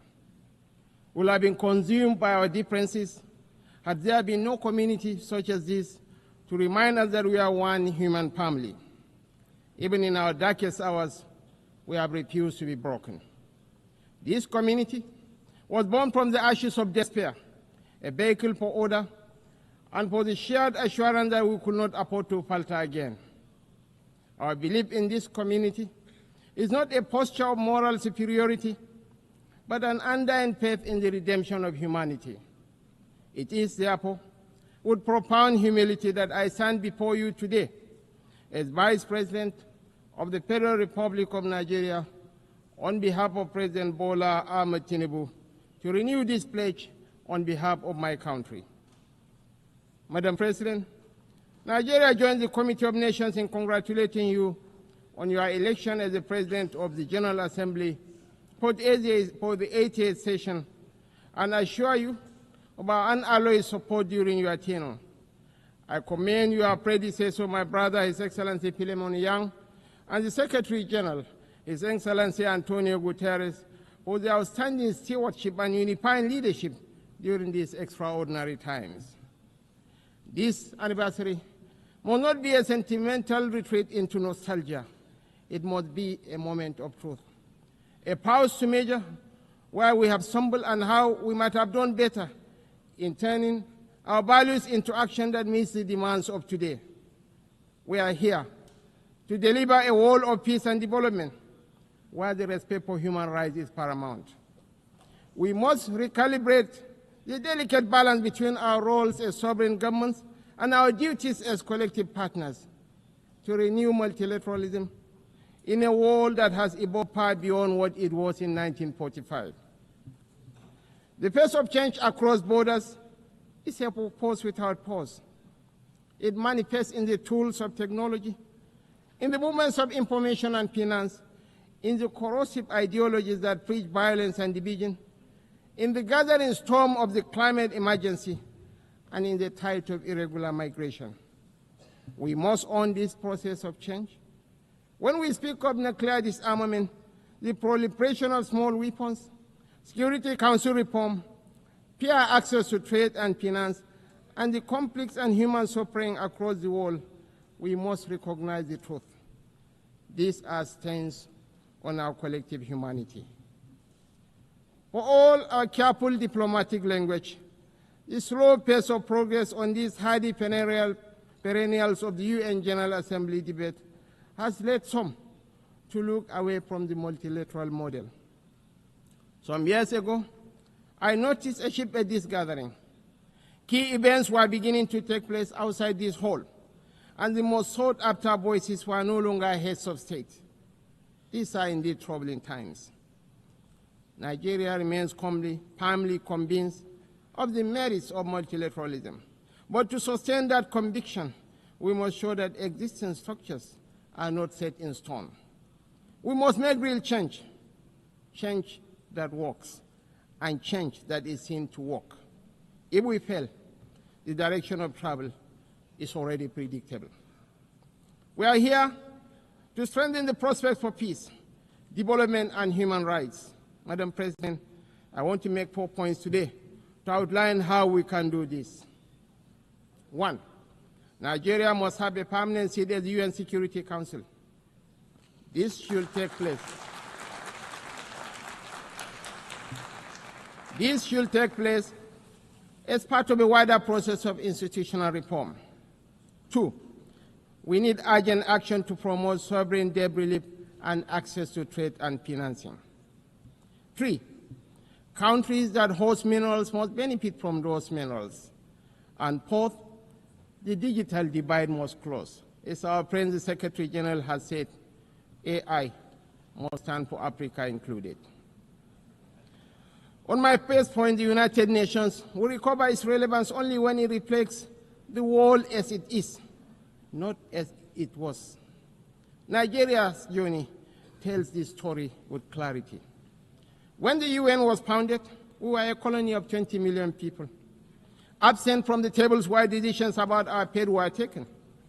Today, we are a sovereign nation of 236 million people, projected to be the third most populous country in the world, with one of the youngest and most dynamic populations on earth, a stabilizing force in regional security, and a consistent partner in global peacemaking. Our case for permanent seat at the Security Council is a demand for fairness, for representation, and for reform that restores credibility to the very institution upon which the hope of multilateralism rests.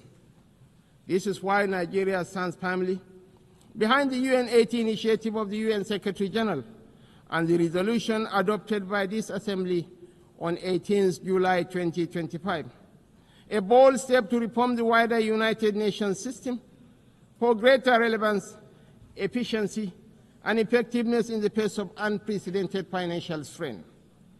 We support the drive to rationalize structures and end the duplication of responsibilities and programs, so that this institution may speak with one voice and act with greater coherence.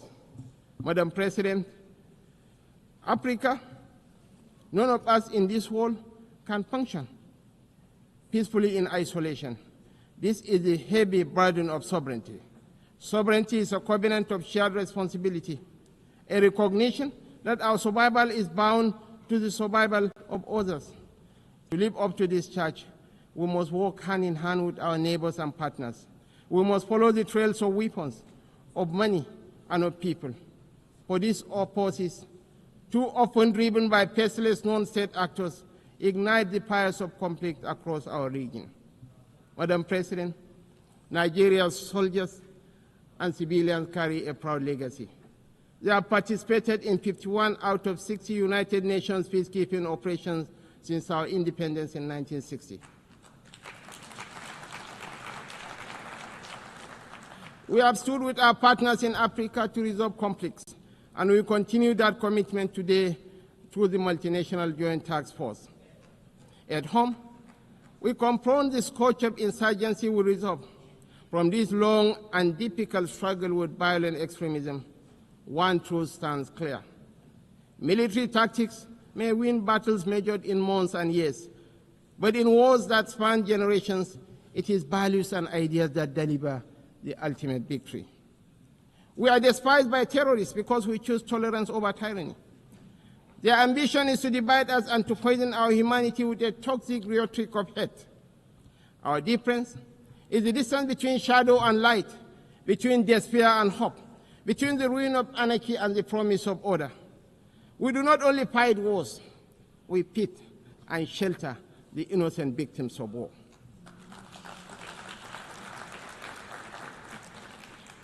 This is why we are not indifferent to the devastations of our neighbors near and distant.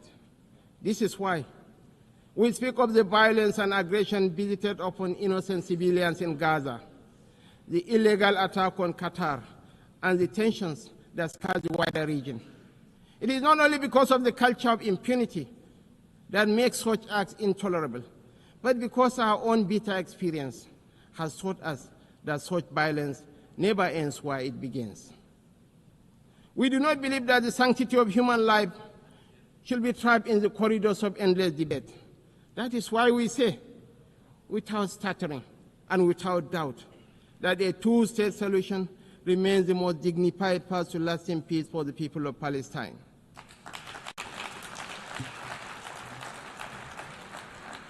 For too long, this community has borne the weight of moral conflict. For too long, we have been caught in the crossfire of violence that offends the conscience of humanity. We come not as partisans, but as peacemakers. We come as brothers and sisters of a shared wall, a wall that must never reduce the right to live into the currency of devious politics.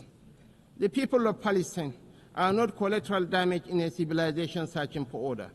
They are human beings, equal in worth, entitled to the same freedoms and dignities that the rest of us take for granted.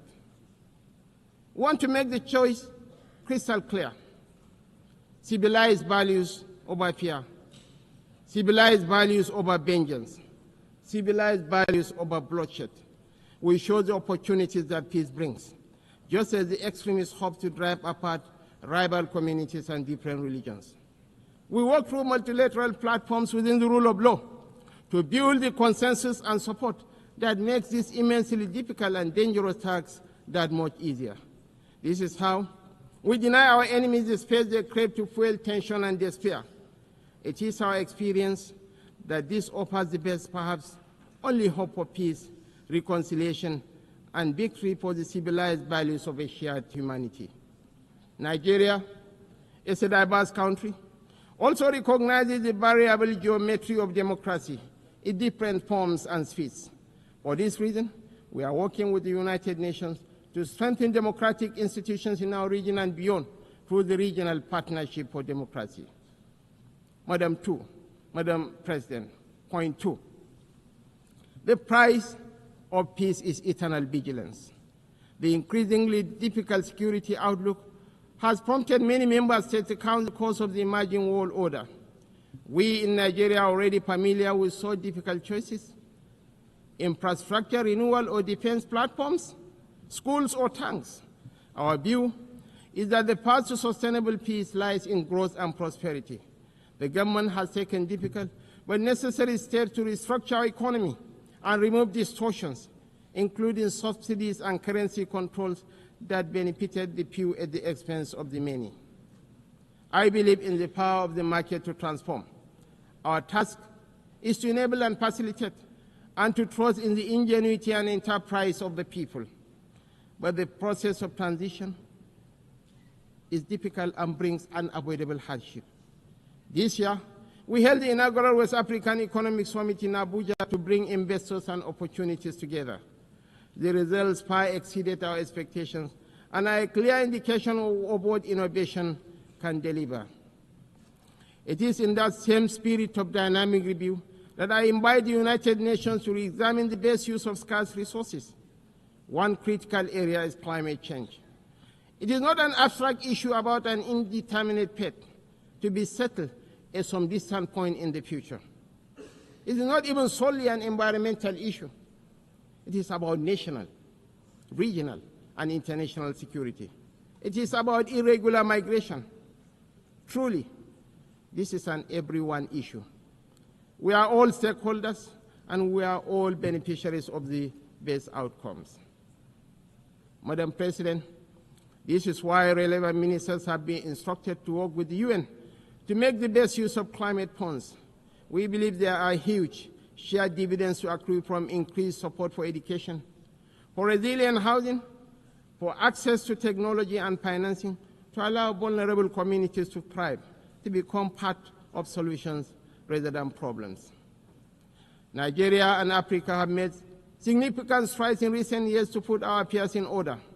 We can take that progress to the next level, a level that presents new opportunities for trade, investment, and profit, if we can assess reforms to strengthen the international financial architecture.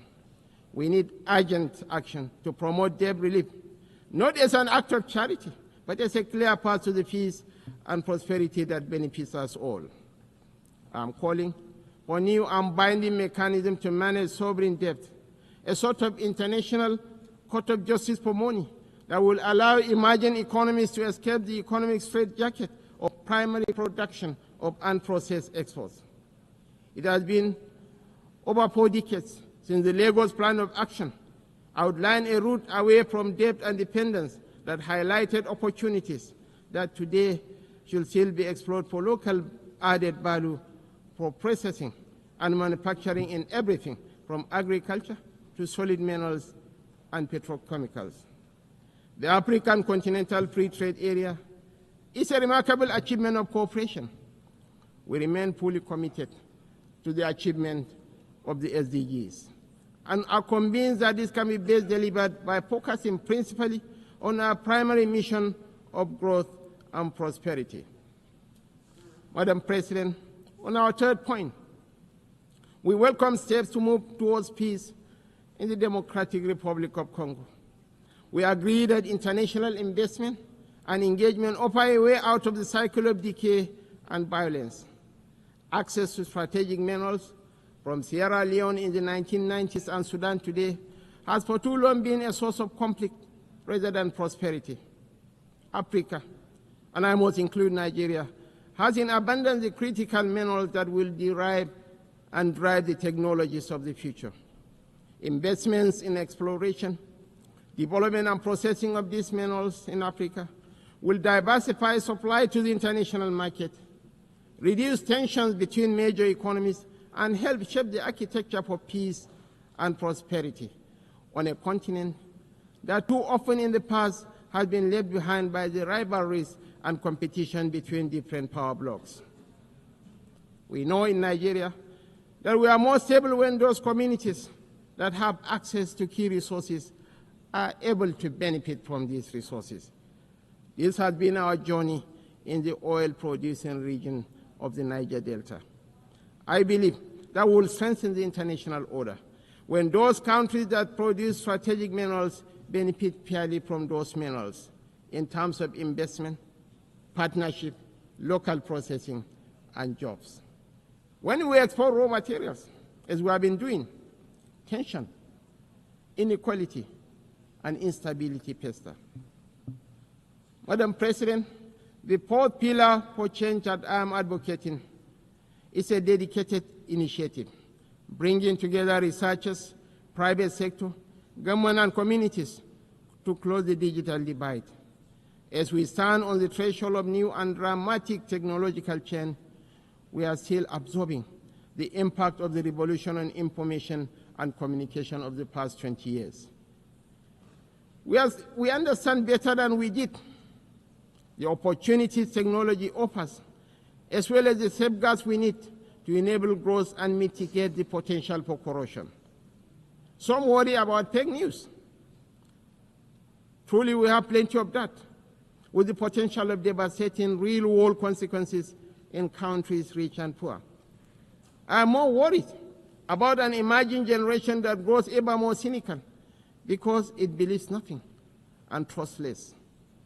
As technology shakes up public administration, law, finance, conflict, and so much of the human condition, I'm calling for a new dialogue to ensure we promote the best of the opportunities that are arising and promote the level of access that allows emerging economies more quickly to close a wealth and knowledge gap that is in no one's interest. I join you today to reassert Nigeria's commitment to peace, to development, to unity, to multilateralism, and to the defense of human rights is beyond compromise. For none of us is safe until all of us are safe. The road ahead will not be easy, and we know there are no quick fixes to the trials that test the human spirit. Yet history reminds us that bold action in pursuit of noble ideals has always defined the story of the United Nations. Time and again, we have found the wisdom to balance sovereign rights with collective responsibility. That balance is once again in question. But I believe, quite passionately, that a renewed commitment to multilateralism, not as a slogan, but as an article of faith, remains our surest path forward. Nigeria dedicates itself fully and without reservation to that noble cause. I thank you all for listening.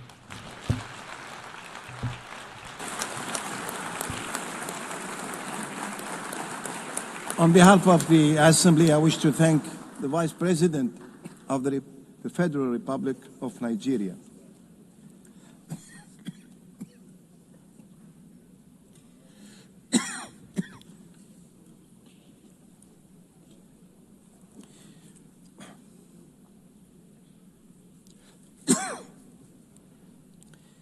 The Assembly will hear an address by His Highness Sabah Al-Khalid Al-Sabah, Crown Prince of the State of Kuwait. I request the protocol to escort His Highness and invite him to address the Assembly.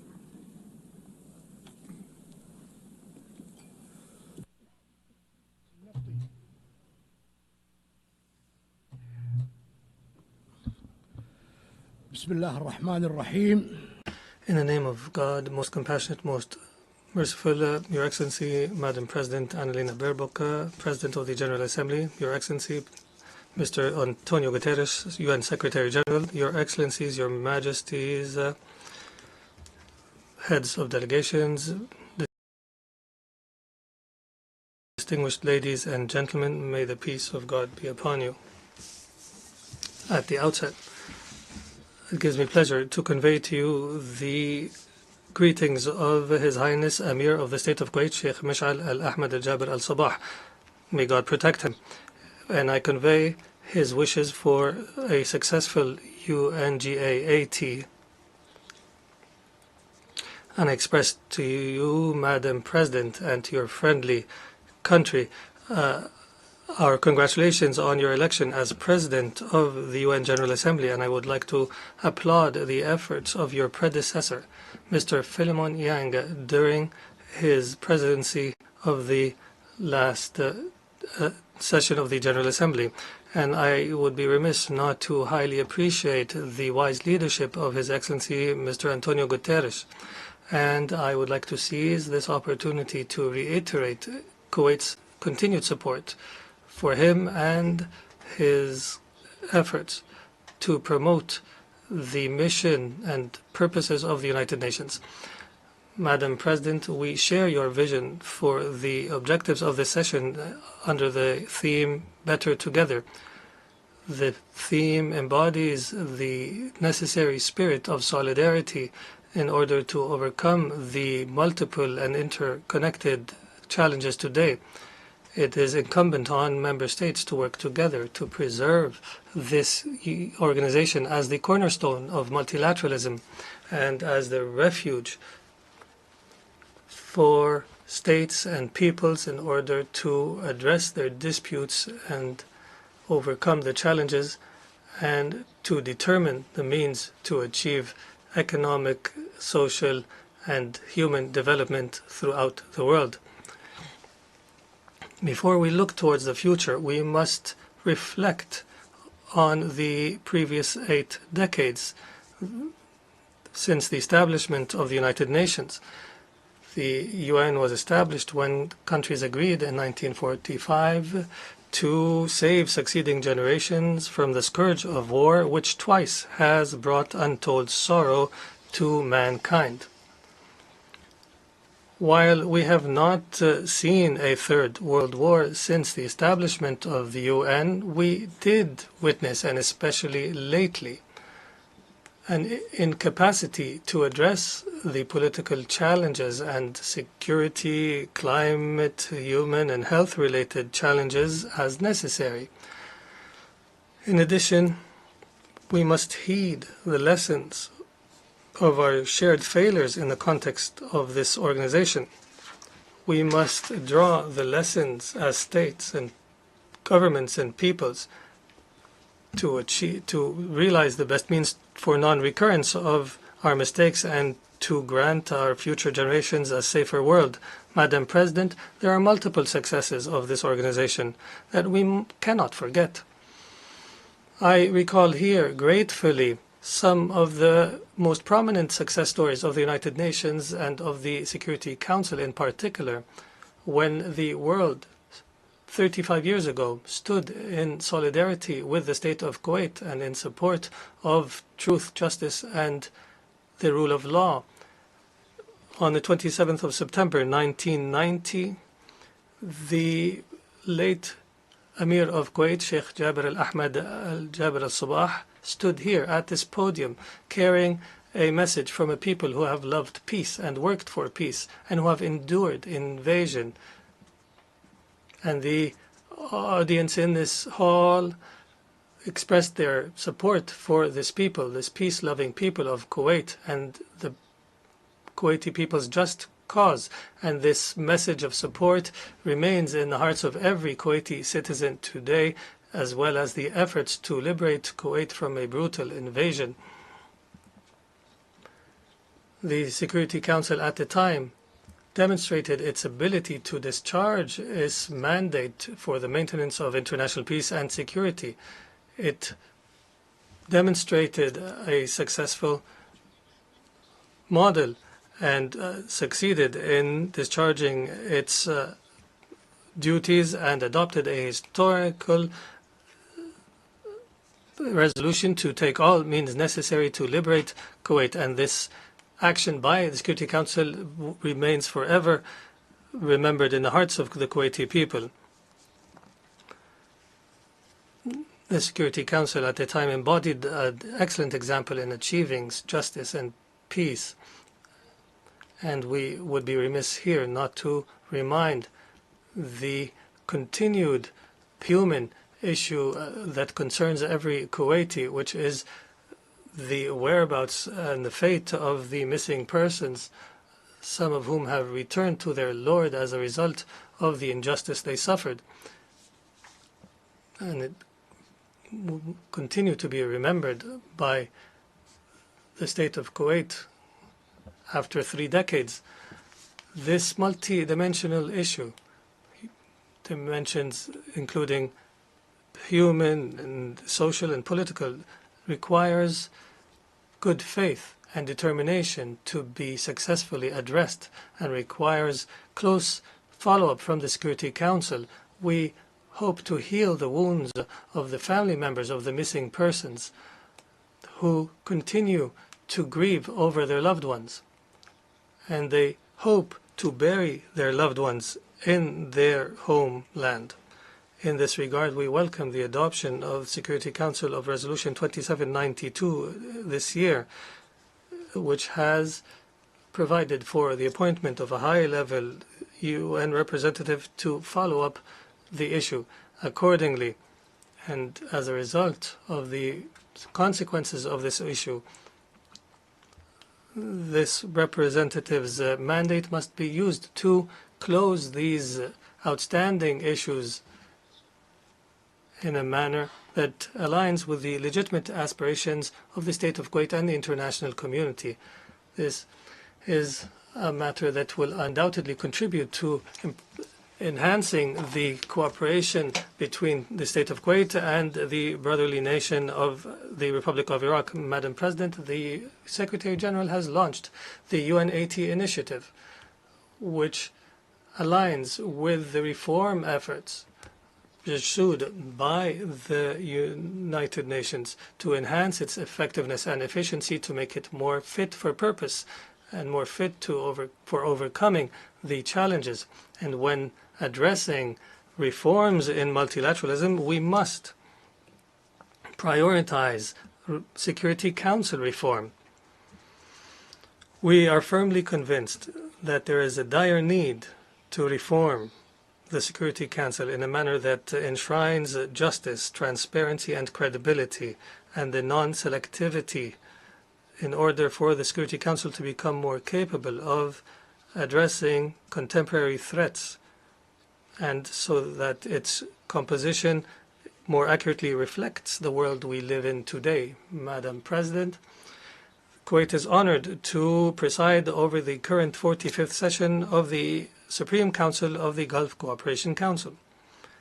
Throughout time, the GCC has proven that it is a major pillar for stability and prosperity in our region. My country continues through its presidency of the Supreme Council to promote our joint efforts in the GCC and our strategic relationship with regional and international organizations. And we take pride in our efforts on behalf of our brothers and sisters in adopting the resolution related to the cooperation between the GCC and the United Nations. We look forward to the initiatives that will be taken in different spheres. We people of the Gulf do not know the impossible, and we will navigate towards the future with strong hearts and determination, believing in our joint destiny. Madam President, our region has witnessed lately a dangerous military escalation and an expansion of conflict, and we have repeatedly warned against this in the past and warned against its consequences for the region, and we condemn in the strongest of terms in this regard the brutal Israeli aggression against Qatar. We consider this attack a blatant violation of all international customs and norms, and an attack against a mediator that is working faithfully for the sake of peace. And we reiterate our complete solidarity with our brethren in Qatar, and we reiterate that any threat against any member state of the GCC is a threat against every member of the GCC. Just a few days ago, 2 emergency summits have been held, the first for the Supreme Council of the GCC and the second, the Arab Islamic Emergency Summit in Doha, to discuss the Israeli aggression against Qatar.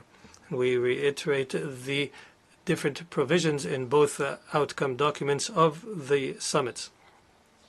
Madam President, Kuwait continues its tireless efforts that have continued throughout 2 decades to assist Iraq to achieve the legitimate aspirations of the Iraqi people and our brothers and sisters in Iraq, and in order to promote stability and security in the region through bilateral agreements that are the cornerstone for defining our means of cooperation in order to build a better future for both our countries and to turn the page on the painful past. Accordingly, from this podium, we reiterate for the 3rd year in a row our commitment to the provisions of the agreement to regulate maritime navigation in the Khor of Abdullah with the Republic of Iraq since 2009, and we reiterate our commitment to correcting the negotiation course in order to determine our maritime boundaries beyond point 162 as per international law and the UN Convention on Law of the Sea of 1982, and without prejudice to the territories and islands in the area. And we reiterate at the same time our call on our sisters and brothers in Iraq to respect the provisions of the effective agreements between us in order for us to be able to unleash the prospects for cooperation between our two countries to greater heights. Madam President, what is taking place in the Gaza Strip for almost 2 years of collective punishment and the killing of tens of thousands of Palestinians and of innocent people, most of whom are women, are children, and using starvation as warfare is only an unfolding of genocide before our eyes. And we have reached this point because of the double standards in the application of international law. We cannot call for respect of international law in one area and ignore the application in another. This leads to undermining trust in the international system. The state of Kuwait once again condemns the Israeli aggression against the Gaza Strip and against all occupied Palestinian territory, and we call for an end to this aggression immediately and to allow for uninterrupted humanitarian access. And we also applaud the efforts of Qatar, Egypt, and the United States in order to reach a ceasefire. We recall in this regard the high-level conference on the two-state solution, and under the joint leadership of the Kingdom of Saudi Arabia and the French Republic, and we look forward to building on the momentum generated by the conference. And we commend the decision by many friendly states to recognize the state of Palestine. And we emphasize the need for the remaining states to do the same. The state of Kuwait also reiterates its firm commitment to support UNRWA because of its critical role in securing the basic needs of millions of Palestinian refugees.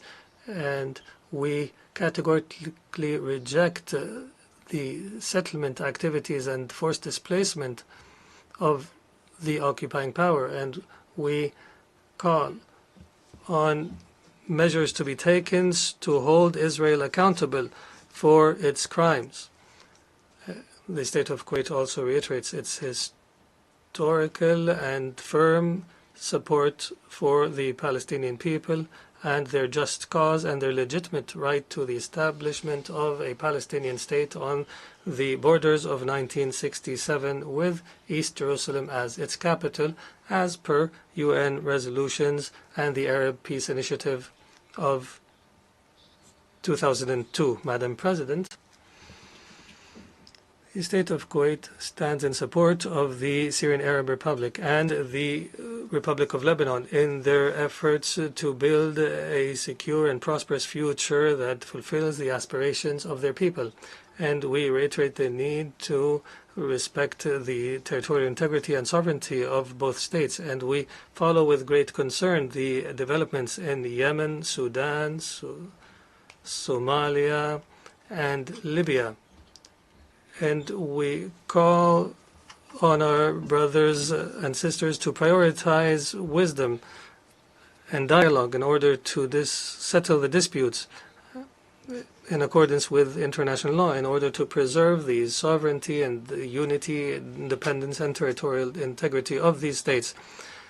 And based on our commitment to good neighborliness, we reiterate once again our call on the Islamic Republic of Iran to initiate a serious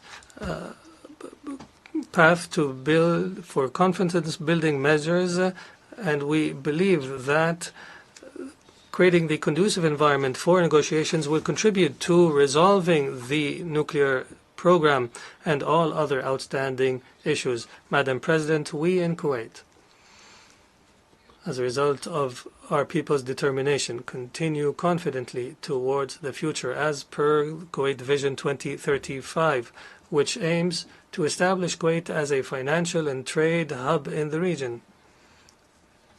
Similarly, and in parallel, we work to achieve the Sustainable Development Goals, drawing inspiration from the ancestors in their dedication throughout succeeding generations in order to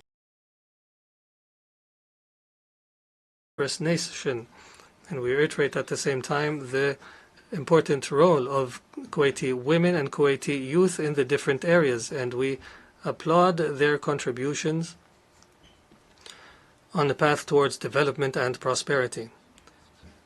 Now that only 5 years remain until 2030, we emphasize the need to continue our efforts so that we can achieve these noble goals and to leave no one behind. And based on our experience and our knowledge of the experiences of developing states, we have committed to international development, and the Kuwaiti Fund for Arab Economic Development, since its establishment in 1961, has provided support for development projects in 107 states.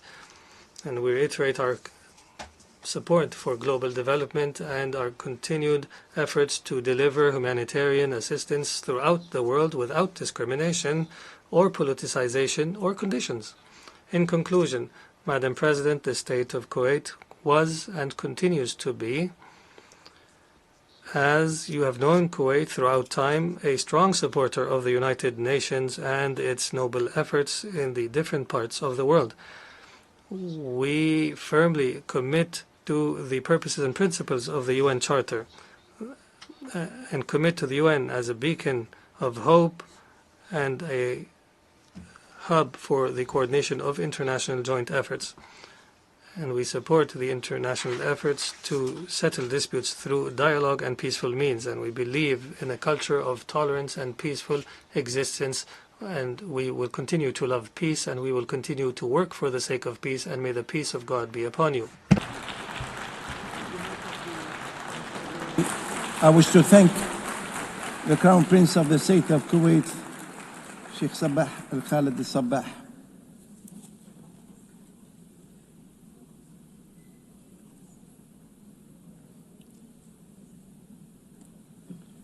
Now the Assembly will hear an address by His Excellency Anthony Albanese, Prime Minister of the Commonwealth of Australia, and I request the protocol to escort His Excellency and invite him to address the Assembly.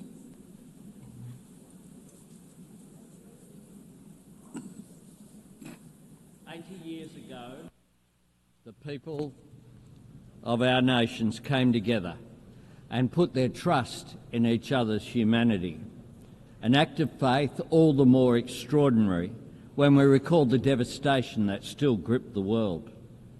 Yet, out of the grief and ruin of war, that generation found the courage, the wisdom and the compassion to work together for a better peace, to build a world governed by rights and rules, not fear or force, where the sovereignty of every nation is respected, the essential dignity and equality of every man, woman and child upheld, and where the shared mission and purpose of the United Nations is not merely to contain the threat of war, it is to create the conditions for peace, to provide a framework for settling our disputes, to foster the dialogue that enables us to manage our differences and deepen our understanding, and to nourish the opportunity, build the prosperity and deliver the economic justice on which true and enduring security always depends.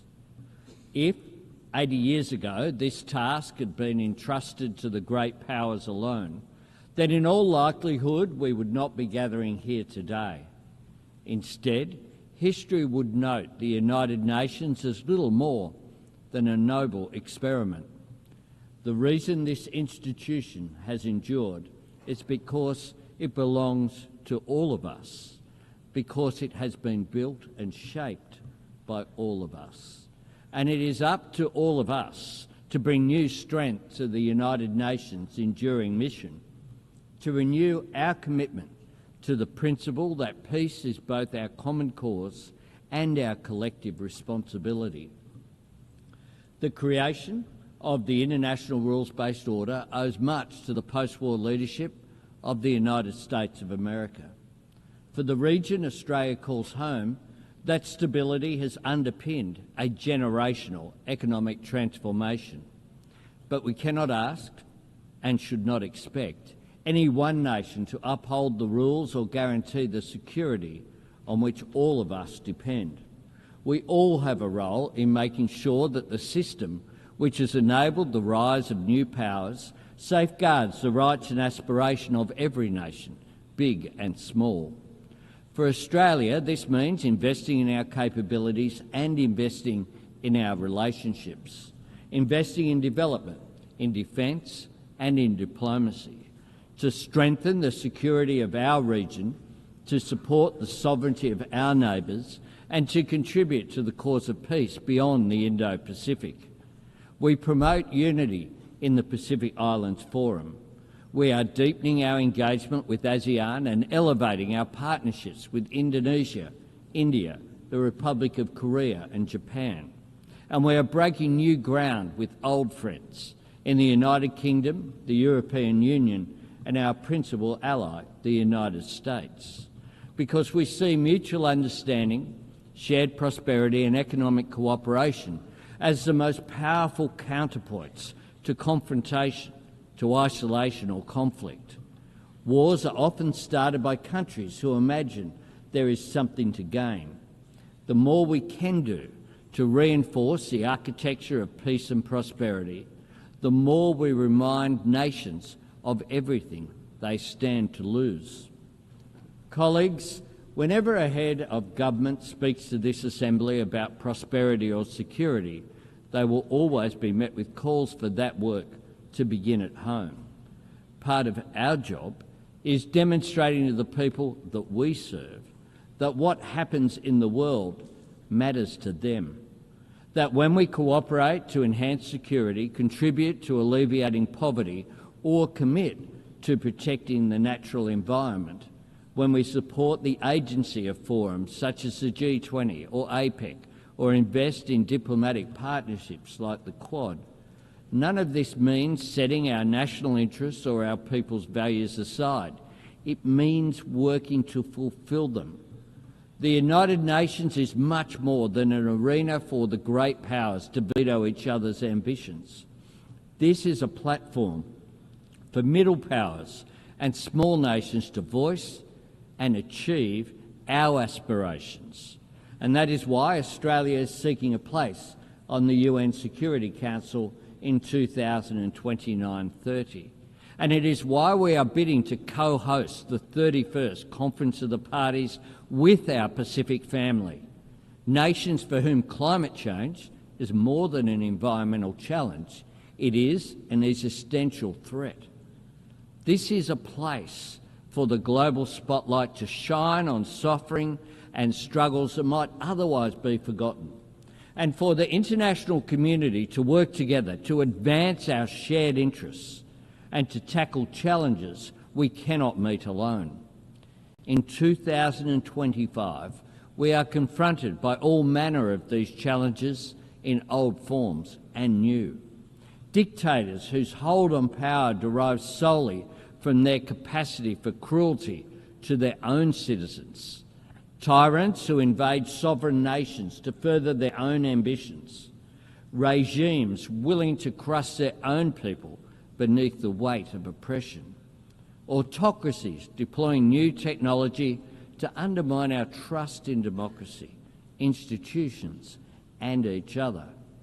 Intimidation and coercion on the seas and in the skies, endangering lives and risking escalation. Terrorists and states which sponsor terrorism, spreading hatred. And if ever we had the luxury of imagining that breaches of international law were not our concern, or that conflict and turmoil in another part of the world could not affect us, Those days are long gone. Just last month, Australian security agencies confirmed that the Iranian regime orchestrated the firebombing of a synagogue in Melbourne and a Jewish restaurant in Sydney. Criminal acts of cowardice aimed at spreading fear. We expelled the Iranian ambassador from Australia, the first time since the Second World War that our country has taken such a step. And here at the United Nations, we repeat to the world, there is no place for anti-Semitism. Colleagues, it is not the Australian way to try and impose our values on other nations.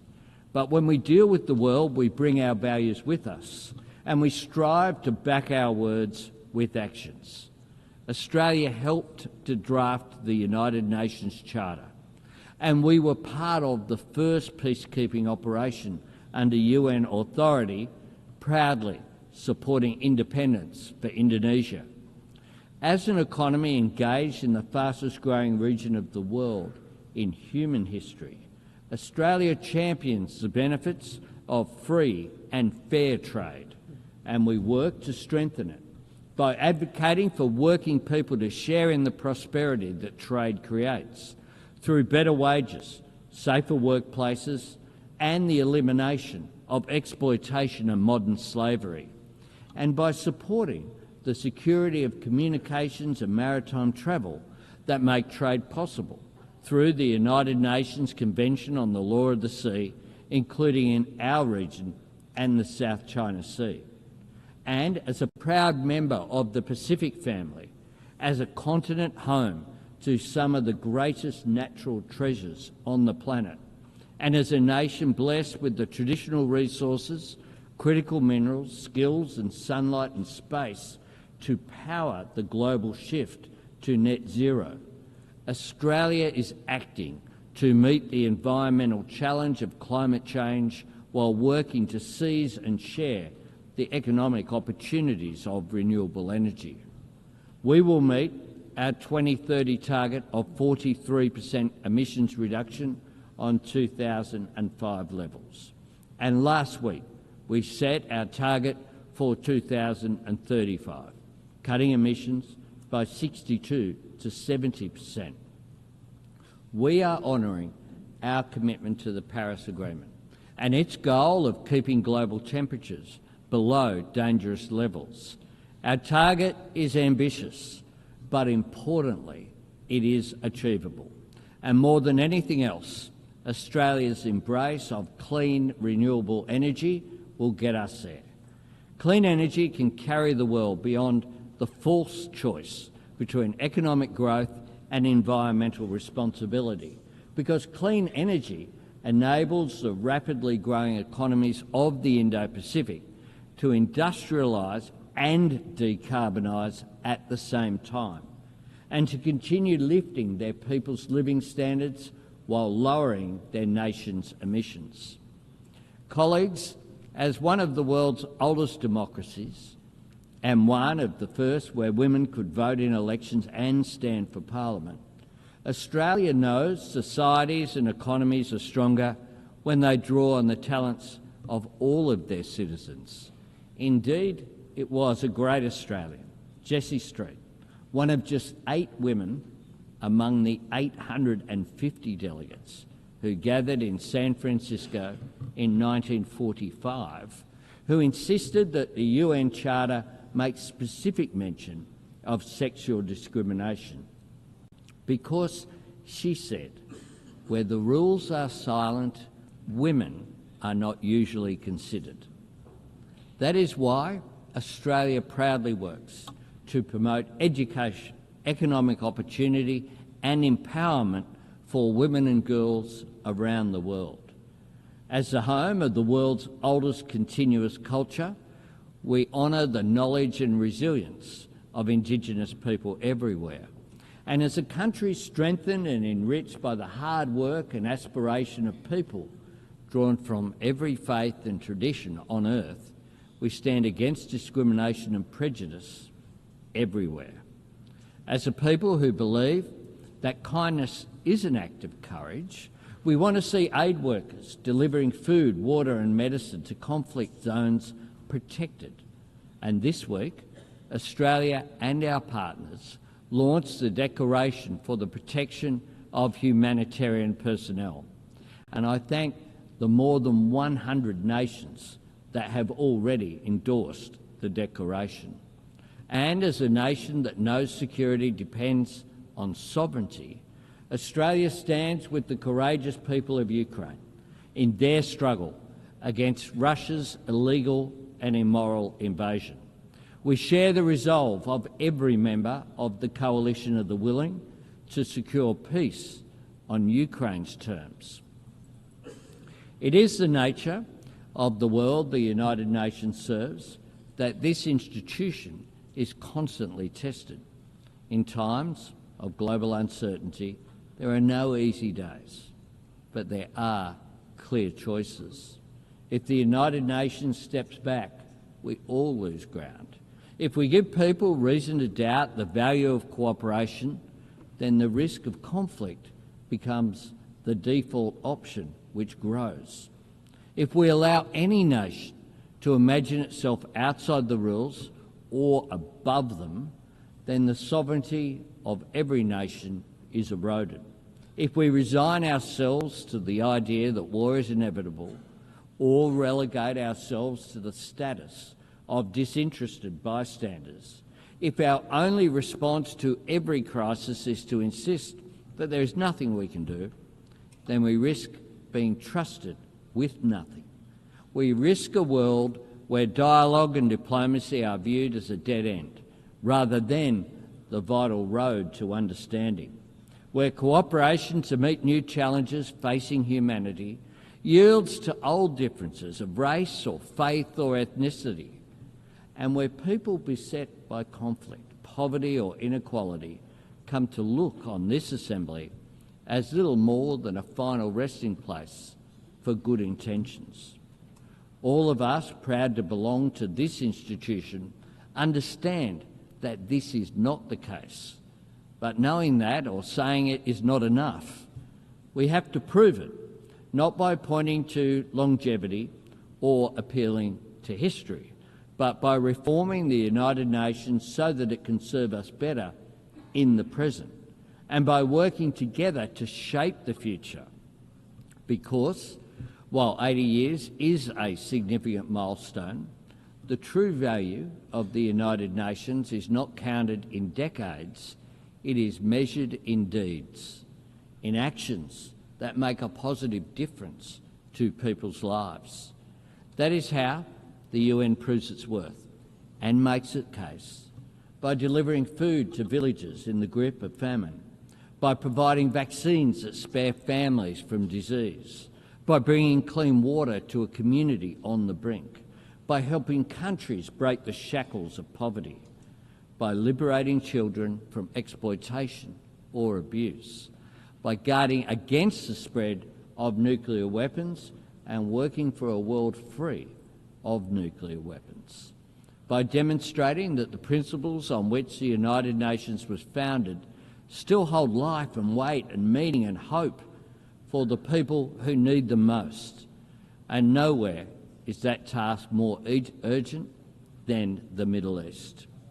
For decades, leaders have come to this podium in search of new words and new ways to call the world to action on a two-state solution. Today I look to words that Australia helped write 80 years ago. Australia is calling for a ceasefire, for the immediate release of the hostages, for aid to flow to those in desperate need, and for the terrorists of Hamas to have no role in Gaza's future.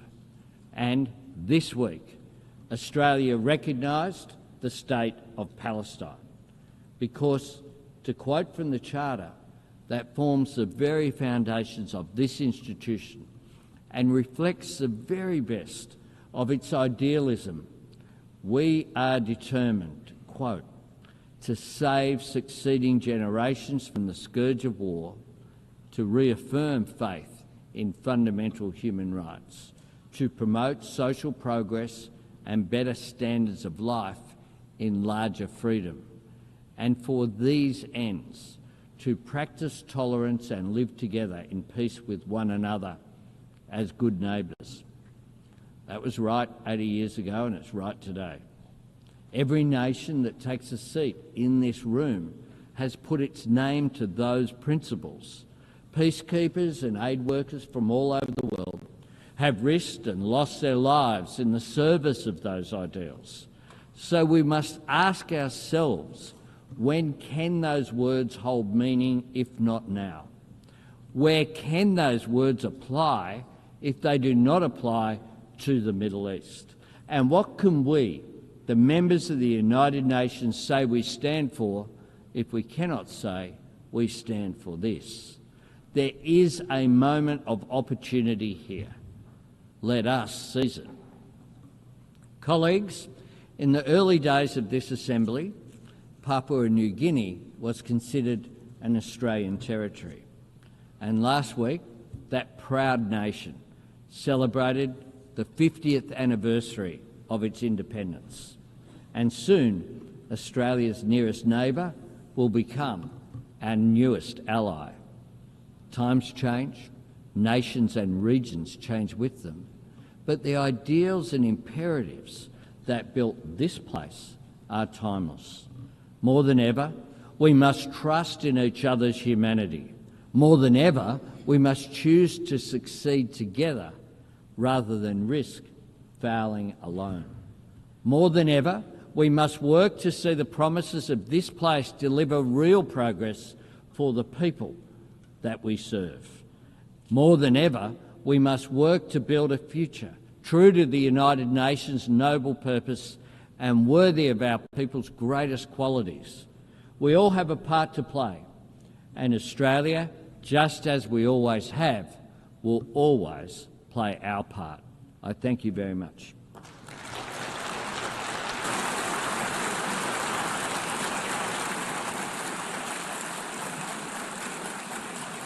On behalf of the Assembly, I wish to thank the Prime Minister of the Commonwealth of Australia.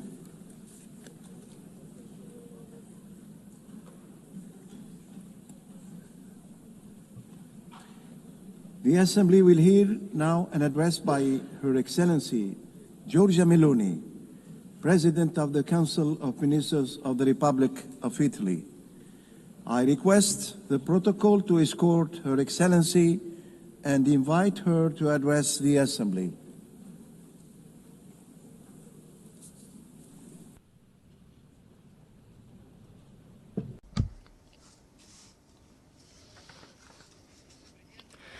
President Baerbock, Secretary General Guterres, fellow delegates, ladies and gentlemen.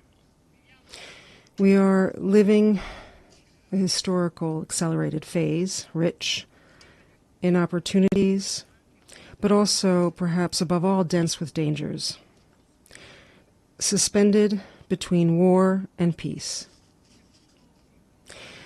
According to the Global Peace Index 2024, there are currently 56 armed conflicts ongoing in the world, the highest number since the Second World War. We live in a world profoundly different from the one in which the United Nations was founded when, in 1945, 51 nations, today nearly all of the nations of the world, decided to come together to found an international organization whose main purpose was to prevent war. The question we must ask ourselves 80 years later, while looking around us, is, have we succeeded? The answer you all know, because it lies in the headlines, and it is merciless. Peace, dialogue, diplomacy seem no longer able to persuade or to prevail. The use of force prevails on far too many occasions, and the scenario before us is that which Pope Francis described with unique effectiveness, a third world war, fought piecemeal. Obviously, among the major conflicts underway is, of course, the large-scale war of aggression by the Russian Federation against Ukraine. 3.5 years ago, on February 24th, 2022, Moscow decided to attack Kyiv. And I believe not enough reflection has been given to the consequences of that choice, to a point I consider fundamental. The Russian Federation, a permanent member of the Security Council, deliberately trampled on Article 2 of the UN Charter, violating the integrity and political independence of another sovereign state, with the aim of annexing its territory. And still today, it shows no willingness to seriously accept any invitation to sit at the peace table. This deep wound, inflicted on international law, as could be foreseen, unleashed destabilizing effects far beyond the borders in which that war is taking place. The conflict in Ukraine has rekindled and set off several other crises. Meanwhile, the United Nations has become even more divided. It is no coincidence that Hamas took advantage of the weakening of this architecture to launch on October 7th, 2023, its attack against Israel.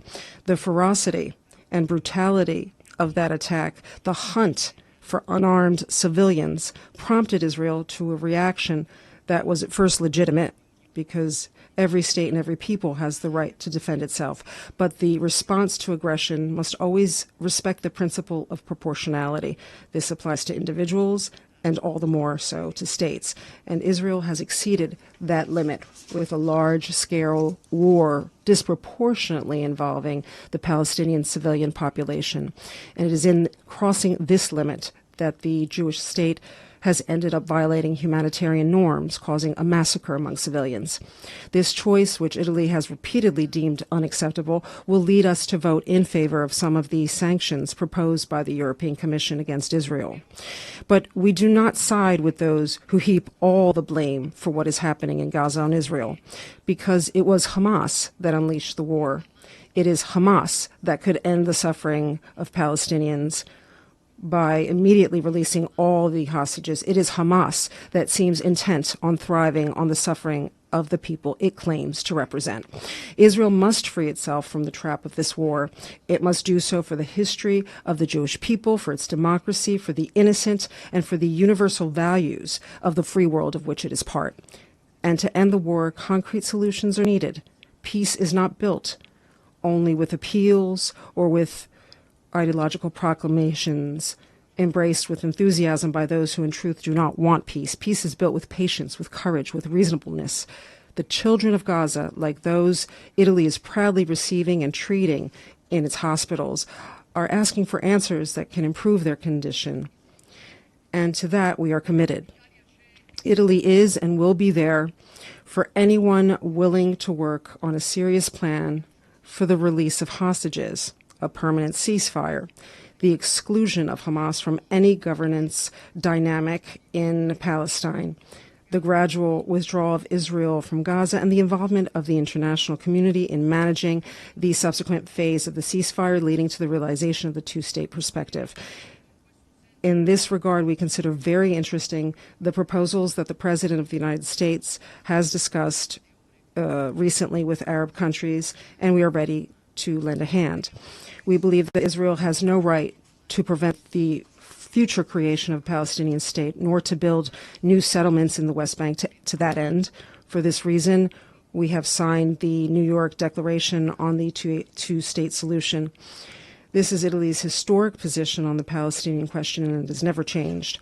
At the same time, we believe that the recognition of Palestine must have two indispensable preconditions: the release of all Israeli hostages and Hamas's renunciation of any role in the government of Palestine. For those who unleash the conflict cannot be rewarded. And thus we return to the starting point, the rules, the force of law. In Ukraine, in the Middle East, in every scenario where war dominates and reason seems lost. There's no escaping, colleagues, the most important question, which is the reason we're all here together today. Is the United Nations architecture we built 80 years ago up to task in the face of the challenges we are facing today? It is not. and multilateralism, dialogue, and diplomacy without institutions that function as they should are only empty words. We must recognize our limits. We must recognize that a profound reform of the United Nations is necessary and urgent, not an ideological reform, but a pragmatic, realistic one that respects the sovereignty of nations and opens to shared solutions. We need an agile, efficient institution able to respond quickly to crises, transparent in its mission and costs, capable of minimizing bureaucracy, waste, duplications. What we call the glass palace must be truly a house of glass. The reform Italy has in mind, starting with the Security Council, must respect the principles of equality, democracy, representativeness, and accountability. We do not need new hierarchies nor new permanent seats, simply because they would not solve the decision-making paralysis that has undermined the credibility of this institution. We are open to discussing reform without any prejudice, including on the basis of proposals already advanced by the Uniting for Consensus group. But we want a reform that serves to represent everyone better, not to give more representation to just a few.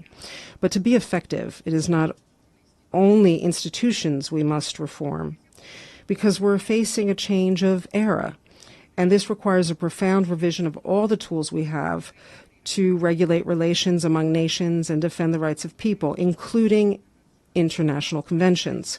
I'm thinking, for example, of conventions regulating migration and asylum. These are rules enshrined in an era when mass irregular immigration did not exist, nor did human trafficking. Conventions that are no longer current and which, when interpreted ideologically and one-sidedly by politicized judiciaries, they end up trampling on the law instead of upholding it. Together with other European states, we have raised this issue and tend to pursue it not to lower the level of guarantees, but to build a system that keeps pace with the times, capable of protecting fundamental human rights, while safeguarding the sacrosanct prerogative of every nation to protect its citizens and its borders, exercise sovereignty, and govern migration, which impacts citizens, particularly the most vulnerable. The international community must unite in combating human trafficking.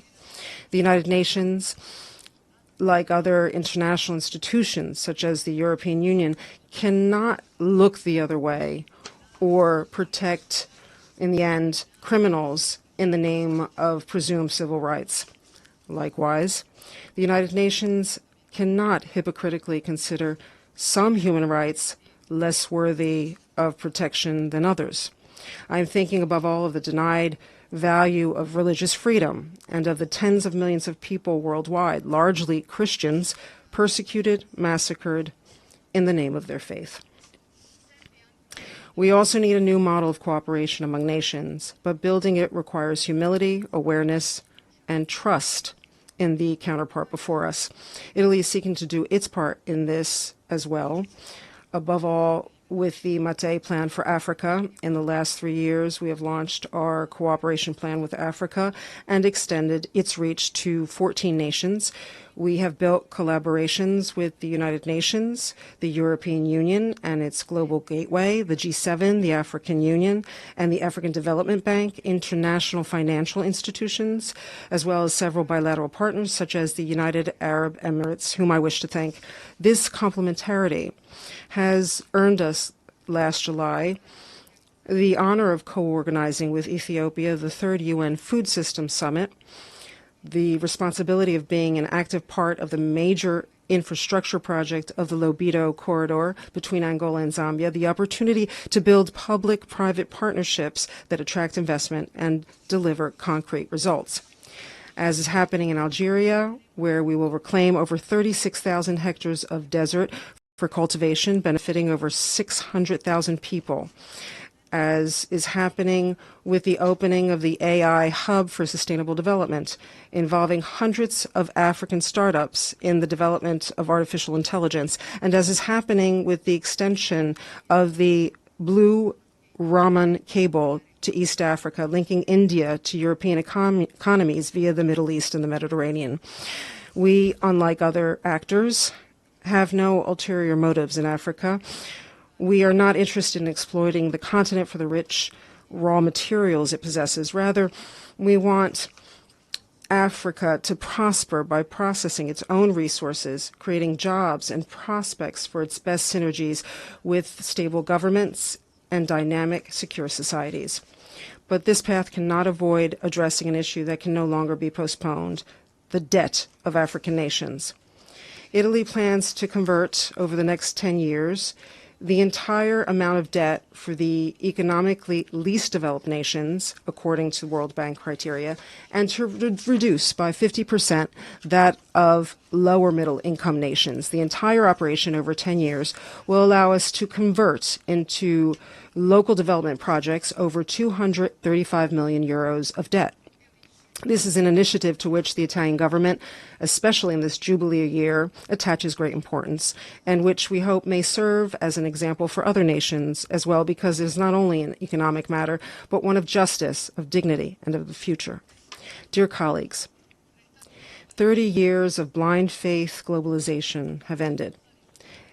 Its aftershocks were underestimated, and today we face unexpected consequences, which were not truly unexpected, grave in their impact on citizens, families, and businesses.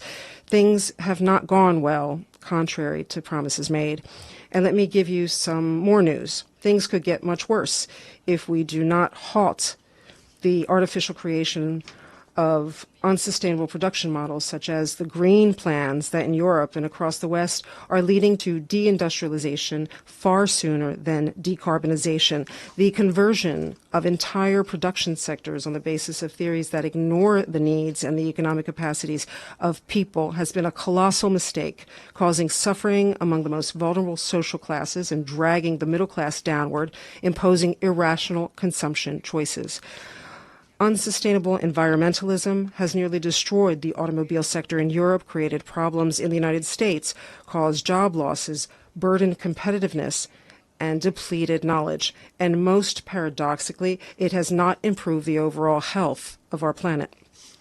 This is not, of course, about denying climate change, but about affirming reason, which above all means technological neutrality and gradual reforms instead of ideological extremism, respecting the environment while keeping humanity at the center. Because it took centuries to build our systems, but only a few decades to end up in an industrial desert.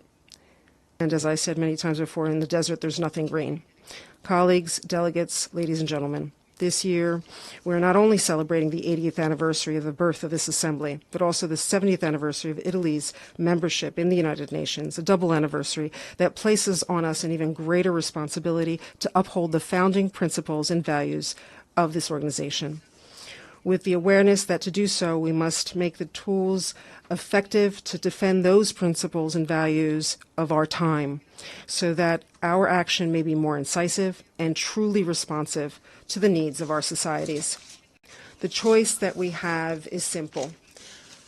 Either leave everything as it is, or take refuge in what is easy, or show our citizens that we will not waste the historic opportunity which this time, with its multiple challenges, has handed us to build a fairer and safer world.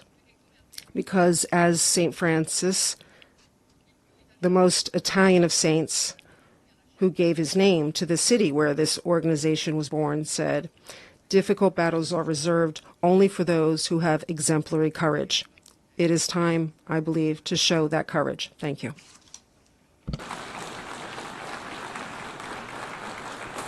On behalf of the Assembly, I wish to thank the President of the Council of Ministers of the Republic of Italy.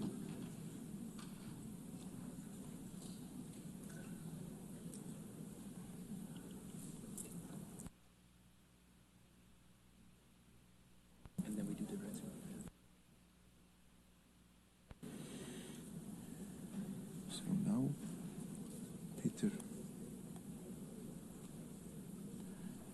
I now give the floor to His Excellency Peter Szijjártó, Minister of Foreign Affairs and Trade of Hungary.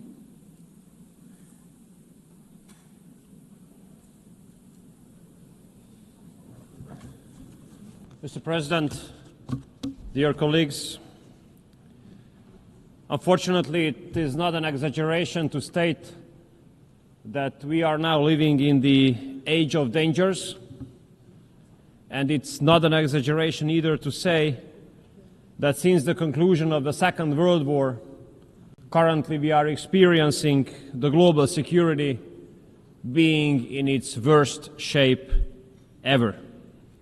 Wars, an increasing threat of terrorism, ethnic-based conflicts, spreading of extreme ideologies, and open reference to the use of nuclear weapons. This is the age of dangers, a period when the world has been faced with the risk of the outbreak of the Third World War. All these conflicts, unfortunately, are pointing to the same direction. The direction that the world will be divided into blocks again. And this would be a very dangerous phenomenon. We Hungarians know it from our historic experience. We have lost 40 years of our lives in an age which was characterized by a world divided into blocks. This is against our national interest. But what is in line with our national interest? It is connectivity. Connectivity meaning that mutual respect should return as a basis of the operation of the system of international cooperation. Such a system would bring mutual benefits to all of us.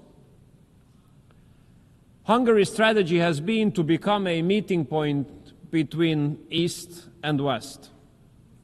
A meeting point where a cooperation of the Eastern and Western economies can take place. Maybe two examples here. A very successful German-Chinese cooperation on the field of electromobility in Hungary, or a successful Russian-German-French cooperation on the field of nuclear industry in Hungary, are proofs to what extent the world could take benefits out of a civilized East-to-West cooperation. If I want to summarize the approach of Hungary nowadays, how we address the major challenges of the world, I would do it in the following way. No war, no migration, no gender. Let me emphasize these 3 points. No war. Hungary stands up for peace. We are proud members of the pro-peace majority of this organization. And we do hope that this year's General Assembly will help us to find solutions to bring peace to parts of the world which are suffering from wars. And we do hope that this time, this hope of ours will not be transformed into an illusion at the end of this week. Hungary has been living for more than 3.5 years now in the neighborhood of the war in Ukraine. We have been confronted with the consequences of this war on a daily basis. A huge wave of refugees, 1.3 million. Imagine, we are a country of less than 10 million inhabitants. The war inflation, skyrocketing energy prices, skyrocketing food prices. We do have to make daily efforts in order to be able to stay out of this war. Regardless all the efforts to drag us into this war and to provocate us into this war. It is the obligation and the duty of the Hungarian government to make sure that the security of the Hungarian people and Hungary itself is being guaranteed. Mr. President, since the outbreak of the war in Ukraine, Hungary has been standing up for ceasefire and peace talks. Unfortunately, we used to be under serious attacks, serious political attacks, accusations, and stigmatization for this position of ours. Very rude accusation by those who are now speaking about the importance of ceasefire and peace talks, by the same countries in Europe. And I have to tell you that if these countries, who used to stigmatize us for this position of ours, had not attacked us for this position, but had they argued in favor of ceasefire and peace talks from the very beginning, as we have been doing so, we could have saved lives of hundreds of thousands of people. And we could have avoided huge refugee waves. And we could have prevented a lot of destruction. But Europe, the European Union, has chosen a bad strategy, a failed strategy. Instead of isolating the war in Ukraine, this war has been globalized. The sanction packages the European Union has introduced have absolutely not fulfilled the expectations. They have caused more harms to the European economy than to the Russian one. And parallel to that, hundreds of billions of euros have been sent to Ukraine in the form of cash and weapons. Every day which goes on in this war brings forward the risk of escalation. All day spent in this war comes up with new casualties and destruction. And if we look at history, it's obvious that all wars end up around the negotiating table. There is no war which ends up in the battlefield. Therefore, may I express Hungary's respect towards President Trump and the efforts of President Trump. We do believe President Trump is the only hope to make peace in Ukraine. And we do hope that President Trump will not give up his efforts to make peace, regardless of the fact that many politicians in Europe rather undermine the efforts of President Trump than to support those. We Hungarians do have a very sad historic experience. This historic experience of ours says that in case there is a civilized East-to-West cooperation, the security situation of the world improves. But if there's a lack of civilized East-to-West cooperation, global security deteriorates. Therefore, we do hope that the high-level US-Russia contacts will be maintained. As long as high-level US-Russia contacts are on, we do have the hope that we can avoid the worst-case scenario. As long as the high-level US-Russia talks are on, we have a good hope to prevent escalation and to prevent the launch of World War III. So Hungary will continue to support all initiatives aiming at peace, and we will continue to support the peace efforts of President Trump, and we will continue to support the high-level US-Russia talks. And we make sure that Hungary is not going to be dragged into this war. We will stay out and protect the security of the Hungarian people. Second point, dear colleagues, no migration. Parallelly to the war in Ukraine, Europe has been faced with another tremendous security threat for the last 10 years, which is illegal migration. We Hungarians are in a special situation because of geography. We are at the European entrance of the busiest land route of migration to Europe. And we have a very sad experience here. We had been run over by 400,000 illegal migrants 10 years ago. Aggressive people, marching through the country, rejecting any kind of cooperation with the local authorities, violating our border, occupying public areas, behaving in a way threatening the Hungarian people. What was our reaction? We have closed our border. We have built a fence Not a wall, but a fence. And we have put tremendous efforts in order to protect us from the illegal migrants. We have stopped 1 million illegal migrants at our southern border by building the fence there. We have spent multiple billions of dollars in order to be able to protect our border and our security. And guess what happens in Europe? The European Commission forces us to pay €1 million penalty on a daily basis because of protecting our border. €1 million penalty on a daily basis for the protection of our borders. This is insane. This is crazy. But I have to tell you that regardless of this penalty, we will protect our border. We rather pay €1 million per day, but we do not allow illegal migrants to come into Hungary. We protect ourselves. May I say, this is the best investment into our own security. And the pro-migration policy of the European Union comes forward with very sad impacts in the western part of Europe. Modern age anti-Semitism, parallel societies, gang wars, and no-go zones. I want to make clear that regardless of all pressure from Brussels, Hungary will continue to protect the Hungarian people.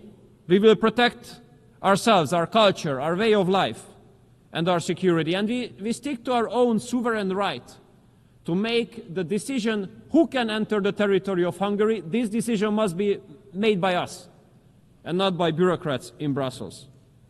We have to consider the violation of border as it is, a crime.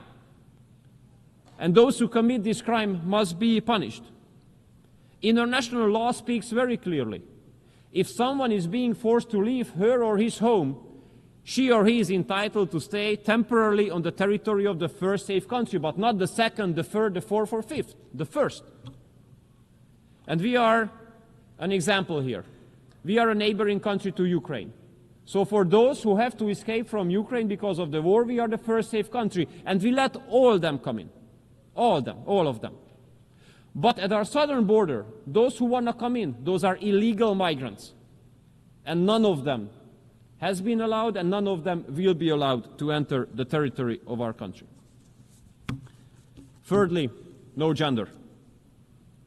In Hungary, we do consider family as the basis of society. But we have to understand that there is a very aggressive, extreme liberal mainstream which has been attacking family not only as an expression, but as an institution as well. Therefore, I think it's appropriate to clarify what we Hungarians do mean under family. We do mean that family consists of a mother, a father, and children, where mother is a woman, father is a man. And the marriage can be made between one man and one woman. And in order to make sure, we have put all these into our constitution. And when it comes to our economic strategy, we do carry out a family-based economic strategy. 5% of GDP we spend on supporting the families, which is far number one in the OECD area. And currently, a family-based tax revolution is going on in Hungary.